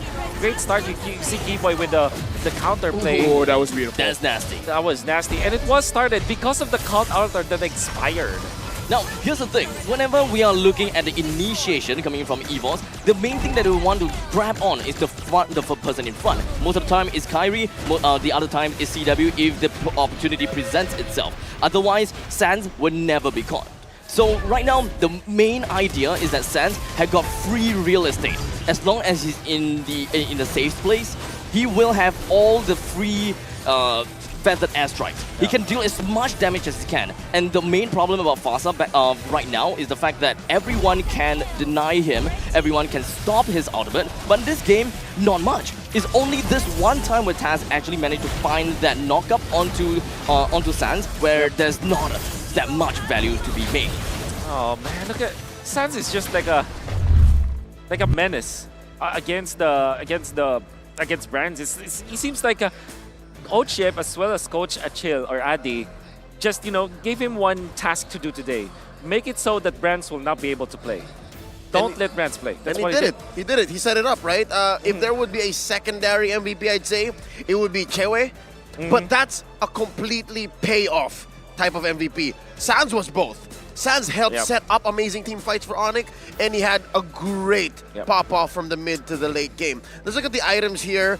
This was a relatively long match. Again, 22 minutes. There was a clapback. There was a time wherein ONIC said, you know what? It's our turn. We're going to win. But just the same, EVOS built up. EVOS had a good, solid ramp up to the mid-game. Honestly, I feel a lot of people will be critical on to Brands, but in that kind of game, it's very hard for him as a marksman to position really well to the point where I kind of feel like you've been kiting a lot. Would it be crazy to say might as well just go for it, flicker for it, and try to kill them before they kill you? Because I kind of feel like at this point, Brands is trying to avoid a lot of the damage, which again, that's your initial instinct. Is this one of those situations? Might as well just like, I don't care, I'm going to go in, I'm going to try to kill everybody. I know a gold laner who would do that. And he's called the gold starter in the Philippines. He's not afraid to go flicker in, and he knows his timings, right? But then again, if you're going to be looking at the composition of ONIC, it's kind of hard to do. There is an opening, though. Once the Joy already went to the backlines, and of course, Sans already used the ultimate, maybe you can go and flicker in. This is also a dilemma between like picking up Faramis. Sometimes it will go badly for you, because once you receive that ultimate, it seems like your enemy will have a free stun. All they have to do is to pop the feathered airstrike and then land it to the extra shields, and you're going to be stunned up. Maybe that's the reason why Brands does not go for that kind of flicker play, because he will be really susceptible with that 1 second stun. That's a theory, though. And actually, the way EVOS approached it is they wanted Brands to be on, I'd say, the forefront. They wanted him, again, to kill them before they killed him. And that's why I think they also played the Faramis here, and of course, tried to be aggressive with Dreams. And even towards the late game, towards when things were looking dire, Dreams was looking for a play. He tried to serve up kills to Brands inside their base, but it just wasn't so easy to do. It was conceptually possible, but ONIC did not allow for it. So a little bit of deja vu from game 1 going into game 2, despite the switch up in both the roles, the players, and of course, the draft. Gentlemen, your thoughts, what might be going on in their minds here, both EVOS and ONIC, going into game 3? I mean, I mentioned before, EVOS, they are a slow team. They can come back with a full series sweep. And we have seen before in, many other occasions, except for MPLID this time. So, well, maybe we'll be able to see something like that soon. But for EVOS lineup, right? I believe that what we have seen is that they do want to play for team fight. They want to play for play for pick off. With the Kaja, at least they will be able to pick off the 1-1. So the 1-1 becomes not much of a problem. Initially, that seems to be it. But in the end of the day, CW with a 5-1-4 kind of KDA, that doesn't sound very good at all. Honestly, going into game number 3, I'm kind of critical on the Hijime, right? Because I kind of feel like he could have done a little bit more, because we can't see the amount of damage he dealt. Maybe he dealt a lot of damage, but I kind of feel like, again, it's not enough. Perhaps is the hero not good for the matchup, but who knows? Well, I wish there was more that EVOS and ONIC can do to take it all the way, but just the same, we're gonna go throw over to our hosts and see what's going on the floor here at MSC 2023. Thank you, casters. We're here with the beautiful ladies coming all the way from Indonesia. To Cambodia. Wow, I'm shocking. It's like so beautiful here. Yes, my heart is beating so fast. Ladies, let's tell the world who you are. Go ahead. Hi all, I'm Pali Laurencia. I'm a content creator, MLBB content creator, and also a KOL from Indonesia. Nice to meet you. Hi everyone, I'm Pika. I'm from EVOS. I'm a talent at EVOS Esports. Hi. Hi guys, I'm Funi and I'm a pro player for GPX, an Indonesian team. How do you say hello in Indonesia? In Bahasa. How do you say hello? Hello. Hello. Hello. Hello Okay. the Sam. Okay, how do you say, how's everyone doing in Bahasa? Apa kabar? Apa kabar? I remember Hey, that. but can you say ជំរាបសួរ in Khmer ជំរាបសួរ Okay, once again ជំរាបសួរ in Khmer. To the camera. Chumrim Sui. Wow, Did they that's get it good, right? Did that's we all get great. it right? Yeah. Okay, we can speak Khmer now. All right, we need to find out who you're rooting for. Is it EVOS Legends or ONIC? Me? Honestly, I lean towards ONIC because they're like so GG. You know, you've seen Kyrie's So GG. retribution, yes. What is it about ONIC that you like? His on-point retribution. Have you seen from the first game until the second game, always on point like retribution? In Indonesia, we call it like not Indomaret retri. Retri anti Indomaret, you know? Kyrie is really amazing. Okay, Yes. how about for you? I'm rooting for EVOS, of course. EVOS, EVOS. I think the hair says it all. Yeah, Why sure. EVOS? Because it's my team. Because it's your Oh. team. Yes. You play for EVOS. How about you? Honestly, I'm rooting for both, but for now, maybe EVOS. EVOS. Okay. Because you also play for Yeah. EVOS. Okay. I played for EVOS. I want to know that you guys are EVOS and you are ONIC? ONIC. So what you love the most about EVOS and who is the best player that you love the most in EVOS? Player for EVOS. Favorite player. For player, I don't know. I Who's can the best for you? The That's a best big for me, one. Yeah. Pass. Okay, how about for you? TAS also. Oh, okay. Nice. Lots of fans. Wow. But what's happening right now? It's 0-2 for EVOS. Are you nervous? How are you feeling? I trust them lah. They can You turn trust around them? the score, yes. Okay, but are you feeling nervous, excited, sad? What's happening? A little bit like excited or a little bit nervous because now 2-2. I think I'm quite excited to see the comeback. The comeback for the next game because I hope like EVOS can score another point. How about for you? I'm rooting for ONIC, of course. What do you think is the likelihood that it will be a sweep once again for ONIC? I kind of think it's going to be 3-0. 3-0. Wow. Does the crowd agree? Do you think it's gonna be 3-0? Yes. We got a lot of crowd yelling out hello. All right, so we've settled this. You're rooting for EVOS, you're rooting for ONIC, but here's the question. Who is better looking, Dilar or Kyrie? Regardless which team you're rooting for, okay? Let's be not so biased. Dilar or Kyrie? That's the hard question. Dilar. Dilar. Yeah. Because Pika answered Dilar already, I chose Kyrie. Kyrie.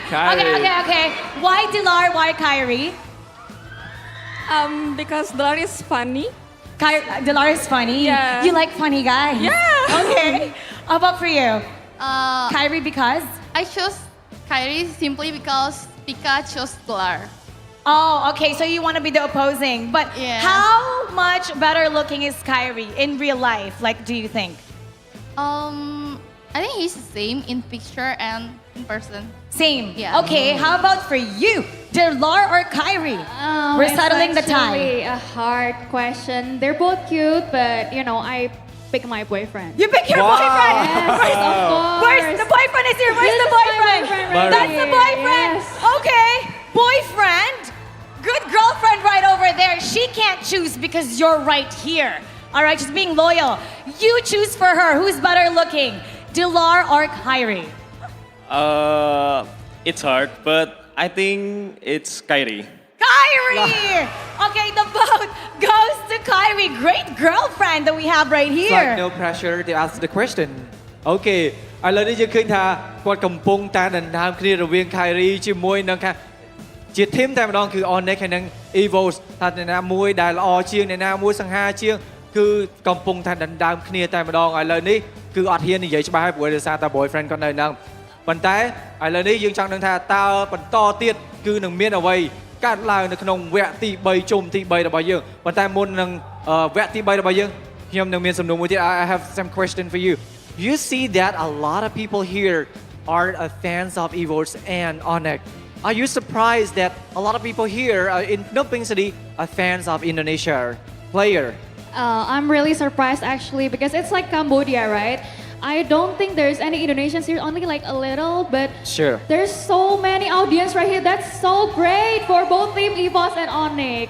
Wow គាត់ពិតជាអត់នឹកស្មានថាកម្ពុជារបស់យើងគឺជា fan របស់ ONIC ឬក៏ EVOS ច្រើនដល់ម្លឹងទេព្រោះអីដោយសារតែ Indonesia នៅក្នុងថ្ងៃនេះគឺមានតិចតែប៉ុណ្ណោះប៉ុន្តែពិតជាអរគុណមែនទែនទៅដល់ fan របស់កម្ពុជាយើងបាទ All right. How about we need your help to pump them up? You pump up EVOS Legends, she's gonna pump up ONIC. How's that? Because there's the two of you. You guys go first. Go ahead. We're the fans of EVOS Legends. Hey, the stage is yours. Rock the stage. So if I say EVOS, you guys say roar. EVOS? EVOS? All right. Let's see the energy for ONIC. Okay, fine. If I say go, you say ONIC, okay? Go! ONIC! Go! ONIC! Let's go! Wow. The fans are really hyped up. Now let's give a message, final message to the players. They can hear you right now. They don't have their headphones on yet. What do you want to say to ONIC right there? They don't have their earphones yet. Go ahead. Okay, you guys are very good players, so I really hope you're going to win the MSC, actually. I'm really hoping. And your message, let's say, for EVOS Legends, is Delar still there? Delar is still there. What's your message to Delar? Please no. Oh no, I'm just going to relay my message to all of them. For all of them, Yeah, okay. Just good luck and have and enjoy the game. Don't get pressured, okay?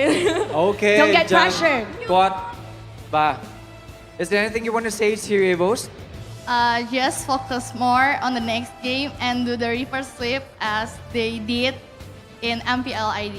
អូខេគាត់បានជូនពរទៅដល់ EVOS ថាសូមកុំឲ្យមានសម្ពាធអីលេងដោយធម្មតាហើយខំប្រឹងឲ្យអស់ពីសមត្ថភាពហើយជូនពរនឹងទទួលបានជ័យជំនះនៅក្នុងវគ្គបន្តទៅទៀតនេះក៏ដូចជា MSC 2023ផងដែរបាទ Now we're gonna find out if EVOS Legends will make a comeback or will ONIC do what they did for MPL Season 11 and sweep their opponent.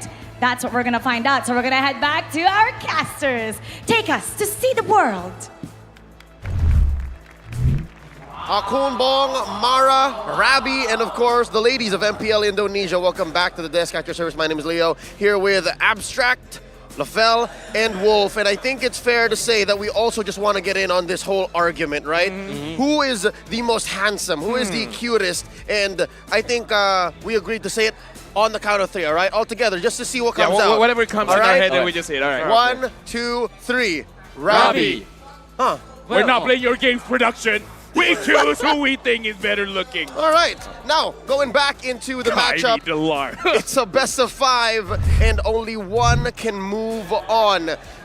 It comes down to this. Oh, wait, we should have said Coach Yap, huh? Yeah, we should. I don't know, man. You know what? Next time. He's doing all right. He's doing all right. It's at this point, do we see a canon event? Is it meant to always be a sweep, or will EVOS change the tides? Because right now, can confirm Dilar stays for the series. Okay. I honestly want to ask Wolf. Okay. Should it be not the Matrix? Or was the Matrix fine? You read my mind. I actually Analyst, man. No, I think a lot of people are gonna hate me here, but I think the Matrix does not work. It's just not the... Not like this. It's not like this. This is not how you play it. You saw that he was able to utilize the Bennett Strange once in the bottom lane with the Kaji ultimate. That's the way you want to use it. But that only happened once. And he tried it for, 3 more times afterwards. Didn't work. Always whiffing the shots. 0 kills. 0 kills afterwards. I think that EVOS, the tempo that they're playing, it doesn't fit Matrix. Not anymore. Not anymore. All right. Well, given the situation here, they can repair that with step 1, choosing the right side. And I think by remaining red, they can cover up and help Brands set that up.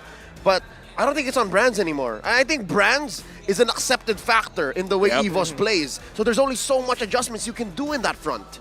I mean, this kind of shows probably a little bit of problem in terms of the hero pool, because once the Claude has been banned out, he's been opting very quickly, right, to go on to that Beatrix pick. And almost defaulting. Yeah, and I kind of feel like ONIC is just abusing that. It's like, we don't have to think about it too much. You can pick up the Farsa early because they're definitely going to take the Beatrix. It's really not a problem. Okay, a few answers are coming towards the questions we posed even before the draft began, especially with the reveal of which side EVOS chose going into this pivot point, this Game 3 in a best-of-5. ONIC are at match point. They could be dropping their fellow countrymen. And yeah, EVOS stays red. EVOS stays red. This helps. Yeah, but again, look at the draft, man. Respect Claude as well as Reynas. Whoa. Respect. Wow. I'm pretty sure Boots is like, yo, you know what? Get rid of that. Yep.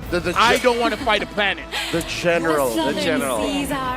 Okay. Well, I do hope that if ever there will be a surprise Dilar hero pickup from for EVOS, I do hope that it's gonna be picked up last.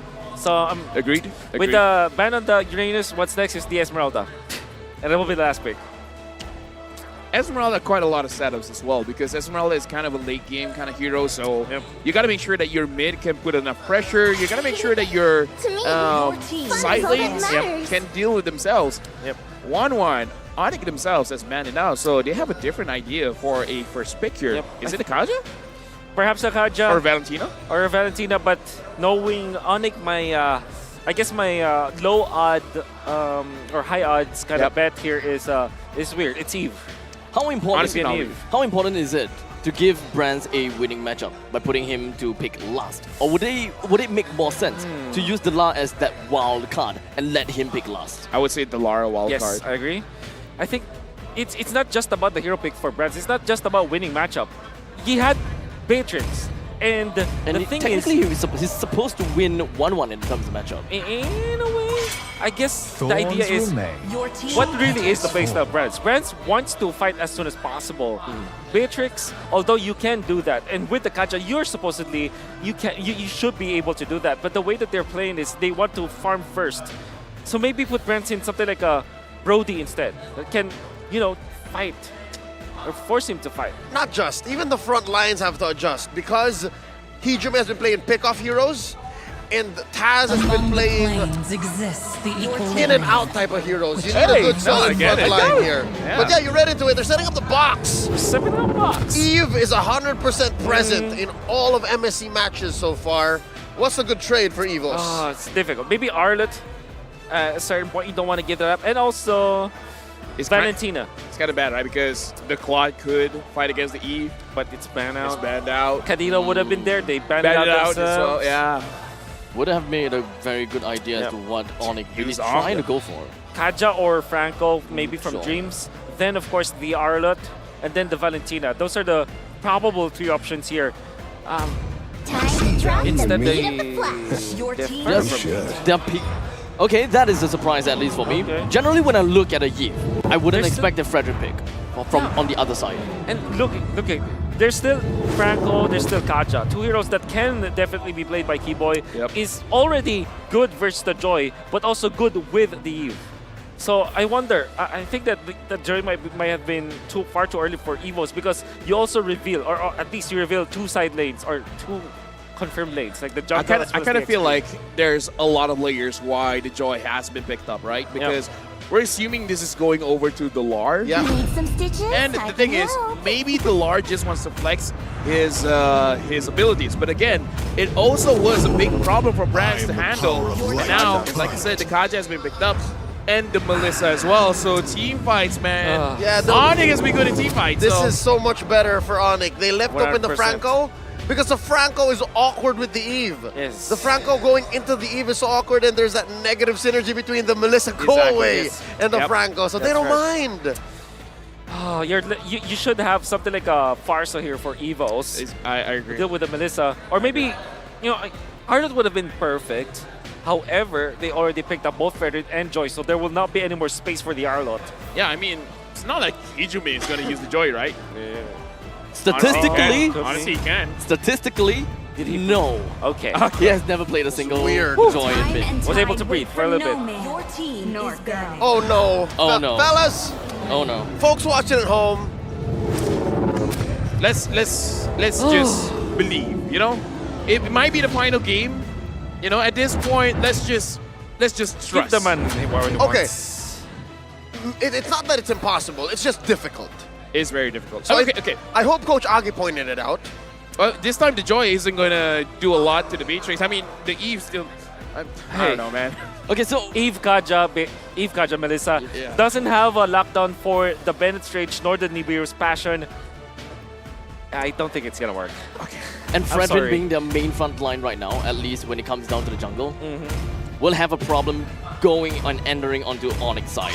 I mean, we do have a Eve up front. And whenever I look at a Eve, I immediately think slows. When I think about immobilize, the boxes, how does Fredrin even close up the gap here?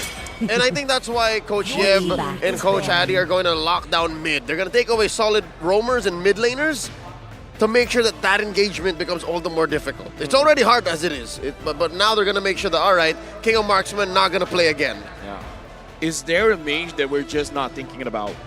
Like, is there a world where they pick up something that is like, you know, quote unquote out of meta? That could handle this kind of composition? Vixana, perhaps. Whoa.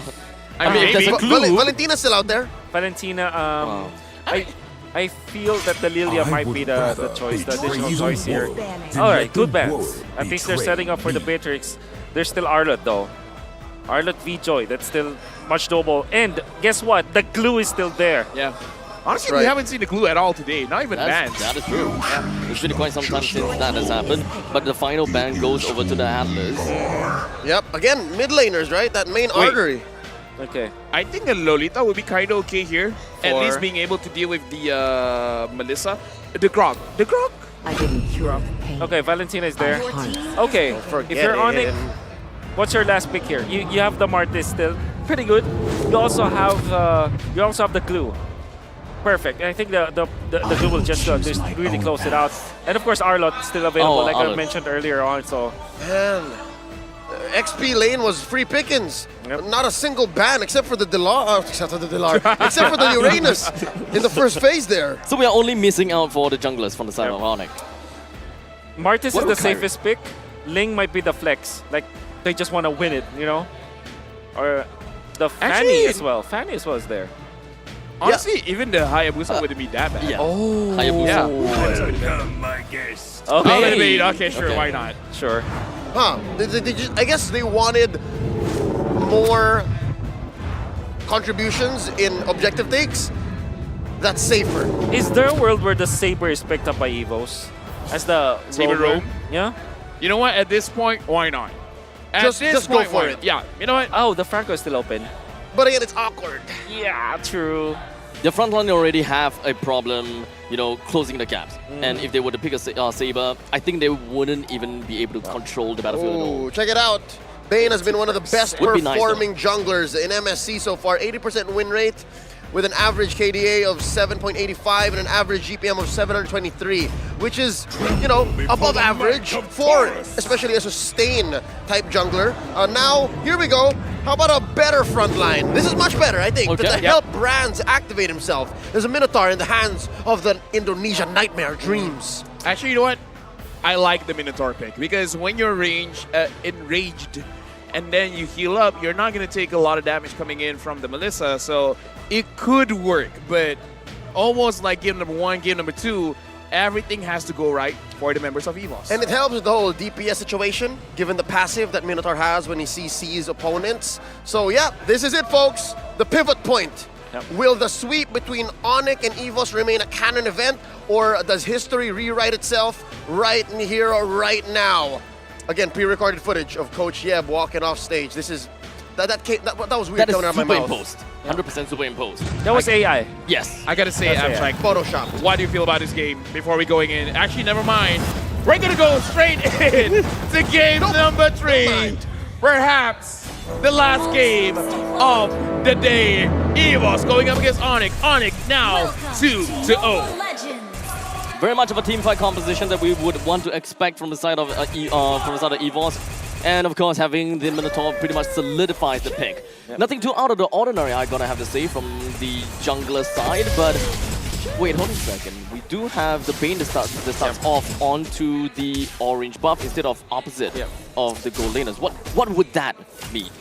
Maybe they're just gonna be. They just wanna make sure that they have a fluid rotation ongoing to the turtle, because I believe the turtle is gonna go top. Well, it's not revealed yet. So they don't really want to care technically too much about the gold lanes, I would suppose. I don't think. Maybe they just at want least it for to be a now. 1v1. For now. This is Melissa. So Melissa wins the 1v1 almost all the time. Right. It's like, you guys are strong, independent women. Handle yourselves well. Yeah. Both Melissa as well as the Beatrix. That's right. So leave it all up to them, while the main four from the side of ONIC and EVOS will then challenge for the objective later. 100%. Both teams want neutral objective. They don't necessarily want to go for, kills early for the fight. As long as they go in for the from the objective, they're good. Yeah, the decision coming out from EVOS is to still pick up the Beatrix, and they deployed a full engaged type of composition, especially with that last picked Minotaur. With the Fredrin intact, they would just really want to 5v5 their way, literally just steamroll over their opponents. Not gonna be the easiest, because there is that deadly catch, an ultimate that is definitely this anti-engage. Right, you pop it, enemy already damaged, get a lot of life steal, and it's great when it comes to a 5v5 collision. Right now, the turtle has been started up. Both Delar as well as Boots has level 4. And Kyrie secures it. Immediately. And that's relatively unfortunate, I would say, for the side of EVOS. They're the one that took the most amount of time whittling the turtle health down, but still taken by Kyrie.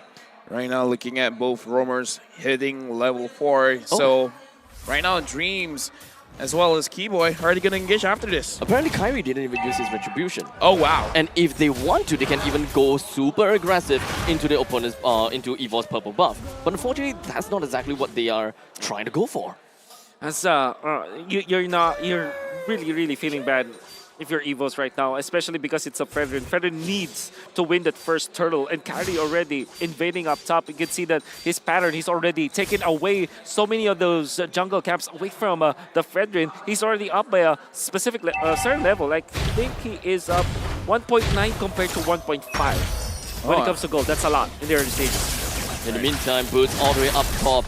But unfortunately, Taz actually joins into the fray. Boots forced to get himself a flicker out. Taz, well, questionable appraisals rap, I'm gonna have to say, but in the end, what's done is done. That is still happening.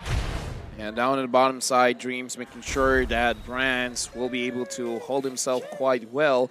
Just now, I'm not so sure whether the retribution hit or not. Right now, Taz as well as Delar, they're clearing the waves, making sure that Delar has first priority to actually move around the map. And if they want to fight, kind of a good situation. Delar, I want to see what you're going to do. Oh, that is Keyboy, melted down immediately. The turtle will appear in 25 seconds, but Keyboy back in 5. Very good pull coming in from Hijumi. Saw him taking away the Divine Judgment, and now up top, Delar finds Boots, but again, this is Joy able to run away scot-free. 1/4 of the map with just 1 second. That's how fast a Joy can traverse the map. But Delar, yeah, he's just really just scouting out. Still, Kyrie just leading by a lot over his matchup, over Taz. Looking at the bottom screen, Delar and Boots 1v1. Looks like Boots is actually winning there. Delar has to go back. Speaking of going back, EVOS can't contest for his turtle. Kyrie is going to secure it for free. An easy turtle Didn't for use them. his retreat. And Kyrie. Oh! This is technically what I want to see from the first turtle. Kyrie didn't even use the retribution. He could have just jolly well walked into the purple buff and give an even bigger deficit onto Taz. Well, in the meantime, Boots all the way up in the top lane. He doesn't think he will be able to outplay against Hijumi, but Delar still stays at the top lane and gets a 1-for-1 trade. Honestly, for me, 100% worth it. Dreams all alone, down at bot. Now Branch is here, dealing a bit of damage onto Sands. But again, I kind of feel like still good for ONIC because unfortunately Branch missed out. Oh, and Dreams, gotta be careful, man. Your Eureka was cancelled. The Void Crystal plus the RWM ensures the Dreamers don't get away. Can I say it? ONIC have just broken down EVOS. From the draft itself, and even the plays that they're making, they forced the flicker onto Dreams. And even after the fact, they still got the kill. Now they're 2-2. They are not even utilizing the retribution onto taking the turtle, and then they steal away the purple buff. 3.7 versus 2.7k, and it's not even Taz's fault. It's the draft of ONIC that really trumps EVOS right now. Well, it's relatively unfortunate the fact that none of the members from the side of EVOS have got a flicker at all. The only one that will get a flicker by the time the third turtle appears is going to be Hijumi. But how big of a difference would that be? Would he want to take away the Divine Judgment and get a pick-off immediately? Does EVOS even have what it takes to capitalize on that pick-off? Now looking at the situation, Kairi might get caught. Oh, with the Minoan's Fury landing and flying 2% up in the air. Dreams completely locked down and shut in. Dilla came in slightly a little bit too late, but that is not exactly his job. What he wants to do right now is constantly moving around. I don't know whether it's because he's gained up 3, but looking at EVOS, it seems like they want to go aggressive, but at the same time, they don't know how.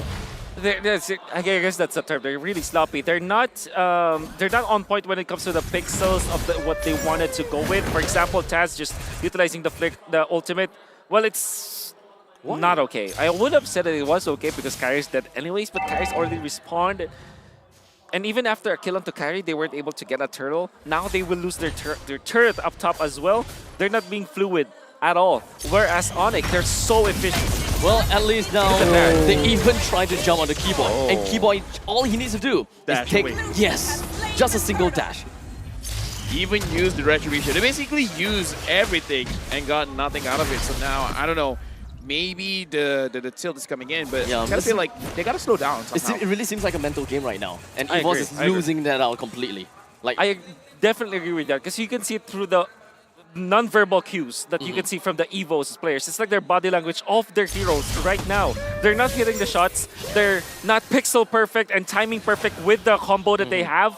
So you can definitely see that EVOS has been tilted. They want to engage, but they can't for some reason. Oh, a single deadly catch that actually brings Brand's 1/3 or 1/4 health down. That's definitely not going to start good.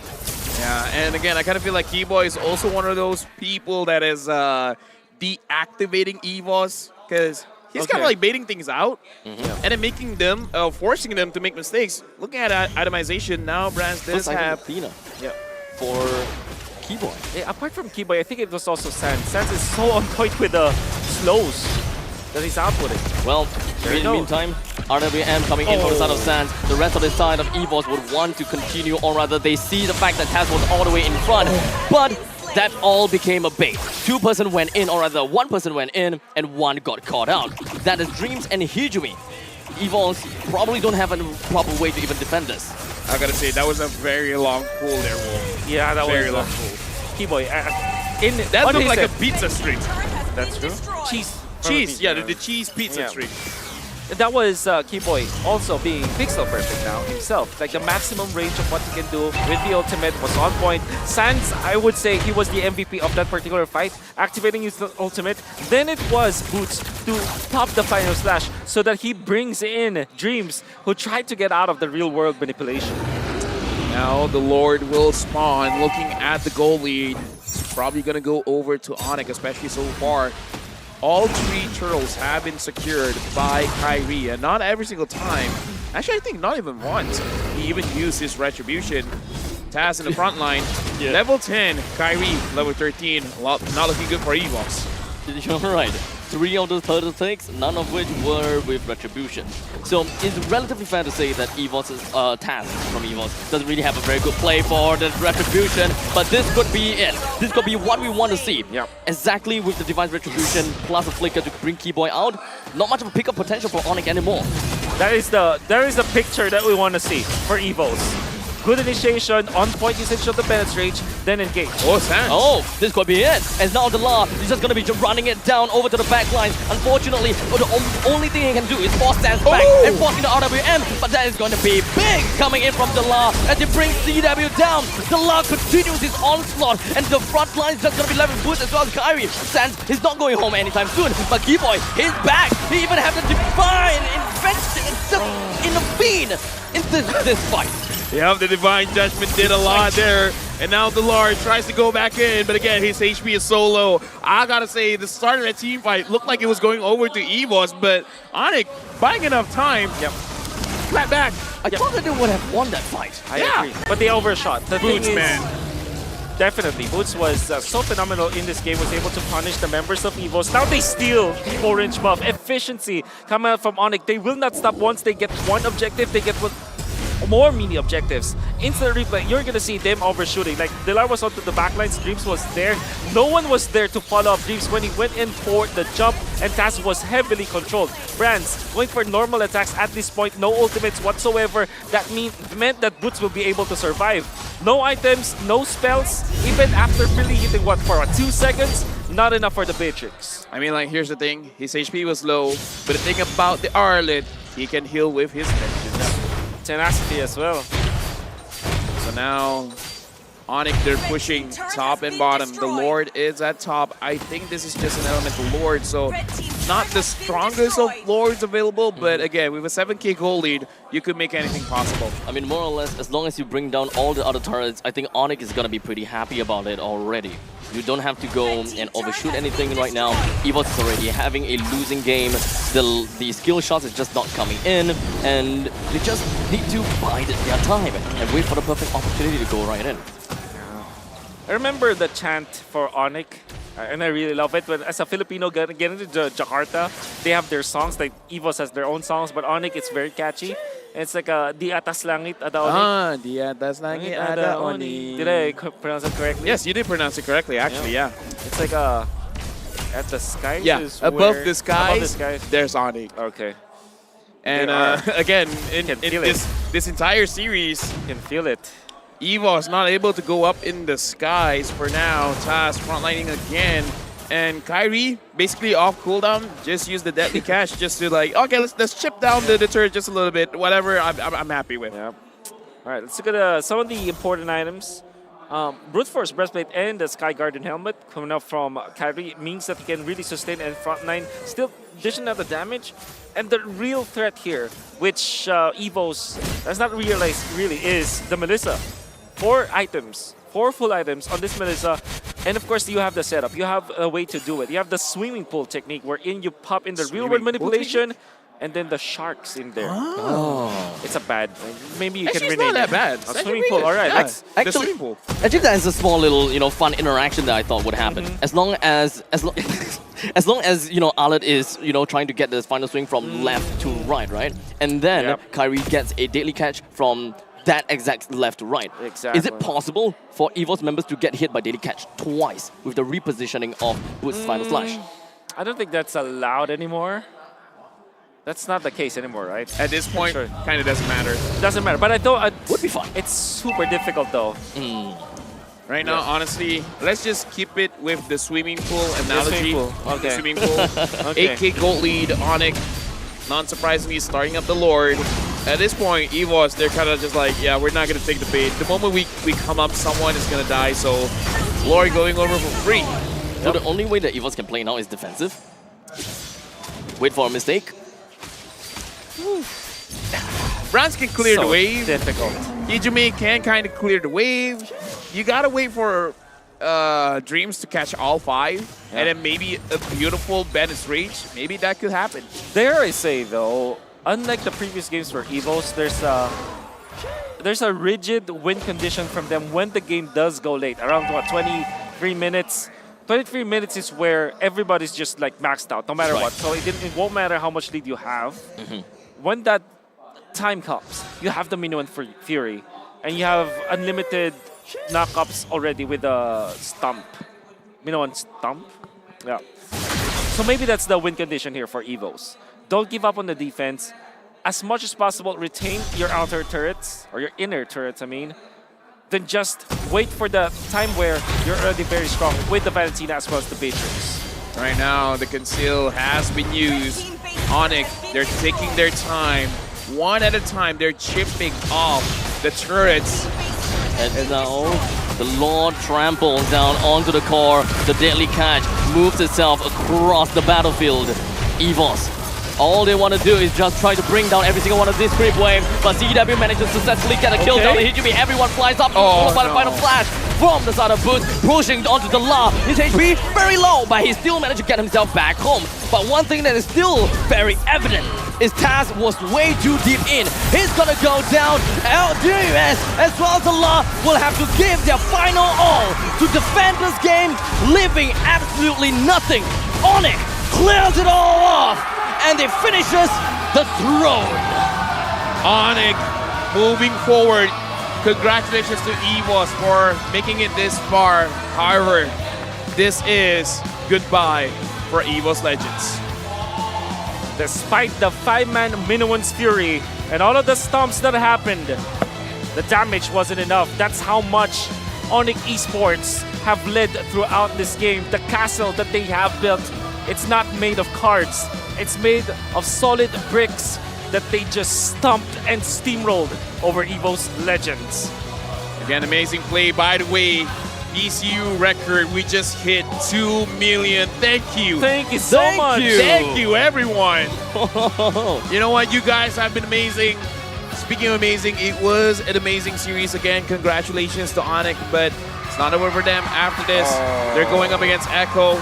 With that being said, we got to throw it over to the host to see how the boys are feeling on stage. So, Mara, you know what? The stage is yours. What do you got from ONIC? បាទសូមអបអរសាទរទៅដល់ ONIC សម្រាប់ការឈ្នះនៅការប្រកួតមួយនេះផងដែរបាទសូមហៅឲ្យ ONIC មួយមក Wow ពិតជាមិនខំបំណងមែនសម្រាប់ ONIC ក្នុងការធ្វើឲ្យ fan ទាំងអស់គ្នាកំពុងតែរំជួលចិត្តហើយឥឡូវនេះ ONIC ក៏បានបន្តទៅវគ្គ Grand Final នៅថ្ងៃខាងមុខទៀតផងដែរតោះអញ្ចឹងសូមម្ដងទៀតហូរឲ្យខ្លាំងៗឲ្យ ONIC ទាំងអស់គ្នាបាទឥឡូវនេះការប្រកួតត្រូវបានបញ្ចប់ហើយអញ្ចឹងយើងចង់ដឹងថាតើចំណាប់អារម្មណ៍របស់អ្នកដែលកំពុងតែឈ្នះគាត់មានអារម្មណ៍ក្តុកក្តៅប៉ុណ្ណាហើយរំភើបប៉ុណ្ណាតោះយើងជួបគាត់ទាំងអស់គ្នានៅលើ stage ជាមួយ Mara Once again, let's give it up for ONIC. Great performance. That was a sweep, my goodness. You know what? What is it about you guys that makes you guys so strong? Because we know how well you did during the Season 11 Grand Finals and you were able to repeat the sweep once again today. We just try to train hard. We practice every day and we like to learn from our mistakes.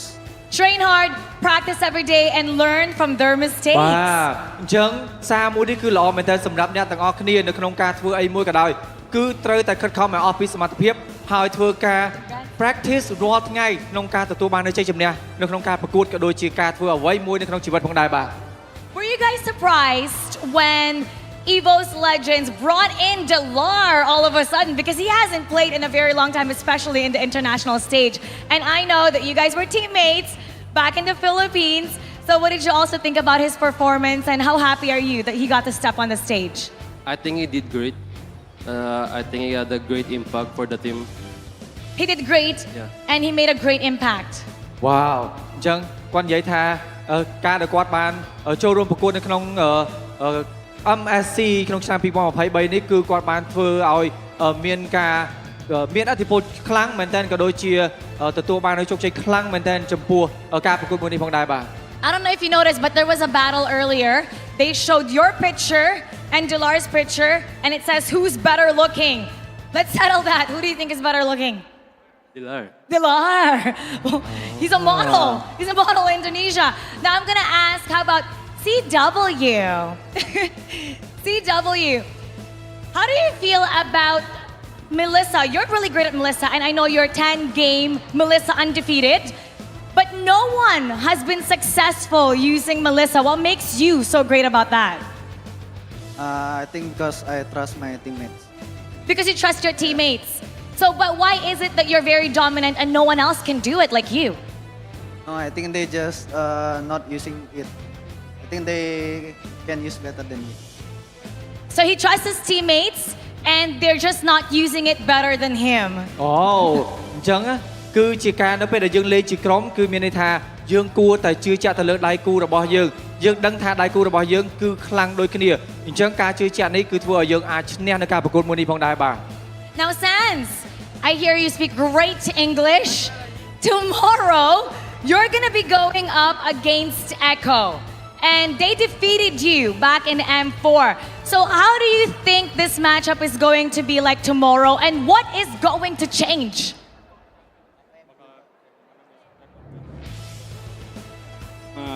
Kita lihat aja besok, tapi kita mainnya kayak yang sekarang lah. Kita kasih yang terbaik aja buat besok melawan Eko. Kibo, you translate. We just give the best tomorrow. You just give your best tomorrow.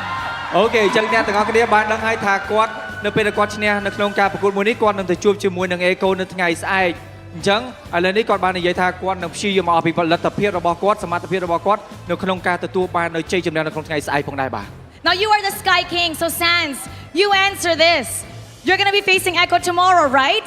So what is your message to them?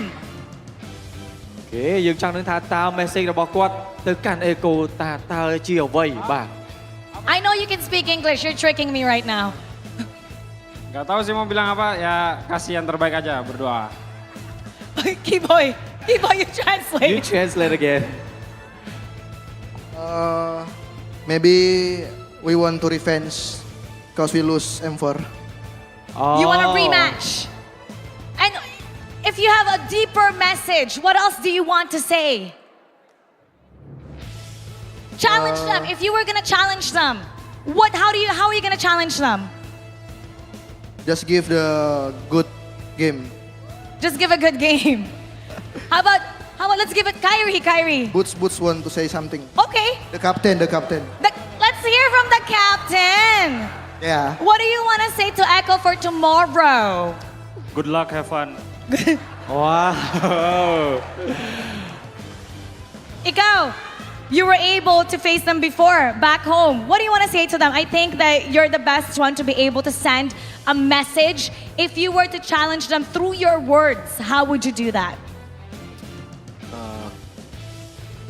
Good luck, Carl, and let's try to give the audience the best fight in MSC. Good luck, Carl, and let's try to give the audience the best fight in MSC. បាទអញ្ចឹងអ្នកទាំងអស់គ្នាដឹងហើយថាគាត់នឹងជួបជាមួយនឹង Echo នៅថ្ងៃស្អែកនេះតែម្ដងអញ្ចឹងអ្វីដែលគាត់ចង់ប្រាប់ទៅខាង Echo គឺមានន័យថា Good luck សំណាងល្អហើយសង្ឃឹមថាដោយសារតែគាត់កាលពី M4 គឺគាត់មិនបានទទួលជ័យជំនះទេជាមួយនឹងខាង Echo ប៉ុន្តែឥឡូវគាត់នឹងខំប្រឹងឲ្យអស់ពីសមត្ថភាពរបស់គាត់នៅក្នុងការទទួលបានជ័យជំនះនៅក្នុងថ្ងៃស្អែកចឹងសូមហៅឲ្យគាត់មួយមក Now listen to this. Listen to how many fans you have right here. When I say go, you say ONIC, all right? Go! Go! One more time, go! What do you have to say to all the fans that are supporting you, giving you energy? Thank you so much to the ONIC fans, and I hope you continue to support us until we win or until we lose. Hey.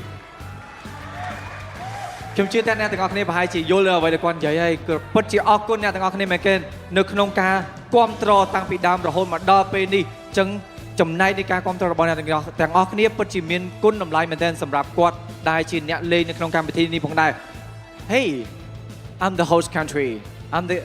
This is my country, so I really want to know how do you feel right now after a week of staying in Cambodia? How do you feel about the food? How about the weather and also the people in here?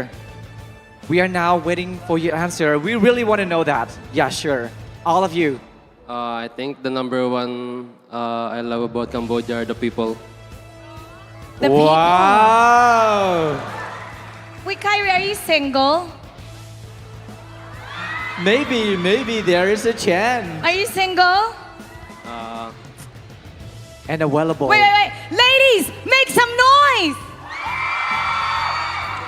Okay, now. I want to know that single is not that, but make sure that he is available too. Okay, are you a lot of girls are screaming for you right now. Right now, I'm loving myself. Oh my God! That's heartbroken. That's a safe answer. Right now, he's loving himself. So you guys are gonna have to stalk his social media to know if he's single and ready to mingle. Now it's time to find out who the MVP of this match is. Who do you guys think it is? Let's reveal it right now. The MVP for this match from ONIC is... Congratulations! Let's get a comment from you. Are you surprised? You seem surprised. Why are you surprised that you're the MVP? No, I'm not surprised. Oh. Okay, you're not surprised at all. What is it about your performance that you know contributed to this battle today? I think it's good because we won the match. អូខេគាត់អត់មានអីនិយាយច្រើនទេគាត់គាត់ថាវាល្អមែនតើដោយសារតែគាត់បានទទួលបានជ័យជំនះនៅក្នុងការប្រកួតមួយនេះផងដែរបាទ All right, congratulations. Once again, everybody, go! What an amazing performance with that sweep. So now we're going to break it down for you, or we're going to head on over to our casters. Take us to see the world.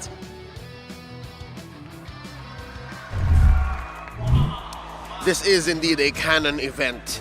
Despite the switch up, despite the general coming through, ONIC still comes out on top. Again, congratulations to our match MVP and of course game MVP in Boots, rocking that Arlet.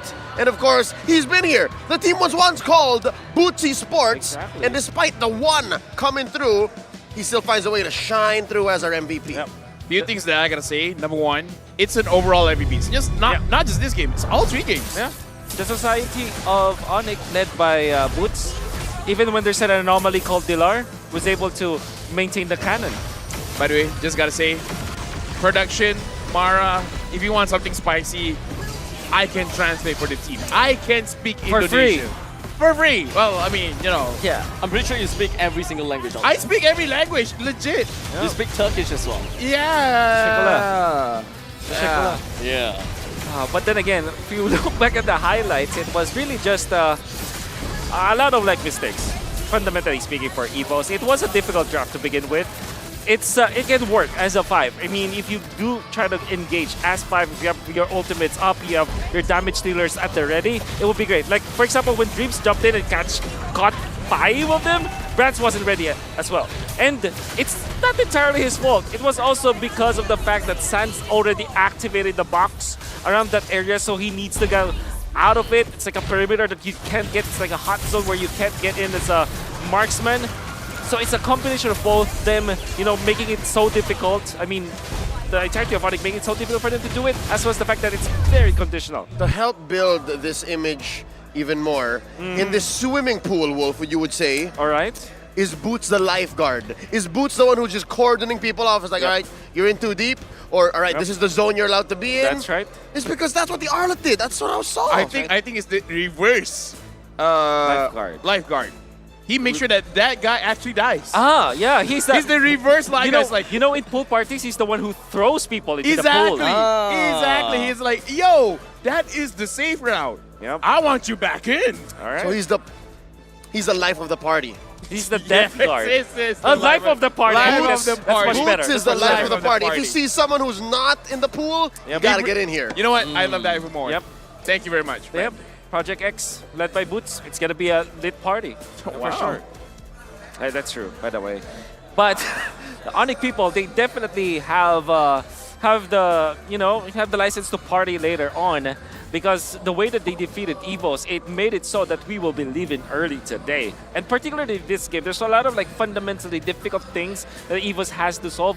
Number one is that they chose to go for the Beatrix and the Fredrin together. That means that they will need to engage. They close it out with the Minotaur. There's really no other way for them to win. Even when you can argue that Dilar as the Joy can go to the backlines, you saw how difficult it was. Even when he went and found an opening to Sans, wasn't any follow-up because the lineup is not designed that way. Reverse energies, you saw from them. I almost don't want to believe this, man, but EVOS did not touch any turrets of ONIC. Like, if you want to talk about dominance, not even maybe some minions got in, but no one actually physically touched the turrets. I mean, for myself, I honestly really thought that EVOS could stand a chance a little bit when it comes down to their composition. It's fairly simple composition, right? There's not a lot of margin of errors that you could make a mistake out of, like Minotaur, press one button, flicker in, everyone flies up, or perhaps even for Dreams. By the way, Minotaur is also the life of the party. He makes everyone jump. Yep. And with that being said, this game was pretty well read through, right? Even in the predictions, which, by the way, we'd like to know, what do you think of our predictions so far? Or do you have your own viewpoint that you would like to share with us? If you do, then don't hesitate to make your own guesses in our MSC Guess event. You can find the event in the esports channel in-game. Cheer for your team, and you may get rewarded with 1,000 MSC coins. You can use the coins you have to redeem 2023 MSC Avatar Border, emotes, or even the most valuable reward, the new epic skin, Atlas Rune Sentinel. Don't hesitate, do it now.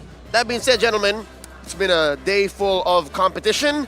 3-1 for the first series, and then again, 3-0 for our second. And with that, we update the brackets. 2 more teams move on through to the semis. To join Burnex Flash and Blacklist, we have now Echo and ONIC. I gotta say, tomorrow is gonna be a very long day, my friends, because we're gonna watch, like you said, Burnex Flash, Blacklist, Echo going up against ONIC, but we will also have the third place match. So if you lose tomorrow, you will have one more match. So at maximum, we're looking at what, 10 games? At maximum. No, I mean like maximum for that one team. Oh, all right, that's true. 2 teams, I guess, that lost. There's so much math that you just laid out to us. Now that I can think of is the schedule for tomorrow. Burnex Flash going to be going up against Blacklist International very early, 11:30. GMT +7, GMT +8 in Philippines, Malaysia, 12:30. That's right. And then Echo v ONIC. That I'm excited about. There's a lot of heat in there. Now finally, the best of the best, like champions v champions. Tomorrow is going to be the point in time where we find out if it's really going to be a PH versus PH finals. Yep. That's true. And whose fault is that? I would say. Mirko. Mirko. Yeah, sure. Let's blame Mirko. Yeah, that's the reason why he's not on here desk, to defend right? himself. Yep. So it is him. It's Mirko's fault. Yeah, and just the same, I did the math. There is just a maximum of 10 games for each team left. Regardless of if you win or if you lose, there's just a maximum of 10. Maximum 10. Right? Because if you win, you have the, never mind, it's a maximum of 12. You're a math guy, so we believe you. Because the best of 7, the next ones. Right. What? Bronze games?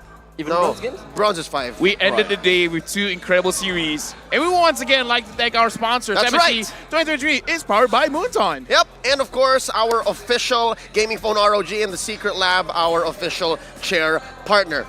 Gentlemen, it's been an honor. We have Wolf, LaFell, and Abstract here on desk. And of course, my name is Leo at your service. We would like to see you again tomorrow. You'll know the schedule. You'll know where to look. I hope we break that concurrent view record. Let's throw it over to the stage. On day 2 of the MSC 2023 knockout stage, we have 2 more teams leaving the stage and we have to bid them goodbye. We appreciate your brilliance, TODAK and EVOS Legends, and we hope you come back stronger for next year. But 2 teams came out the victor. Echo from the Philippines and ONIC from Indonesia will be facing each other tomorrow for a ticket to the grand finals. បាទនៅក្នុងថ្ងៃទី 2 នេះដែរនៅក្នុងការប្រកួត Mobile Legends MSC ឆ្នាំ 2023 វគ្គជម្រុះយើងឃើញថា TODAK និង EVOS Legends នឹងត្រូវចាក់ចេញអំពីការប្រកួតហើយនៅក្នុងថ្ងៃស្អែកនេះគឺ Echo ជាមួយនឹង ONIC នឹងត្រូវជួបគ្នានៅក្នុងវគ្គជម្រុះចុងក្រោយ Grand Final ផងដែរបាទ It's going to be an exciting day tomorrow. We have not only 2 best of 5 series, but 3 back-to-back matches. So keep on watching this MSC 2023. បាទកុំភ្លេចចូលរួមជាមួយយើងនៅក្នុងការមើលទៅលើការប្រកួតជាលក្ខណៈពិភពលោកផងដែរហើយយើងឃើញថានៅក្នុងថ្ងៃស្អែកគឺ3ដែលល្អបំផុតនៅក្នុងចំណោម5នឹងធ្វើការចាក់ផ្សាយនៅក្នុង Mobile Legends page របស់យើងផងដែរដូច្នេះហើយតាមដានទាំងអស់គ្នា MSC 2023 is powered by Moonton, supported by Asus ROG. Now, on behalf of the organizers and the sponsors, we thank you guys for watching and we'll see you tomorrow. Once again, my name is Mara Aquino. My name is Rabi. And we are now signing off. Keep it good vibes, everybody.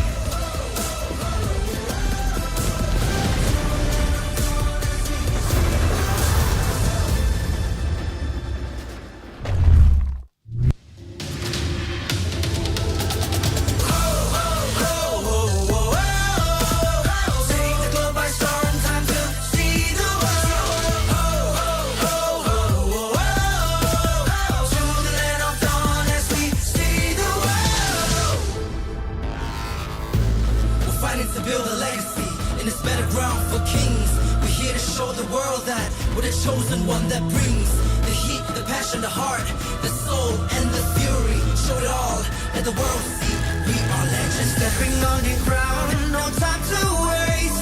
Striving to conquer, face the foes, break grace, be the challenger. It's time to soar. Now or never, climb and rise. We will strive for more. Take the globe by storm, time to see the world.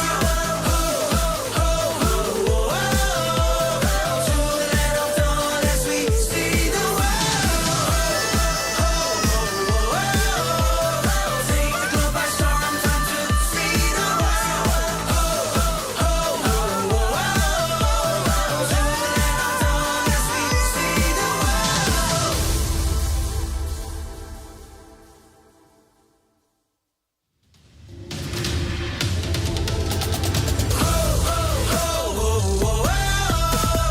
Take the globe by storm, time to see the world. To the land of dawn as we see the world. Start a fight, blessed with cheers and pride. Ready for the battle cry, with our might and stride. War against the heavens, set the fire to the sky. Keep burning bright, kill the allies, and enemies mesmerize. Strive for domination. Feel the pressure rising. The fight with your life and for your nation. With your devotion, emotion. Lay it on the line, the choice is yours. Offense or defense, let the courage roar. Reaching for new heights, it's up to soar. Now or never, climb and rise. We will strive for more. Take the globe by storm, time to see the world. To the land of dawn as we see the world. We're fighting to build a legacy in this battleground for kings. We're here to show the world that we're the chosen one that brings the heat, the passion, the heart, the soul, and the fury. Show it all, let the world see we are legends. Stepping on your ground, no time to waste. Striving to conquer, face the foes, break grace, be the challenger. It's time to soar. Now or never, climb and rise. We will strive for more. Take the globe by storm, time to see the world. To the land of dawn as we see the world. Take the globe by storm, time to see the world. To the land of dawn as we see the world. Hey, hey, hey, hey. Break every boundary and chain. Ain't nothing can stop or restrain. We are a force to be reckoned with. Destiny, kingdom, and reign. Battle like Atlas, winning with madness. Count us to practice, that is his matchless. We are the heroes here to slay. Never back down, never astray. Fatal links. Sink or swim. Match by match, day by day. Determination, they won't let us play. S-E-A-C the world. Mission to conquer. S-E-A-C the world. We are warriors. Lay it on the line. The choice is yours. Offense or defense, let the courage roar. Reaching for new heights, it's time to soar. Now or never, climb and rise. We will strive for more.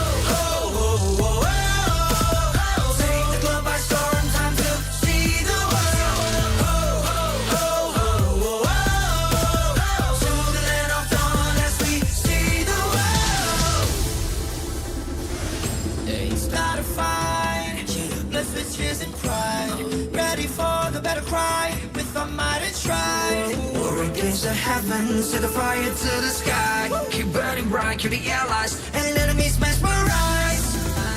Strive for domination. Feel the pressure rising.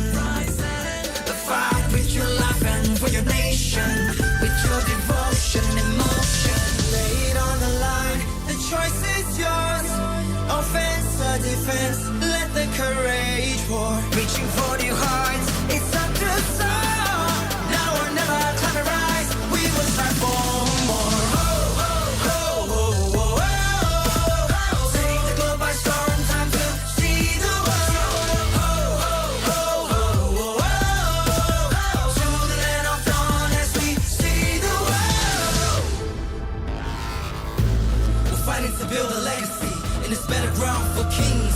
We're here to show the world that we're the chosen one that brings the heat, the passion, the heart, the soul, and the fury. Show it all, let the world see we are legends. Stepping on the ground, no time to